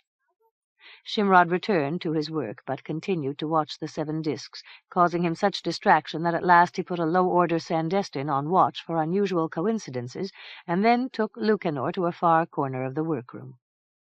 The days passed. Shimrod found no reference to Lucanor in the ledgers, and gradually lost interest in the discs. One morning Shimrod took himself to his workroom as usual. Almost as soon as he passed through the door, the Sandestin monitor called out an alarm. "Shimrod, attend your discs! 5 roll together in congruence!" Shimrod crossed the room on swift strides. He looked down in something like awe. For a fact, 5 of the discs had joined to roll as one around the periphery of the tablet. Further, the discs showed no disposition to separate. And what was this? A 6th disc came rolling to overtake the 5, and as Shimrod watched, it edged close, shuddered, merged into place with the others. Shimrod watched in fascination, certain that he was witnessing an important event, or more likely the representation of such an event. And now the 7th and last disc came to join the others, and the 7 rolled as one. The single disc changed in color to become marbled maroon and purple-black. It rolled lethargically and showed no disposition to break apart. At the center a black spot grew dense and large. Shimrod bent to look through the hole. He saw what appeared to be a landscape of black objects outlined in golden fire. Shimrod jerked away from Lucanor and ran to his workbench. He struck a small silver gong and waited, looking into a round mirror. Mergen failed to acknowledge the signal. Shimrod struck the gong again, more sharply. Again no effect. Shimrod stood back, face drawn into lines of concern. Mergen occasionally went to walk on the parapets. Infrequently he left Swir Smod, sometimes by reasons of urgency, sometimes for sheer frivolity. Usually he notified Shimrod of his movements. Shimrod struck the gong a 3rd time. The result was, as before, silence. Troubled and uneasy, Shimrod turned away and went back to stare at Lucanor. 3. Along the crest of the Tir Tac Tir, from the Troach in the south to the Gwir Eig Rift in the north, a line of crags stood in a stern sequence, each more harsh and forbidding than the next. At about the center, Mount Sobe raised a trapezoidal jut of granite high to split the passing clouds. Ara-Kaw, next to the north, was, if anything, even more harsh and desolate. Where the high moors broke against the base of Ara-Kaw, 5 tall dolmens, the sons of Ara-Kaw, stood in a circle, enclosing an area 40 feet in diameter. Where the westernmost stone gave a measure of protection against the wind, a rude hut had been built, of stones and sod. Clouds raced across the sky, passing in front of the sun to send shadows fleeting across the dun moors. Wind blew through gaps between the 5 suns, creating a soft wailing sound which sometimes throbbed and fluttered to the changing force and direction of the wind. Before the hut a small fire burned fitfully below an iron kettle, which hung from a spindly tripod. Beside the fire stood Torqual, looking bleakly down into the blaze. Melanchthon, impassive, if somewhat wan, and wrapped in a heavy brown cloak, knelt across from Torqual, stirring the contents of the kettle. She had cut her hair short, and wore a soft leather casque which clasped her glossy dark curls close to her face. Torqual thought to hear a calling voice. He jerked around, cocked his head to listen. He turned to Melanchthon, who had raised her head. Torqual asked, "Did you hear the call?" "Perhaps." Torqual went to a gap between the suns and peered out across the moors. 10 miles to the north, the crag known as Tang Thna reared even higher and more steeply than Ara-Kaw. Between the 2 crags spread high moors, dappled by moving cloud shadows. Torqual saw a hawk sliding eastward down the wind. As he watched, the hawk uttered a wild cry, almost inaudible. Torqual allowed himself to relax, reluctantly, so it seemed, as if he were not averse that someone should dare attack him. He turned back toward the fire and halted in frowning puzzlement. Melanchthon, her face rapt, had risen to her feet and was walking slowly toward the hut. In the gloom behind the doorway, Torqual was startled to observe the shape of a woman. Torqual stared. Was his mind playing him tricks? The shape seemed not only nude, but also distorted, insubstantial, and illuminated as if by a dim green glow. Melanchthon, on stiff legs, stepped into the hut. Torqual started to follow, but halted by the fire to stand irresolute, wondering if he had seen correctly. He listened. For a moment the wind ceased its noise, and he thought to hear from the hut the murmur of voices. The situation could no longer be ignored. Torqual started for the hut, but before he could take 3 steps, Melanchthie emerged, walking with a firm step and carrying a short-handled implement formed of greenish-silver metal, which Torqual had never seen before. He took it to be an ornamental hatchet, or a small halberd with a complex blade to one side and a 4-inch spike to the other. A similar spike protruded from the tip. Melanchthie approached the fire, walking with a slow and measured tread, her face stern and sombre. He watched her come with dour suspicion. This was not Melanchthie as he knew her. Something untoward had occurred. Torqual spoke curtly. "Who is the woman in the hut?" "There is no one there." "I heard voices, and I saw a woman. Perhaps she was a witch, since she lacked both substance and clothing." "So it may be." "What is that weapon or tool you are carrying?" Melanchthie looked at the implement as if seeing it for the first time. "It is a hatchet thing." Torqual held out his hand. "Give it to me." Melanchthie, smiling, shook her head. "The touch of the blade would kill you." "You touch it, and you are not dead." "I am inured to green magic." Torqual went on long strides to the hut. Melanchthie watched impassively. Torqual looked into the gloom, right, left, up and down, but discovered nothing. He returned thoughtfully to the fire. "The woman is gone. Why did you speak with her?" "The whole story must wait. As of this instant I can tell you this. An event of importance has occurred, for which plans have long been made. You and I must go now to do what needs to be done." Torqual said harshly, "Speak in clear terms, if you please, and leave off your riddles." "Exactly so. You shall hear not riddles, but definite orders." Melanchthie's voice was heavy and strong. She stood with head thrown back, eyes showing a green glitter. "Arm yourself, and bring up the horses. We leave this place at once." Torqual glowered across the fire. He controlled his voice with an effort. "I obey neither man nor woman. I go where I choose, and do only as I find needful." "The need has come." "Ha! The need is not mine." "The need is yours. You must honor the compact you made with Zagzig the Shybalt." Torqual, taken aback, frowned across the fire. He said at last, "That was long ago. The compact, as you put it, was only loose talk over wine." "Not so. Zagzig offered the most beautiful woman alive who would serve you as you wished and wherever you went, so long as you defended her and her interests in time of need. To this you agreed." "I see none of this need," grumbled Torqual. "I assure you that it exists." "Explain it, then." "You shall see for yourself. We ride to Swersmod to do what needs be done." Torqual stared in new astonishment. "That is fateful folly. Even I fear Mergen. He is supreme." "Not now. A way has opened, and someone else is supreme. But time is of the essence. We must act before the way closes. So come while power is ours. Or do you prefer skulking your life away on these windy moors?" Torqual turned on his heel. He left the area and saddled the horses, and the two departed, the 5 sons of Arakaw. At best speed they rode across the moor, at times outracing the cloud shadows. Arriving at a trail, they veered to the east and followed the trail down the mountainside, back, forth, across tumbles of scree, down declivities and gullies, at last to come out upon the bulge of a bluff overlooking Swersmod. They dismounted and clambered down the hillside afoot, halting in the shadows of the castle's outer walls. Melanchthie took the leather casque from her head and wrapped it around the head of the halberd hatchet. She spoke, in a voice harsh as stone grinding on stone. "Take the hatchet. I can carry it no farther. Do not touch the blade. It will suck out your life." Torqual gingerly took the blackwood handle. "What am I to do with it?" "I will instruct you. Listen to my voice, but henceforth do not look back, no matter what happens. Go now to the front portal. I will come behind. Do not look back."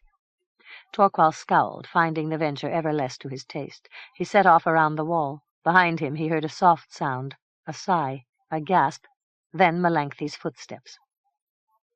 At the front portal Torqual halted to survey the forecourt, where Vuss and Voas, the devils who guarded the postern, had contrived a new entertainment to help while away the time.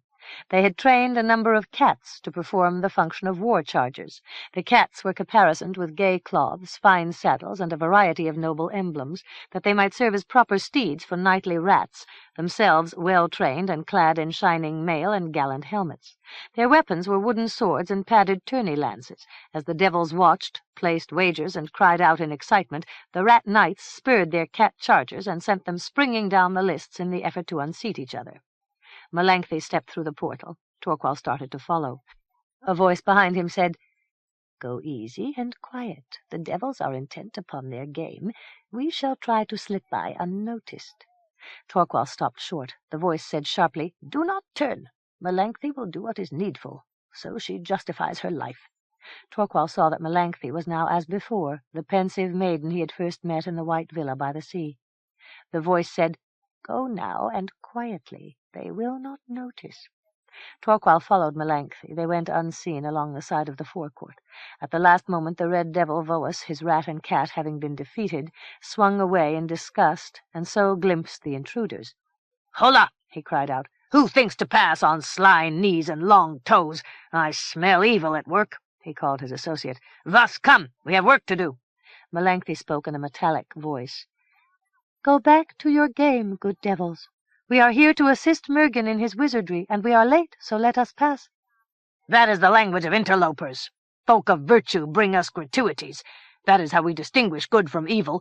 You would seem to represent the latter category." "That is a mistake," said Melanchthon politely. "Next time we will surely do better."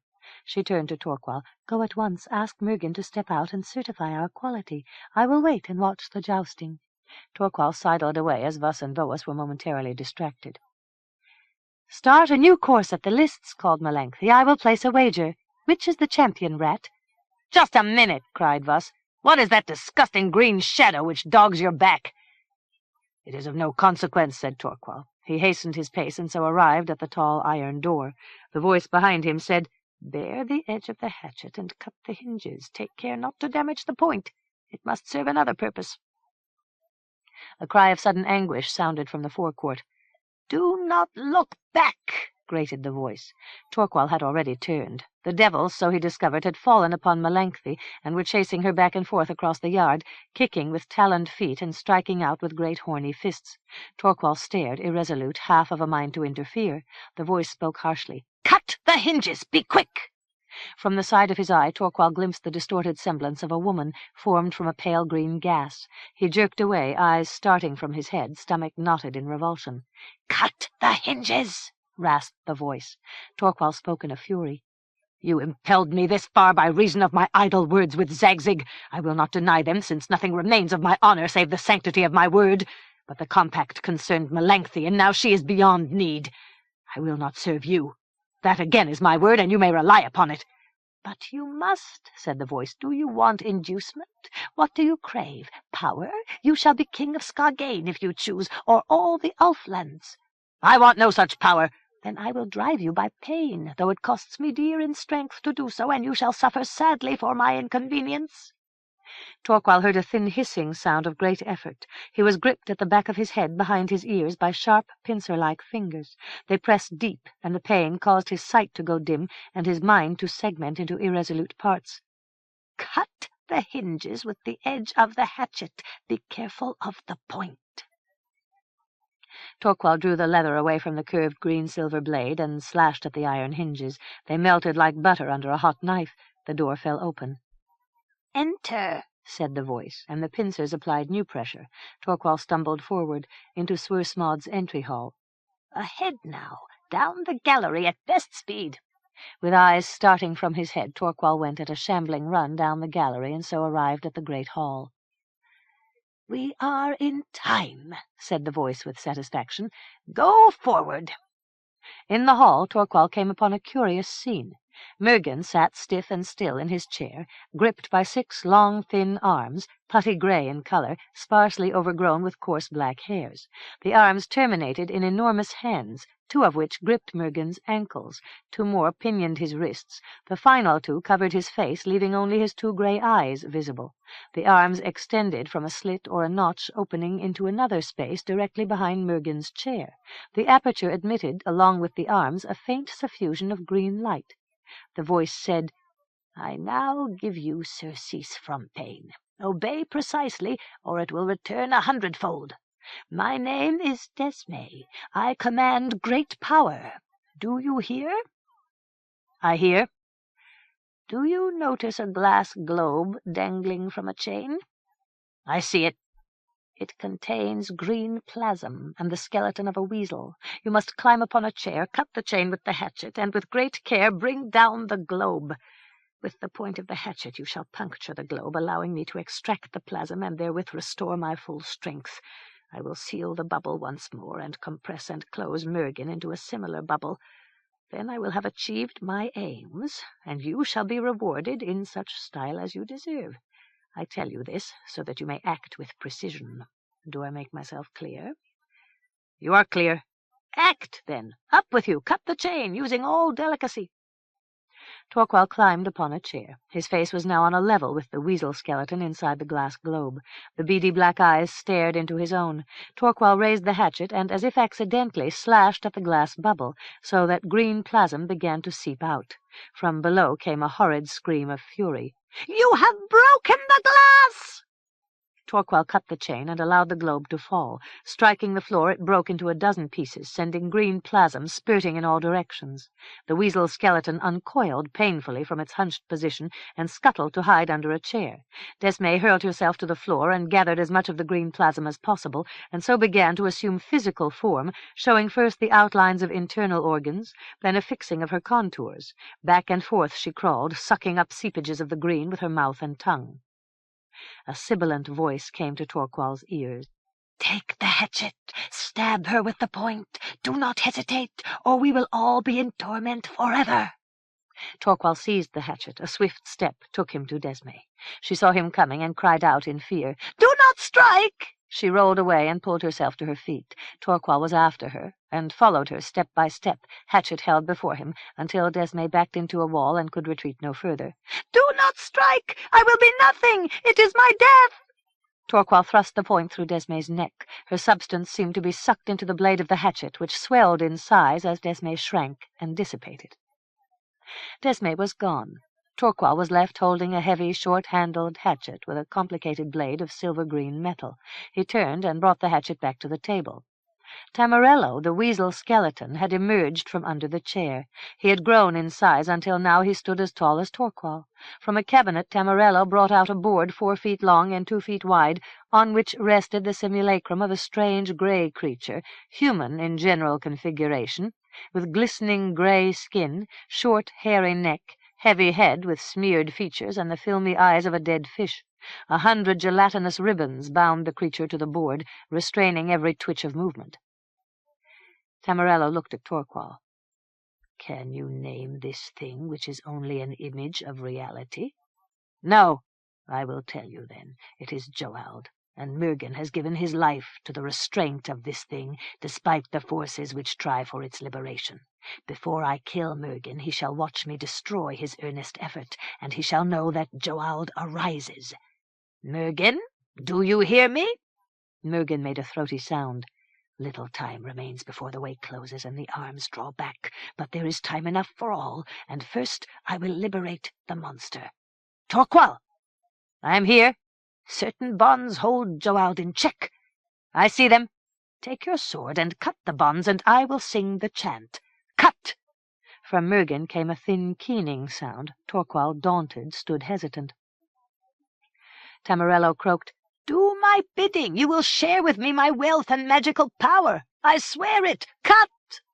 Torquil came slowly forward. Tamarello began to chant monosyllables of the most profound import. They tore the air and incited Torquil into half-hypnotic motion. His arm lifted. His blade gleamed on high. Down came the blade. The strand binding Joald's right wrist parted.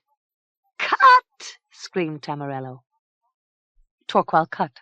The ribbons binding Joald's elbow parted with a hiss and snap. The arm pulsed and twisted. "Cut!" Torquil raised the sword and cut the strand at Joald's neck. Tamarello's chant reverberated through the castle, so that the stones sang and hissed. "Cut! Cut! Cut!" screamed Tamarello. "Mergen, oh Mergen, taste my triumph, taste, and weep bitter tears for the waste I shall do to your pretty things." Torquil cut the ribbon binding Joald's forehead, while Tamarello intoned the great spell, the most terrible chant yet heard in the world. Deep in the ocean, Joald took sluggish cognizance of his loosened bonds. He strained against the remaining filaments. He heaved and kicked and struck the submarine pillars, which ultimately prevented the Tir-Tac-Tir from sliding into the sea, and the land shuddered. Joald's enormous black right arm was free. He raised it high, groping and clutching with monstrous black fingers, that he might achieve the destruction of the Elder Isles. The arm broke the surface. Sheets of green ocean cascaded down to churn up foam. By dint of an awful struggle, Joald thrust the top of his head above the surface, where it became a sudden new island, with bony ridges cresting along the center. Waves 200 feet high surged away in all directions. At Trilda, Shimrod struck the silver gong yet again, then turned away and went to a box hanging on the wall. He opened the front panels, spoke 3 words, and applied his eye to a crystal lens. For a moment he stood rigid, then, stumbling back, he ran to his cabinet, buckled on his sword, pulled a cap down upon his head, and went to stand on a disk of black stone. He uttered a spell of instant transfer, and in a trice stood in the forecourt, at the front of Swur Smod. Thus and Voas still toyed with the bloody rag that once had been Melanthe. At their behest the torn body jerked back and forth in a grisly jig, while they chortled and complimented the indefatigable vitality of the thing. They gave Shimrod a pair of quick, suspicious glances, but thought to recognize him, and in any case were bored with their routine duties, and so allowed him to pass without challenge. Shimrod stepped through the broken doorway, and at once felt the force of Tamarello's chant. He ran down the gallery and burst into the great hall. Mergin sat as before, constricted by the 6 arms from Zabisti. The weasel skeleton, as it chanted the great spell, seemed to be altering shape and taking on substance. Torquil, standing beside the table, took note of Shimrod's arrival. He stood glowering, sword raised on high. Shimrod cried out, "Torquil, are you mad that you obey Tamarello?" Torquil spoke in a dull voice. "I do what I choose to do." "Then you are worse than mad, and you must die." "It is you who shall die," said Torquil in a voice of fate. Shimrod came forward with drawn sword. He hacked down upon the weasel skeleton and cleaved it to the fragile pelvis. The chant abruptly stopped, and Tamarello was a heap of twitching bone splinters. Torquil looked at the simulacrum of Joald, now writhing against his remaining bonds. Torquil muttered under his breath, "So this is the purpose of my life. I am mad indeed." Shimrod swung his sword in an arc which would have taken Torquil's head from his torso had it struck home. Torquil jerked aside. Emotion came upon him in a frenzy. He flung himself at Shimrod with such wild energy that Shimrod was forced back upon the defensive. So the two fought in a mutual fury, slash, hack, thrust. Beside the table the scatter of bones had pulled together to form a random construction, with the glittering black eyes looking out, one low, the other high. A spindly arm clawed at the hatchet, raised it high, while from the tangle of bones came a croaking voice chanting the great spell.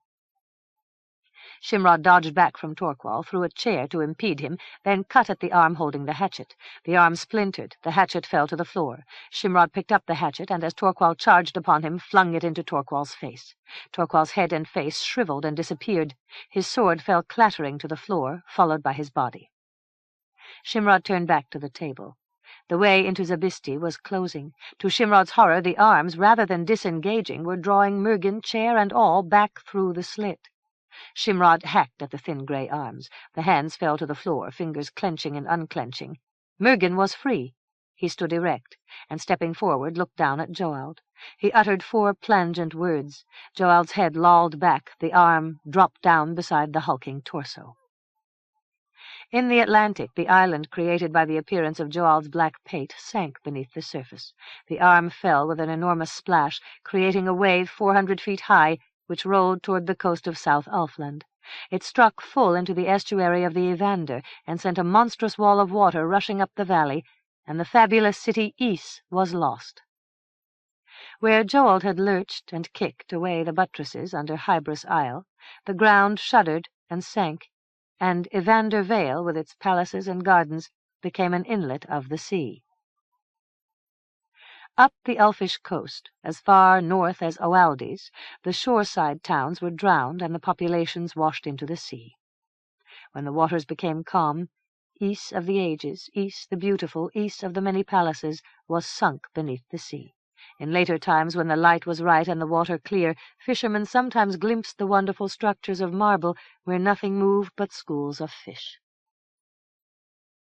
4. There was heavy silence in the great hall at Swersmod. Mergin stood immobile by the table. Shimrod leaned against the wall. On the table the Joald simulacrum lay inert. The splintered bones of the weasel skeleton lay in a heap, showing no vitality save for the glitter of 2 black eyes. On the table the blade of the hatchet halberd had altered, swelling and becoming first globular, then gradually taking on the semblance of a human face. After a moment Mergin turned toward Shimrod. He spoke in a heavy voice. So now we have known tragedy. I cannot blame myself, but only because I cannot spare the energy. In truth, I fear that I became complacent, even arrogant, in the fullness of my strength and the certainty that no one would dare challenge me. I was wrong, and tragic events have occurred. Still, I may not allow myself to be injured by remorse. Shimrod approached the table. These things, are they still alive? They are alive. Tamarello and Esme, and desperately scheming for survival. This time I shall not dally with them, and they shall fail. Mergin went to one of his cabinets and threw wide the doors. He worked at a whirling apparatus, and in due course evoked a glare of pink light and a queer fluting voice. Mergin, I speak across the unthinkable gulf. I do the same, said Mergin. How goes your war with Zabisti? Well enough. We ordered the whirl Sirmish and flushed the green from Fangusto. However, at Mangneeps they came in force. The place is now infested. A pity, but take cheer. I now give you 2 hybrid demons, Desme and Tamarello, both reeking with green. This is a pleasant event. Just so. You may send a tendril to take the pair and to seek out any sops and seepages of green which they might have exuded. For an instant the hall flickered with pink light. When it subsided, the hatchet and the pile of bones were gone. Mergin spoke. Take the pair to the deepest pits of Myrdal and seek out the hottest fires. There destroy them utterly, so that not even their last regrets linger in the flux. I will wait to learn of this final disposition. You must be patient, said the efferent. A deed worth doing is worth doing well. I shall be at least 10 of your seconds, with another 2 seconds for my ritual cleansing. I will wait. 12 seconds passed. The efferent from Myrdal spoke once more. The deed is done. Of the 2 demons neither jot, atom, breath, thought, nor tittle remain. The pits of Myrdal burn hot. Excellent, said Mergin. I wish you continued success against the green. He closed the cabinet and turned back to the table, where he reinforced the bonds which held Joald quiescent. Shimrod watched with disapproval. Joald should also be destroyed. Mergin spoke in a soft voice. He is protected. Only this much is allowed to us, and then grudgingly. Who protects him? Some of the old gods still live. Atalanta? For a long moment Mergin said nothing. Then, certain names should not be named, and certain topics are best not discussed. Chapter 12. 1. Rumors of the cataclysm along the Elfish coast reached Hadion 3 days after the event. King Casimir heard the reports with keen interest and impatiently awaited full details. A courier at last arrived, telling of the devastation which the ocean had wrought along the South Elfish coast. Casimir's sole interest was the damage done to King Aelus' military capabilities. How far north did the waves strike? Not so far as Oeldes. The offshore islands diverted the waves. They also saved Skagain and the Ska foreshore. What do you know of Dundarik? It is King Aelus' Elfish capital, but it sits high on the middle moors, and it took no damage. So the army suffered no losses? I cannot say with certainty, sire. No doubt warriors on leave were lost. I doubt if the army as a whole was much affected. Casimir grunted. And where is King Aelus now? Apparently he has taken ship from Troysinet and would be at sea. Very well, go. The courier bowed and departed. King Casimir looked around the faces of his aides. The time of decision is upon us. Our armies are trained and ready. They are poised for a swift advance and eager for a smashing defeat of the Dots. When Dahot is ours, we can deal with Aelus at leisure, no matter what nuisances he inflicts with his navy. What say you? One after another, Casimir's aides told him what he wanted to hear. The armies of Lyonesse are strong, numerous, and indomitable. The leadership is good, and the warriors are well trained. The armories are well stocked. The weapon makers work both night and day. We suffer no shortages. The knights of Lyonesse are keen and eager. All crave the rich lands of Dahot for their estates. They await only your command. King Casimir gave a fateful nod. He struck his fist to the table. Then let it be now. 2. The armies of Lyonesse assembled in various quarters, marched as unobtrusively as possible to Fort Mail, reformed into battalions, and set off to the north. At the Pomperol border the vanguard was met by a dozen knights commanded by Prince Starling. As the Lyonesse army approached the border, Prince Starling held up his hand, bidding the oncoming host to halt. A herald galloped forward and delivered a message to Prince Starling. The kingdom of Lyonesse has been prompted to conflict against the kingdom of Dahot by reason of many and troublesome provocations. That we may expeditiously prosecute our campaign, we require the right of free passage across Pomperol, nor will we protest if in your neutrality you extend the same privilege to the troops of Dahot. Prince Starling made a forthright statement. To allow you passage would compromise our proper neutrality, and in effect would make us your allies. We must deny the permission you require. Go instead to the west, to Lalisbrook Dingle, then bear north along Blady Way, and so you will come into Dahot. The herald responded, I am empowered to answer in this fashion. Not possible. Stand aside and let us pass, or taste our steel. The Pomperol knights drew silently aside and watched as the armies of Lyonesse moved north, and in due course entered Dahot. King Casimir had expected only token resistance from the so-called grey and green popinjays, but his invasion infuriated high and low alike. 3 great battles were fought, instead of the single perfunctory engagement King Casimir had envisioned, at great cost in men, material, and time. At Chastain Field, a makeshift army led by Audrey's brother, Prince Grain, attacked the invaders with reckless ferocity and were defeated after a day of bitter combat. The second battle was fought near the village Mulvaney. For 2 days the warriors surged back and forth across the downs. Steel clashed on steel, war shouts mingled with screams of pain. In and out of the melee rode formations of mounted knights, hacking at the foot soldiers who sought to pull them down with halberds and crowhooks so that knives could cut aristocratic throats. The Dahot army gave way at last, and retreated toward Avalon. Again King Casimir could claim a victory, though again he had taken heavy casualties and had lost equally valuable time from his schedule of conquest. The Dahot army, now strengthened by reinforcements called down from Weisrod, took up a position beside Castle Meung near Market Chantry, some 30 miles south and west of Avalon. For 2 days King Casimir rested and reformed his troops, and waited another day for reinforcements from Fort Mail, then again advanced upon the Dahots, intent upon their final destruction. The armies met on Wild Apple Meadow near Castle Meung, with the Dahots led by King Audrey himself. Each side sent out squads of light cavalry to harass the enemy with arrows. The armored knights, with heavy cavalry and standard-bearers at their backs, formed themselves into opposing ranks, their steel gleaming ominously, and the minutes moved one after the other with fateful deliberation.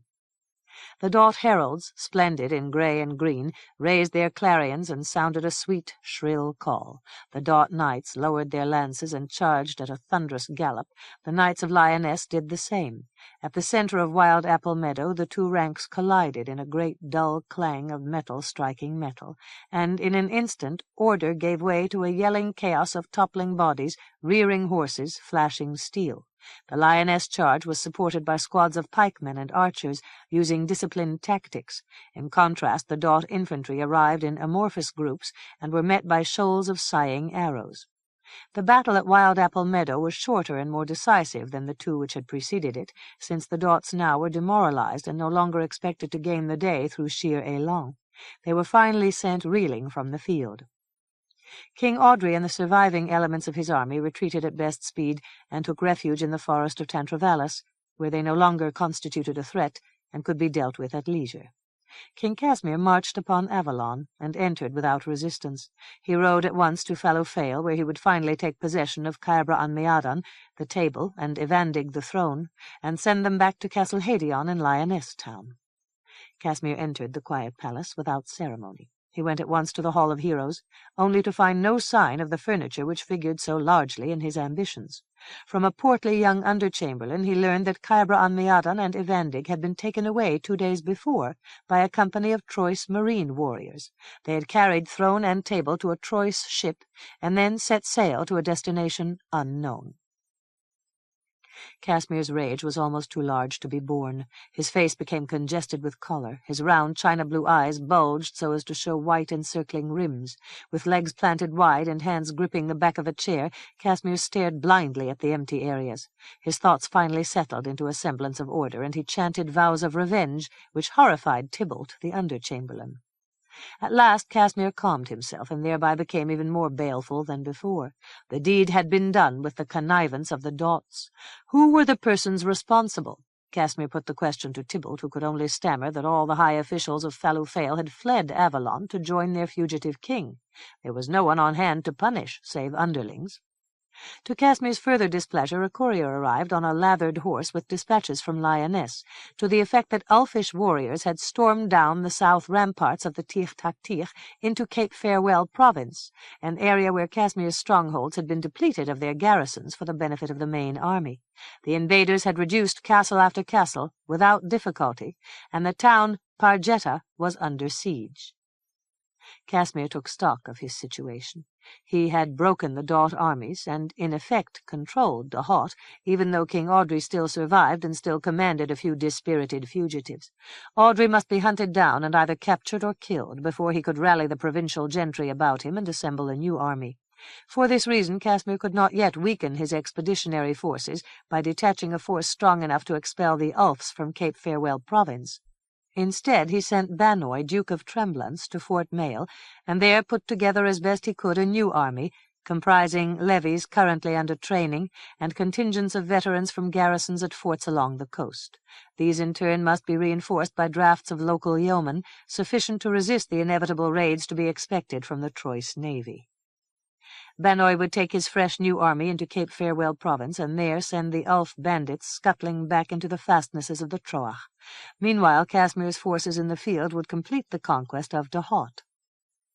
A courier from Godilia arrived at Fallowfale, carrying a dispatch from King Dartweg. The courier paid his formal respects to King Casimir, then unrolled a scroll of glazed sheepskin parchment wound upon rods of birch. The message was written in fine Irish uncial, which no one present could read, including the courier himself, and it became necessary to summon an Irish monk from the nearby abbey of St. Joyly, who opened the scroll and read the message. King Dartweg first saluted King Casimir, using a dozen florid apostrophes. He reviled their mutual enemies and declared himself, as ever and always, from the start of time to final blink of the sun, Casimir's tenacious ally, ready to join the mutual fray against the twin tyrants, Audrey and Aelus, until the final grand victory and the sharing of the spoils. To certify his faith, King Dartweg had ordered his invincible, if somewhat boisterous, warriors across the Skyre and into North Ulfland, where he hoped to take the old capital, Zounges, by crafty infiltration and surprise escapades from the seaside cliffs. So much accomplished, he would sweep south to smite the Troyes interlopers. When all were dead, drowned, or fled, the Godelians would stand on guard in the Ulflands, to the perpetual comfort of King Casimir. So declared King Dartweg, Casimir's loving friend and trusted ally. Casimir listened with a small grim smile, then returned a courteous reply, thanking King Dartweg for his interest and wishing him good health. King Dartweg's cooperation would be appreciated, but no final dispositions could be made at the moment. The courier, his joviality dampened by King Casimir's manner, bowed and departed. King Casimir returned to his contemplations. First things first. And first was the final expunction of the broken Dot army. This would seem a routine operation of no great difficulty, which King Casimir put into the charge of Prince Cassander. King Casimir summoned Cassander and told him of the decision. He appended explicit instructions, which in Cassander's ears made poor hearing. Cassander must carefully heed the counsel of Sir Ettard of Arquimble, a crafty and experienced war leader. Cassander must also listen to and profit from the counsel of 6 other senior knights, also of proved competence. Prince Cassander confidently undertook the mission, so confidently indeed that King Casimir once more stipulated that Sir Etard's advice must be heeded. Prince Cassander grimaced and frowned, but made no protest.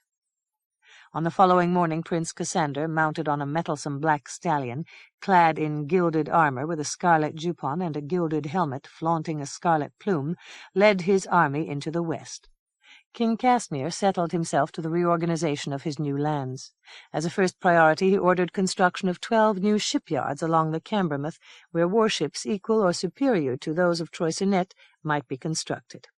Cassander's troops marched westward. The manors and castles of the countryside during the reign of King Audrey had abandoned whatever military function they might once have served, and offered no resistance, which in any case could only have proved suicidal to the occupants.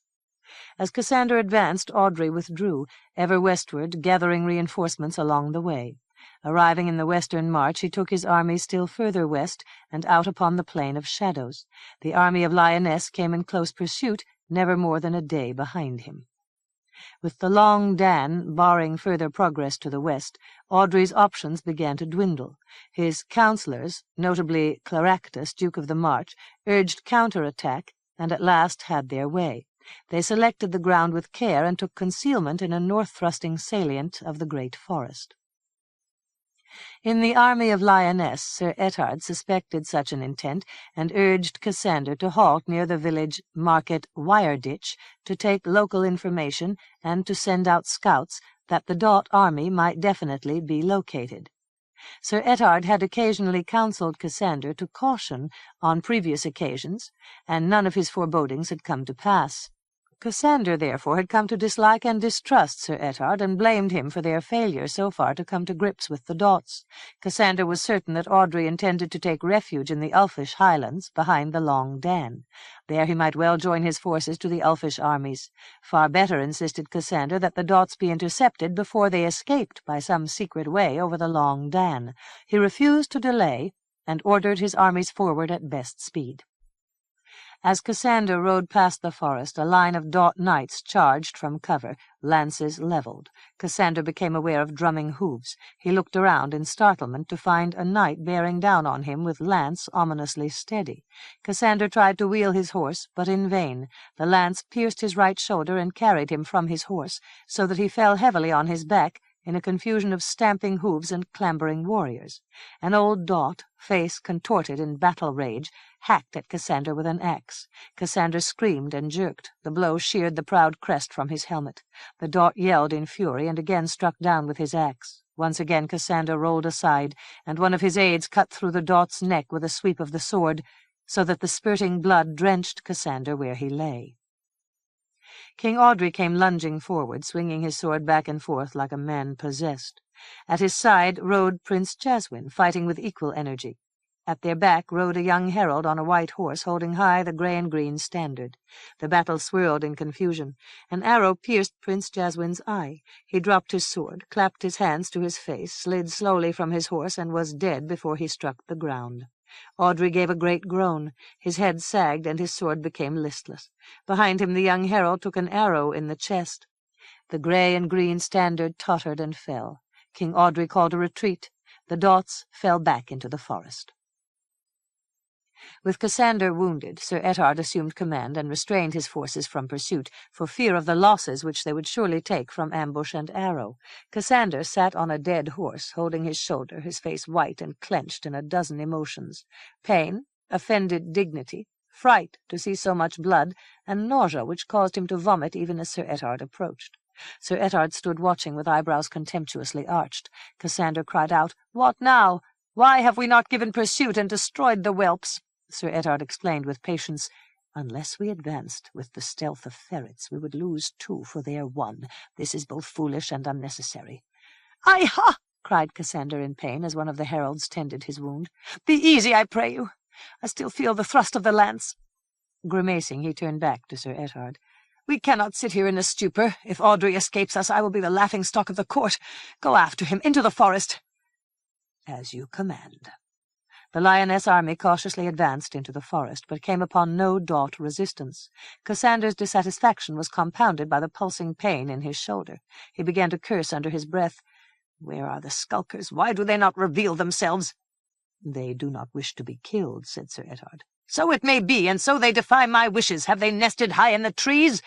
"They have probably gone where I suspected they might go." "And where is that?" A scout came riding up.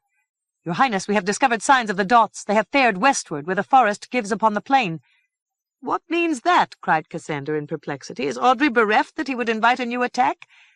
"I think not," said Sir Ethard. "While we prowl the forest, peering in nooks and searching the crannies, Audrey wins to freedom." "How so?" bleated Cassander.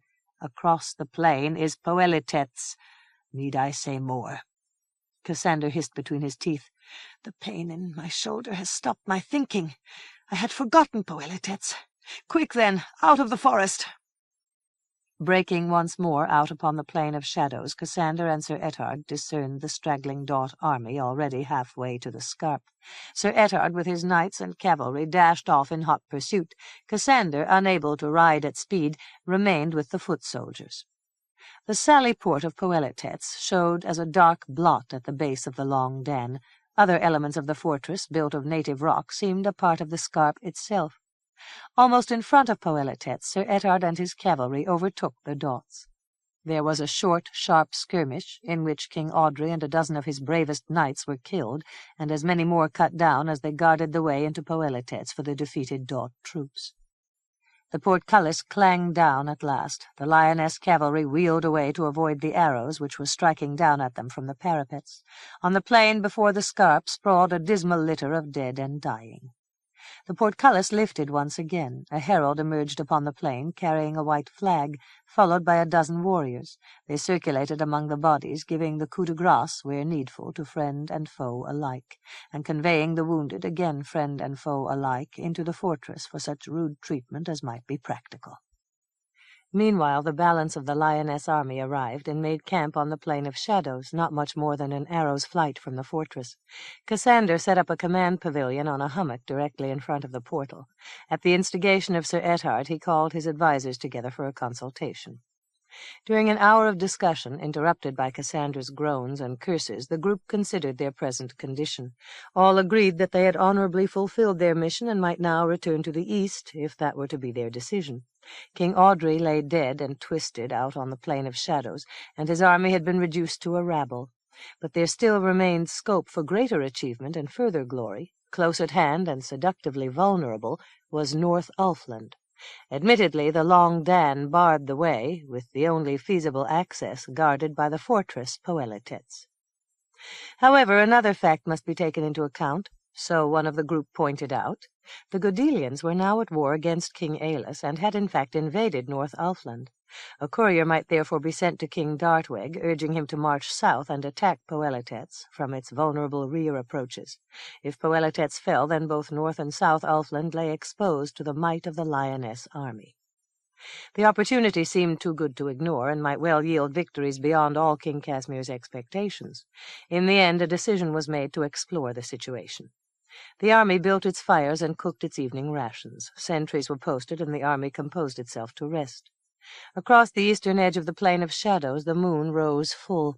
In the commander's pavilion Sir Ethard and his fellows wearily divested themselves of their armor, spread out horse blankets, and made themselves as comfortable as might be.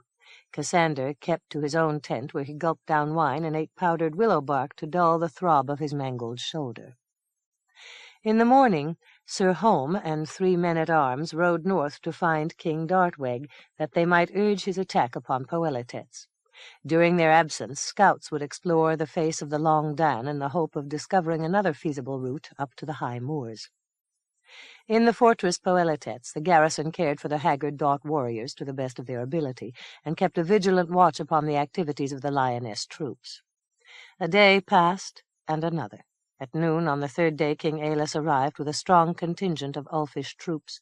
His coming was fortuitous. News of King Dartweg's incursion had reached him at Dundarroch, and he had assembled a force to deal with the situation. New reports had reached him on the previous day. Dartweg had tried to storm the city Zaunges, but the defences had been too much for him, and he veered to the west, looting and pillaging along the way. At last he arrived at the Ska foreshore. Disregarding all sanity and prudence, the Celts had stormed into Ska territory. 3 Ska battalions struck them like thunderbolts again and again, killing King Dartweg and driving the hysterical survivors back across the North Ulfish moors and into the Skyer. Then, satisfied with their work, the Ska returned to the foreshore, so that when Aelus arrived at Poelitets, the Celtic threat had vanished, and he was free to contemplate the lioness army camped before Poelitets. Aelus walked along the parapets, looking out across the plain to the lioness camp. He reckoned the number of armored knights, light and heavy cavalry, pikemen and archers. They considerably overmatched his own forces, both in numbers and in weight of armor, even taking the Dautes into account, and there was no way he could challenge them by a frontal attack. Aelus thought long and hard. From a grim period, long in the past, he remembered a tunnel which had extended from a Poelitets sub-cellar to the hillock on the plain where the lioness commanders had raised their pavilion. Aelus descended by a route barely recalled into a chamber underneath the marshalling yard. Using a torch, he discovered that the tunnel was as before, and seemed to be in good repair. Aelus chose a platoon of hard-bitten Ulfish warriors who cared nothing for the niceties of knightly combat. At midnight the warriors negotiated the tunnel, silently broke open the far exit, and crawled out into the open. Keeping to the black shadows, away from the moonlight, they entered the pavilion where the lioness war leaders lay snoring, and killed them as they slept, including Sir Ethard. Directly behind the pavilion a paddock constrained the horses of the army. The raiders killed grooms and sentries, broke open the fences, and drove the horses out upon the plain. Then they returned to the tunnel and under the plain to the fortress. At the first crack of dawn the sally ports at Poelitets opened, and the Ulfish army, augmented by the surviving Dautes, issued upon the plain, where they formed a battle line and charged the lioness camp. In the absence of leadership and lacking horses, the lioness army became a chaos of milling men, sleepy and confused, and so was destroyed.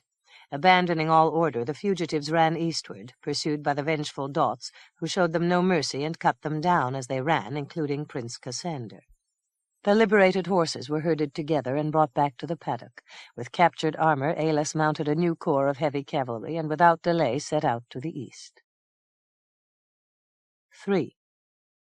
At Falufale, King Casimir received daily dispatches from all quarters of the Elder Isles. For a time he learned nothing to cause him dismay or disturb his sleep. A few situations remained untidy, such as the Ulfish occupation of the Cape Farewell province, but this was only a temporary annoyance and surely would be remedied in good time. From the west of Dahot the news continued good. King Dartweg of Godilia had invaded North Ulfland, compensating for the Ulfish foray into the Cape Farewell province. Prince Cassander's great army continued to sweep to the west, smiting the hapless King Audrey hip and thigh. According to his last advices, the Dautes had been backed up against the Long Dan and could flee no farther. The end, so it seemed, was in sight. On the following morning, a courier rode up from the south to bring disquieting news. Troy's ships had put into the harbour at Bulmerskeen. Troy's troops had landed and had reduced Spangelmar Castle, and now controlled the city. Further, there was a rumour to the effect that the Troyes had already taken Slutskeen, at the southern terminus of Icknield Way, and, in effect, controlled the entire duchy of Folies. Casimir pounded the table with his fist. This was an intolerable situation, which forced awkward decisions upon him. But there was no help for it. The Troyes must be dislodged from the Duchy of Folies. Casimir sent a dispatch to Duke Bannoy, ordering him to augment his army with all the power to be had at Fort Mail. Raw recruits and veterans alike. All must march south into Folies Duchy and expel the Troyes. On the same day that Casimir sent off the dispatch, a courier arrived from the west, with news of the Celtic defeat and the death of King Dartweg, which meant that King Aelus and his Elfish armies would not be preoccupied doing battle with the Celts. A day passed, then late in the following afternoon another courier arrived, bringing news of staggering dimension. In a battle beside the Long Dan, Prince Cassander had been killed. His great army had been utterly smashed. Of all the proud host, only a few hundred still survived, hiding in ditches, skulking through the forest, hobbling along the back roads disguised as peasant women. Meanwhile, King Aelus, with an army of Ulfs and revitalized Dautes, marched east at best speed, picking up strength along the way. Casimir sat slumped for an hour, bewildered by the scope of the disaster. At last he gave a great groan and set himself to doing what needed to be done. All was not yet lost. He sent another courier riding south to Duke Bannoy, ordering him to turn back from Folies Duchy and to march north up Icknield Way, assembling all strength along the way, every knight of Lyonesse capable of wielding a sword, the training cadres at Fort Mail, the raw levies, and every aging veteran or yeoman competent to wing arrow from bow. Bannoy must bring this makeshift army north at best speed, that it might meet and defeat the armies of King Ailus advancing from the west. Bannoy, who had been well down Icknield Way toward Sloot's scheme, was forced to turn his army about and return the way he had come, with an added hardship.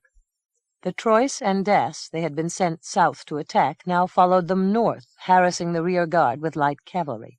Bannoy was therefore slow in arriving at his rendezvous with King Casimir, who already had retreated south from Avalon by reason of King Ailus' proximity. King Casimir joined Bannoy's army near Lumarth town and set up camp on a nearby meadow. King Ailus brought up his army with deliberation and established a position at Garland's Green, 10 miles west of the Cambermouth and a few miles northwest of Lumarth. Ailus seemed in no hurry to come to grips with King Casimir, who in his turn felt grateful for the reprieve, since it allowed him better to organize his own forces. Still, with growing perturbation, Casimir wondered as to Ailus' delay. For what might he be waiting? The news reached him presently.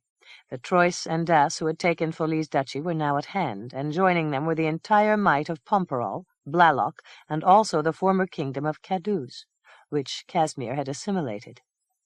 These were formidable armies, motivated by hatred, and they would fight like men possessed. This Casimir knew.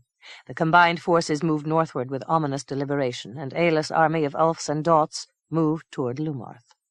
Casimir had no choice but to shift his position to avoid entrapment between the two armies. He ordered a retreat eastward toward the Cambermouth, only to receive news that 40 Troyes warships and 20 transport cogs had sailed to the head of the Cambermouth, and there had discharged a great force of Troyes and Dass heavy infantry, supported by 400 archers from Skola, so that armies now moved upon Casimir from 3 directions.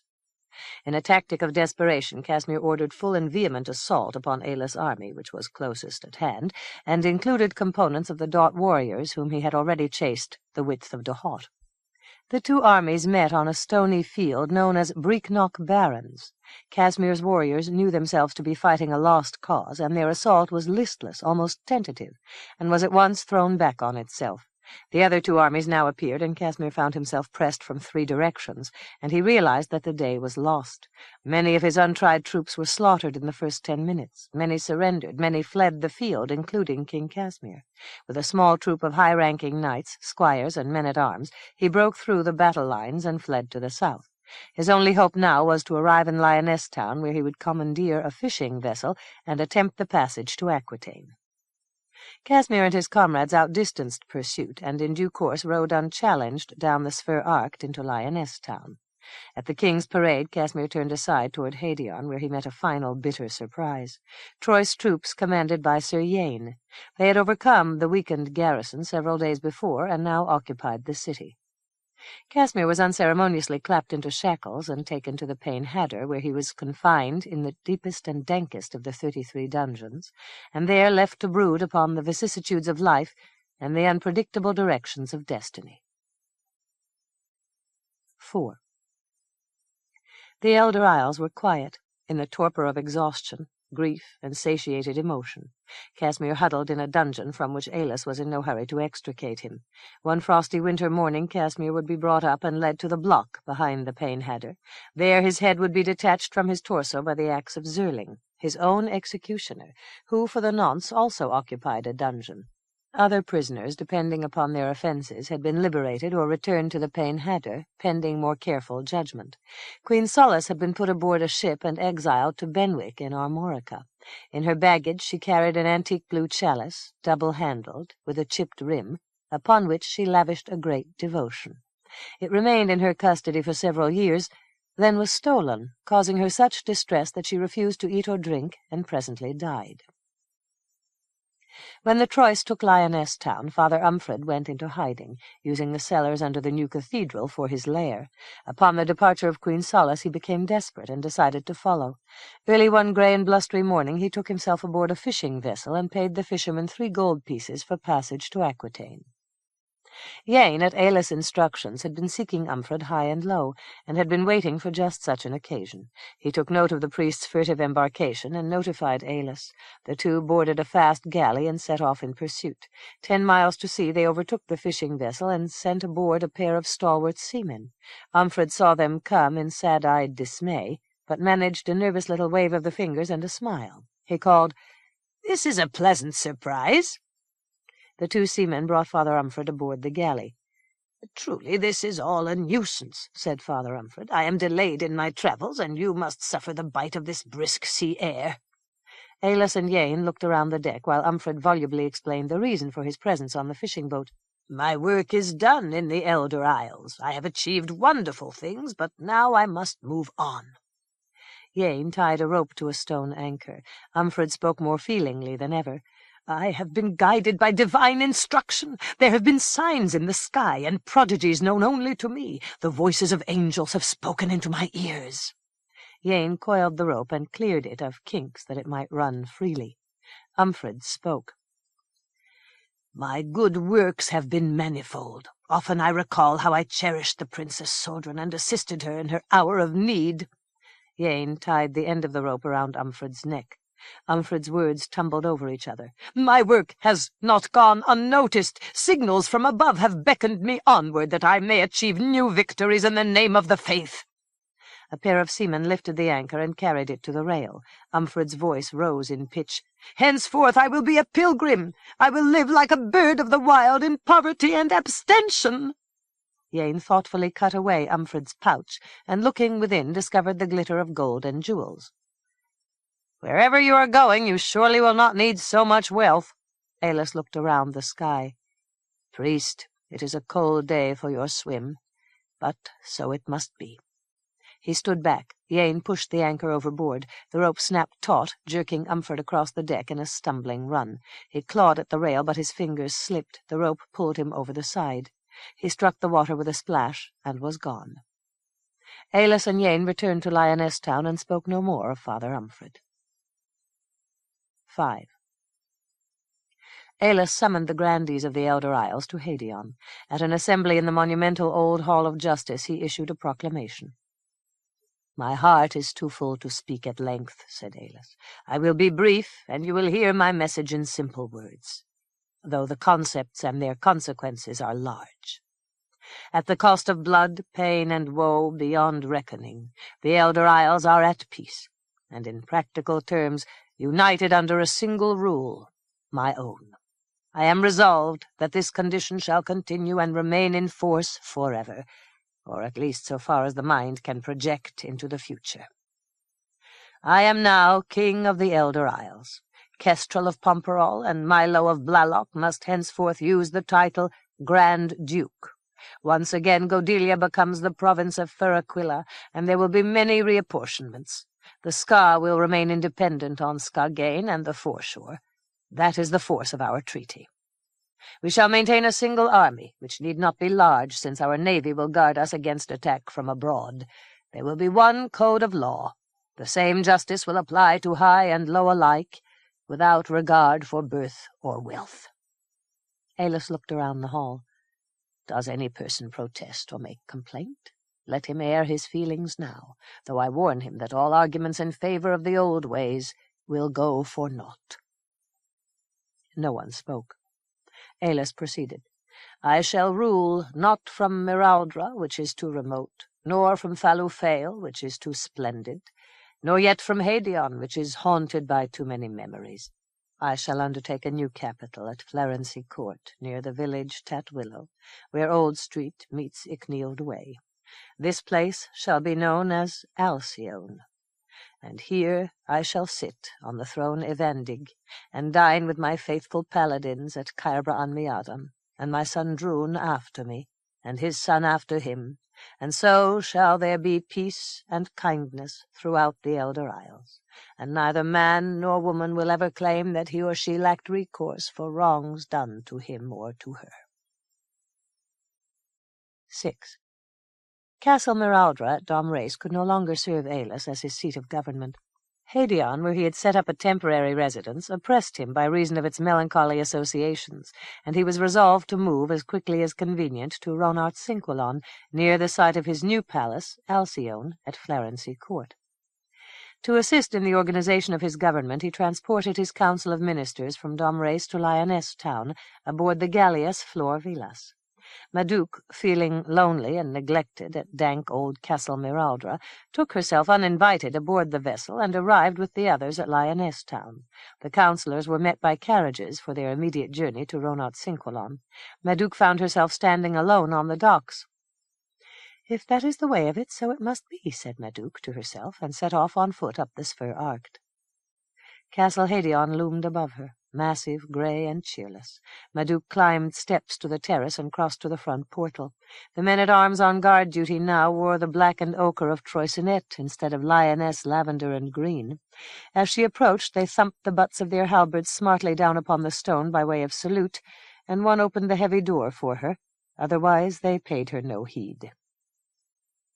The reception hall was empty. Hédion seemed only the husk of its old self, though the domestic staff, lacking orders to the contrary, unobtrusively went about its usual duties.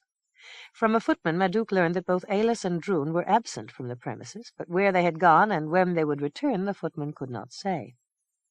In the absence of a better arrangement, Madouc went to her old chambers, which smelled musty from disuse. She threw wide the shutters to admit light and air, then looked about the room. It seemed a place remembered from a dream.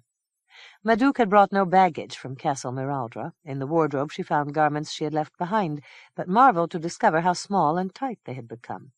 She gave a laugh of sad amusement, which left an ache in her throat. "I have changed," she told herself. "Oh, how I have changed!"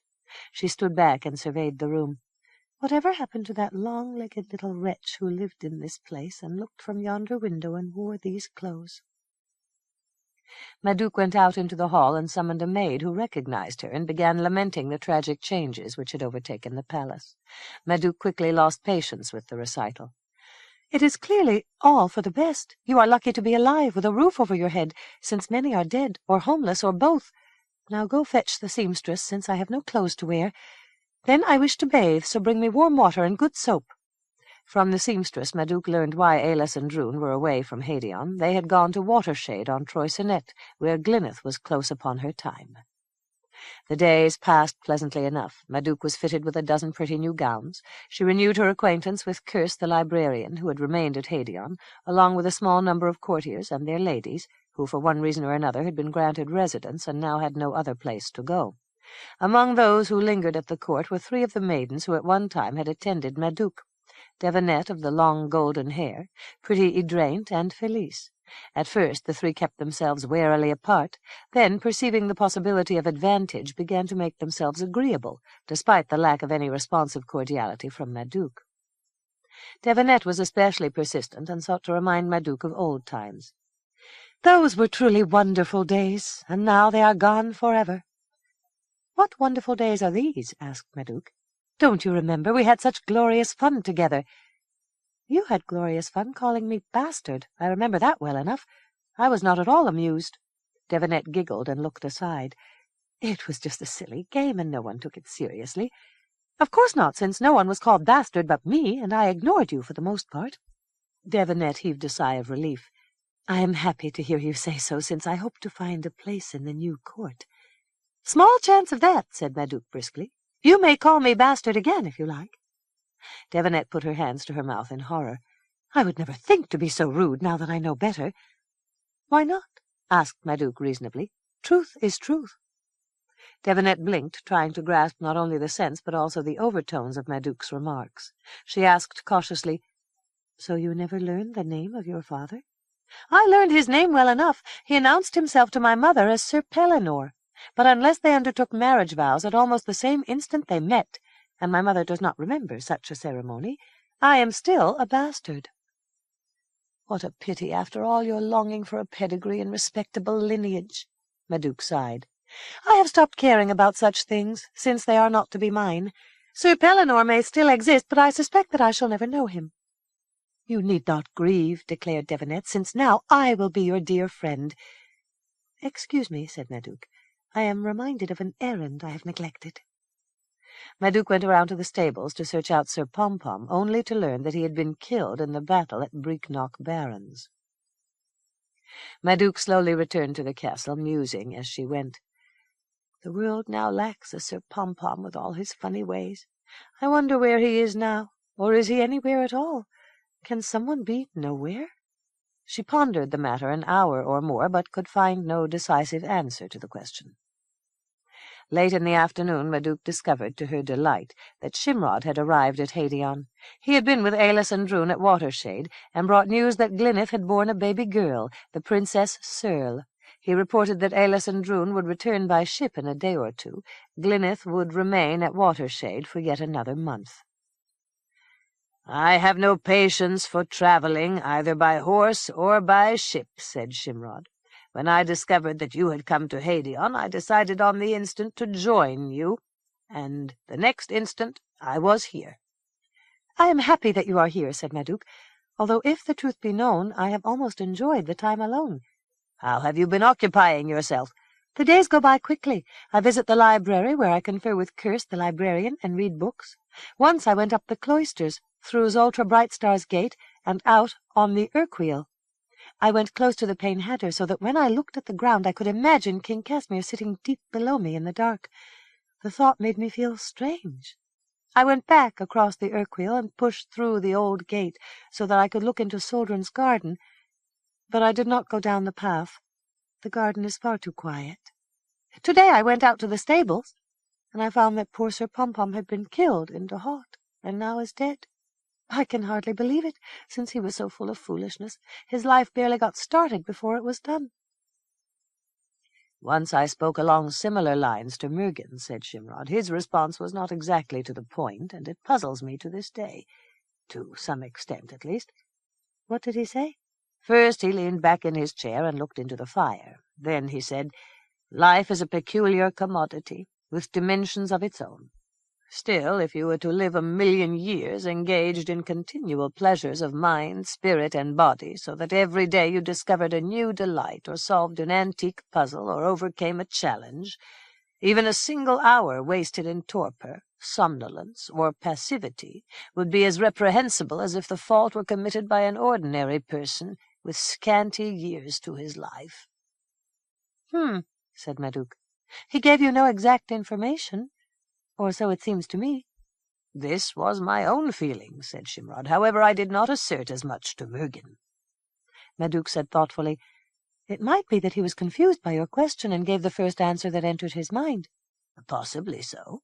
You are a clever girl, Madouc. I will now consider the matter an insoluble mystery and dismiss it from my mind." Madouc sighed. "I wish I could do the same." "What mysteries trouble you so seriously?" "First is the mystery of where I will live. I do not care to stay at Hadion. Miraldra is too cold and misty and too far. Watershade is peaceful and beautiful, but nothing ever happens, and I would soon become lonely." "At Trilda I, too, am often lonely," said Shimrod. "I invite you, therefore, to visit me at Trilda, where you shall stay as long as you like, certainly until Ailess builds his palace, Alcyone. Droon would come often to join us, and you surely would not be lonely." Madouc could not restrain a cry of excitement. "Would you teach me magic?" "As much as you care to learn. It is not easy, and in fact surpasses the ability of most folk who try." "I would work hard. I might even become useful to you." "Who knows? It is possible." Madouc threw her arms around Shimrod. "At least I feel as if I have a home." "Then it is settled." On the next day, Ailess and Droon returned to Lioness Town, and immediately all departed Hadion. Shimrod and Madouc would turn off Old Street at Ton Twillet and ride north to Trilda. Ailess and Droon would proceed along Old Street to Tatwillow and Castle Ronart Cinquilon. Along the way, the group came to Saris, where Ailess chose to sojourn for 2 or 3 days of banqueting, good fellowship, and irresponsibility. Droon and Madouc wandered out on the lawn which sloped down to the river Glame. In the shade of a great oak with wide sprawling branches they paused. Droon asked, "Do you remember how you hid behind this very tree to escape the attentions of poor Prince Bittern?" "I remember very well. You must have thought me a very strange creature to go to such lengths." Droon shook his head. I thought you amusing and altogether remarkable, as I do now. More now than then, or less? Droon took her hands. Now you are begging for compliments. Madouc looked up at him. But you still haven't told me, and I value your compliments. Droon laughed. More, of course. When you look up at me with your blue eyes, I become weak. Madouc held up her face. All this being the case, you may kiss me. Droon kissed her. I thank you for your permission, although I was about to kiss you anyway. Droon, you frighten me with your savage lust. Do I indeed? Droon kissed her again and again. Madouc stood back, breathing hard. Now then, said Droon, what of that? I cannot understand why I feel so odd. I think I know, said Droon, but there is no time to explain now, since the footman is coming to call us. He turned to leave, but waited as Madouc knelt beside the oak. Droon asked, What are you doing? There is someone missing. She should be here. Who might that be? My mother, Twisk. It is my duty as a daughter to invite her to an occasion so merry. Do you think she will come? I will call her. Madouc selected a blade of grass and made a grass flute. She played a piping note and sang, Lira, lissa, lara, lass, Madouc has made a flute of grass, softly blowing wild and free. She calls to Twisk at Thripsy she. Lira, lissa, lara, leer, a daughter calls her mother dear. Tread the wind and vault the mere, span the sky and meet me here. So sing I, Madouc. In a swirl of vapor, Twisk appeared. Her delicate features were placid, her blue hair coiffed into a crest along the top of her scalp and engaged in a silver mesh. Madouc cried out in delight, Mother, you are more beautiful than ever. I marvel at you. Twisk smiled with cool amusement. I am pleased to merit your approval. Droon, I must say that you present yourself most agreeably. Your early training has served you well. So it may be, said Droon politely. I shall never forget it, certainly. Twisk turned back to Madouc. Our compliments have been exchanged. What was your purpose in calling me? I wanted you, my dear mother, on hand to share our merriment at a banquet, which even now is about to begin. It is a small but select occasion, and we will take pleasure in your company. Twisk shrugged. Why not? I have nothing better to do. Humph, said Madouc. Enthusiasm or none, I am still pleased. Come, we have already been called to the table. I will naturally avoid the gut-clogging impact of your coarse food. Still, I may taste a drop of wine, and perhaps a wing of a quail. Who is that handsome gentleman? That is King Ailus. Come, I will introduce you. The three strolled across the lawn to where the table had been laid with linen napery and salvers of silver. Ailus, in conversation with one of his escort, turned to watch the three approach. Madouc said, Your Highness, allow me to present my mother, Twisk, often known as Twisk of the Blue Hair. I have invited her to share our banquet. Ailus bowed. Lady Twisk, you are more than welcome. He looked from Twisk to Madouc and back to Twisk. I think I see a resemblance, though certainly not in the colour of the hair. Madouc's hair was perhaps the only birthright rendered her by her father, a certain Sir Pellinore, of frivolous bent. Shimrod approached the group. Madouc called out, Mother, I would like to present another of my dear friends. Twisk turned, and her blue eyebrows lofted high. So, Sir Pellinore, at last you choose to show yourself. Have you no shame? Twisk turned to Madouc. I advise more caution in the choice of your friends. This is the secretive Sir Pellinore, your father. Madouc gave a poignant cry. I can choose my friends, Mother, but as for my father, the choice was yours. True, said Twisk equably. Indeed, it was from Sir Pellinore that I learned the caution I am now trying to teach you. Madouc turned to Shimrod. Are you truly Sir Pellinore? Shimrod attempted an airy gesture. Many years ago I wandered the land as a vagabond. It is true that I occasionally used the name Sir Pellinore when the mood came upon me. And indeed I remember an idyll in the forest with a beautiful fairy when I thought the name Sir Pellinore rang with romantic reverberations, far more than simple Shimrod. So it is true. You, Shimrod, are my father. If the Lady Twisk so asserts, I shall be honoured to claim the relationship. I am as surprised as you, but not at all displeased. Ailus spoke. Let us take our places at the table. Our goblets are full with wine. Madouc has found her father. Shimrod has found a daughter, and the family is now united." "Not for long," said Twisk. "I have no taste for maudlin domesticity." "Still, you must acknowledge the moment. To the table, then, and we will celebrate Lady Twisk's surprising disclosures. First, we shall salute my absent Queen Glyneth and the new Princess Searle. Second, to the Lady Twisk, who astounds us with her beauty. Third, to Madouc, one-time Princess of Lyonesse, who became demoted to Madouc the Vagabond, and now, by royal dispensation, becomes once again Madouc, Princess of Lyonesse. End of Lyonesse, Volume 3, Madouc, by Jack Vance. Read by Suzanne Toren in the studios of American Foundation for the Blind, Incorporated, for the Library of Congress, April 1996. For special distribution as authorized by Act of Congress under Public Law 89-522, with the permission of the copyright holder and the publisher, Underwood Miller, 708 Westover Drive, Lancaster, Pennsylvania, 17601. End of book.